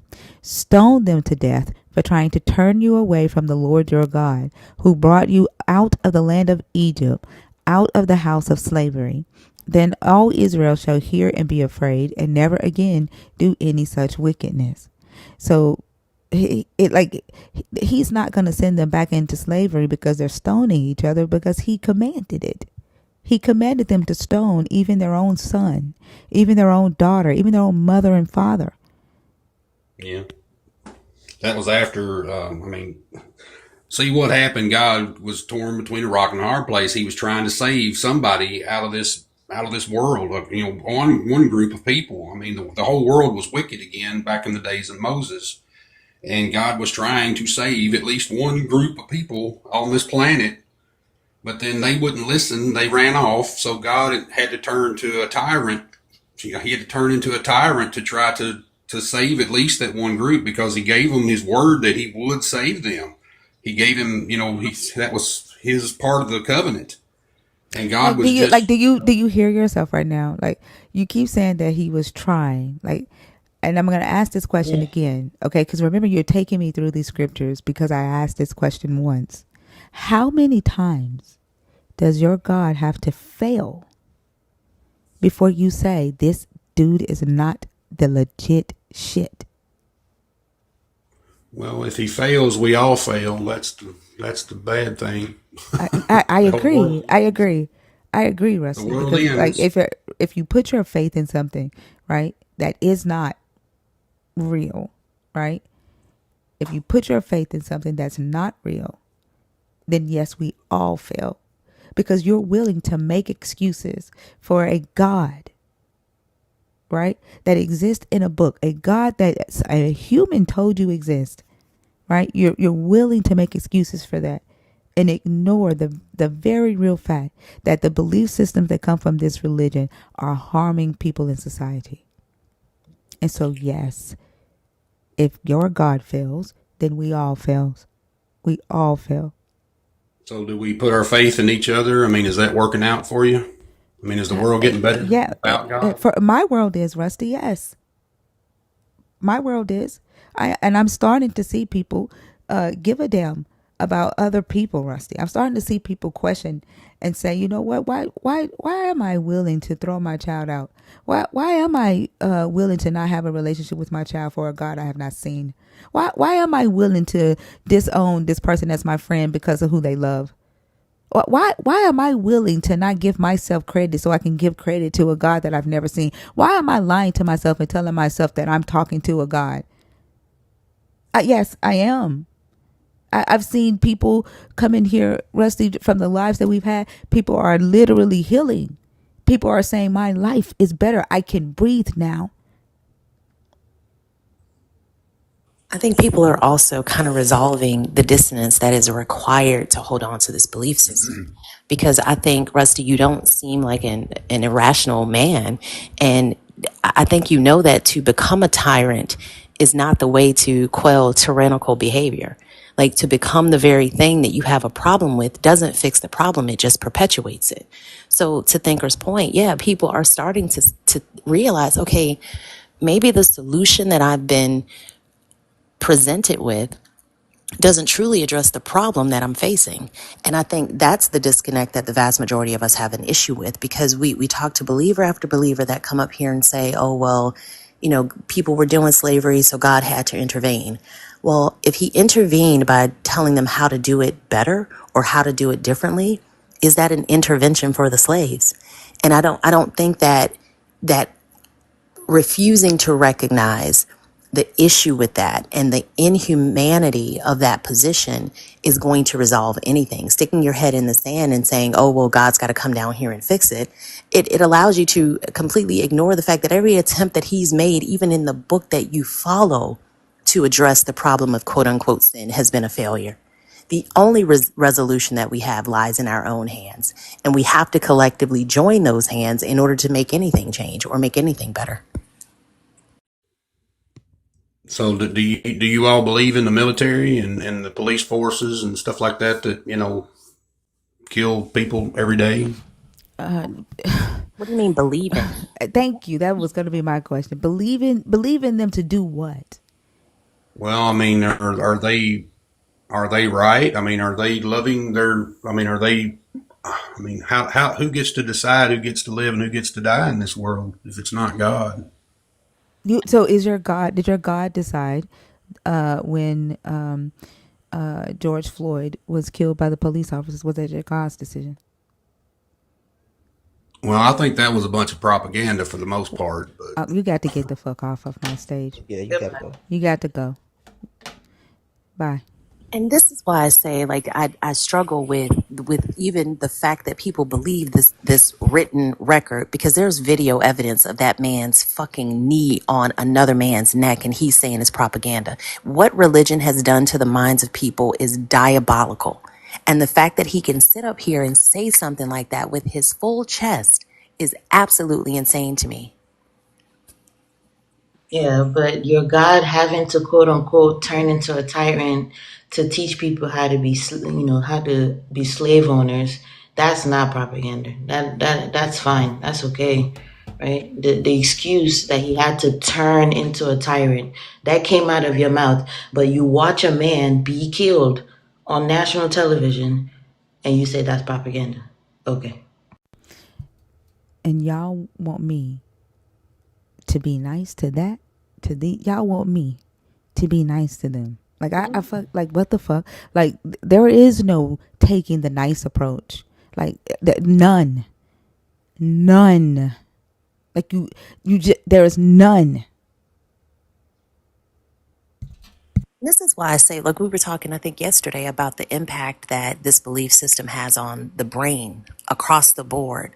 Like, to be able to say that while you're talking about wanting a loving and inclusive society is wild. Because they They want were, it to be loving for them, not yeah. everyone else. They'll justify the deaths of, and that it's very supremacist in nature. Like they can see why it's okay to kill people who are lower than.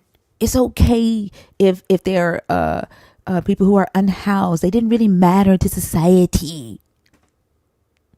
And then y'all will go and run and protect the fucking preachers, the pastors who do the most outrageous shit in front of your face. The billionaires. Y'all will protect them because you think success means God. I saw a video of a young girl yesterday, and granted, she's right now in a moment of deconstructing and in a moment of awakening, and somebody tagged me in her video, in her comments, and she was asking about the concept of, her being privileged and, blessed because, the universe has chosen her. Like, do I see it as the universe has chosen me because I'm privileged and I'm blessed?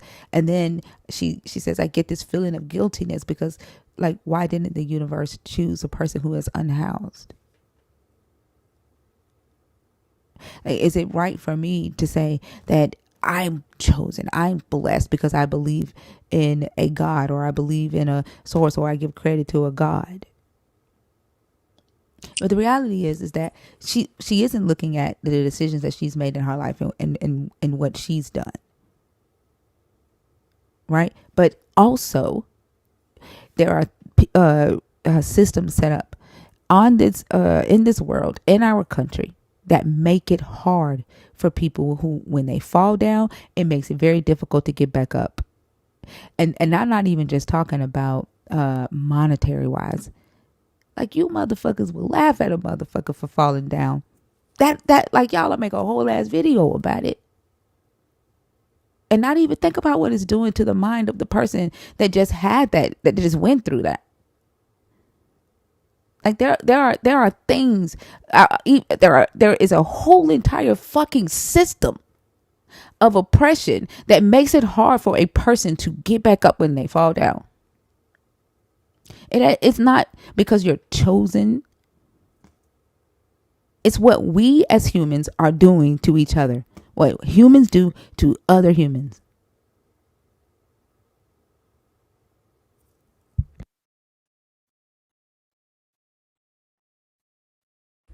You know how we always talk about the similarity between a lot of believers that come up here and have these conversations with us, and the way conversing with them is often like talking to children. The way they will do absolutely everything to be included in this club. It's like, you hear that child that is doing something mean to another person who they know doesn't deserve it, just to be included with the cool kids, or just to be initiated into this group because they want to be accepted, they want to be included. That's the vibe that I get with the vast majority of the believers, because they're willing to ignore the ramifications of their actions and their belief systems and the positions that they hold, just to be included in this God club, just to be included in the heaven club.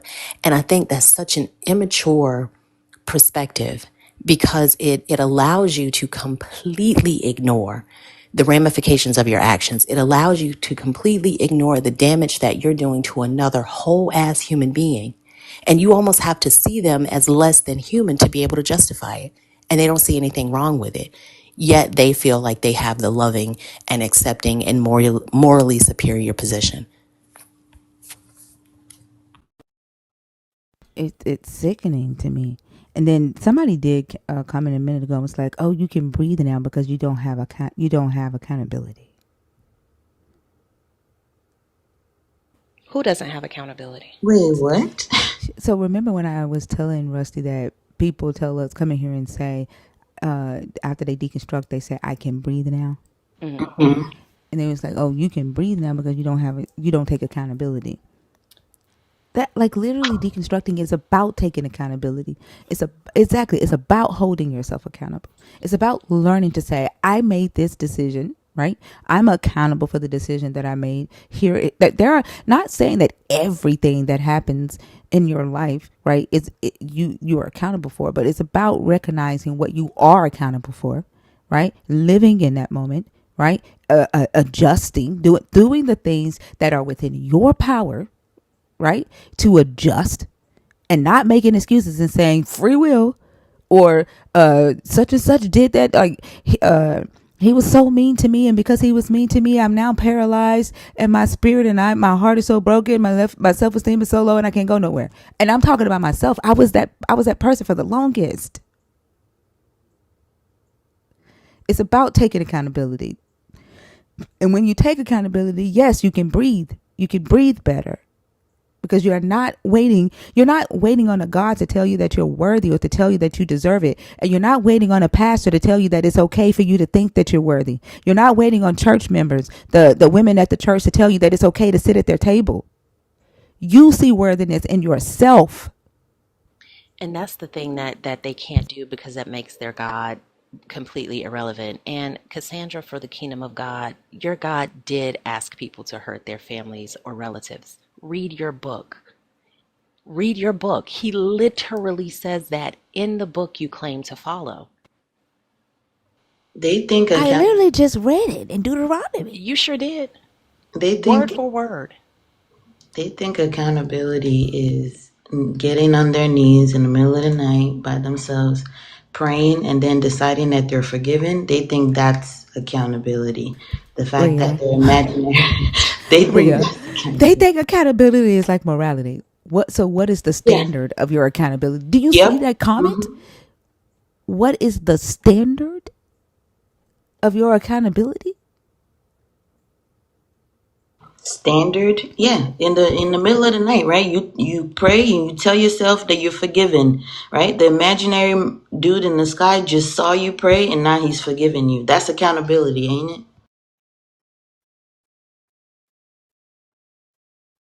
The very fact that that was his response tells me that you have no idea how to take accountability. You don't even know what it means.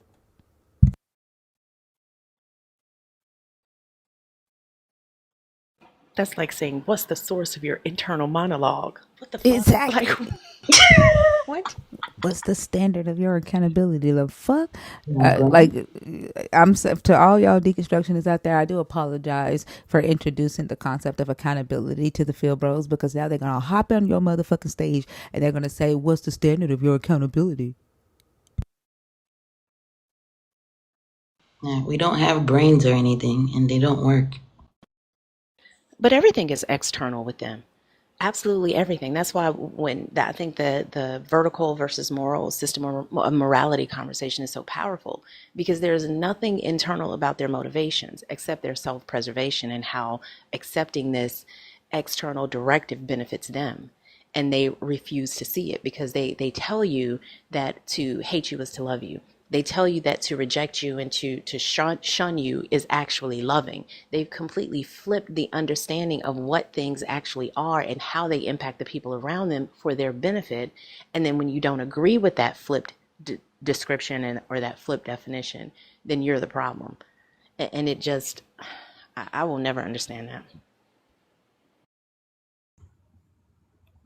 I hope you don't understand it, Fee, because if you start to understand, We moving clear and far away from you.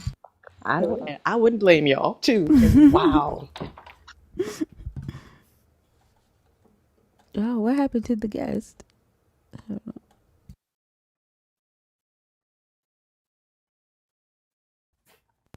I'm So going you to have the add same a little bit standards. of They still. I'm sorry. Go ahead, Selena.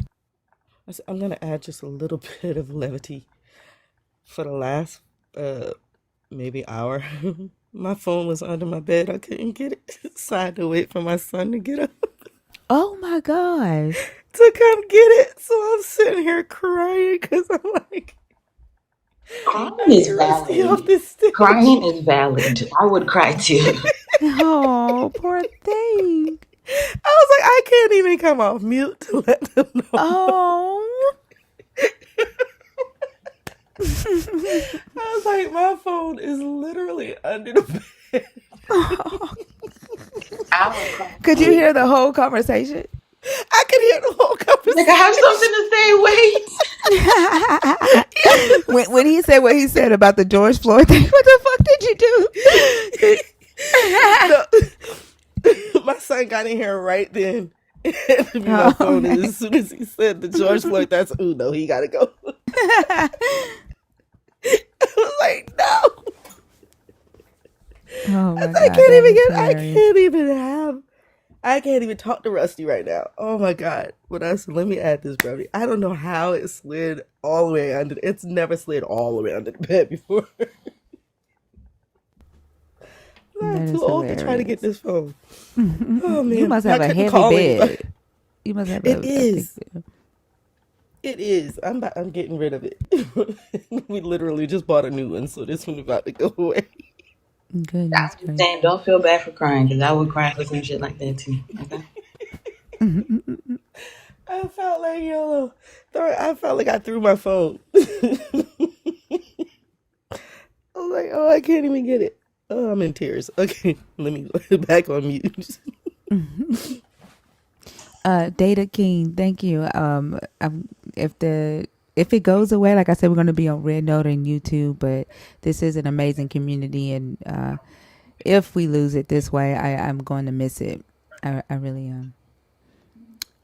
Super friend, hi. How are you? Hey, what's up? How y'all doing? I'm doing good. Are you a believer? Are you deconstructing? Are you an atheist?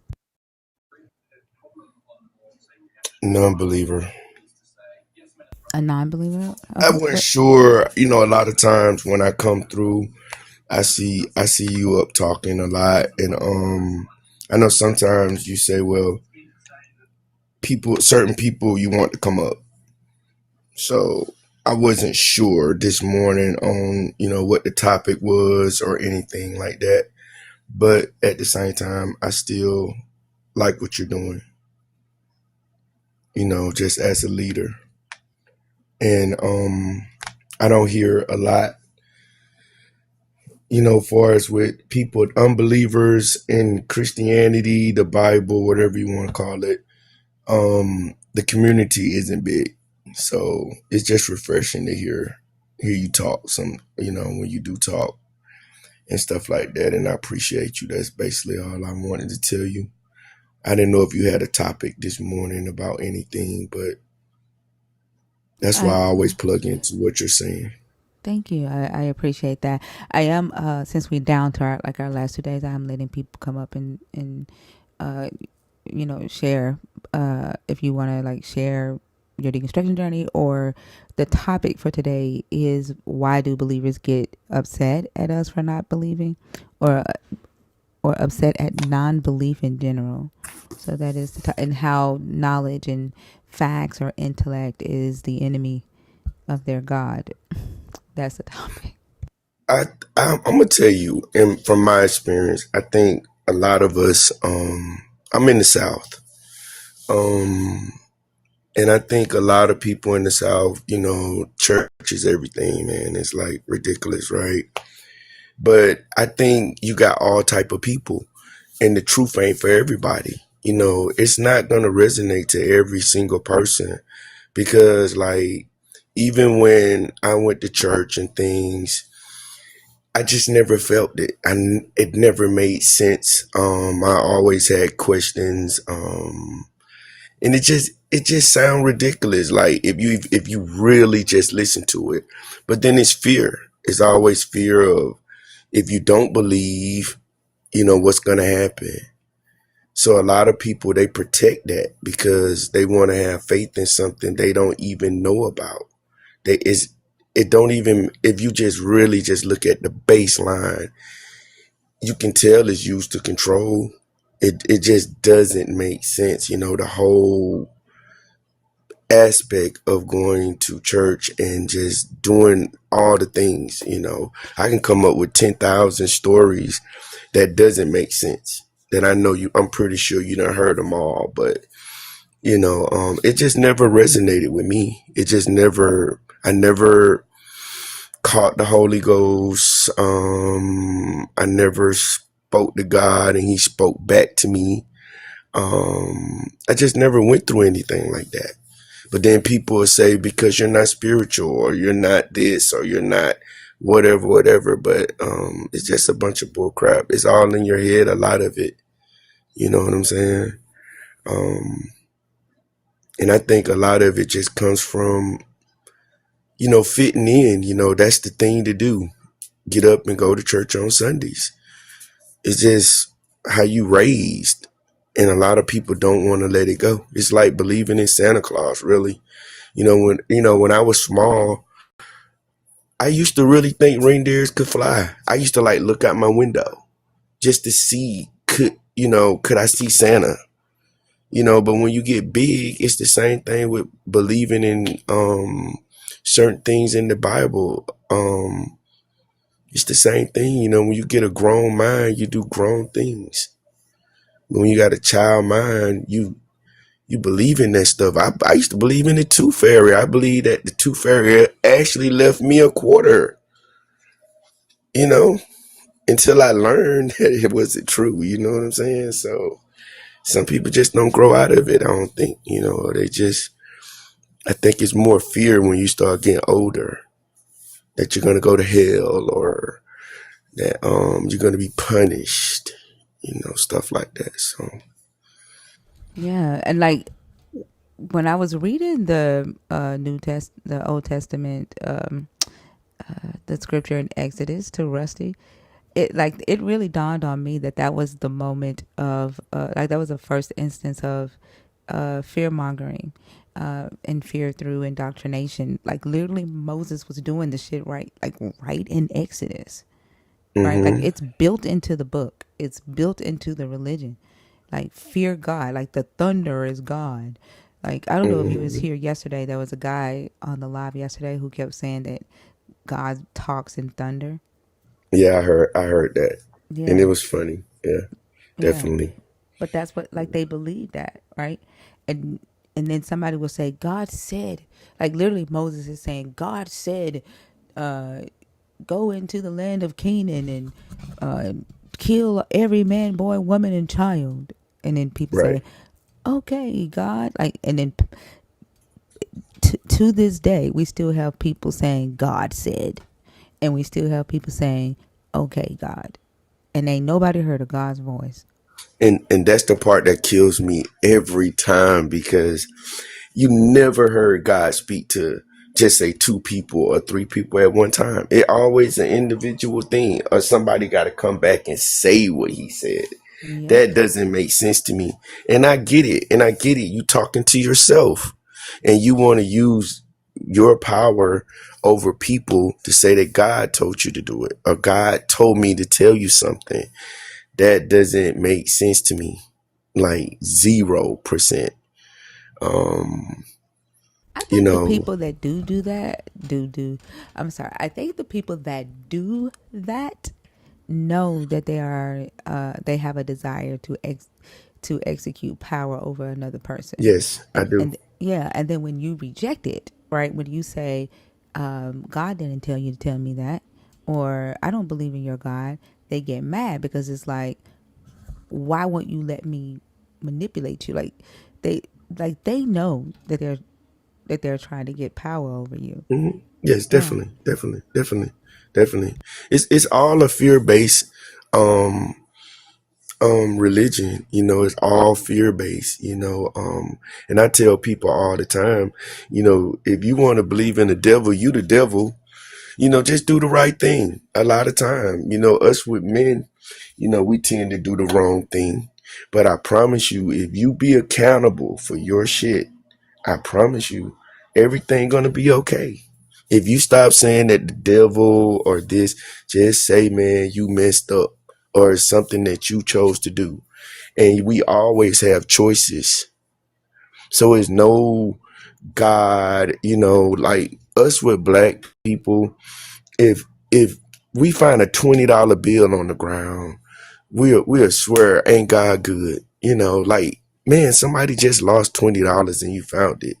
It's not that serious, but we just take everything and put it on a pedestal, like, God made it happen. I promise you, if I don't leave my house or if I don't do what I got to do, I'm not gonna eat. Yep. God ain't just gonna come put food in my refrigerator. God ain't just gonna make things happen. You make things happen. But I think by when you pray so much and you every day praying and you're doing things and it happens, you think that God done it because that's in your head. But it was gonna happen, I promise you, anyway. But I promise you, if you sit here and don't move, see what happened. Nothing.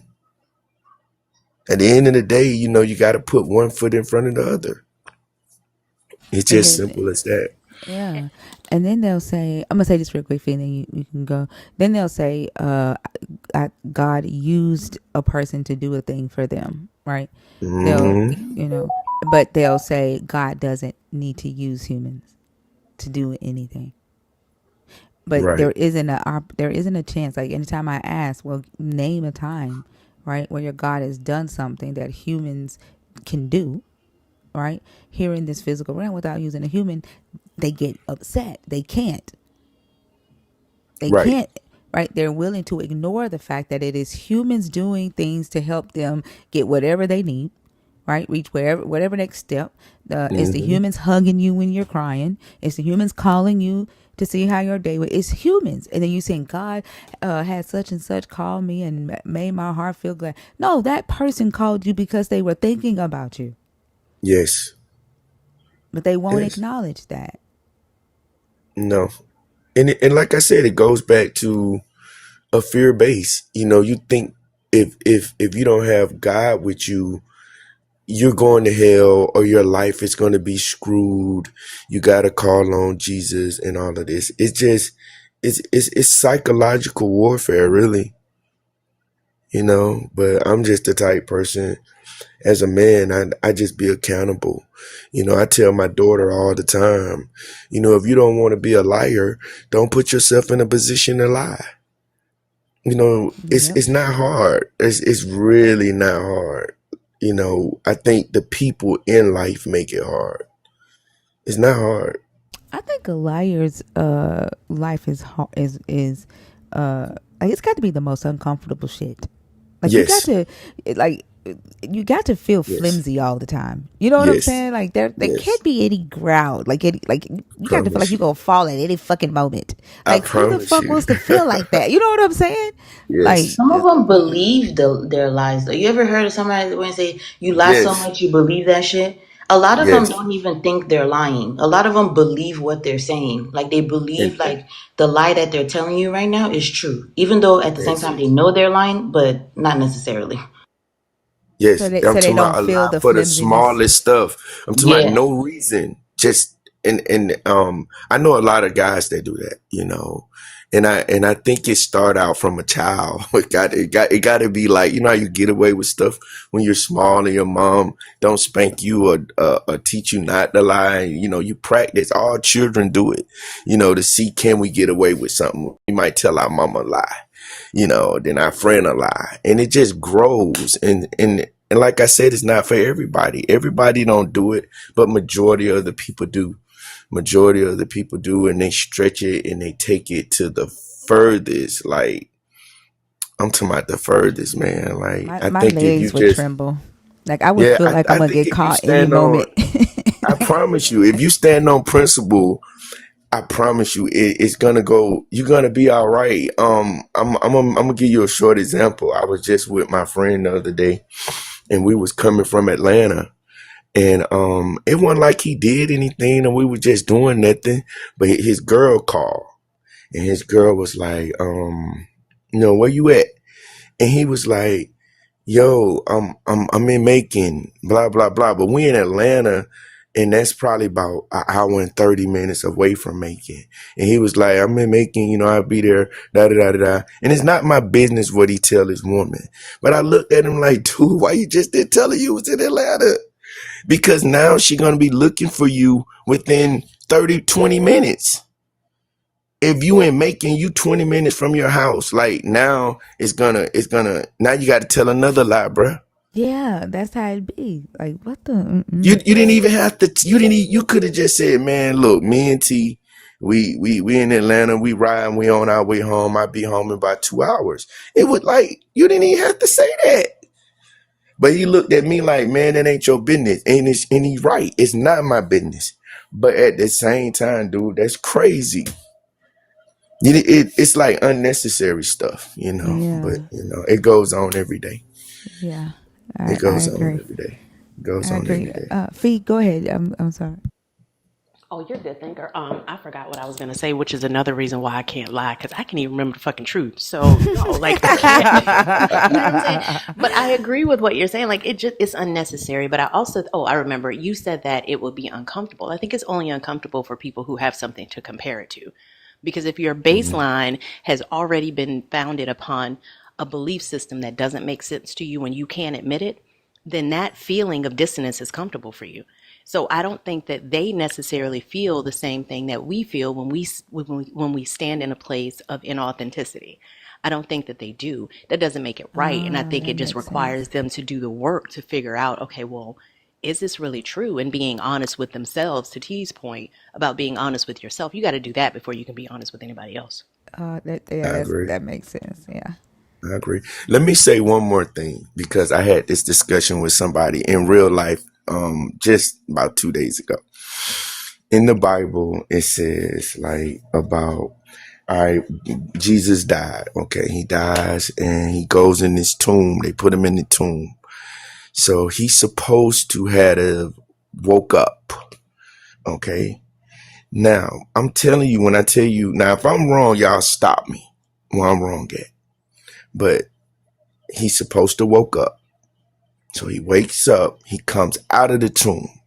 A few people see him in the physical form, right?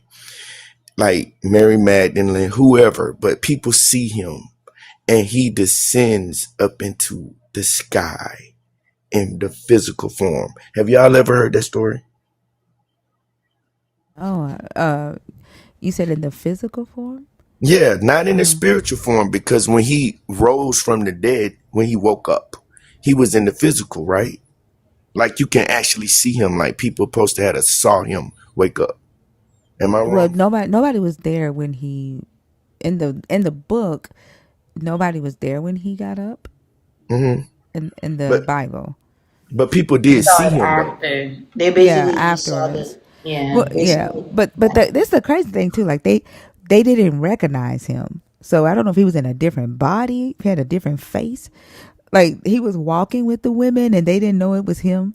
And then in one story, he showed up to the disciples and he still had the hole in his side, and Thomas stuck his hand in there. But like I don't know some. But yeah, I guess yeah, he did come back to the physical, but I guess in a different body. But what happened to him? Did people tell me this now? This is what I hear. I trust me, I don't believe this. But they say that he descended into heaven, wherever body he was in, but he's supposed to have, he didn't get buried, he didn't disappear, he just descended into heaven. But Well, this was someone was I telling think me. there's only one or two gospels that says that he ascended. I don't think every gospel says he ascended. One of them don't even say what happened to him at all. Hmm. Yeah, but I think it's only one gospel. I think it's Matthew that says he ascended. Give me just a second. Hold on. But yeah, when you ascend, that means that you float, or do like some Superman stuff, just go up into the sky, right? Yeah, That just don't make sense to me. That's the craziest it is thing I crazy. have ever heard in my life. But I was just talking to a lady the other day, and she was saying yes, and she believes that wholeheartedly, that he just descended into heaven. And I was like, so when he went past the clouds and he went, just say, to outer space, then where did he end up? Like, that doesn't make sense, but people actually believe this stuff. I guess faith does that to them, to believe in something without knowing a fact. But That's what somebody just put in the comments. The resurrection of Jesus takes the most faith out of all of it, but they lose sight of the fact that you can use faith to believe in anything. Like, and if you're saying that the most ridiculously nonsensical claims require the most faith, why are you not looking at faith in and of itself? Because you can use right. that to believe anything. I can sit up here and use faith to believe that I'm 6'2". I am not 6'2", people, but I can use faith Yes. to believe it. And in the same Yeah. way I believe faith, on faith that I'm 6'2", you're saying the same thing about Jesus, zombie Jesus, flapping his wings up into heaven or however he got there. Like it's literally the same thing, but you don't look at the problem that comes with inherently believing faith because if you can invalidate someone else's position on faith, they have the same right to do the same thing to yours. And if you can't do that, if your faith validates your position, the faith that anybody else has in any other claim is just as valid. True. True. Yeah, it's Well, I Luke. It's Luke and Mark. Luke and Mark are the only two gospels that talk about him ascending, and then Luke writes it again in Acts, and of course adds stuff to it.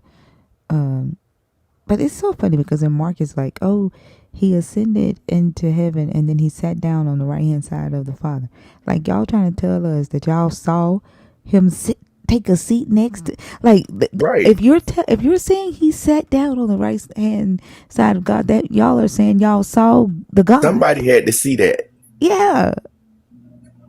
And it just like when you say, I'm just saying this man had to be in a physical form, because a spiritual form you can't see nothing. You can't see anything.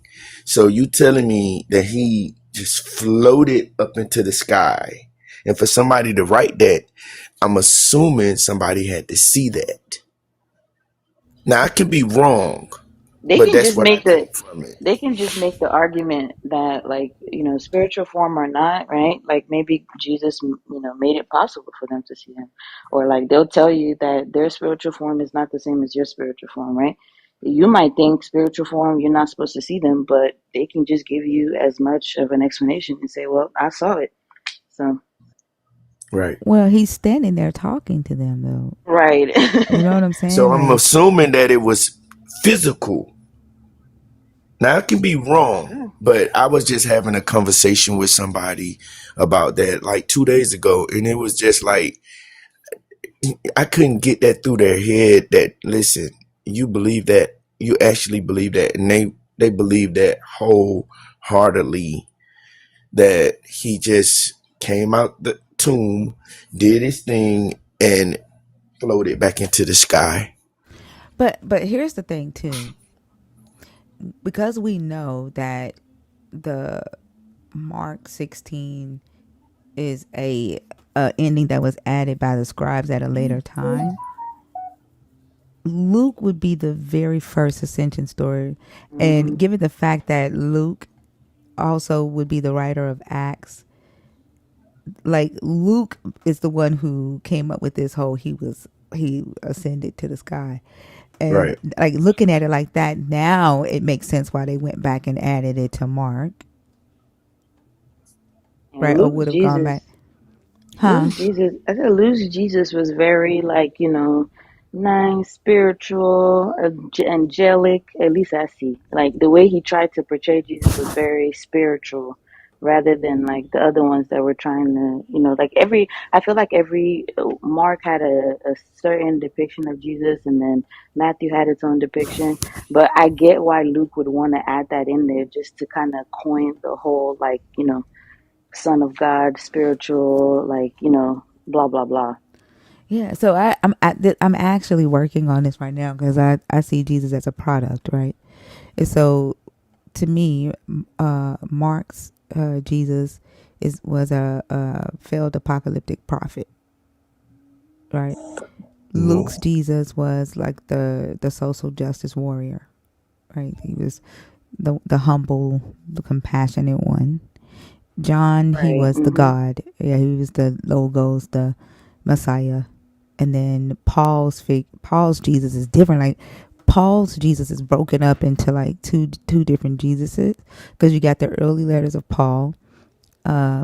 His Jesus is like he's the sin sacrifice. You know what I'm saying? He's the thing that saves, Mm-hmm. right?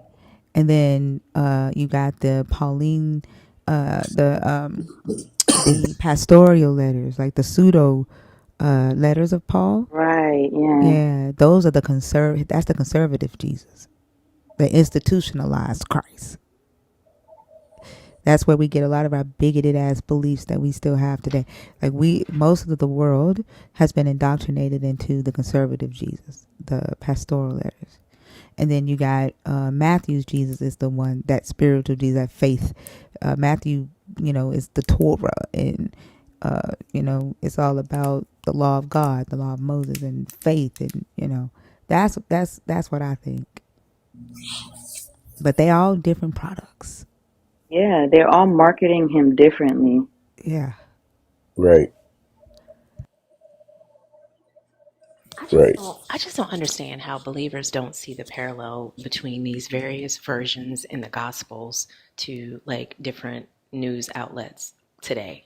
Like you literally have one leader or one concept, and depending on who you talk to or who you get your information from, it's going to be a different spin on it. When they say there's nothing new under the sun, like this is literally how I see the Bible, because all of these gospel accounts of Jesus and the things that happen, they're basically like tuning into a news station to hear what this group of people think about it through their biased perspective and how Mm-hmm. it impacts their lives in the time that they live in. And it's literally the same thing. So I think until we're able to look back and see that through line, and I guess the failures of humanity, if I could call it anything, we're never going to be able to actually affect any tangible change for people as a whole, because you've got one person saying one thing about Jesus and presenting him in a very different way than the other. But then when you can put all of these stories in a book and tell people, oh yeah, they're all cohesive, there's no contradictions, and those people believe that, Jeff's plan about the hydrogen in the sun might be the only thing that's going to save us, because I don't understand how that could fly for anybody. Right. I totally agree. And like I said before, I ran across y'all on the TikTok. I do this little TikTok thing for my animals. But I'm new to the TikTok, and but when I ran across Thinker, it was like, wow, like holy crap. You know what I'm saying? So it was like every day I was trying to plug in, to catch something, because she's so knowledgeable and so open minded to truth. It might scare a lot of people. You know what I'm saying? So I just appreciate it, man. What I was going to ask you though, I think I heard you say something about 2 days or 3 days. Are they cutting down TikTok or something? So we're waiting. We're trying to see. It's in the Supreme Court right now to see if they're going to overturn the law that's banning it in the United States, or if Hmm. we'll get like an extension while they wait to see if they can find a buyer in the U.S. So, Gotcha. but if it Oh. does go down on Sunday, like the ban goes into effect on the 19th on Hmm. Sunday. If it does go down, it'll go down for a couple of days. Biden said he might step in. Oh wow. Okay. If it does go down, it'll come back up in a couple of days once the inauguration is over. Hmm. Biden gave an extension. When did he do that? I'm hearing different things. It was extended, definitely. When did that happen? No, I know they issued a law. I mean, they submitted a bill. They submitted a bill, right? But they haven't voted on the bill yet. 11 p.m. East Coast time? Huh? I've been checking all morning for a TikTok ban update. I don't see anything. I don't see any news media talking about that. Where did y'all hear that?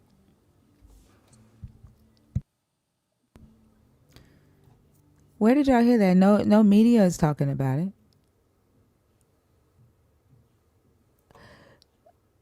Y'all just saying stuff right now. Y'all know damn well I'm gonna check.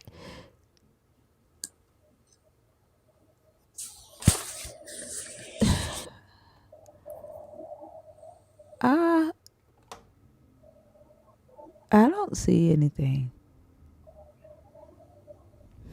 Hmm. No. Uh I know they're fighting to get it extended, but I don't see anything that says that it was extended. Yeah.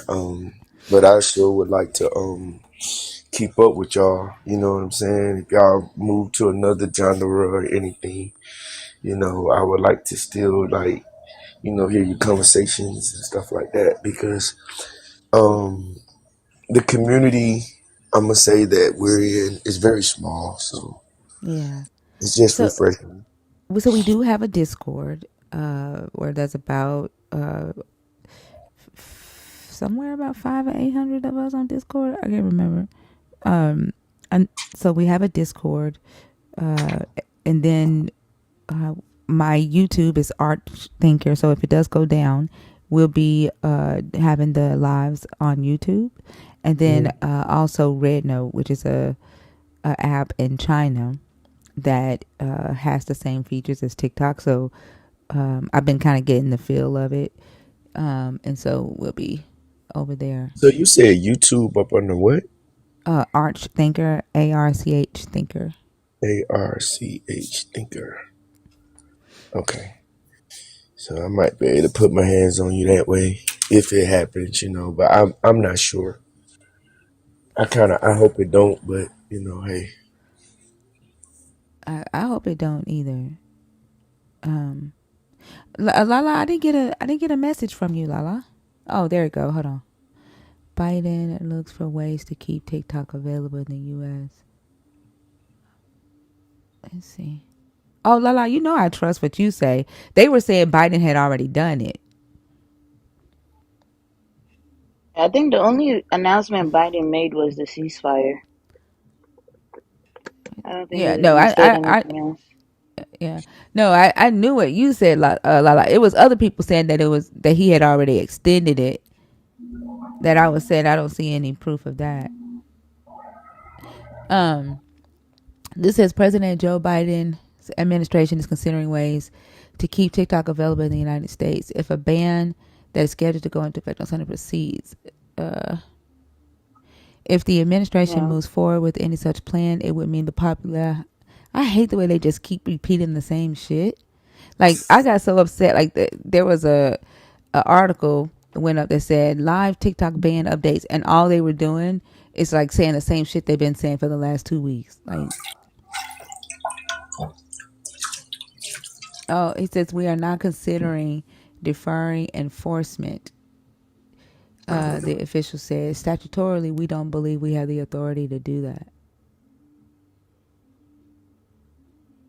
Still, a White House official insisted that not enforcing the ban, if it is upheld, is not an option. We are not considering deferring enforcement. Biden and Trump's positions are reversals from their one-time support for banning TikTok.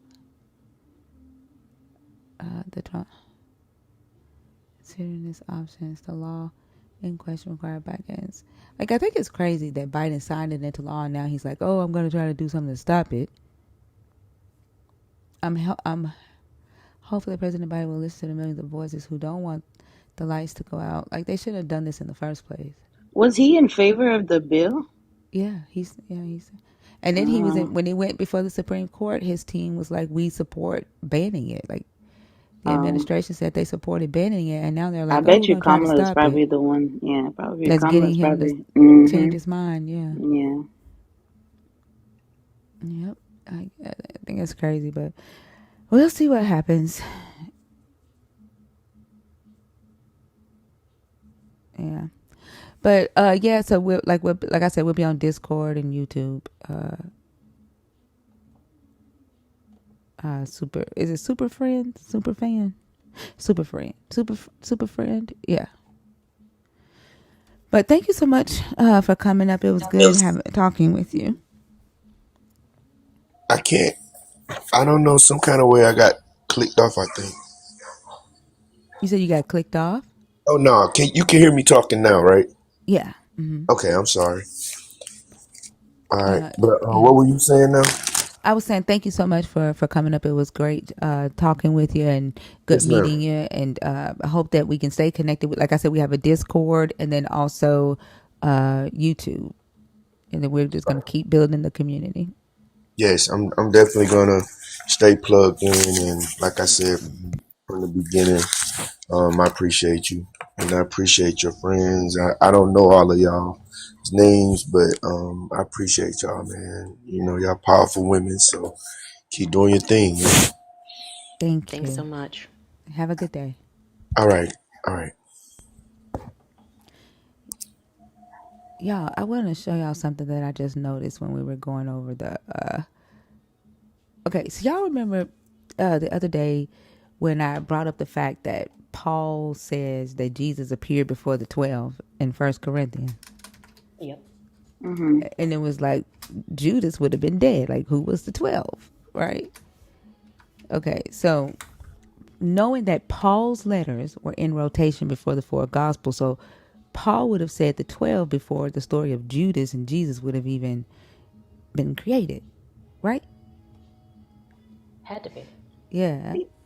He had to, like, let's just say, like, these people actually were doing the only way he would have this information as a spy that he was more than likely spying on these people and watching them the whole time. I don't even think their stories were created. Like, I think they're made up. Well, But yeah, like, I'm saying, you like, know what I'm if saying? it did happen, he must, Yeah. like, that's the only way he would get that information. I, okay, so I think okay, so like right here, this is where Paul is saying that he got his like Jesus like appeared, right? This is what he talked about the Mm-hmm. 500 witnesses, right? So, okay, taking into consideration that Paul does not ever talk about anything that the Gospels talk about other than the Passover, right? Like the sacrifice in the Eucharist, right? He doesn't even describe the fucking sacrifice, right? He doesn't describe that day, none of that. You know what I'm saying? Mm-hmm. Okay, and so he says, "For I handed on to you as of first importance what I in turn have received, that Christ died for our sins in accordance with the Scriptures." So he's saying, "This is what people told me." That's what Paul is saying here, right? And then he Right? says, "And that he was buried, and that he was raised on the third day in accordance with the Scriptures." And that like what scriptures is he talking about? Because there's no prophecy, right, that says that he, you see what I'm saying? He Yeah. says, and that he appeared to Caiaphas or Cephas, however they say his name, then to the 12. What 12? Okay, now look what where was I at? Oh, Mark, in the longer ending of Mark, what does it say? Later he appeared to the, you see that? What does it say? That's too tiny for To me. 11. To the 11. Oh. So you see what I'm saying? So Yeah. Paul says he appeared to the 12. Paul is still including Judas, I guess, right? Or the original number. And then later there's this story created about Judas, and then bam, oh, he appears to the 11. Because Paul's letters, like you said, was written before this, right? Yes. Paul's Right. letters were in rotation before any of the four gospels were Mm-hmm. written.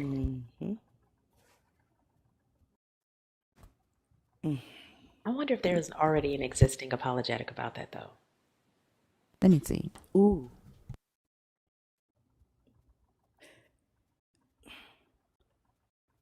How would I word it? And the fact that we read Why does that, Paul say we've 12? read it and not caught it when you're in it. You have to suspend belief, like with movies. Bar Ehrman says something. Bar Ehrman is an atheist, though. That wouldn't be an apologetic. Hold on. Let's see. How can Paul say that Jesus appeared to the 12? Why did Paul say Jesus appeared to the 12? Here is an interesting question for my readers. What do you think about Paul saying that? An interesting question. And answering it involves a number of rather unexpected complexities. The basic question, does Paul know that Judas Iscariot betrayed Jesus and afterward committed suicide? The first issue to address, who among the authors of the New Testament does know about the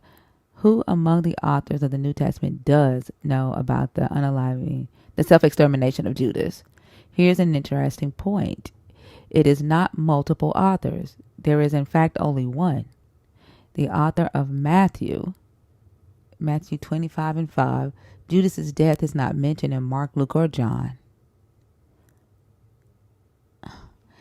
In only one other New Testament book is there any reference to Judas's death, and that's Acts 1:18-19. But this passage doesn't say anything about it being a self-extermination. And what it does say stands at odds with what Matthew says. I give this as an exercise to my students sometimes. I tell them to compare in detail the account of Judas's death in Matthew 27 with the account in Acts 1. Note all the similarities in their finest details and the differences again in detail, and then see if it is possible to reconcile the differences. It's a very intriguing little assignment. I suggest you do it and see what you come up with. Y'all want to do that right quick? Yes. Is that boring to y'all? That Like, it's sounds so fun. fascinating to me. Okay. Hold on, let's see. Okay. Matthew 27 and 5. Okay. No, no.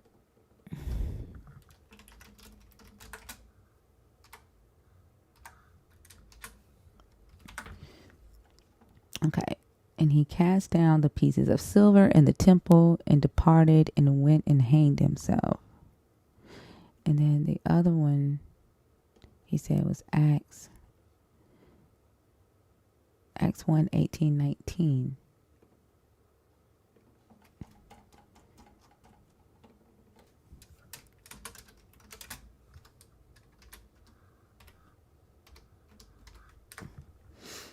Now this man acquired a field with the reward of his wickedness, and falling headlong, he burst open in the middle, and all his bowels gushed out.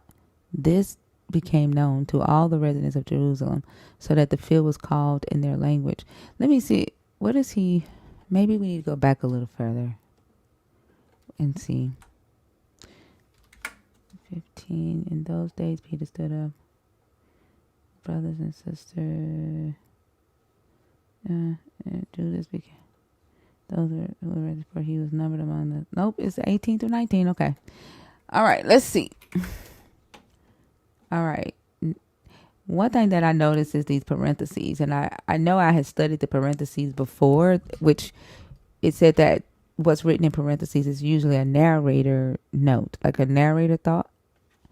It says, and he cast down the pieces of silver in the temple and departed and went and hanged himself.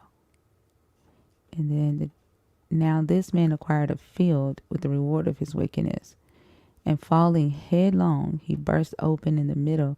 Oh, he doesn't. That's not a suicide. That's when I thought they were saying at first.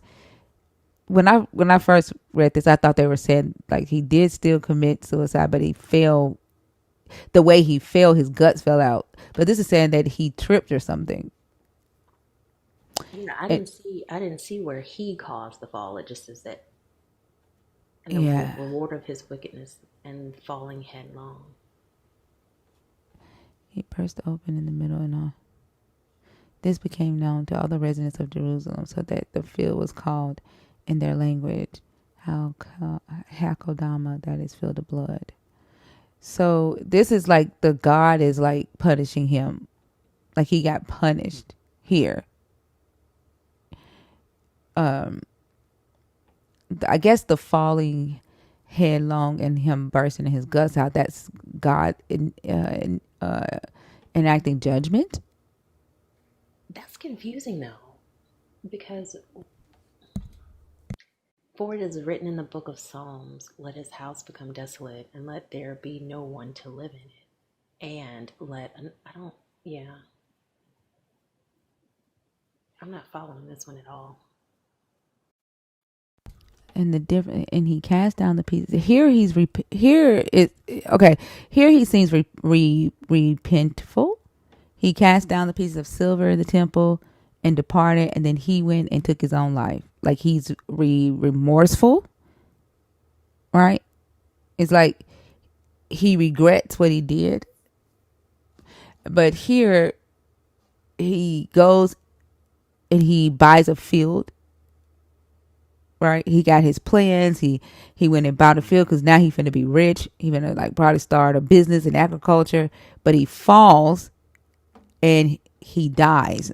He doesn't take his own life here. And then the field that he bought with his becomes known as the field of blood. Like it's a punishment. You know what I'm saying? Yeah, that I follow. But it's a completely different narrative of what happened to him in the other scriptures, though. What is? I'm trying to figure out what Bart is telling them to do. Let's see. Judas' death is not mentioned in Mark, Luke, or John. It's on Matthew with the account of Acts 1. Note all the similarities in their finest detail. Note all the similarities in their finest detail. Similarities? Am I in Matthew 27? What similarities? Have you spotted a similarity? I don't see any similarity whatsoever. That's why I'm trying to Nope. figure out what he was referring to. Hold on. Let me go 1 through 5. What was the scripture in Matthew? Matthew 27. I'm gonna expand it to 1 through 5. He said Matthew 27, 5, but I'm gonna do 1 through 5, and then Acts 1, 18 through 19.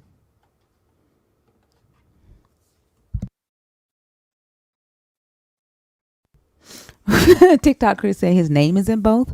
That is a similarity. Let's see.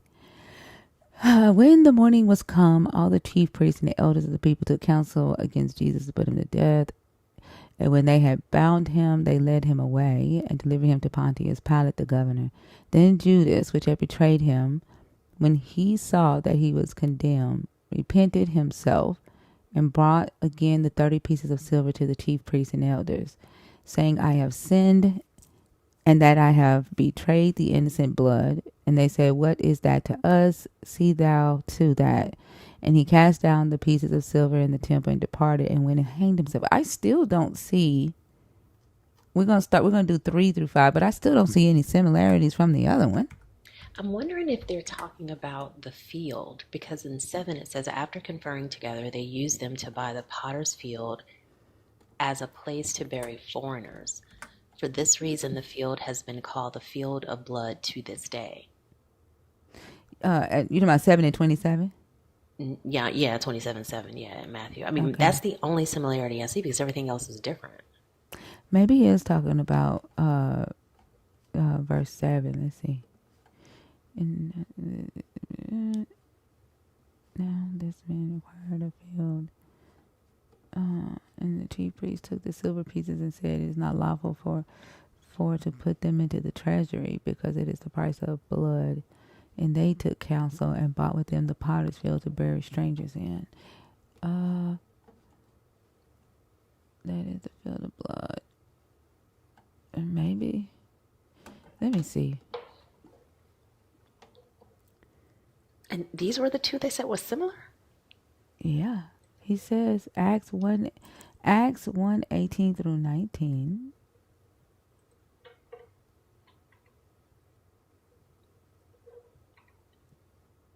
What version are you reading, Thinker? The NRSVUE. But he hyperlinks the ESV, which is weird. It's very misogynistic version. And then he says Judas's death in Matthew 27. Let me see if he's using all of them. He hyperlinks another article.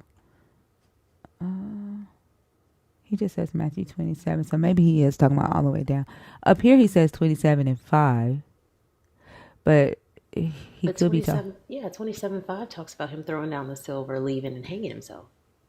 Mm-hmm. But then Acts 1 just says that he fell and his guts fell out, gushed out. His bowels gushed out.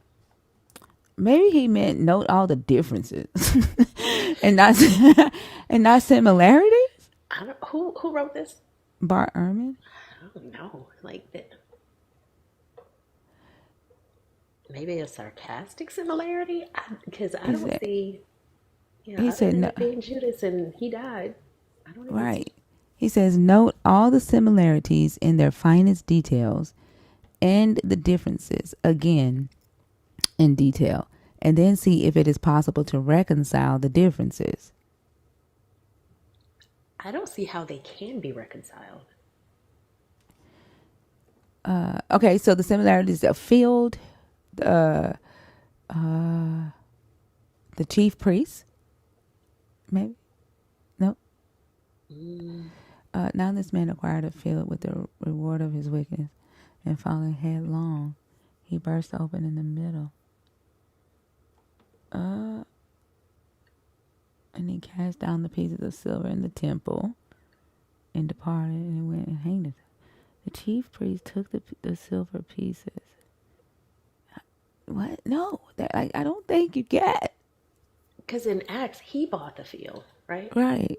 And then in Matthew, he threw it down and he left. So he couldn't have thrown down the silver, departed and hanged himself, and purchased it. The chief priest took the silver and bought it, the field. Yeah. Black Soul, since I have no clue, come up here and fucking give us one. Come give us one. Like, you see us trying to figure it out. Hit request and come give us the clue.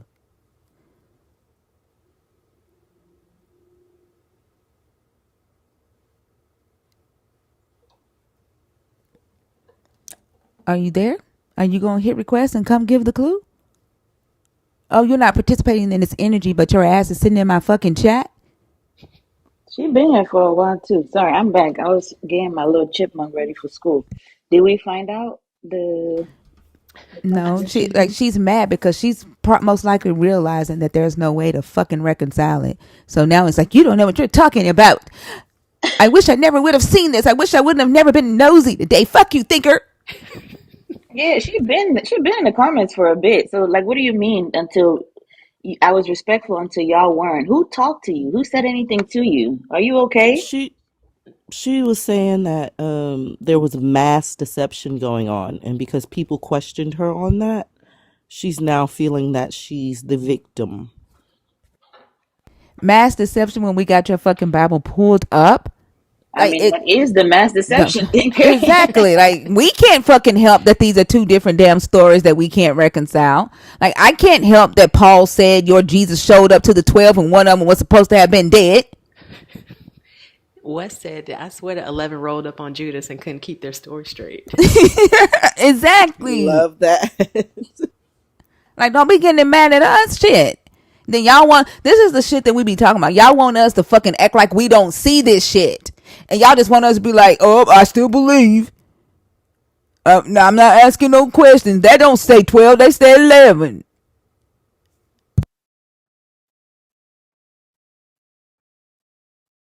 Shit is crazy. But I don't think it can be reconciled. If is there anybody in the guest request box? There's like 9 people in the guest request box. Is there anyone in the guest request box that's coming up to reconcile this? Can you comment before I read the rest of what Erman has to say? Because I don't see it being able to be reconciled. I do hate it, Black Soul. I hate it because you see shit like this and then you want to just ignore it. I do hate it. Like, why don't you come up here and tell us why we should ignore this? Why should we ignore this? Give me your best argument.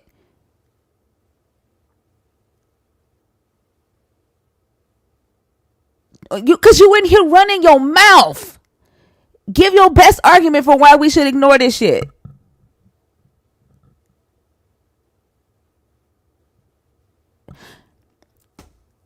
Look what she types. 1,000 people are mentioning me. Girl, it's probably 10 of us that's Okay. What the fuck? But it Is there tracks though, any? right? Like she's seeing 1,000 people mentioning her, just like she's seeing symmetry between these two scriptures. Like it tracks. Exactly. Is there one? Is there a believer in the box that's coming up to tell us how y'all reconcile this? Let me see how creative you get. Like, or this is the moment. Y'all say that we can't do it because we don't have Holy Ghost, right? But you do. Come show us how Holy Ghost do this. How do y'all reconcile this? If you have the spiritual eyes that we don't have, are you in the box to come show us? Yeah, come display your discernment. Because I see Judas died in both accounts. There was 30 pieces, I wrote it down. There was 30 pieces of silver in both accounts. There was a field purchased in both accounts. Where else is there symmetry? Somebody named Alpha and Omega said he's gonna come up. Oh, good. Oh, okay, hold on. We're gonna send you on about your way. Okay, we're gonna let you ascend with you and your Jesus, black soul. Okay, go to Jesus. The fuck out of my room.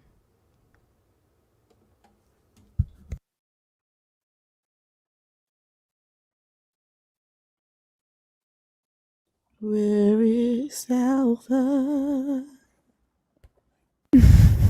and Omega?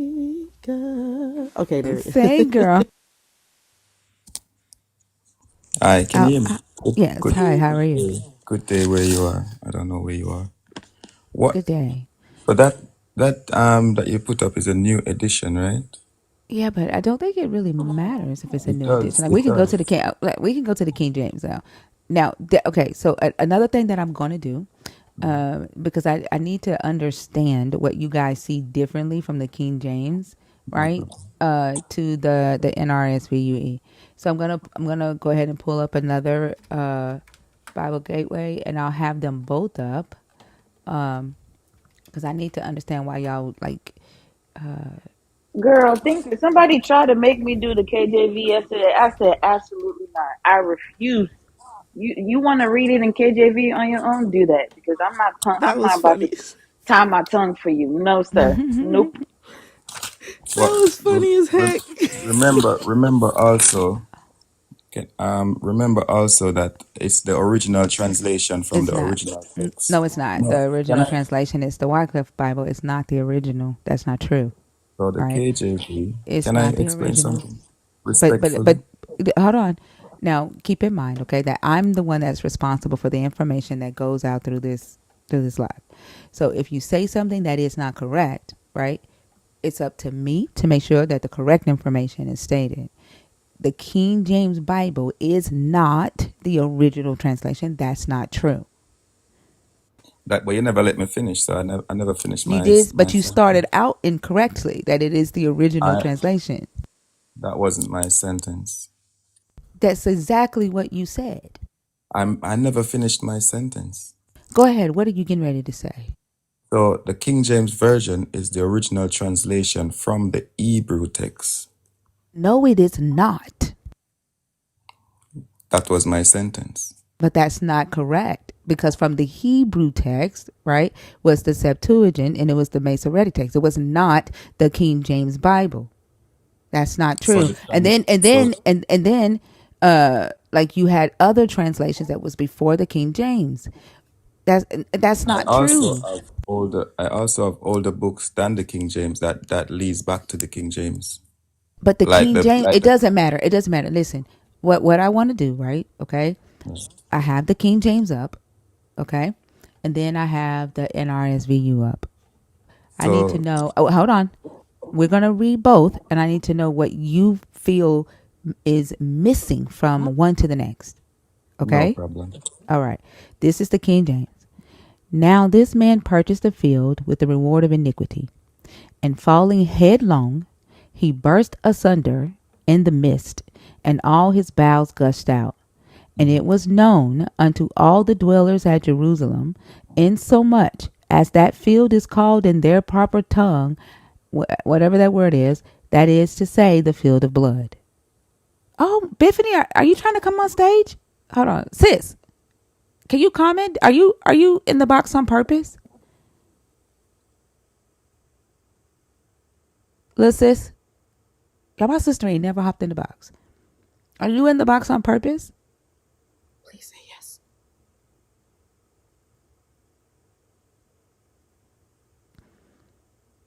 Probably not. She probably at work. Probably not. No, man. Oh, okay. Okay. Have a good day at work. I love you. Okay. So we read that, okay? All Right. right. Okay. Now this man acquired a field with the reward of his wickedness, and falling headlong, he burst open in the middle, and all his bowels gushed out. This became known to all the residents of Jerusalem, so that the field was called in their language, whatever that word is, that is the field of blood. What is missing from one text to the next? What did you miss? So now you can bring the other text up to make reference. I already did. Like I read the King James. Here's the NRSVUE. Yeah, put the NRSV on now, and It then is I'll that is explain. the RSVUE right there. You can't even tell the difference. You can't tell when I switch back and forth between them. Like what's missing?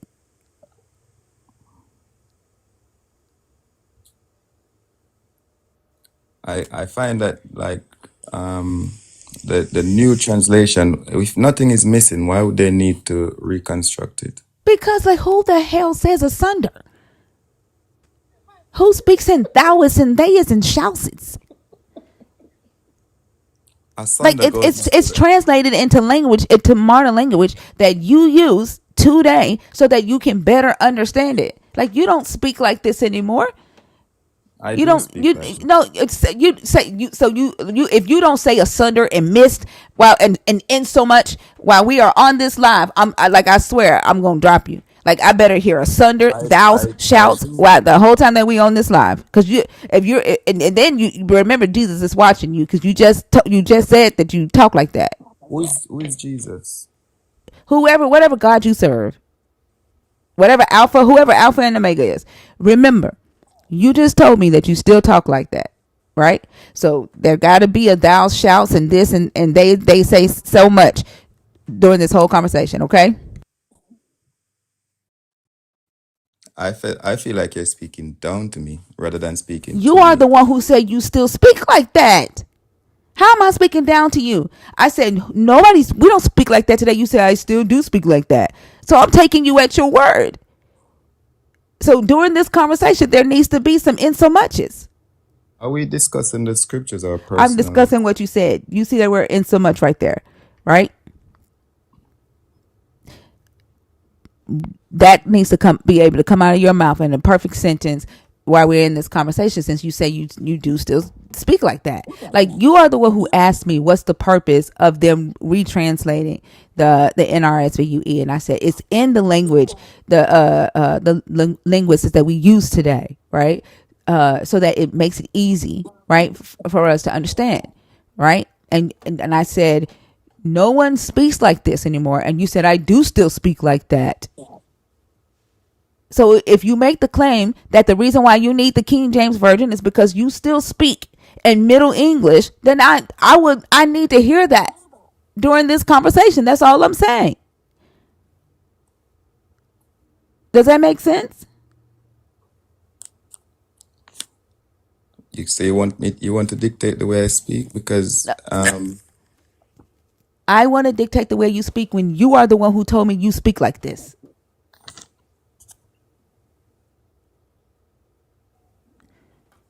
Or do do you you want me just to want me to accept your lie? Did do you you just want me want me to to accept your lie? I don't want to speak over you because you've got the ability to mute me and to drop me, and I'm trying to be respectful so that you Did don't. you want me to just accept your lie, Alpha and Omega? Did you not expect me to actually be like, oh, okay, so I should hear that then in your speech? So you're speaking to me in so much that I have to keep my composure. Oh, did you just like sit there and think about like you I am stalled for actually that long? Hey, I am Alpha actually and waiting. Omega, Alpha and Omega. Here's So the thing, right? every time As I the speak, you Alpha and speak Omega, close to Alpha and me. Omega, Alpha and Omega. Didn't you As say the you were trying to be respectful? I am trying to be respectful, Rhea, and You're I obviously mean, not when you're talking over the host. While you're talking while she's talking, that's not you being respectful. You see how that works? That math ain't mathing, is it? Right? So let's be quiet while the host is speaking. Let's do that. Let's pretend to have that respectful spirit that you say you have. Let's pretend. Don't talk while she's talking. Thank you. The fuck? In this entire conversation, right? That's what I'm saying. I should see in well, Exactly. why they be goodness gracious. They Anybody want else you want to to come up? accept their lies. Exactly. Anybody else want to come up and reconcile these? Like, are you in the box to come up and reconcile these two scriptures? Thou had droppeth. That's right. Go with bias. Somebody said he had runneth. Y'all ain't writing in these chats, man. Oh my goodness. Is there anyone that wants to come up, right? Now I need to like know why y'all need the KJV versus the NRSVUE, and then please reconcile these two scriptures for me, and then explain to me why we should ignore this. Y'all want people to talk to y'all soft and demure while you lie and gaslight and manipulate. That's not how that works, sweetheart. Why did you drop Alpha and Omega? Like what? No, like there. Why did you drop? Maybe that's why he was talking over you, because he wanted you to drop him. Probably.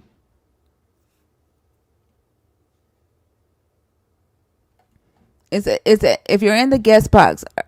Is there any believer in the guest box that can reconcile this? No, you are the one that's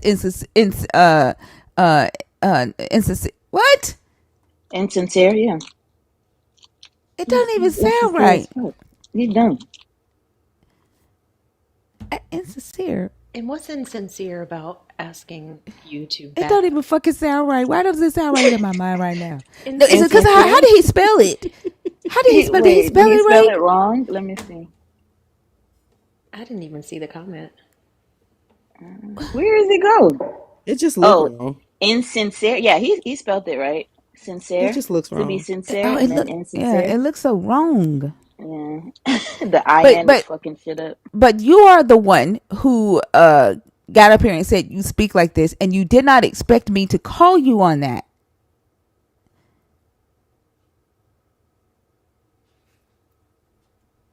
Like, who do you speak like that to? Cause Yourself? like and then you're literally you spelled cause COS, right?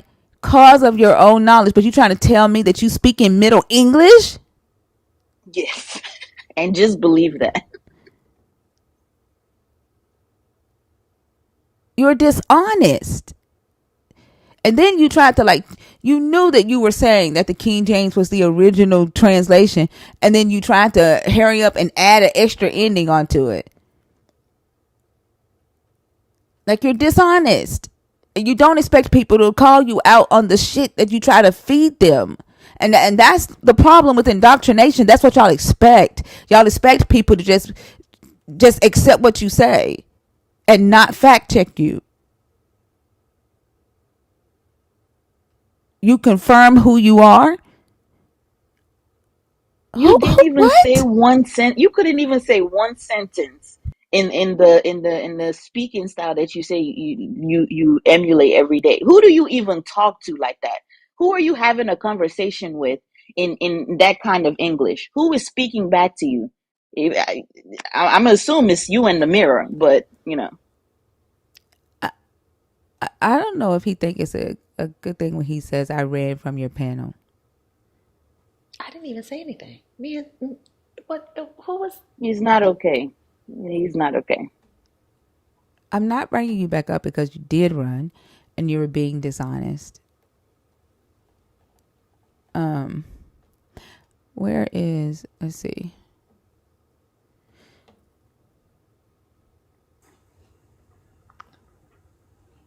Somebody said he's on the set of Bridgerton right now. I can't get out of here, y'all. Close the chat. Thine art caput, sir. Why are we like this? Inward is crazy. Um, Lost sheep of Yahweh. Hello, hello. Good morning. How are you guys? I'm good. How are you? Good, Wait, good. are you the one that tells the jokes when you come up on the stage? Sometimes. But you're not a believer though, right? I am a believer. Are you sure? You're not. You're not. I don't think so. Like, wait, are you the one that was telling the jokes about you being Jeremiah reincarnated? No, no, I never say that. Okay. Are you a like a serious believer? Because I remember you came up here and played a lot last time. I say jokes, but yeah, I'm a believer. I know Yeshua is real Yeah, but because I'm not asking if he's real. I'm asking like, do you read the book? there's like things in the Bible like we question. I believe any person in the world doesn't matter if you have what kind of degree you have, but No, no, after no, the no, no. Bible Hey, from no, no, Genesis no. to Do Revelation. you read the book? Yeah, yeah, I read it. Yeah. So have you ever studied these two different texts? Be I honest, because I don't want you to waste our time. We only got like an hour and a half, and I want to get somebody up here that actually like have like I am reading this, but I don't know what is the question though, because I just got here and the. I don't know. Have you ever read the two different versions of Judas's death in the Bible? I believe there's another one. Yes, You believe there's another? another story about him, because it says he hanged himself on the tree. He threw his money away, and he repented and he hanged himself on a tree. Mm-hmm. What's the other story? And that's the other story. What's the other story from that one? This one, and that one. Are you talking about the one that's on the screen? Yeah, I'm talking. Yeah, I'm talking about this one and the other one. So, but And how do you and what's the other differences in between them?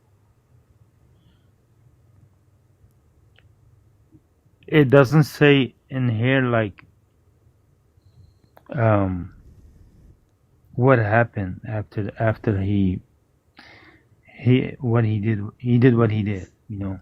Yeah. So you don't know how to reconcile these two because you don't know what else is different in here. All right, let me read it again. Well, no. I'm not asking you to do this on the spot. Well, I'm trying to bring up somebody that is like they can tell us how they reconcile this, right? Like you haven't tried to reconcile them prior to now, correct? Right. Please just be honest. Like I don't want you to No, waste no, our time because I have something I'm that I'm trying to do. I'm 100% honest always. Yeah. So you've not tried to reconcile them before now. No, because there's things in Bible that I question too. Okay. All right. I respect that. So I'm gonna move you back down to the comments so I can get somebody up here who has. Okay. Yeah, I All right. understand. Thank you Thank so much. you. Thank All you. right, you have a good one. You too. L.A. Hopper. Okay. Is there a believer in the request box waiting to come up that can reconcile this? That can tell us how y'all attempt to reconcile this? Can you comment for me, please? And I shouldn't see believers in the comments calling us deceitful, right? If we're telling you that there's something in the book that we're asking you to come up and show us how you reconcile it and you don't.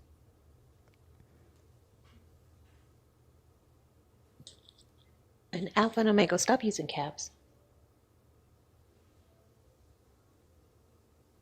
Projection. You just came up here and lied, and now you're calling someone deceitful. And I'm Okay. wondering what's actually deceitful. Like, we literally read it from the version he wanted to read it from, the King James Version. He saw that the story said two different things, and we simply asked, how do you reconcile that? Can you tell me where the deceit is in that question? Is it's not allowing him to lie and say that he speaks in Middle English, like calling him out on that lie in front of 800 people. That's why he feels like it's deceitful because he's embarrassed, and embarrassment doesn't feel good. He gonna say I made him cringe. I'm glad. If I make you uncomfortable, more than likely you got a fucking demon up in there somewhere. Okay? Messy Mind, Yes, good morning. good morning. Are you a believer of the God of the Christian Bible? Yes, I am. Okay. All right. And have you come across the two different accounts of Judas's death? Yes, and it's Okay. obvious in the Bible. You said it's what? It's obvious. Like What's it's obvious? What's obvious? I mean the difference between the two Yeah, accounts. but what are the similarities? It's the death of Judas and the fact that he betrays God, he betrays Jesus.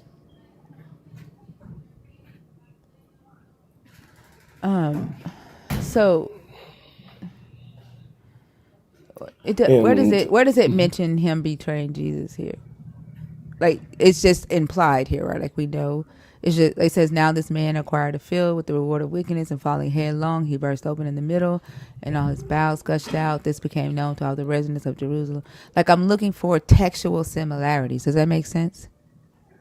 yes, that makes sense. Yeah. So what are the textual similarities? I mean, it is important to understand that it's two different writers. Right. Okay, it's like Yep. it's not like the same guy writing two accounts. I'm It's not. I get that. I'm not. Let me tell you. So what I'm trying to do, right? A scholar said to look at these two scriptures, right? And he says, note all the similarities in finest detail, and the differences again in detail, and then see if it is possible to reconcile the differences. Right? He said it's a very intriguing assignment. I suggest you do it and see what you come up with. So that's what I'm asking, right? To see if there is a believer, since there are believers in the comments saying that we're being deceitful, right? Because I don't see a way to reconcile this. okay. How can this be reconciled? Is what I'm asking. Yeah, that's the. I mean, a scholar or whatever can or whoever can always ask questions about doing a textual like grammatical analysis of like the two accounts. And it's not only these two accounts that doesn't have similarities when it comes either to grammatical analysis.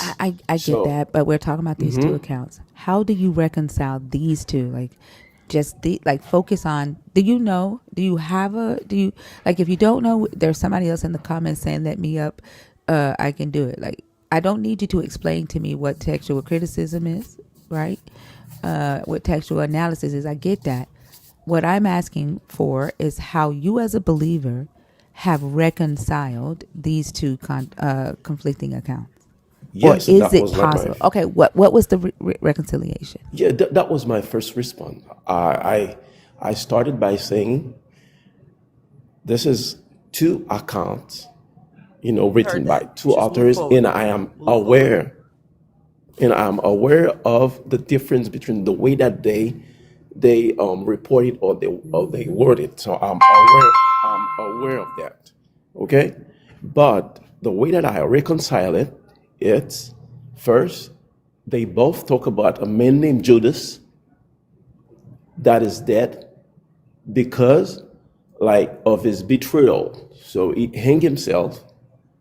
And in the other account, it says that his intestines or his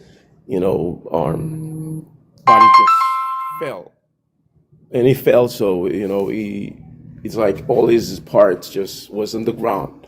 But when I piggyback on like the whole account,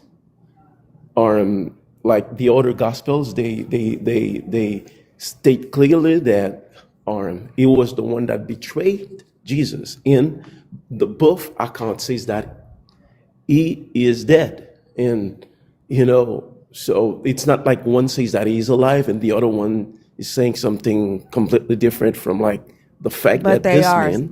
saying that. Like, in one account, Judas repented. Judas felt remorseful, right? and then he took his own life.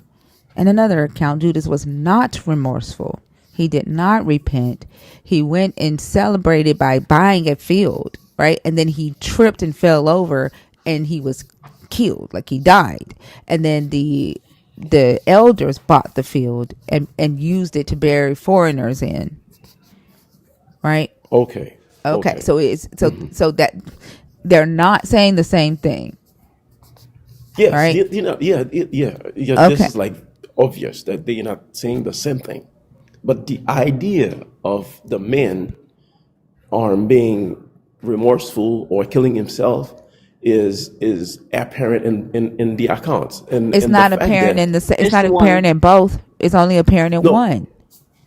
and no, I mean, like the fact that he killed himself, and understand that Luke You have to say that wrote the book of say self extermination. Can't say that because TikTok will flag you. You have to say self extermination or okay, I'm yeah, sorry, yeah, did I say some okay, And the yeah. word, when I said the and word I just starting want to by K. clarify. Hold on a second, because you're answering like you're still not answering the question, because you're trying to tell us to look at the big picture. Like, oh, the moral of the story is right. No, we're looking at the accounts, right? If someone were to say, oh, it's not like both stories just said, oh, he died. One says he self-exterminated, and the other one said he tripped and died. Yes. One says he was repentant, right? And then the other says that like he went in and started his plan on cashing in his money, buying his field so he could start his life and get rich, right? So it portrays him in two different ways, and I'll tell you why this matters, right? Because there is we know that your Jesus handed Judas a piece of bread, and Satan entered Judas, right? And Judas went and betrayed your Jesus. So if Satan possessed Judas's body to make Judas go and betray your Jesus so that your Jesus would be hung on the cross, then you really can't blame Judas for something that Satan made him do, and that your Jesus pointed Judas out to your Satan by handing him a piece of bread, right? So Satan knew who to enter. Then if Matthew says in that same book that if Matthew says that Judas felt remorseful and repented to the point to where it was too much for him to handle and he took his own life, right? He gave the money back, he took his own life, then that would mean that Satan pushed Judas to go and do something that he didn't want to do. He was out of his mind, and it was your God put more on Judas than he could handle, right? Because Satan doesn't do anything that your God doesn't allow him to do. He has to get permission, Okay. or your God has to command it. That's one thing, right? And then the other way, it's it kind of reminds me of how John writes that Judas wanted to steal the money, right? When Judas got mad at your Jesus for letting Mary Magdalene put that expensive oil on his feet.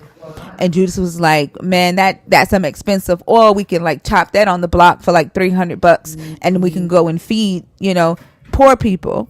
And then the writer in John puts it in parentheses, and he's like, he only said this because he was the keeper of the purse and he wanted to like steal the money later on.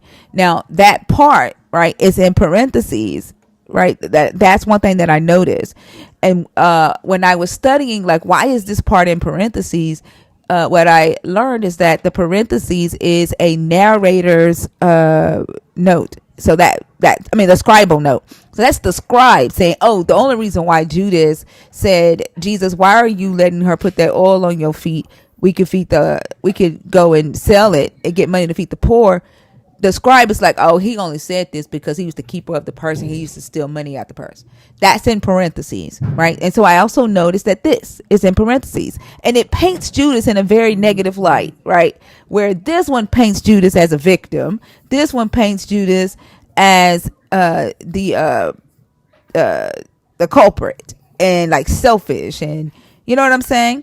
The what's in parentheses, and that is a scribal note, paints this horrible picture of Judas, And then this one paints him as a villain. Thank you, L.A. Hopper, as a victim. So that it literally matters.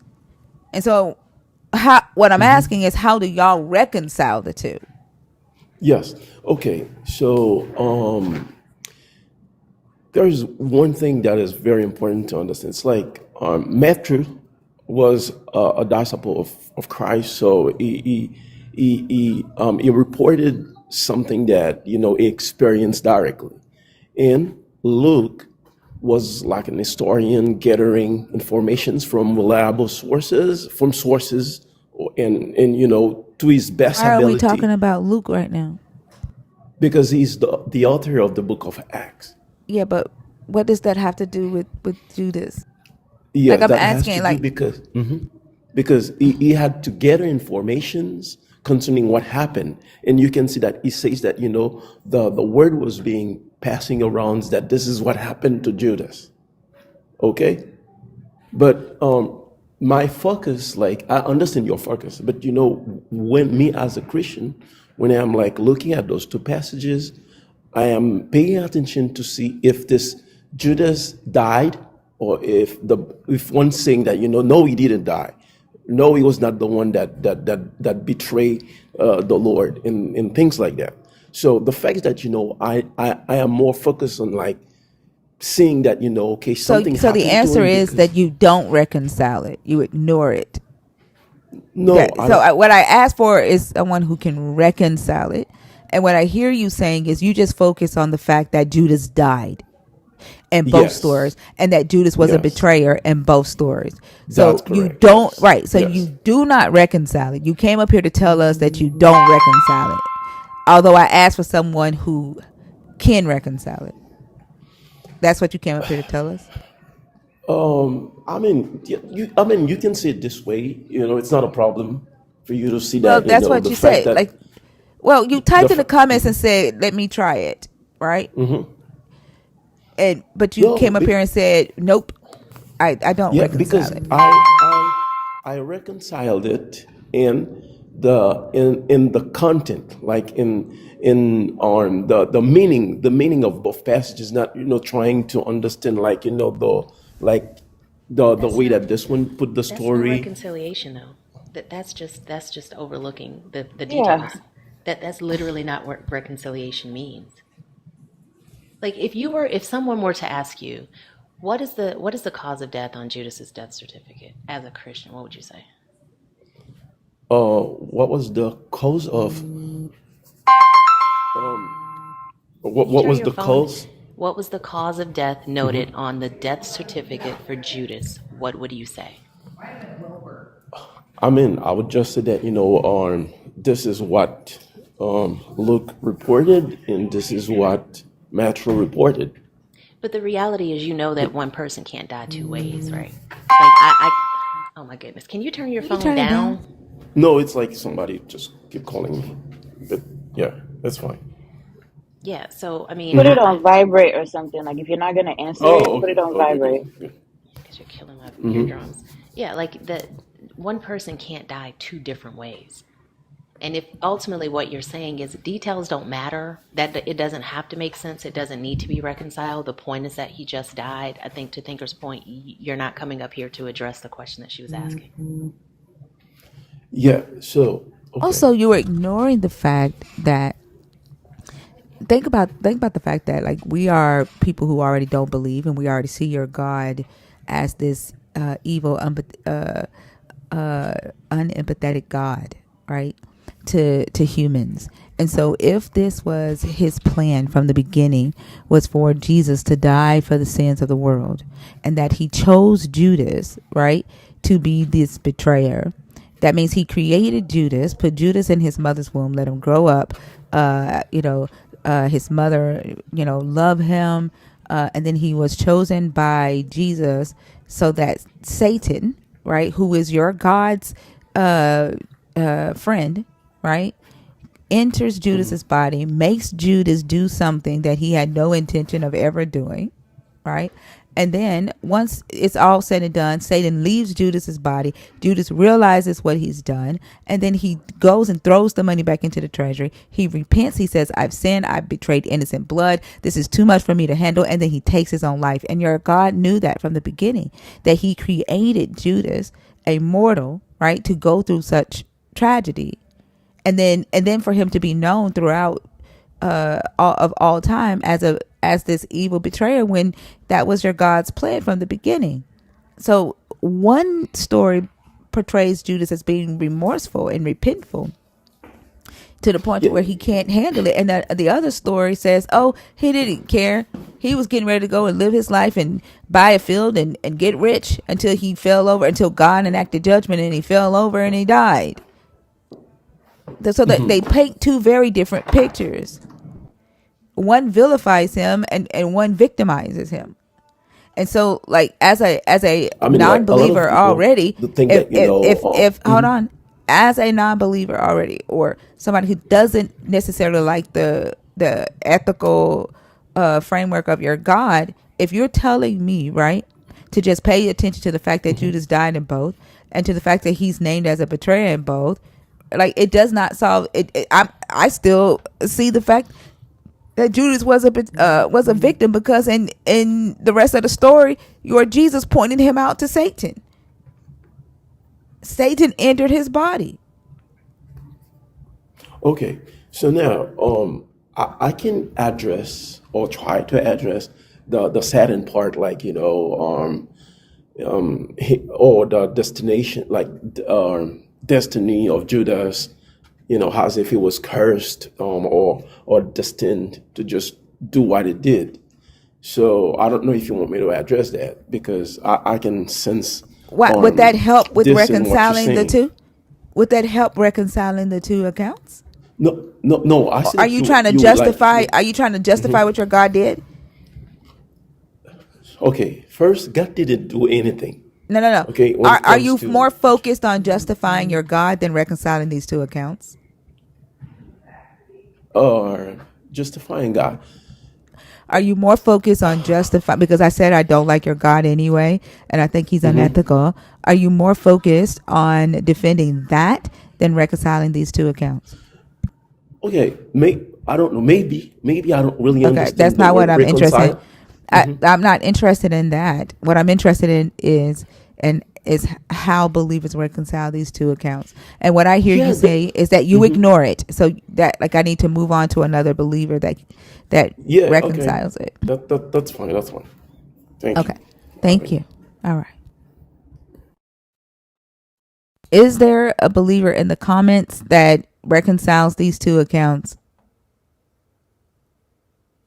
Can you comment, please?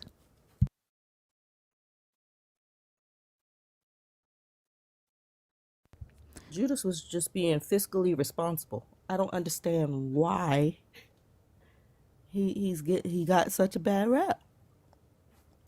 Because of whoever wrote in parentheses, whatever scribe that was that wrote in parentheses, he wrote Judas's bad rep into the text.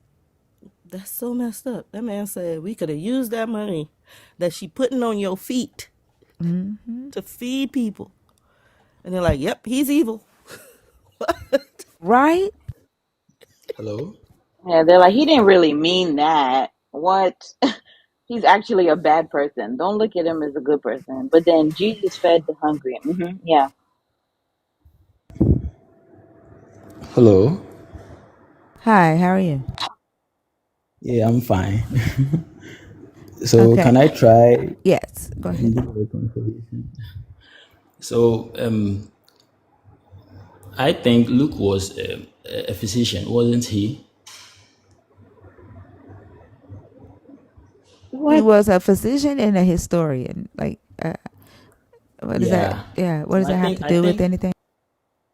and then he didn't see what's happened. He didn't see what actually happened. So what happened is that it's like he is going around taking the what's the name, taking the reports from people and making notes of it. So I think he would rather go to someone who took care of Judas's body after he died. So I think that report will come from that person. Do you get it? So it's So like they so are reporting you're from saying we shouldn't different. listen to it what Luke say, that we should listen to the No, no, no. I'm not. gospels. I'm not saying that. You see, So I what's think your point in saying that? Like, are you saying that we should ignore what Luke said? Like, because Luke no, no, got no, it from somebody else. He got Luke is no, getting no, no, no. That's hearsay. Then what's your no. point in That's not what saying I'm that? saying. I'm saying that Luke is trying to compile evidence for Christ, right? And then I think the other account is Matthew, or Yeah, but he's was not it not like, Matthew? oh, but Luke is not like saying, oh yeah, these are multiple accounts. He's saying this is what happened. He's choosing one account. Yes, If yes. if So it's you're like gonna, yeah, so you're indirectly he's saying reporting don't the. necessarily take him seriously then, right? No, no, no, that's not what I'm saying. He is giving a doctor's report. Do you get it? And the other ones Yeah, are giving a just doctor's A report very. doctor's that report. is contradictory. Luke was a physician and a historian. So let's look at Luke's report, Where please. do Can you you see a read? doctor's report? Luke says, now this man acquired a field with the reward of wickedness, and falling headlong, he burst open in the middle, and all his bowels gushed out. This Yeah, became so that's known like to that's all an the autopsy. residents of Jerusalem, so that the field was called in their language Hakodama. That is field of blood. That's not a doctor's report. That is a historical No, report. yes, yes, but also it's kind of look like an autopsy, right? Because the guts came out, bus and came out. It kind of look like an autopsy, doesn't it? Everyone's so creative. Hey, Tudine, No, no, no. I'm not let being me ask. creative. No, No, you no. Let see, me ask. Let me ask. we Hold are on a An second. Hang on a second. autopsy? Hang on a second. Do yeah. you believe that the Bible is the inerrant word of God? I when you say inerrant, I don't think so because people wrote it, human beings wrote it, so human beings make errors, right? Scribal errors happen in them, so that will Then why not would your make it. God choose them to write His word? Your God don't know that. No, no, that's no. It's not true. God didn't choose anyone to write any Bible. Okay, It's so like then you people don't put believe that it there. these people are telling you God's word. Then the Bible doesn't. It's No, no, just a no. book, That's then, not. right? No, no, no. Being inspired by it doesn't mean that God chose you to write the Bible. God didn't choose anyone to write a Bible. When they were writing, they didn't know that they were going to put it together to form a Bible. They didn't know. So someone was just It doesn't writing. matter. That's literally irrelevant. No, but you see, That is so we are moot. making a That is hypothesis. completely moot to the point to the question I asked No, you. no, no, no, no, no. We are making You a said hypothesis. human These beings. are Literally, olden Fee texts. just asked you a question. She said, do you think the Bible is inherently the word of God?" You said, "Well, no, not necessarily inherently, No, no, because no. That that humans that wrote it, right? Humans No, wrote it, I'm not correct?" saying I'm not. No, that's not what the person said. The person said, "Is it in error? Is it like in error?" I don't understand that. Yeah. But I You think that what then he's trying to say is why didn't you ask what the word meant? no. Like, I think what why do y'all that do this? this what Why not ask what the word means before let me you speak. answer the question? I'm not letting you speak because you're Please talking let me while I'm speak. I talking. understand. You No, are no, I talking while understand I'm it. talking, so I'm not gonna let you speak.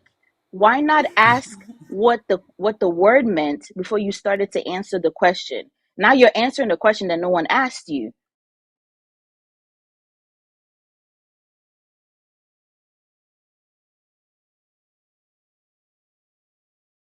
And now you're muted. You're going to have to unmute to respond.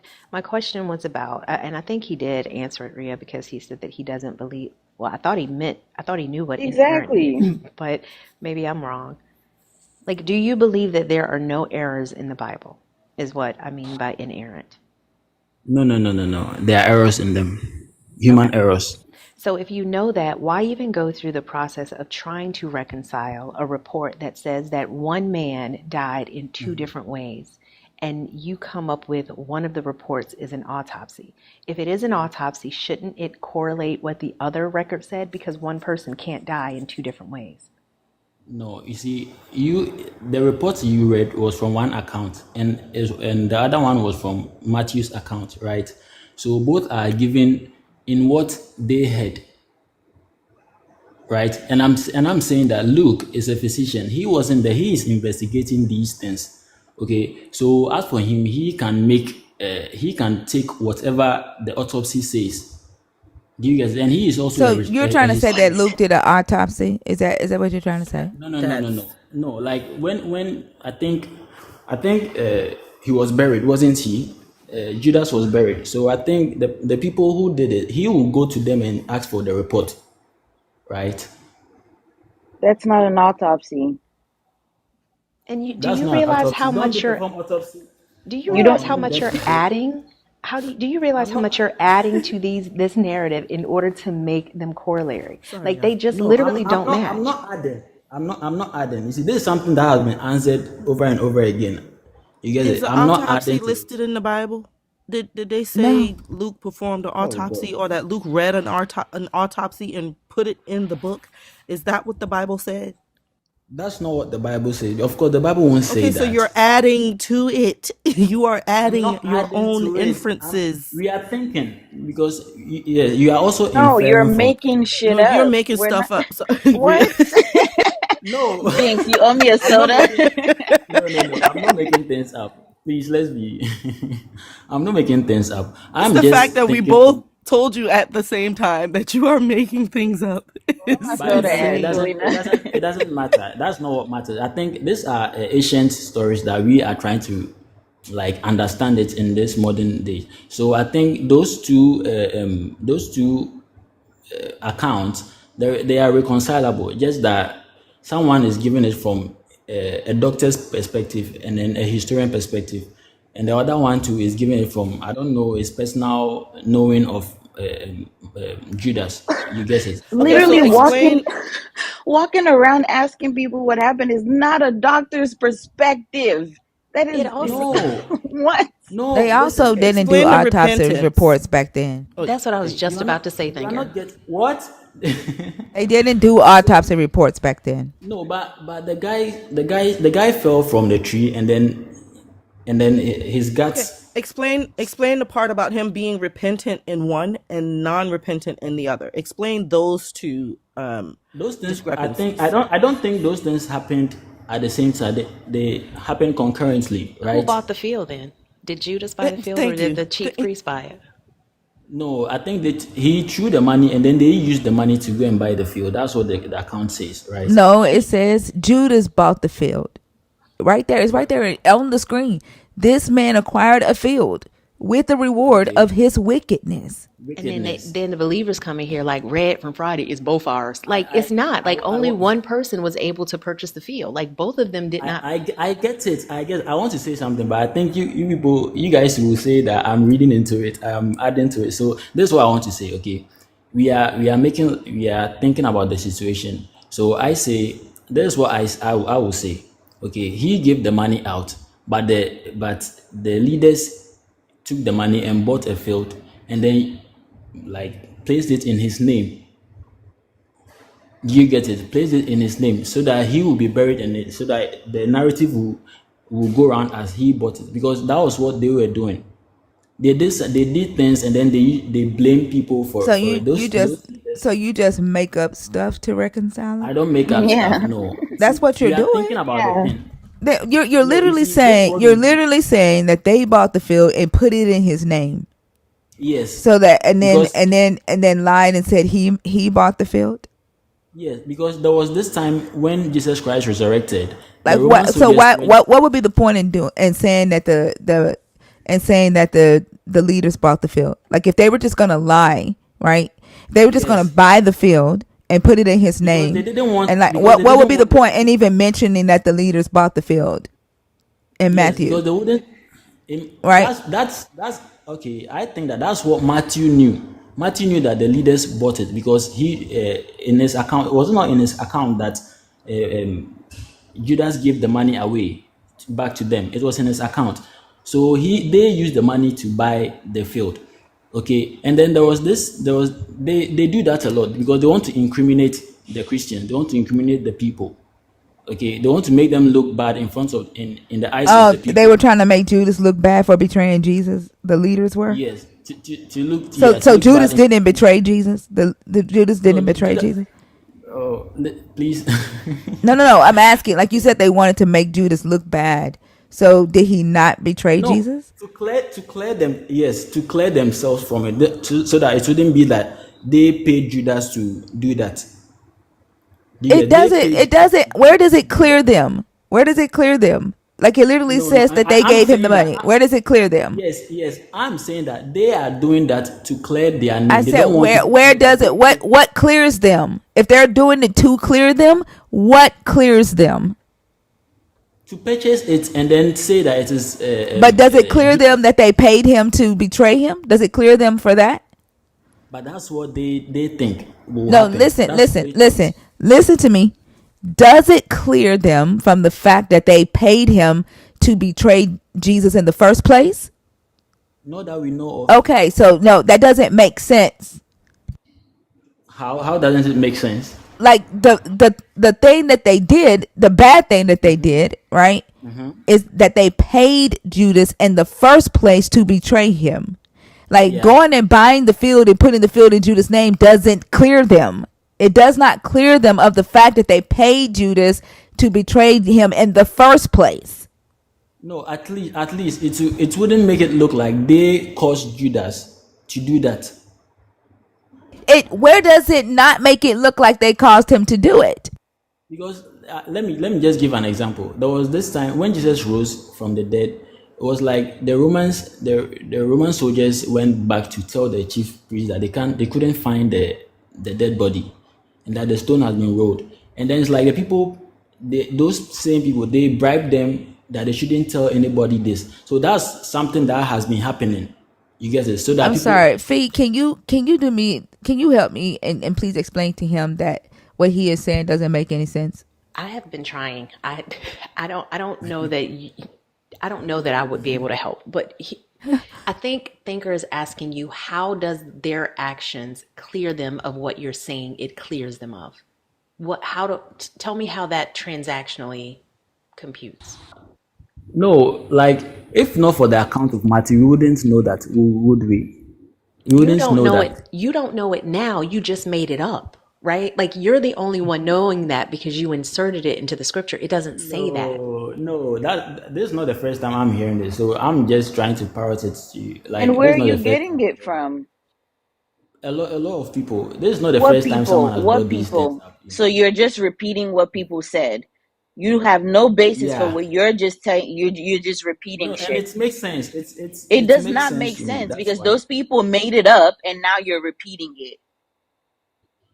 No, no, I don't Yes, think yes, they, you see yes. they are, Where they are did they they are get it trying to from? Did you ask reconcile. them where they're getting their information from? You just believed it because it quote unquote made sense. Did you ask them Yes, where they're getting their we take information from? of course it's not from the Bible. Of course it's not from. So they are Then reconciling where it, just where did like they how get it from? you are asking to reconcile them, No, no, no, to no. reconcile Because it, you're not right? even answering the question. You're telling us what other people told you, right? So where did they get their information from? You say not from the Bible. We say, oh, you're making up what you're saying. You say, no, no, no, no. I'm not making it up. I'm just parroting what someone else made up. That's literally what you're saying. If you don't know where they got the information from, you don't care. You just believed it. No, no, no. That's not. I Of course I know that they didn't get it from the Bible, but I'm saying they are And trying to make where? sense of it. They are trying to Where make did sense they of it, get just it like how from we if are they did thinking not get through it it. from the Bible? Where did they get it from? They try to reconcile it, So their own brains. So they made it up, just and the like you're biblical doing. text. No, like just like the example I gave you, how the behavior of the chief priests. Okay, from the behavior of the chief priests, how they are trying to sabotage Christianity, sabotage the disciples and stuff. That's So that that's doesn't make any sense. That does not absorb them from what they did. You are not sticking to the story. You're making. I'm not even gonna say you're making it up now because you've admitted to the fact that you're stealing this from someone else or you're borrowing it. no, You're no. just I parroting what agree with someone them. else said. I agree with them. So I Of course, think you agree with them. You don't even know where they're getting their information from. I'm saying, like, I say they made it up, and you say, no, no, no, no. They just thought about it. That's literally the exact same thing. They made it so up. so It's not so coming from the what Bible. It's not coming from any reputable source. They made no it up, and you're parroting it.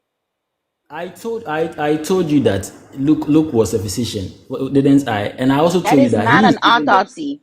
Going around asking questions, I don't think you know what an autopsy is. Okay? Going around asking questions is not an autopsy. It is a medical report No, that it's he. not. That is not even close to a No, medical okay. report. Let me ask. No Let me one will ask. look at that report as credible Let in me let. any medical report. That makes no To sense. Can I to please the ask you a person in the question? comments that's asking, what evidence do you have that autopsies were not performed during that time? The first dissections for the study of diseases were carried out about 300 BCE by the Alexandrian physicians Herophilus and Aris, whatever. But it was the Greek physician Galen of Pergamum in the late second century CE who was the first to correlate the patient's symptoms and signs with what was found upon examining the affected part of the diseased. That this was a significant advance that eventually led to the autopsy and broke an ancient barrier to progress in medicine. Second century, right, is after your Jesus died, right? That's somewhere between 100 to 200 CE. They did not do autopsy reports I think you guys are then. making a mistake. You guys are making a mistake. So let me just A ask a mistake. It question. literally When is describing what autopsies are. It's I examining am the I am body. explaining I am explaining something. Okay, please You're let's not listen. Please, explaining anything. You're not making sense. You're saying please. words that you don't understand. I understand it, and let No, me you let don't, me. because you think an autopsy is walking around asking people questions. You think that is a No, medical report. no. Listen, even if they didn't perform autopsy, was not known. The name was not given to it. People were doing it. People were doing it. So how did he know that he fell and then the gut split and the gut came out? They saw it. When someone is hung on a tree What for the 3 days, fuck does that the have to That is do person the with an person what? bloats. Like, what the that's fuck does not that an have to do with an Let me give you the autopsy. autopsy? scientific facts. Let me give you the It's not scientific an fact. autopsy. Yeah, okay. I guess it's not an autopsy. Let me give you a scientific fact. When someone is hung on a tree for 3 days, what do you think happened? The person bloats up and then falls down and bursts, right? That's not what it says it happened. It says that he went and bought the field, right? And then he fell headlong and burst open in the middle and all his Because he bowels was gushed hung out. It on a doesn't say tree. that he The hung on other a one, tree for 3 days. It doesn't say any of that. no. The Matthew one is telling you that he was hung on the tree, right? Does Matthew say he fell from that tree? Why won't he fall? If Does Matthew say he fell from that tree immediately and no. his guts fell out? Is that what that says? No, that's not what Matthew Yeah, so said. you But made it that's what up. I'm So saying. you're That is making more that is shit up. Okay. no. That's what I'm saying. That the physician is giving that part out. Okay, he is giving that part out. Matthew wrote that he hanged himself. When you are hung on a tree and you die for a long time, the weight makes you heavy. Then let's say the rope tore and then fell. He fell head on the ground and then his guts came out. So it's Yeah, like he or let's bloated. say, He bloated, somebody right? threw a freaking rock and maybe it hit the tree and the tree got tired, or let's say maybe that the tree wanted to take a nap, so that's how Paul fell from the tree. Or let's say maybe he actually tripped and actually fell in some jelly. Or let's So say, like, are shut you up, trying to say? please. I don't know. Are you trying to say that he can't fall from the tree? We can say Are you any trying to fucking say thing, that? sir. That's No. literally my point. So you We can shut up. So say you shut up. anything, right? You shut Because up. it's not, You we're shut up. just making shit up. No one is making shit up. You are the ones who don't want to use your brains. You don't.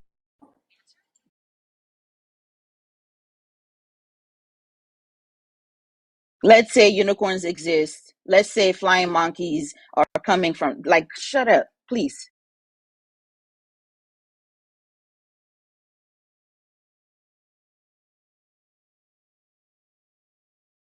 I want to know, since that one has to do with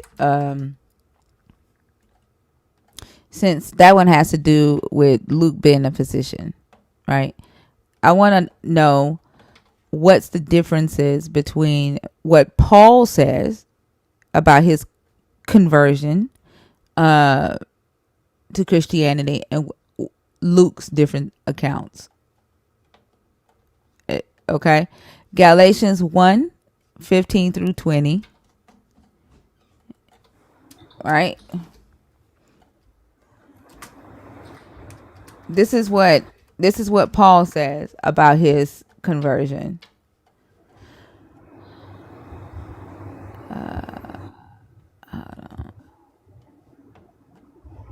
Paul says, but when the one who had set me apart before I was born and called me through his grace was pleased to reveal his son to me so that I might proclaim him among the Gentiles, I did not confer with any human.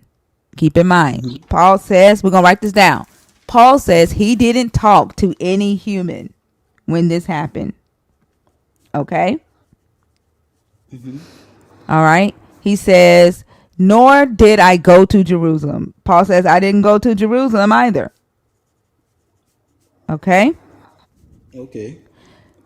To those who were already apostles before me, meaning he didn't go to Peter, he didn't go to James, he didn't go to the disciples, none of them. Okay?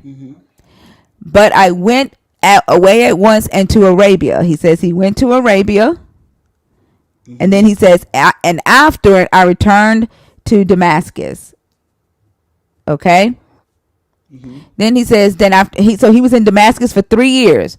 After 3 years, I did go up to Jerusalem to visit Peter, right? So 3 years later, he goes to meet Peter. Okay? Then he says, and I stayed with him for 15 days. Then he says, but I did not see any other apostles except James. He said he didn't see anybody else but James, right? Okay. Okay. Then he says, and what I am writing to you before God, I do not lie. So Paul, this is Paul's account of his conversion to Christianity. Okay. Now let's look at Luke's account. Luke says, let's see, Acts 9:19 through 30. Okay. Hold on.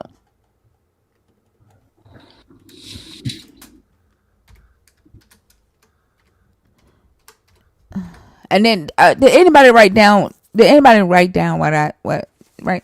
Can somebody write these down while I and then like do a check off no talking to humans. Uh-huh. Didn't go to Jerusalem. Uh-huh. Didn't go to any of the apostles before him. He went to Arabia. He stayed in Arabia for 3 years, and then he went to Damascus, and then he stayed in Damascus for 3 years. Uh-huh. Then he went and met Peter. He stayed with Peter for 15 days. And he didn't meet anybody else but Peter and James. Okay, wait. So he went to Arabia, went to Damascus for 3 days. For 3 years. 3 years. After 3 years, he went and met Peter. Uh-huh. He stayed with Peter for 15 days. Huh. And then he didn't meet anybody else but Peter and James. Okay, gotcha. Okay. All right. Okay. Luke, this is what Luke says. Let's see. Then they answered, John the Baptist, but others Elijah, and still others that one of the ancient prophets has arisen. Then he said to them, but who do you say that I am? Peter said, the Messiah of God. Wait, am I on the... Oh, it's supposed to be Give me the Acts, not first one. Luke. It's supposed to be Give me the Acts first. 19. Give me the first one again. You said he didn't talk to anyone at all, right? Yeah, he said he didn't talk to any human. He didn't. Okay, He didn't any confirm human. with any human. Uh-huh. And then he did not go to Jerusalem. All right, I'm good. Okay. Acts 9:19-30. This is Luke's account. This is Luke's first account of his conversion. Right? Let's see. And after taking some food, he regained his strength. For several days he was with the disciples in Damascus, and immediately he began to proclaim Jesus in the synagogues. Automatically, that's something different. So with Luke, he's with the disciples of Jesus in Damascus. Okay? And he's already proclaiming Jesus in the synagogues, saying he is the Son of God. All who heard, wait, this is not the conversion story, I don't think. All who heard him were amazed and said, "Is not this? This is after the conversion." Okay. Wait, hold on. That's after the conversion. I want the conversion. Wait.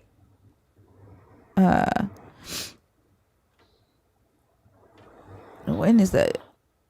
Luke 9. I think it's up above that. let's hold on. Let's just do the whole chapter. Luke 9. That's okay. Yeah. Okay. Meanwhile, Saul, still breathing threats and murder against the disciples of the Lord, went to the high priest and asked him for letters to the synagogues at Damascus, so that if he found any who belonged to the way, men or women, he might bring them bound to Jerusalem. Now, as he was going along and approaching Damascus, suddenly a light from heaven flashed around him. He fell to the ground and heard a voice saying to him, Saul, Saul, why do you persecute me? He asked, Who are you, Lord? The reply came, I am Jesus, whom you are persecuting. But get up and enter the city, and you will be told what you are to do. The men who were traveling with him stood speechless because they heard the voice but saw no one. Saul got up from the ground, and though his eyes were open, he could see nothing. So they led him by the hand and brought him into Damascus. For 3 days he was without sight and neither ate nor drank. Now there was a disciple in Damascus named Ananias. The Lord said to him in a vision, Ananias. He answered, Here I am, Lord. The Lord said to him, Get up and go to the street called Straight, and at the house of Judas look for a man of Tarsus named Saul. At this moment he is praying, and he has seen in a vision, a house of Judah. Hold on. He has seen in a vision a man named Ananias come in and lay his hands on him so that he might regain his sight. But Ananias answered, Lord, I have heard from many about this man, how much evil he has done to your saints in Jerusalem, and here he has authority from the chief priest to bind all who invoke your name. But the Lord said to him, Go, for he is an instrument whom I have chosen to bring my name before Gentiles and kings and before the people of Israel. I myself will show him how much he must suffer for the sake of my name. So Ananias went and entered the house. He laid his hands on Saul and said, Brother Saul, the Lord Jesus, who appeared to you on your way here, has sent me so that you may regain your sight and be filled with the Holy Spirit. And immediately something like scales fell from his eyes, and his sight was restored. Then he got up and was baptized, and after taking some food, he regained his strength. For several days he was with the disciples in Damascus, and immediately he began to proclaim Jesus in the synagogues, saying, He is the Son of God. All who heard him were amazed and said, Is not this the man who made havoc in Jerusalem among those who invoked this name? And he has not come here for the purpose of bringing them bound before the chief priests. Saul became increasingly more powerful and confounded the Jews who lived in Damascus by proving that Jesus was the Messiah. Mm-hmm. Okay. Let's see. After some time had passed, the Jews plotted to kill him, but their plot became known to Saul. They were watching the gates day and night so that they might kill him. But the disciples took him by night and let him down through an opening in the wall, lowering him in a basket. When he had come to Jerusalem, he attempted to join the disciples, and they were all afraid of him, for they did not believe that he was a disciple. But Barnabas took him, brought him to the apostles, and described for them how on the road he had seen the Lord who had spoken to him, and how in Damascus he had spoken boldly in the name of Jesus. So he went in and out among them in Jerusalem, speaking boldly in the name of the Lord. He spoke and argued with the Hellenists, but they were attempting to kill him. When the brothers and sisters learned of it, they brought him down to Caesarea and sent him off to Tarsus. Mm-hmm. Okay. Now, just in this account, there are many contradictions, right? Many conflicting accounts from what Paul says, right? Okay, I think I'm familiar with this one, but I'm not really familiar with the Galatian scripture. With Paul's version of his conversion. Pause. Yeah, I'm familiar with this one, but I'm not really. Can we please go there and let's. Yeah, I'm here. Let's start at the beginning of Paul's. Let's start with Galatians chapter 1. Right? Paul, an apostle, sent neither by human commission nor from human authorities, but through Jesus Christ and God the Father, who raised him from the dead, and all the brothers and sisters with me. To the churches of Galatia, grace to you and peace from our God, our Father, and the Lord Jesus Christ, who gave himself for our sins to set us free from the present evil age, according to the will of our God and Father, to whom be the glory forever. Amen. There is no other gospel. I am astonished that you are so quickly deserting the one who called you in the grace of Christ and are turning to a different gospel. Not that there is another gospel, but there are some who are confusing you and want to pervert the gospel of Christ. But even if we or an angel from heaven should proclaim to you a gospel contrary to what we proclaim to you, let that one be accursed. As we have said before, so now I repeat, if anyone proclaims to you a gospel contrary to what you received, let that one be accursed. Am I now seeking human approval or God's approval? Or am I trying to please people? If I were still pleasing people, I would not be a servant of Christ. For I want you to know, brothers and sisters, that the gospel that was proclaimed by me is not of human origin, for I did not receive it from a human source, nor was I taught it, but I received it through a revelation of Jesus Christ. So Paul says he received it through a revelation, right? Not through this humans. No, not Okay. he says that it not Paul doesn't mention this blinding, right? Like this Jesus showing up to him with this bright light, right?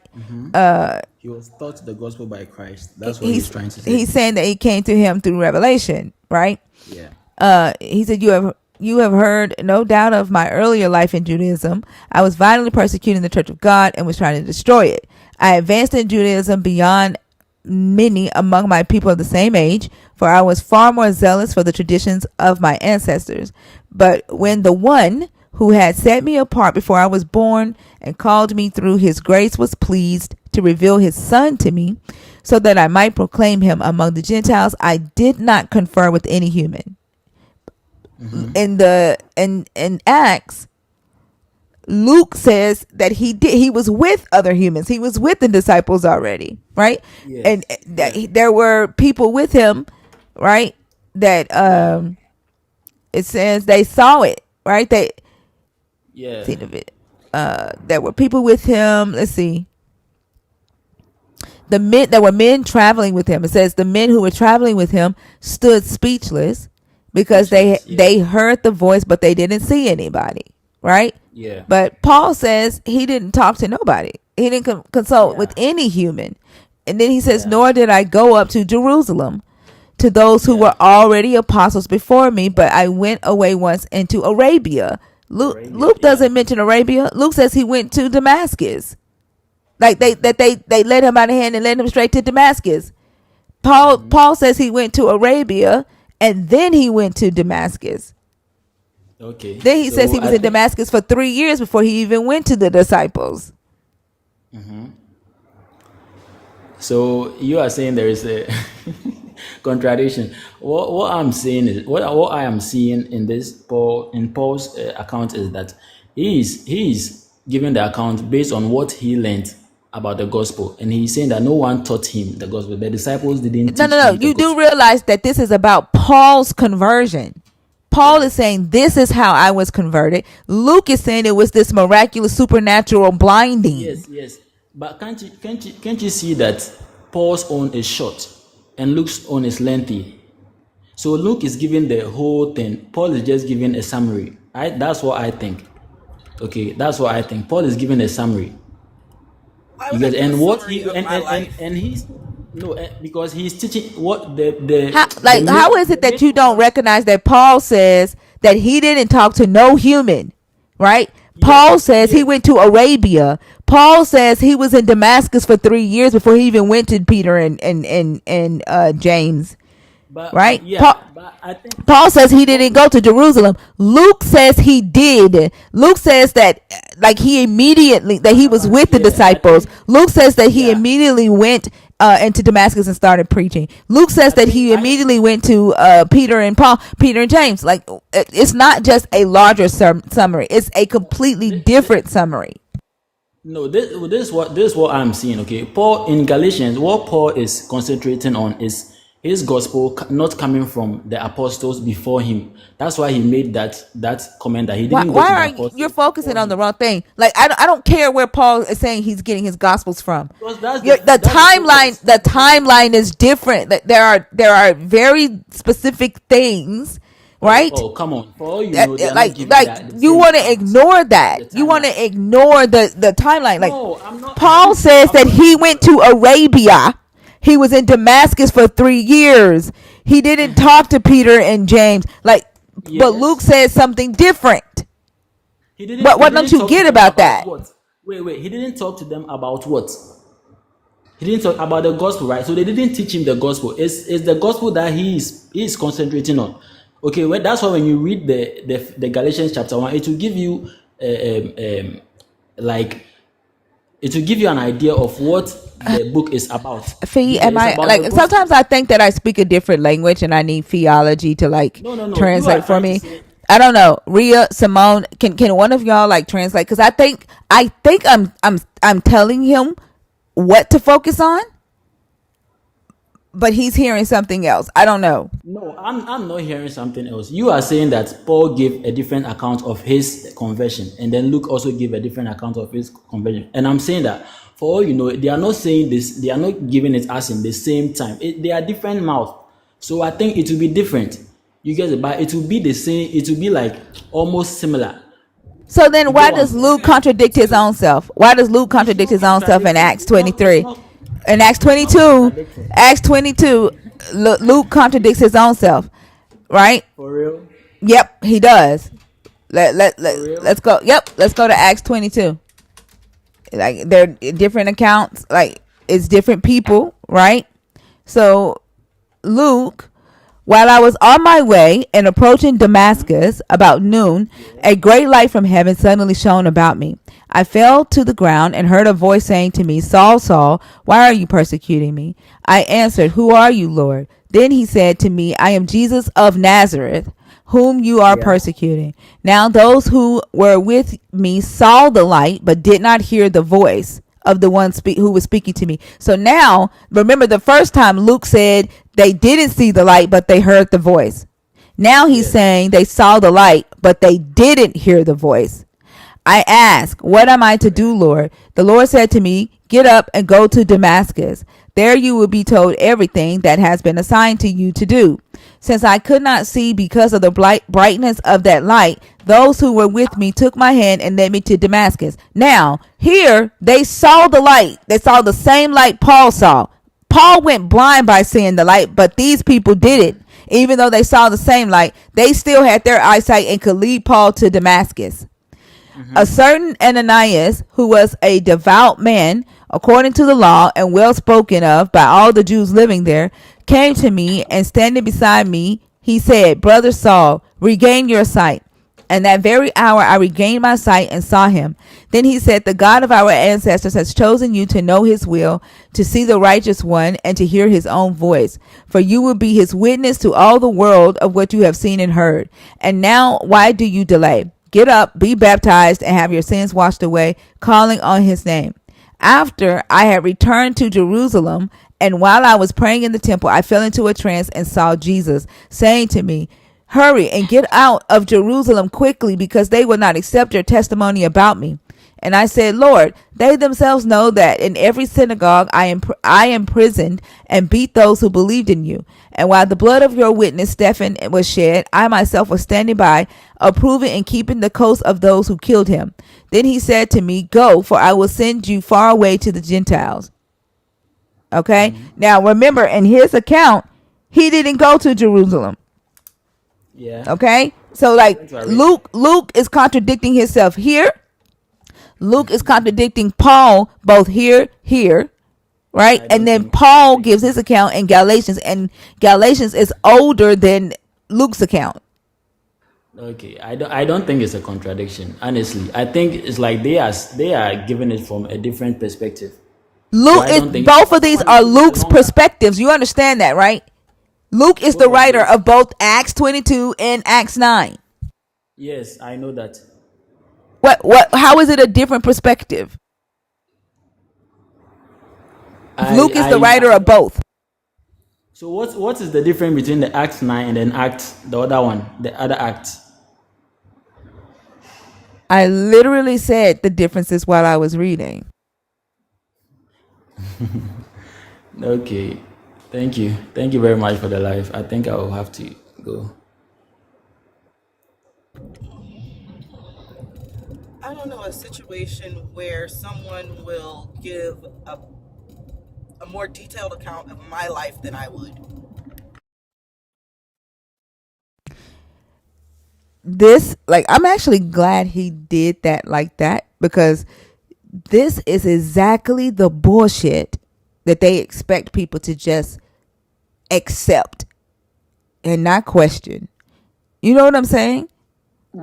Well, that's what he's doing. Like he's trying to make it sound smarter than it is. But no, all you did was see the nonsense and accept it. You just said, "Okay, yeah, it doesn't make any sense, but I'm gonna make up my own shit." Like, it's crazy. And then this ain't even the last one. Like, I think he contradicts himself again. Acts 26. Like, how can there be so many different stories uh of the conversion?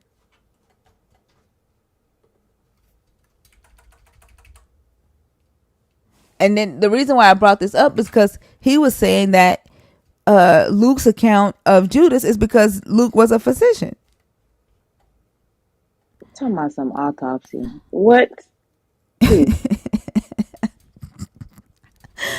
And see, this one says, with this in mind, I was traveling to Damascus with the authority and commission of the chief priest, when at midday along the road, your excellency, I saw a light from heaven, brighter than the sun, shining around me and my companions. When we had all fallen to the ground, I heard a voice saying to me in the Hebrew language, Saul, Saul, why are you persecuting me? It hurts you to kick against the goad. I asked, who are you, Lord? The Lord answered, I am Jesus, whom you are persecuting. But get up and stand on your feet, for I have appeared to you for this purpose, to appoint you to serve and testify to the things in which you have seen, and to those in which I will appear to you. I will rescue you from your people and from the Gentiles, to whom I am sending you, to open their eyes, so that they may turn from their darkness to light, and from the power of Satan to God, so that they may receive forgiveness of sins and a place among those who are sanctified by faith in me. After that, King Agrippa, I was not disobedient to the heavenly vision, but declared first to those in Damascus, then in Jerusalem, and throughout the countryside of Judea, and also to the Gentiles, that they should repent and turn to God and do deeds consistent with repentance. The like, what is it about Arabia that Luke is so adamant about leaving out the fact that Paul went to Arabia? Like, what's in Arabia?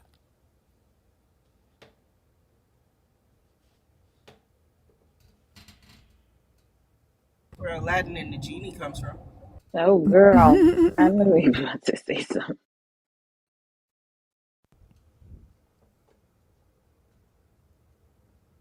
I don't know. If you are a believer and you're in the box, can you please comment in the chat, please, and let me know?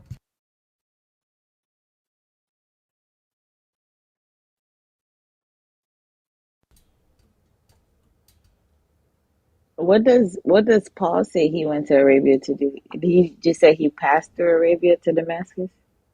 No, he says, but I went away at once into Arabia, and Uh-huh. afterward I returned to Damascus. So he doesn't even go into detail. Mm-mm. What are you doing there?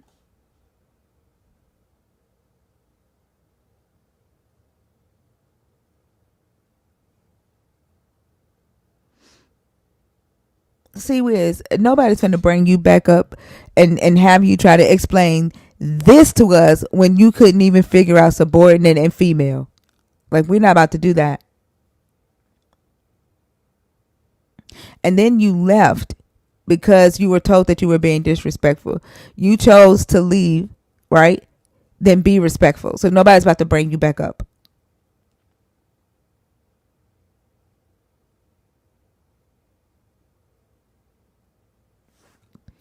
Once you let me know that you can't be respectful, that you would rather leave than be respectful, I'm not. There's no point in you even requesting to be on my stage again.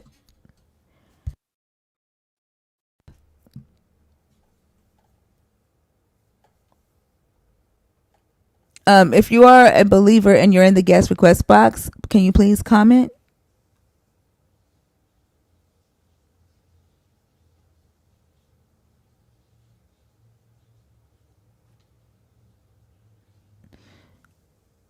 Jess, you're cool. Like, don't be afraid to come up. I see you guys, but I'm looking for believers right now.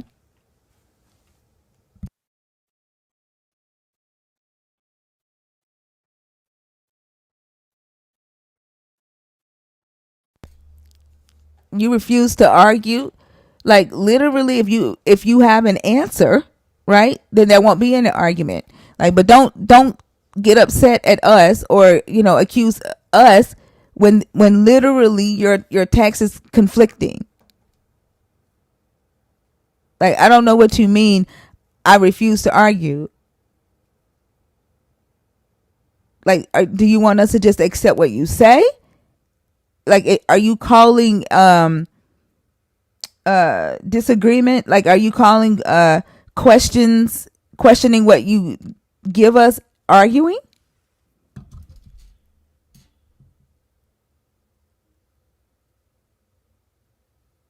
You did. Like, I literally read your comment. You literally said, I'm a believer, but I refuse to argue.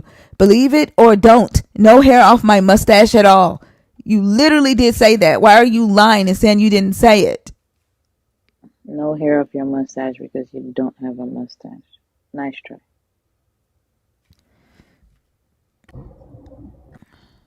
You know what you said, so why did you say you didn't say it? Because he's Paul. You so easy.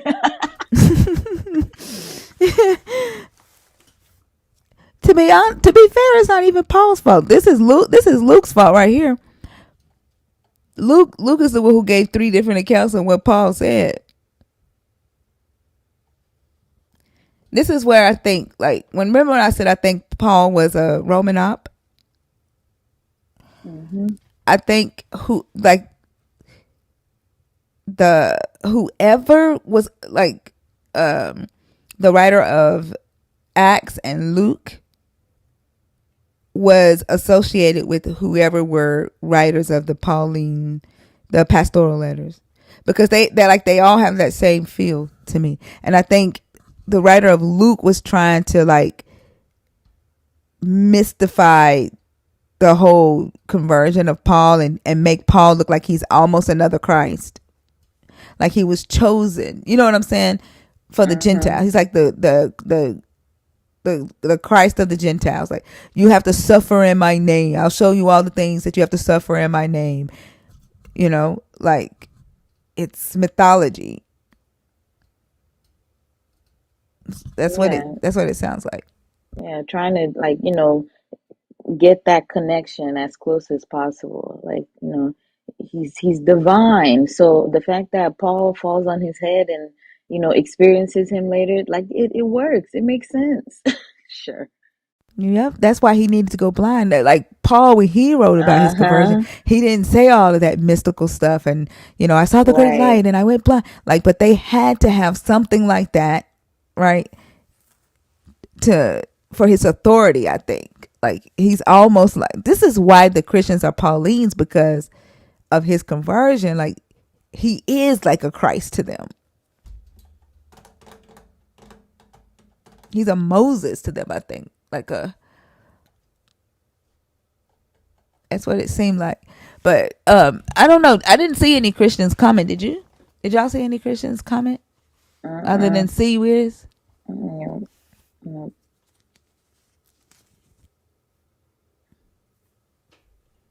Oh, are you gonna come up, Jess?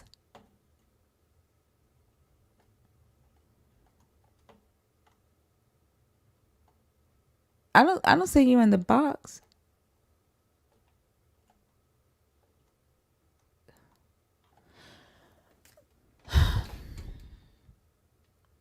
Is everybody in this box non-believers? Somebody commented they're Christian, Oh, but I there's don't know if they're in the. I don't know if they're in the request box. I don't see them.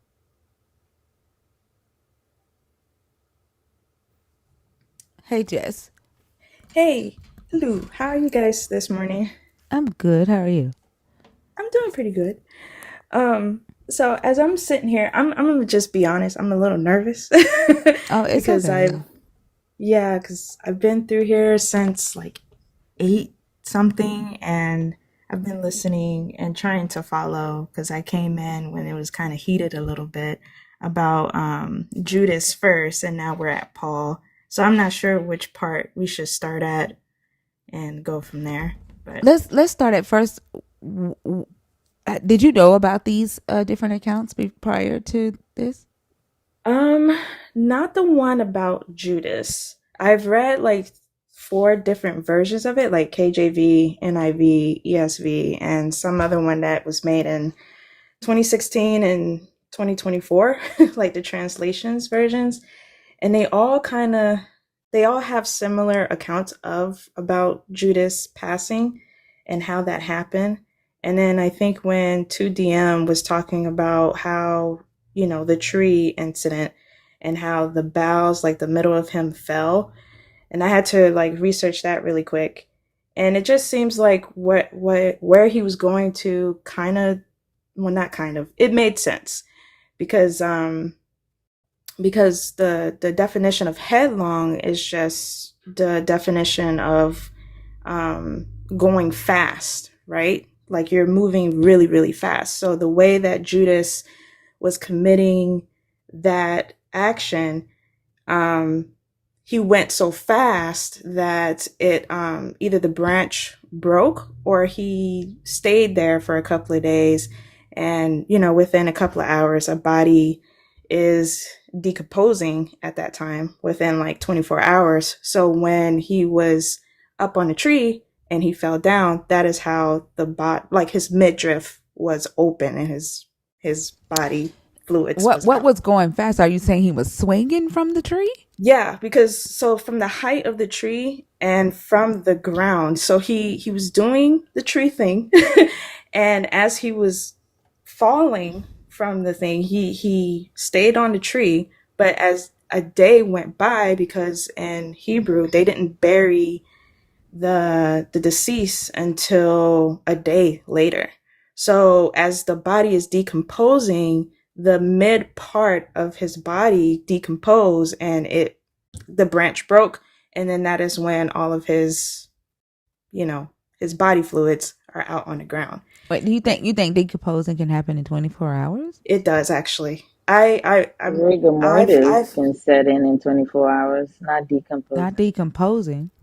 So my dad was an embalmer, and my family is in the family business of embalming. They have their own little funeral home and everything. And actually the body actually does decompose within like of You mean rigor how do I put mortis, right? It starts to decompose, right? The rigor yeah, mortis has to set in first. right, right. And that could take about a day or two. Right, but Right. So not but So not not decomposing. decomposing where like, your gases start to, that's not what that doesn't happen for at least depending on the environment, right? Depending on right, how cold exactly. it is, how hot it is, how right? But rigor Right. mortis has to set in, and when rigor mortis sets in, you're stiff. Mm-hmm. Your body is not soft where your guts can come out, right? You're stiff. You're literally like no one can move anything. You're Yeah. stiff as fuck, right? So Right. that's not how that works. Okay. Also, the word for in Greek for headlong Mm-hmm. is prenes, right? And Mm-hmm. it means forward, right? It's the Right. manner in which he fell forward. It doesn't mean fast. I think that's the one that I'm sorry. Let me use my laptop. I believe that when I read the definition of headlong, But did you look up the Greek word for it that's used in the no, in the I original used text? the English. I didn't look up the Oh, Greek word of headlong. But yeah, oh, yeah. You should look but up the yeah, Greek because it was written in Greek, right? right. Okay, that's fair. Yeah. But Okay. the English word for headlong, there's two. So the adverb is with the head foremost, which you mentioned, and I agree with that. And then the second one, it says in a rush with reckless haste. So, I mean, that could mean, he did go first forward, but it probably was at a speed that he instantly passed away because of the tree and the Yeah, but stuff. What? you got to think. You got to take into How? Yeah. consideration that this is written in Greek, right? And Right. so Greek in the English did not exist at that time. So the writer isn't thinking about speed. The writer is saying that he fell forward. That's all they're saying, right? Okay. Yeah. That he fell forward, and Yeah. he, his he busted open when he fell forward. Right. So And like if then you're this. hanging from a tree, right? Yeah. And you're dead, like falling forward, like that, something else has to happen there, right? In order to fall forward. Yeah.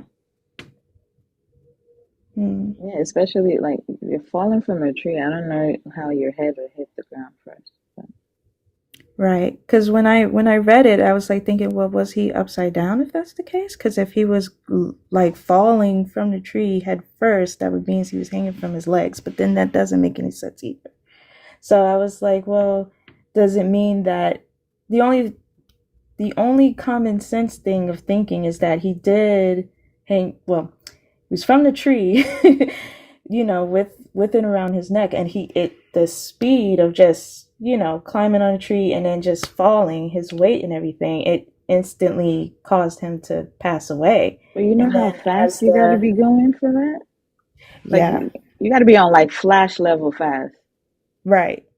to Well, break I a mean, it depends branch. on the height of the tree, the weight of his body, Yeah, like how see, that's far the why body's from the ground, that's the and thing about that's what making I these mean by kinds common of sense. like conclusions or like assumptions. Like, and not no offense Hmm. to you, right? It's just like Right. we can make up anything, really. Like I can say, oh, a flying donkey actually came and like pushed him down, right?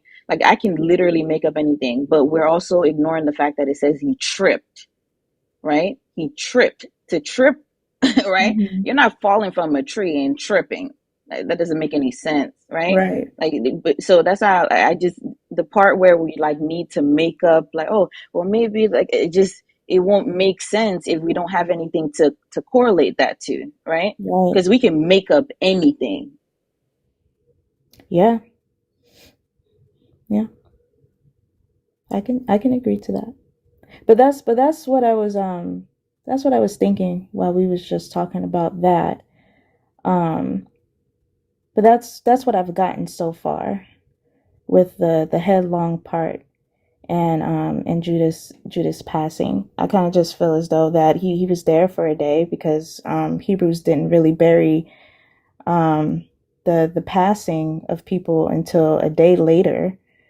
And, I don't know if it was hot that day. I don't know what, but, a lot of things can happen when it comes to decompositions and, Yeah, but um, 24-hour heat is not gonna cause that much decomposition. Like right. it's impossible.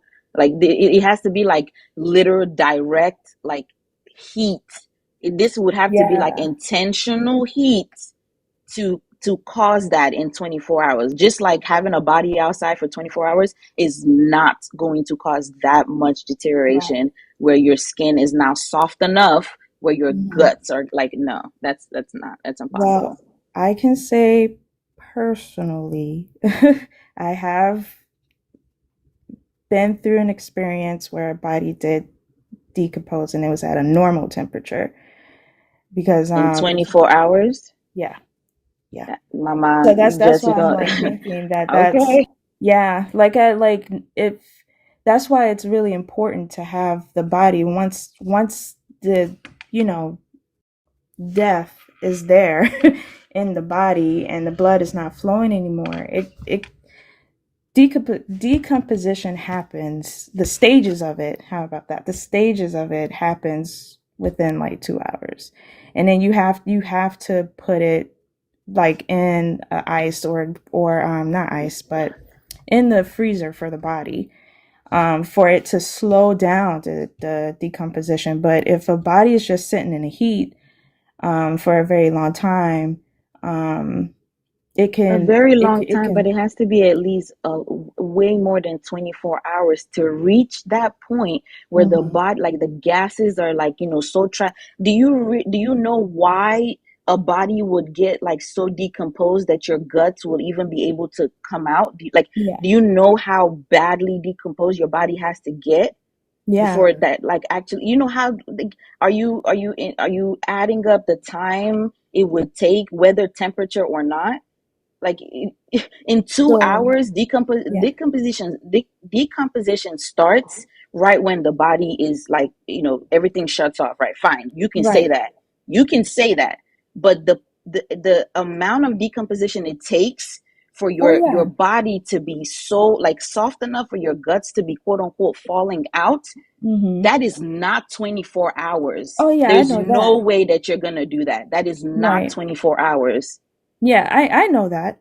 And somebody mentioned in the comment section that it takes about 38 hours to have a full or almost a full decomposition if you're equating temperature, um, and all this other stuff, right? And muscle mass, probably weight, you also have to consider as well. So yeah, I understand that.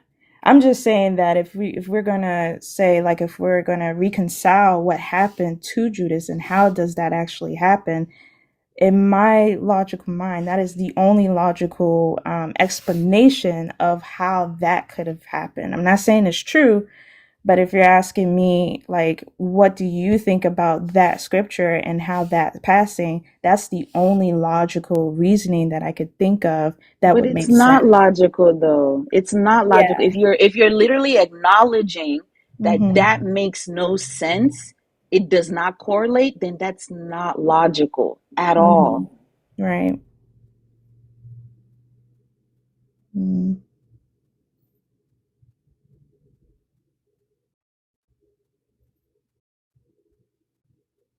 So okay, so with the Judas account, like, let's say that we could reconcile the way he died, right? Mm-hmm. The fact that it says that Judas, right, was remorseful in one, he returned the money to the elders, Mm-hmm. he repented, and then he took his own life, right? Yeah. The Luke's account says that the elders, that Judas immediately went and bought the field, and then he died, right? Mm-hmm. So it's like Judas wasn't remorseful. He took his money and he, purchased a field with it, Yeah. and then they used that field. Well, it just says they named the field of blood. So, like, there's still those very two different portrayals of Judas that still conflicts. Right. Like, who bought the field, and was Judas remorseful or was he not? Right. Well, in my view, I I don't know which version is that, all KJV, or is that a different chapter and verse when they're No, yeah, explaining? like, Okay. well, like, y'all know, like, from KJV to the NRSVUE, like, they all say the same thing. They just use different words, Right. but they're still saying the exact same thing. Right. Can you show me the different verses Yeah, again? I yeah. apologize. No, it's okay. You don't have to apologize. Can somebody bring Simone back up for me? The box is taking forever to open. My computer's going slow because I have too many screens up. Um. Okay, so we'll I look don't at it see in the. her. Oh, she was in the. There she go. Let's see.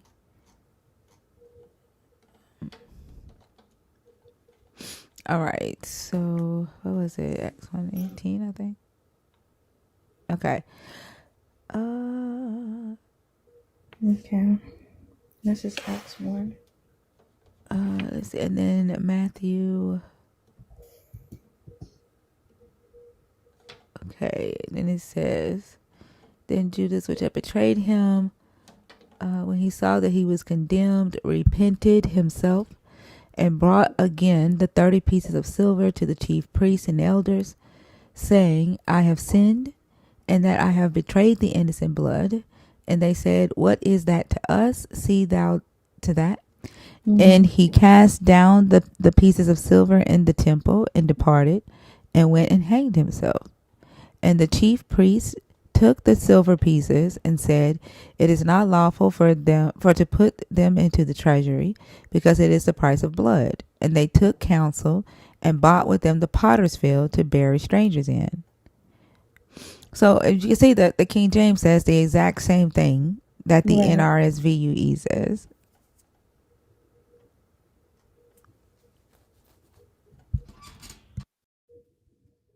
So like it portrays Judas as being remorseful, right, and repenting and sorrowful to the point where he takes his own life, right? He gives the money back and throws it into the treasure. And then Luke is like, oh, he went and bought a field, Yeah. right? And then he dies.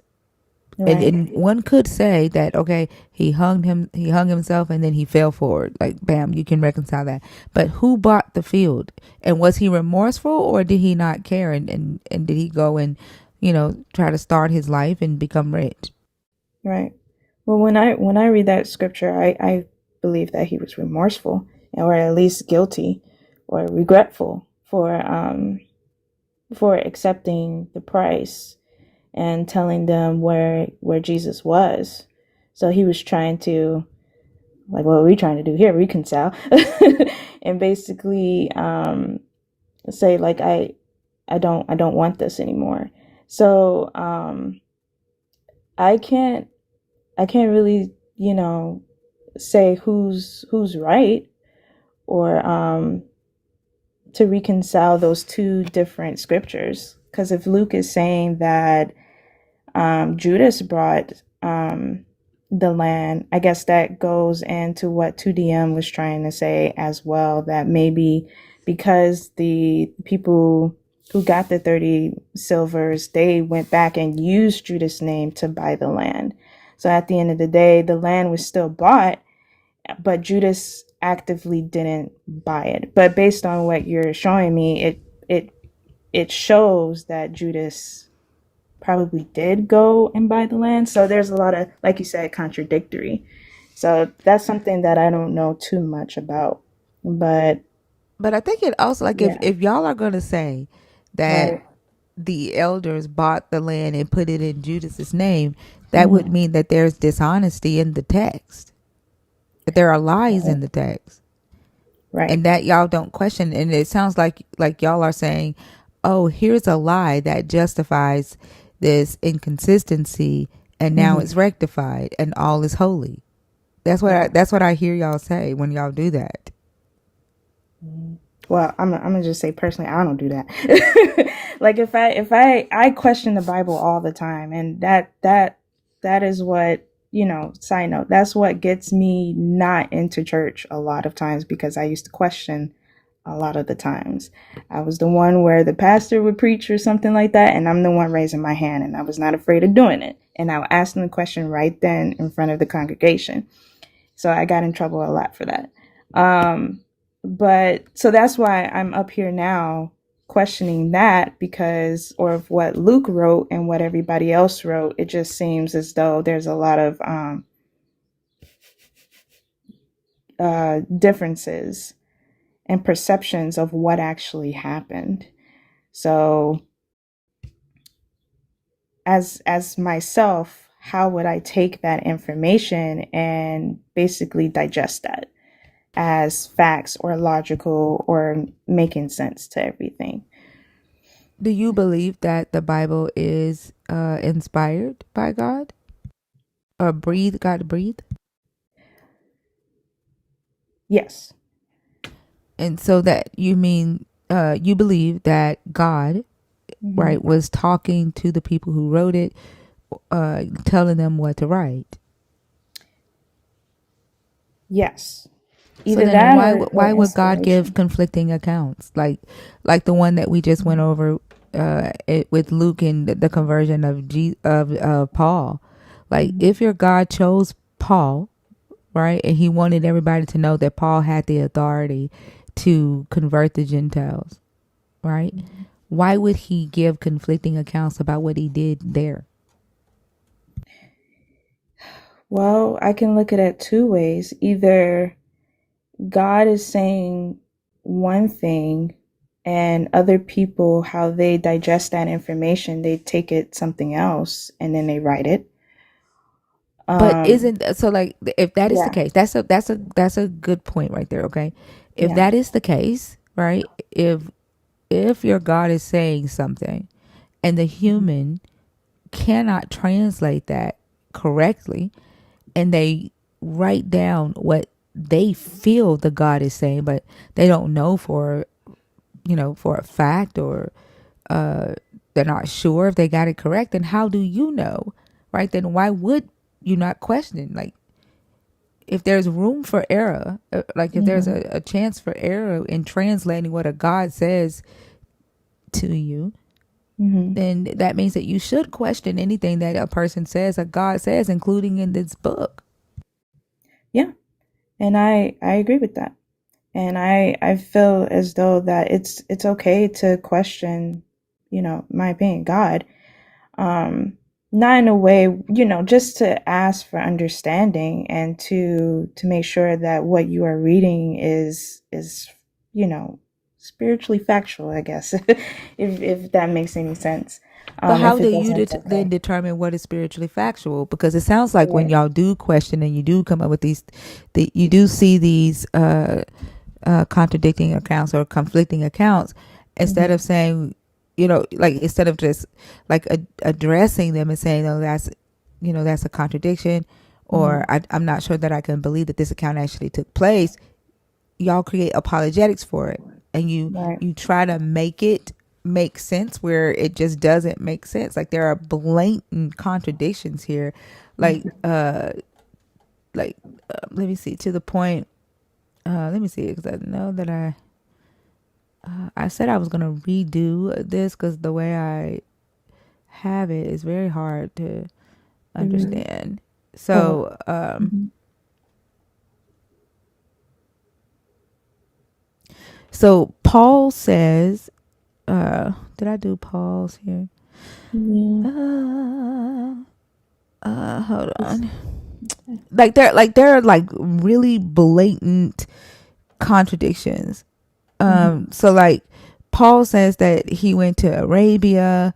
There was a Mm-hmm. delay after his conversion of 3 years, right? Luke says that he immediately started preaching and went to Jerusalem, right? Paul Mm-hmm. says that he had very little interaction with the disciples, and he only met Peter and James. Luke says, oh no, he was with the disciples and he had a lot of interaction with them in Jerusalem, right? Mm-hmm. Paul doesn't mention Ananias in his conversion. Luke makes Ananias, the main thing, like the one that lays hands on Paul and like has this miraculous healing of his eyes, being restored. Uh, Paul says that he gets his revelation directly from Jesus. Luke says that it's through meditation and through events and through scripture. Paul, his preaching is delayed. Luke says that it's immediate, right? There are other contradictions. He says that the companions heard a voice, but they didn't see anything. In Acts 22, Luke's like, no, they saw the light, but they didn't hear the voice. Acts 26, everybody fell down and nobody saw a light or a voice, right? Mm-hmm. Paul is blind and led to Damascus. There in Acts 26, there is no mention of being blind or being led to Damascus. The messages are even different. Why persecute me? I am Jesus. And then you get the longer message of you. It hurts to kick against the gold, and then you get a direct commission to go out. Like it, there are contradictions, and additions that you cannot ignore.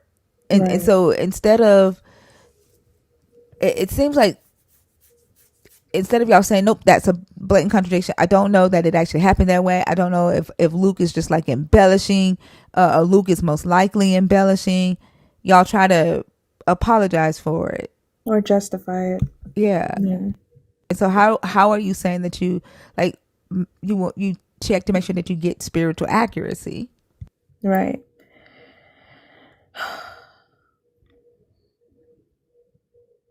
It's a lot to ponder on. But usually when I don't have understanding of something, I do use prayer, and I do just blatantly just ask, and but I don't even have an answer for that, because I agree with you, and I'm reading what you're reading to me now, and I wouldn't disagree with you. There is a lot of contradictory between Luke and Paul. And some of the things that I was kind of taught sometimes, I feel like sometimes people kind of consider Luke as as someone who did kind of over exaggerate certain stories versus Paul. But that was something that I heard when I was younger. I'm not sure if that's actually true or not. But yeah, that's something I would have to research myself. I don't know too much about that, but I feel like, it's okay to question. And I feel like a lot more Christians should question what they're reading, and just to make sure that what they're reading is logical and it doesn't contradict too much, and or at all, if any, and to have better understanding of what they're reading, and to make sure that what you're reading makes some type of sense. Yeah, but and then I think to make the claim, right, as a believer, that this God, right, spoke to these people, and this is the infallible written word of God, the absolute written word of God, and that this is proof or evidence, right, that your God came and your Jesus died for the sins of the world. When the text itself, right, when the God itself has given the word in such a way that it can be misinterpreted from Him, misunderstood by those who read it, the it just seems like the God that either the God isn't speaking to people who claim that the God is speaking to them, or the God has a very fucked up way of fucking with society and wants to see society in such a confused, brainwashed, indoctrinated state, so that people would be willing, right, to do certain things in order to advance a specific agenda. Right. That's what it seems like to me. Yeah. And I can agree to that first point. Yeah.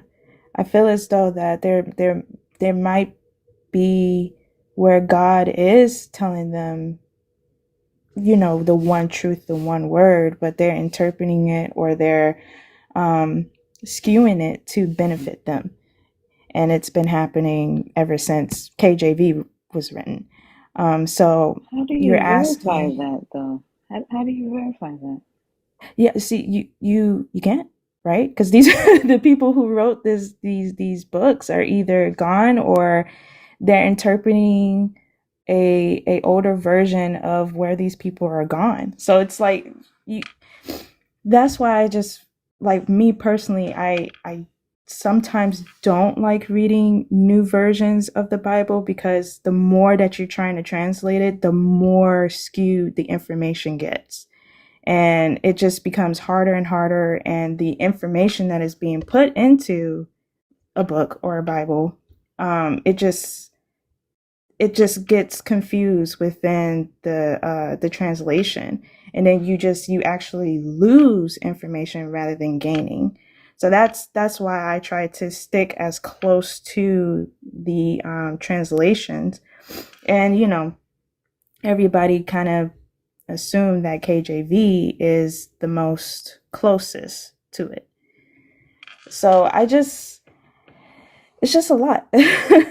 But yeah, I mean, I would say pray about it, but I know that's not a very valid answer to But that. even Right. praying about it doesn't Right. help because the God started this whole problem, right? Like Hmm. the people who wrote this believed that the God was talking to them through, prayer. Like it doesn't fix it. Like he created this issue. Right. And then like when we talk about these things, right, as non-believers and we're like, Hmm. why do y'all want us to believe this this shit? Like it's fucked up because it literally is, humans writing stories from their own perspective with their own agendas in mind, right? Hmm. We can clearly see that. Like we don't see any divinity in it. One could look at it and say, "Oh, I understand," right? That it is a human who believes in a God, and Hmm. believes that they're hearing from a Holy Spirit, and so from that perspective, it is inspired by God because the person believes in God. It is inspired by the Holy Spirit because the person believes that they are, baptized with the Holy Spirit. And so, but there's still a human level to it, right? Yeah. But when you Yeah. remove the human, right, and just implement a God and say that it is inerrant, right, and you're Mhm. not allowed to question it, you're not allowed to lean to your own understanding, and you are evil. If you see the contradictions in this book, if you see the blatant lies in this book, uh and you question it and you speak out on it, the devil got you. You are cursed and you're going to die and burn in hell. My goodness. Who says these things? A lot of people say that. Like Like I know you've come in here. Like I've yesterday never. Yeah. we had Brighton right up on the screen, like the things that him even just questioning Yeah. prayer, right? There are a lot of people that come in here and their parents disown them for saying I don't believe it because it doesn't make sense. So there's contradictions in the book, right? People lose family members over this. Right. And then I know you see every day, right, when we go live, the Yeah. amount I of people do. that come in here and tell us that we're evil and we're deceptive. They tell me that every day, right? That Hmm. because I host these lives and I do deep dives in the text and we do the research and we ask the hard questions, that I'm responsible for leading people away from your God, right? Yeah. Because they're not supposed to know this stuff. They're not supposed to ask these questions. They're not supposed to think like this. Yeah. Oh man. I'm sorry everybody's going through this. I mean, because I've never had that type of well, I did have that experience where if I questioned someone about the Bible or scripture or even simply asking a question, um, I was ridiculed in my church, or I was told to stay in my place, whatever that meant at the time. So I do see it, and in your lives I see the disconnect between believers and non-believers, and I'm just like, I don't have it in my heart to do what you guys are experiencing every day with believers. And it just mind boggles me that I don't understand how people who are believers are following God, but they are not representing or presenting themselves like how I would, I guess. And I guess that's my own bias, my own biases, I guess. But I'm just, I don't know. I'm just really confused lately. And it's disheartening. It's very disheartening. Yeah. Like I'm sorry, like I hate that you're Yeah. going through that feeling of confusion because I understand it. 'Cause like when I first started deconstructing, like I said, I was a missionary, right? And I grew up in the church. My father was a pastor. My mom is still a missionary, well, an evangelist, right? My sister Hmm. that came in here, she's a missionary, right? Yeah. And like when I first started deconstructing and I first started like really paying attention and noticing the conflicting accounts, right? The historical inaccuracies, the anachronisms, and like just flat out lies or mythologies in the text. Mm-hmm. Like there are times where I wanted to throw the fuck up, Right. because it's like you do believe in your heart that like you're in this relationship with this deity, Mm-hmm. right? You have this hope in this deity, and then you learn like, oh my God, like like it was a lie, like it was all a lie, like it Yeah. was all made up, and it does hurt. It is confusing. And Mm-hmm. then like there's this, you try to hang on to it, and you're like, well, uh it's Christ consciousness, it's spirituality, right? That God does exist, because I know what I was feeling, right? Like Right. you begin to replay the dreams over and over, in your mind, or the things that you believed were supernatural events or like miracles, right? You're like, I know that it was real, I know that I experienced this, I know that I'm not going crazy, right? Like you try to hang on to the idea that there is, this higher power, and for some, like, that's okay. Like if you believe that there is a higher power out there. For me, I needed to understand and know the truth, right? I needed to understand exactly what I was feeling, and why was I speaking in tongues, and what was I saying if I was speaking in tongues, right? Mm-hmm. So I videotaped it, and I uploaded it to an app, a translator app, to see if it would detect the language, and see if And it you're would say gonna that I play was, for us, right? huh? You're gonna play for us, No, I'm right? not. No, Think, I no. But like I needed to get a deeper understanding, right? Mm-hmm. And then I realized that it was just all babble, right? Yeah. And then that's when I learned about what glossalia was, and then I went back and studied more about the whole tongue thing, and I'm like, it's not even supposed to be like that, Right. right? So like I was taught that and indoctrinated into that, and then convinced myself, right, that that's what I was supposed to be doing. So a lot of it was me convincing myself, right? Yeah. the the prayers, and then like I just started to notice, right, a lot of stuff, and allow myself to just accept. Right. But I completely understand the state of confusion, Yeah. which is also one of the reasons why I get so irritated with believers who come in here knowing that they're not ready for this. Yeah. Because it's very it's hard to digest, you know, and it's like if someone were to talk about one of your family members, you would ride and die for your family members, but it's that same feeling. So when you have a group of people talking about someone that you really care, someone that you put on a very high pedestal, someone that you respect and follow through and through, or hopefully through and through, and they're saying these things about that family member, yeah, you're gonna pop off. I mean, who wouldn't, in that sense, right?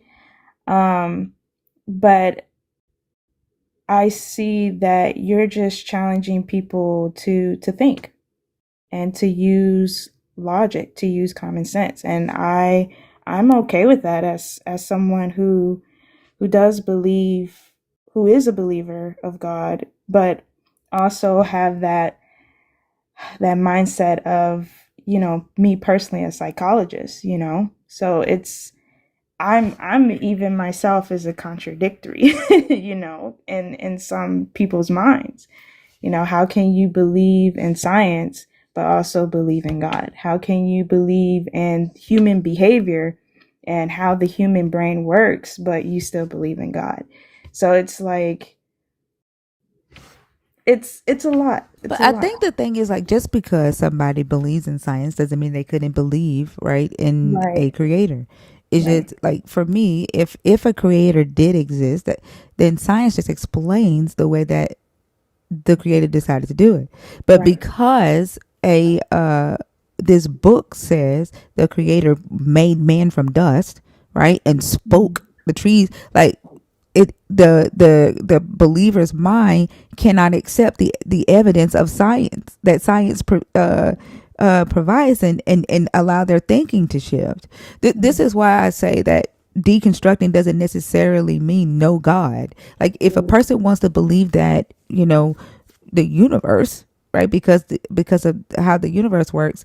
I heard a young girl say that to her the universe is God, and she only uses God because that's, just the word that, she grew up learning. But she said that the universe is the never makes promises to be all good, right? Right. The way the universe works, it's when it has the natural disasters, it has the natural disasters. They feel bad that it does horrible things, and it never apologizes for it, because that's what it is. It's unchanging, right? Yeah. It's good when it's good, and it's bad when it's bad. And so to her, she said that I can trust, that I can depend on it to be what it's going to be, Mhm. right? And for her, that is God. Right. But when you are taught these stories in this book, and then you're taught social constructs that are tied to the stories, that says this is the way that you're supposed to act as a human, and don't you dare detour from it, don't you dare ask questions about it. It prevents your ability to learn and grow. It prevents your ability to be able to shift with the world as the world expands and grows, Right. right? Yeah. And I can agree to that because you become stagnant. You Yeah. become just like in the old in the old times, and that's not the case. And yeah, it's just not the case. But no, I agree with most of the stuff that you were saying, and about the Paul and Luke, and with Judas passing. I do find myself not trying to justify it, but trying to find the reasoning behind it. And but there's there's none that I can really think of, right? That can, I guess, reconcile what was happening around that time. And the only thing that I can say about Paul and Luke is that I feel as though was the way that Luke was explaining it was like if he just saw Paul walk into Damascus and preaching, because didn't Paul say when he went into Damascus that is when he immediately started preaching, or did Luke say that? That's what Luke said. Paul Okay. said he didn't. Paul said it was a 3-year delay Between him between. going to Damascus and Luke seeing. No, he stayed in Damascus for 3 years. Okay. He didn't meet the. He says in his text, right, that Hmm. he didn't meet the disciples. Well, he didn't even meet James, the brother of Jesus, or Peter, for 3 years after his revelation, right? Right. And then on top of that, after he met James and Peter, he didn't meet the disciples then. He only met James and Peter, according to Paul's account. According to Right. Luke's account, he met them immediately, and he had a lot of interaction with them, and he immediately started preaching. Barnabas introduces him to Peter and James early on, right? Hmm. So, like, it's a completely different story. And it's when somebody said earlier that the Bible mimics Greek mythology, like, it definitely has. The New Testament, the Luke's accounts, and then, yeah, Luke's accounts has a lot of some archetype from Greek mythology Hmm. in it. And then it has the Gospels have a lot of typology from Hebrew uh, uh, uh, traditions. Man.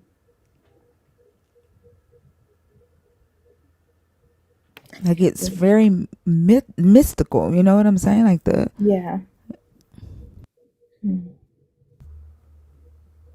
Yeah, I don't have no words for that. I and could, it's so crazy. Like yeah. believers will sit here and like we'll pull up all of these resources and we'll have like all of these very transparent conversations, and then a believer will just come out of nowhere and say that's a lie, even after we've gone from scripture to scripture to scripture to scripture to scripture. Yeah. And Yeah, that's I the don't, frustrating thing. yeah. Yeah, I try not to do that, or not even try. I don't do that. I mean, cuz I mean, you're here and you're showing what's there, and there's no denying it. And you know, if you're showing the scripture is there, and the contradictory and in scripture, the chapters and the verses, I don't understand why people would say that you are lying. Um yeah, so I don't know. I can't speak for all other Christians. I can only speak for myself, Yeah, you know. to me, it cares. It seems like they care more about whether you stay with the Jesus than you getting, what's best for you, Right. and that's for you to get out of the state of confusion. They rather you stay in the state of confusion, right? Mhm. And stay with Jesus, than you do anything about that. Right. He's He said, hear her out if you're here, but leave this chat and see the other side, they say. I don't Same know. way there are scholars against, there are scholars for. Like, Yeah. here's the thing. Paul Mhm. says in 1 Corinthians 1, hold on, let me, like, I honestly think that people were questioning the validity of these claims back then, Yeah. right? And they were noticing contradictions in their stories, or like the illogicalness of their stories. Um, oh shit, I can't type. Um, did I type right? Okay, like so he says, for the message about the cross is foolishness to those who are perishing, but to us who are being saved, it is the power of God. For it is written, I will destroy the wisdom of the wise, and the discernment of the discerning I will thwart. Where is the one who is wise? Where is the scholar? Where is the debater of this age? Has not God made foolish the wisdom of the world? For since in the wisdom of God, the world did not know God through wisdom, God decided through the foolishness of the proclamation to save those who believe. For Jews ask for signs, and Greeks desire wisdom, but we proclaim Christ crucified, a stumbling block to Jews and foolishness to Gentiles. But to those who are the called, both Jews and Greeks, Christ the power of God and the wisdom of God. For God's foolishness is wiser than human wisdom, and God's weakness is stronger than human strength. Consider your own call, brothers and sisters. Not many of you were wise by human standards. Like he's saying, like, listen, consider your own self. Like none of y'all not smart, Right. right? Mhm. Not many were powerful, not many were of noble birth, but God chose what is foolish in the world to shame the wise. God chose those that can't read. God chose those that have lack of education. Like this is what Paul is saying to them, right? And Mhm. I hear Christians say all the time, God chose the foolish to confound the wise, but like literally Paul is saying he chose the uneducated, right? The poorly educated. What is that? Who does that sound like? I love the poorly educated, right? Yeah. God chose what is low and despised in the world, things that are not, to abolish these things that are, so that one might boast in the presence of God. and contrast God is why you are in Christ Jesus, who became for us wisdom from God and righteousness and sanctification and redemption, in order that, as it is written, let the one who boasts boast in the Lord. Right? So like Paul is literally saying here that he didn't choose those that could critically think. Right? Like you can't ask questions about like if he rose from the dead, then like where is the evidence of that? Right. Right? Well, verse 27, I don't think that's what he was saying though. It's But literally what he was saying. He says right. to in verse 26, he says, consider your own call, brothers and sisters. Not many of you were wise by human standards. Not many were powerful. Not many were of noble birth. But God chose what is foolish in the world to shame the wise. God chose what is weak in the world to shame the strong. Like he's saying, right? Like he's, because up here, right?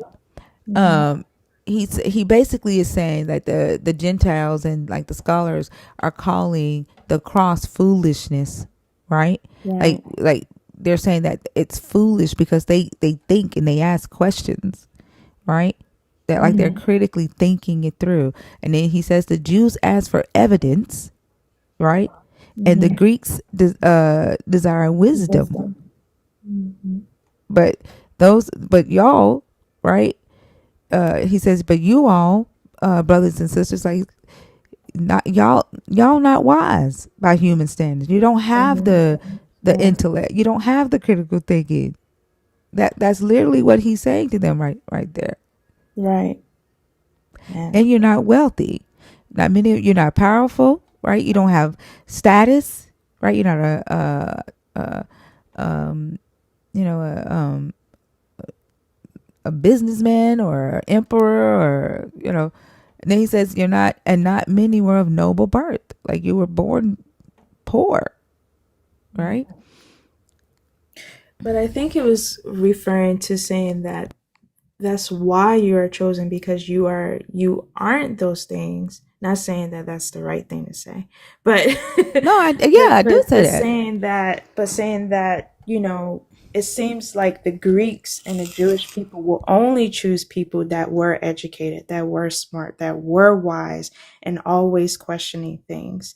And not saying that it's wrong, but God is saying I'm choosing the people despite that. I don't care if No, you're he's saying wrong. he's choosing the Right. ones, right? Like Yeah. what you say that he's choosing, he doesn't want the ones that are wise. He literally says that he's going to thwart it. I will destroy the wisdom of the wise. The God does not want the wise, because the wise ask for evidence. Right. The wise, right, seeks intellect. They seek understanding.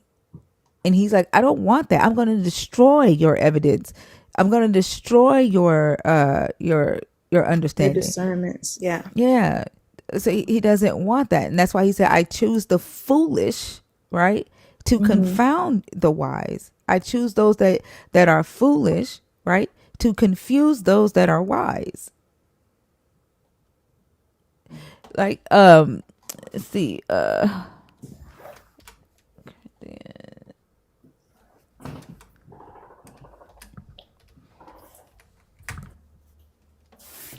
he says, so I made up my mind not to make another visit that causes you grief. For if I cause you grief, who is there to make me glad but the one who I have grieved? And I wrote as I did, so that when I came, I might not suffer grief from those who should have made me rejoice. For I'm confident about all of you that my joy would be the joy of all of you. For I wrote you out of much distress and anguish of heart. Wait a minute, sister, hold on. Oh, I'm in Second Corinthians. I'm like, wait, hold on.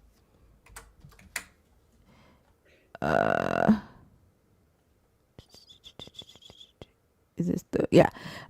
When I came to you, brothers and sisters, I did not come proclaiming the testimony of God to you with superior speech or wisdom, For I decided to know nothing among you except Jesus Christ and him crucified.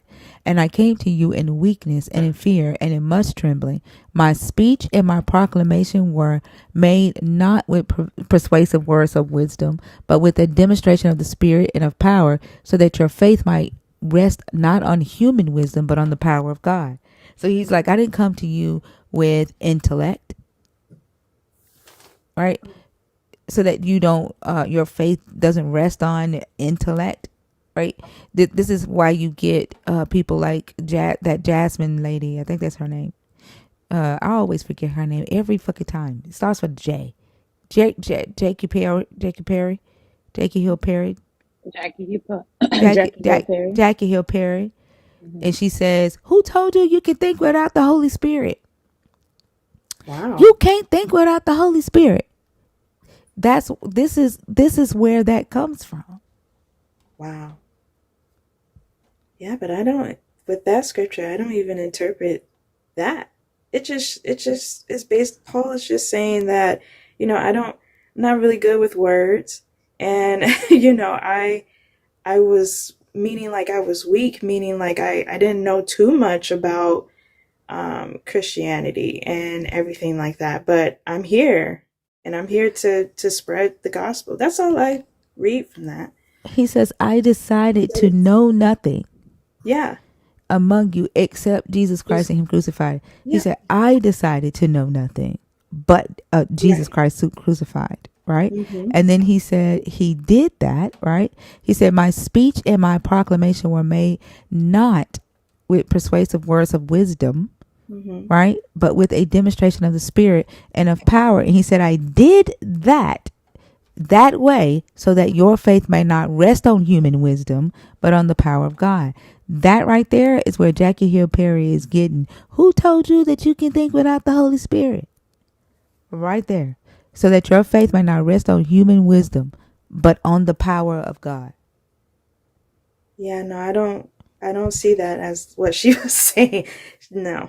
I don't agree with what she's saying when you're reading that scripture. That's not how I see it. And I don't even know who that person is actually. Who is this person? Jackie who? She's some televangelist. Oh, yeah, I never watch the people on the TV. I'm sorry. Anybody who's like old school and they watch like those like televised like Bible readings and stuff like that, or Wait, you Cynthia, can know, you bring like that the verse guy back with up? the really blue eyes. I don't nah. I Can don't you I, scroll I back up don't a know little how bit? y'all like, y'all know Paul didn't like the educated. He says, "For Yeah. though they knew God, they did not honor him as God or give thanks to him, but they became futile in their thinking, and their senseless hearts were darkened. Claiming to be wise, they became fools." Right. Like he didn't like the philosophers. He actually told them to stay away from the philosophers, Yeah. right? Yeah. I do. Yeah. Yep. I do recall that. Yeah, he didn't like. That's where you get the whole lean on into your own understanding, right? Right. And then there's one where he's like, "Don't get into like debates with them," right? Yeah, he does mention that, not to get into debates or arguments. Um, but I think at the end of that, he gives a reason why not to do that. He says like, "Don't debate the heretics," right? Yeah. Yeah, and you know what a heretic is? Like in Greek, do you know what the word for uh, the option to choose is? No, no, I don't. Heresy. Okay. It literally means having the option to choose in Greek, and that like that's what the word meant, right? And Right. so, and actually, Paul didn't write Titus. I don't think, but this is they were attributed this to Paul. I don't think Titus is one of the books that he wrote. But he says, "But avoid stupid controversies, genealogy, like all the things, like the genealogies have a huge ass issue." Yeah. right? But avoid stupid controversies, genealogies, dissensions, and quarrels about the law, right? Like the Old Testament has a lot of shit that is inaccurate, for they are unprofitable and worthless. After a first and second admonition, have nothing more to do with anyone who causes divisions, since you know that such a person is perverted and sinful, being self-condemned. Because we point out, right, the contradictions, right? He says that person is perverted. This is where believers get it from. That person is perverted. That person is sinful. And that person is self-condemning themselves because they ask questions, because they point out the controversies, right? They point out the issues with the genealogies. Right. Yeah, I can't agree with that.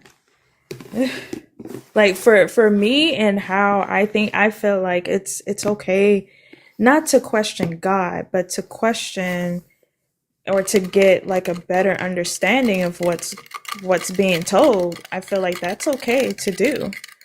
I don't understand why. Yeah.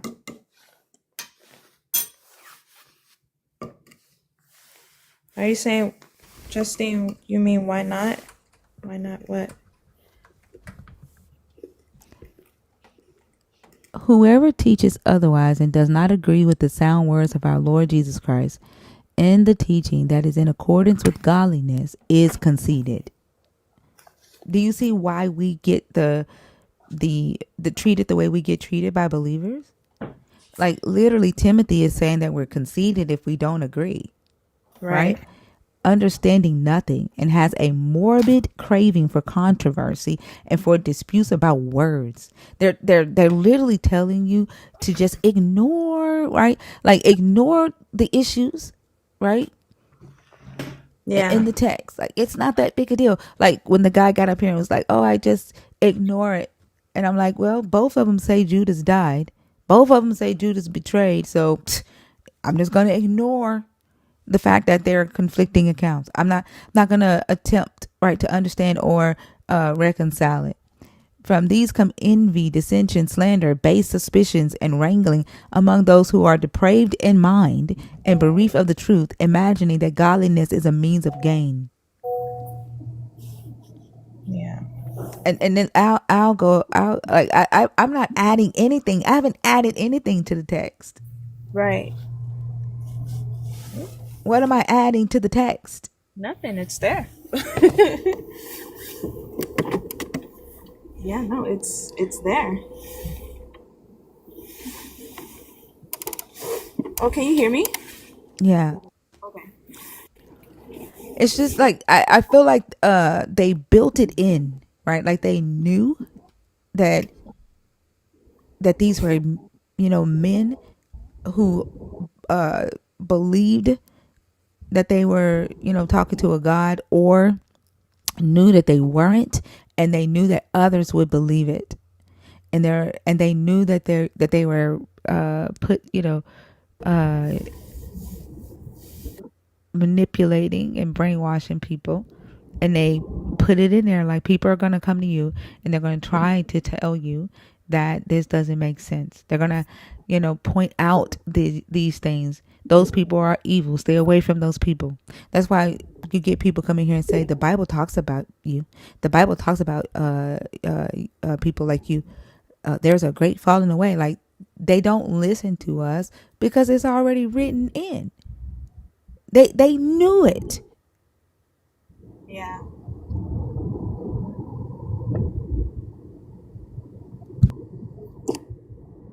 Yeah. I can't, me personally, I can't agree with, I mean, I agree with what you're saying, but to not question and to not get more information and more understanding, I don't see how that is a bad thing, and why that would be considered wrongdoing or sin.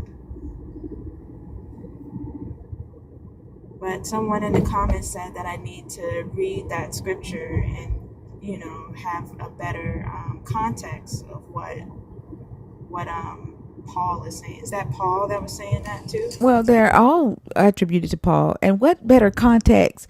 Whoever teaches otherwise and does not agree with the sound words of our Lord Jesus Christ and the teaching that is in accordance with godliness is conceited, understanding nothing, and has a morbid craving for controversy and for disputes about words. What context? Right.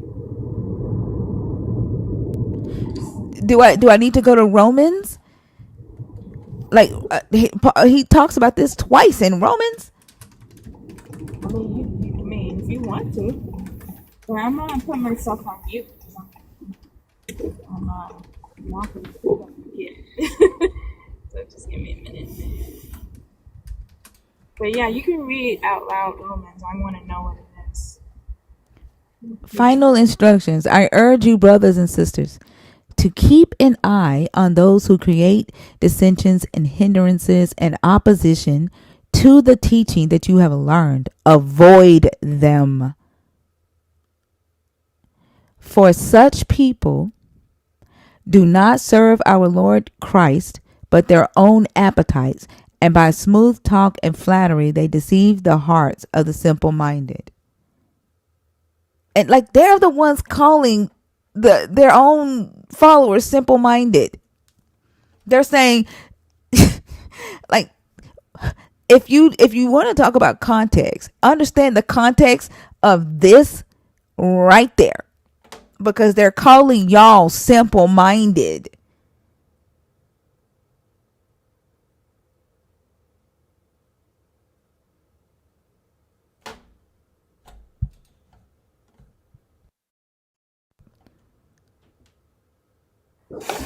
Yeah, that's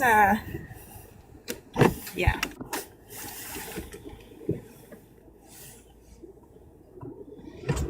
Al Good said, and Jess, I'm gonna let you go. I know we've been up here for a while. Al Good said, let me tell y'all like what his response was. Misleading. The context of the core Christian beliefs. If he is God, he is all knowing. And I'm misleading That's from it. reading the word for word. What? I thought that when you were in Titus, most of Titus is speaking on how like a pastor should preach and also teach, right? So I thought that what they were saying was that if you're amongst each other, like Christians and they're preaching something else or something different, then yes, that person that's preaching God and saying that they're godly is conceited. Not necessarily that if someone who's non-believing is trying to preach something of God. He didn't say whether believers or not believers. And Titus, he says avoid any type of debate about the text. Yeah. Yeah, he didn't say whether it was non-belief. He just said like any. He says when I send hold on, let me go up. Let me see. Despicable, hating one another, but when he says, remind them to subject to rulers and authorities, to be obedient, to be ready for every good work, to speak evil of no one, to avoid quarreling, to be gentle, and to show every courtesy to everyone. Right? So you got to be subject to your rulers. You got to be into the authorities and be obedient. Right? Be ready for every good work, to speak evil of no one, to avoid quarreling, to be gentle, and to show every courtesy to everyone. For we ourselves were once foolish, disobedient, led astray, slaves to various passions and pleasures, passing our days in malice and envy, despicable, hating one another. But when the goodness and loving kindness of God, our Savior, appeared, he saved us, not because of any works of righteousness that we had done, but according to his mercy, through the water of rebirth and renewal by the Holy Spirit. the Spirit he poured out on us richly through Jesus Christ our Savior, so that, having been justified by his grace, we might become heirs according to the hope of eternal life. The saying is sure. I desire that you insist on these things, so that those who have come to believe in God may be careful to devote themselves to good works. These things are excellent and profitable to everyone. But avoid stupid controversies, genealogies, dissensions, and quarrels about the law, for they are unprofitable and worthless. After a first and second admonition, have nothing more to do with anyone who causes divisions, since you know that such a person is perverted and sinful, being self-condemned. Like, yeah, he wasn't talking to the pastors.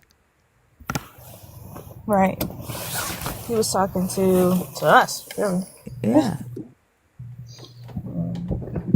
And he wasn't talking about just false pastors. He was talking about anybody that, brings up the controversies, the genealogies, right? Anybody that like has conversations like what we having right now. Right. Man. Yeah, see, this is why it's important to read. And yeah, I get the whole debate part because yep, hold on.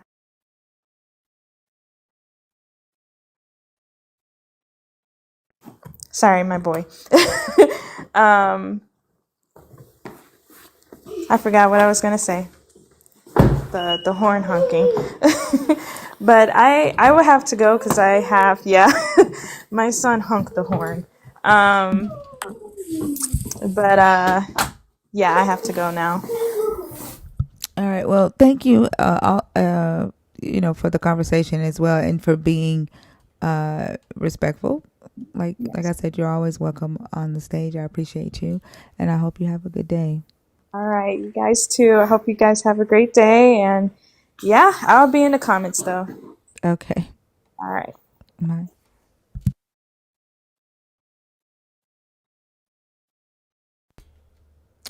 It's got to be hard when, like, I don't know. Yeah, I think if the app goes down, your subscription, if you subscribed for a year, it's refunded to you from what I was told. What you've already paid for in advance gets refunded. All right, y'all. I have time for one more. I'm not sleepy yet, which is odd because I went out last night and I had a drink and I normally would be knocked the fuck out, but I'm like wide awake. So I do have time for one more. What do I have to do? No. Wait. Oh God, hold on. What am I supposed to do right now? Oh shit. Hold on, y'all.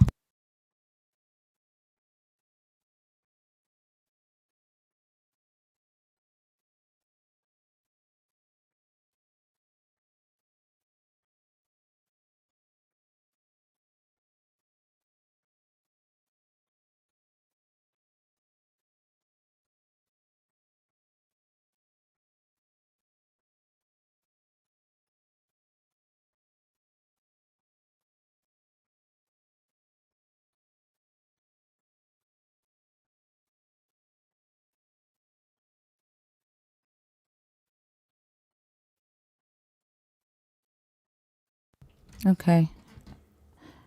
Damn, I think I missed that. I missed the meeting. Shit.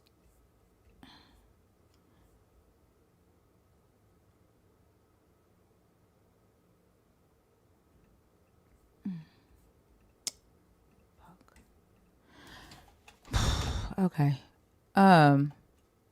Yeah. Thinking about like today is Thursday. I missed a meeting at 10:30. Today is Thursday, and I'm thinking it's Wednesday. Is this something you can reschedule? Yeah, I reschedule it. I missed it by 20 something minutes.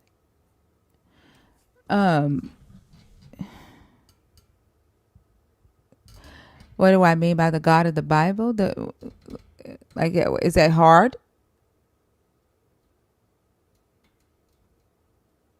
I mean, the God in the Bible. What kind of question is that, Pinky?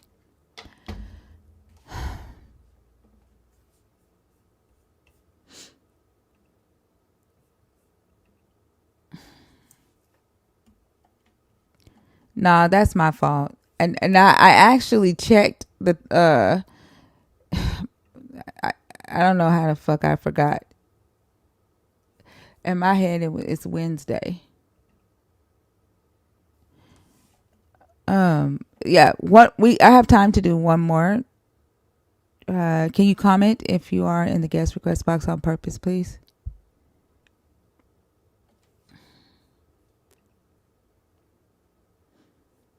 You thought it was Wednesday too? Yeah.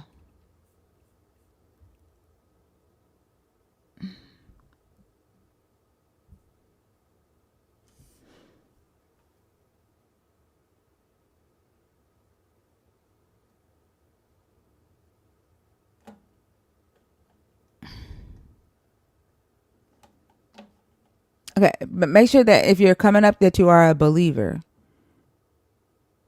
All right.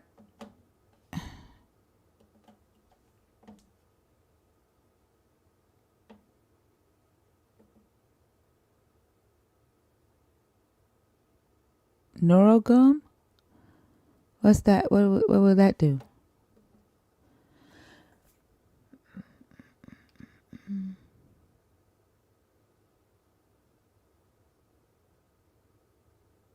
I'll reschedule it.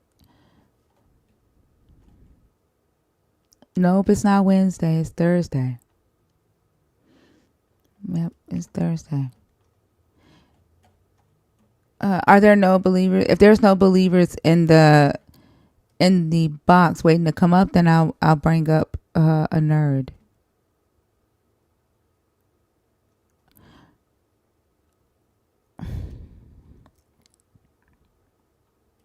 Are all the believers gone?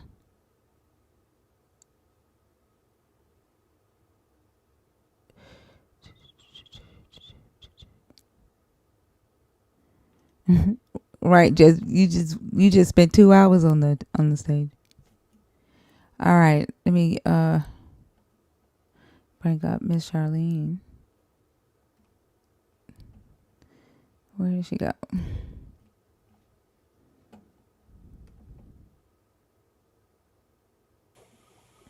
Hey, Miss Charlene.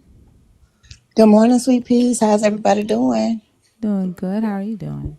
I'm doing good. I'm doing good. I'm wrecking my brain, but I'm doing good. Why are you wrecking your brain? In our lesson. Oh, and the Hebrew lesson. Have you done Yeah. the exercises yet? I tried. I haven't been out on YouTube looking at stuff. I'm getting it, but it's not as quickly as you all, but I'm getting it. It'll take some time. I started weeks before the class started, so it's not. So I'm not actually getting it quick. Does that make sense? Like Yeah. I started way 2 weeks before the class started. So Yeah. I found some good YouTube things to watch that helps me with it. One I found one that the guy is audibly going through the book. the same book that we were It's using. the same book, and that's Oh, gonna okay. help. Yeah, but I was coming up because last night, you and Oso was cutting the food so bad. Last night, I woke up to you telling somebody that how you like to feel a man inside. I got worried. I said, "Oh Jesus." Not you I, calling on Jesus. I would call you had me calling on Jesus because I didn't know what I was asleep, and you know how you be sleeping, not sleeping, you listening. And I missed it, right? I missed how you got there. And all I heard was you and also cutting the food. And I woke up and said, oh, Lord, what's going on here? And then I started listening. Y'all was so wrong with that guy and also cut the food so bad with that poor guy. Y'all scared him off. He said, okay, got to go. I was laughing so hard. I wanted to come across. I'm going to tell you and also that y'all are going to heaven with I said instead of going to hell, I said y'all gonna go to heaven with gospel song draws on. That was funny. But like the fact that he's saying that we should like adopt his faith because it's such a good feeling, but he like I got a good feeling that I can offer you too. Like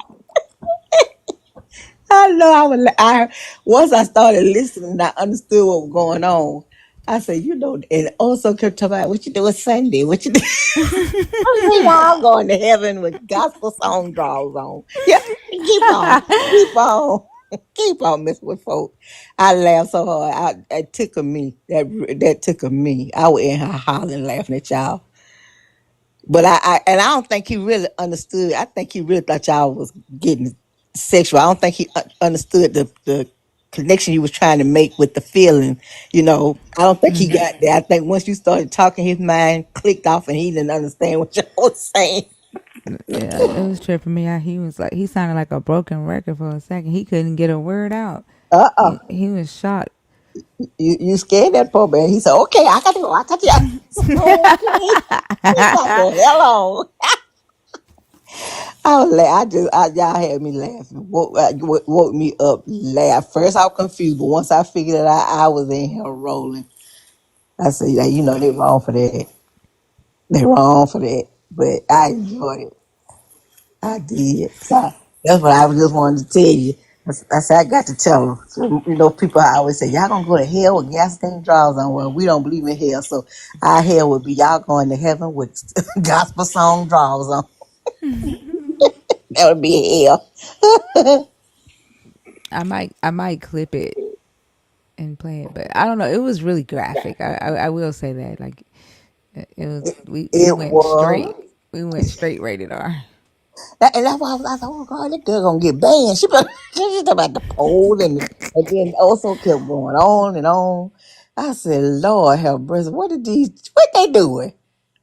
But it was funny though. If you have a sense of humor, it was funny. Some people take it wrong, but that thing had me rolling in here, middle of the night. But that's the crazy thing. Like they can't.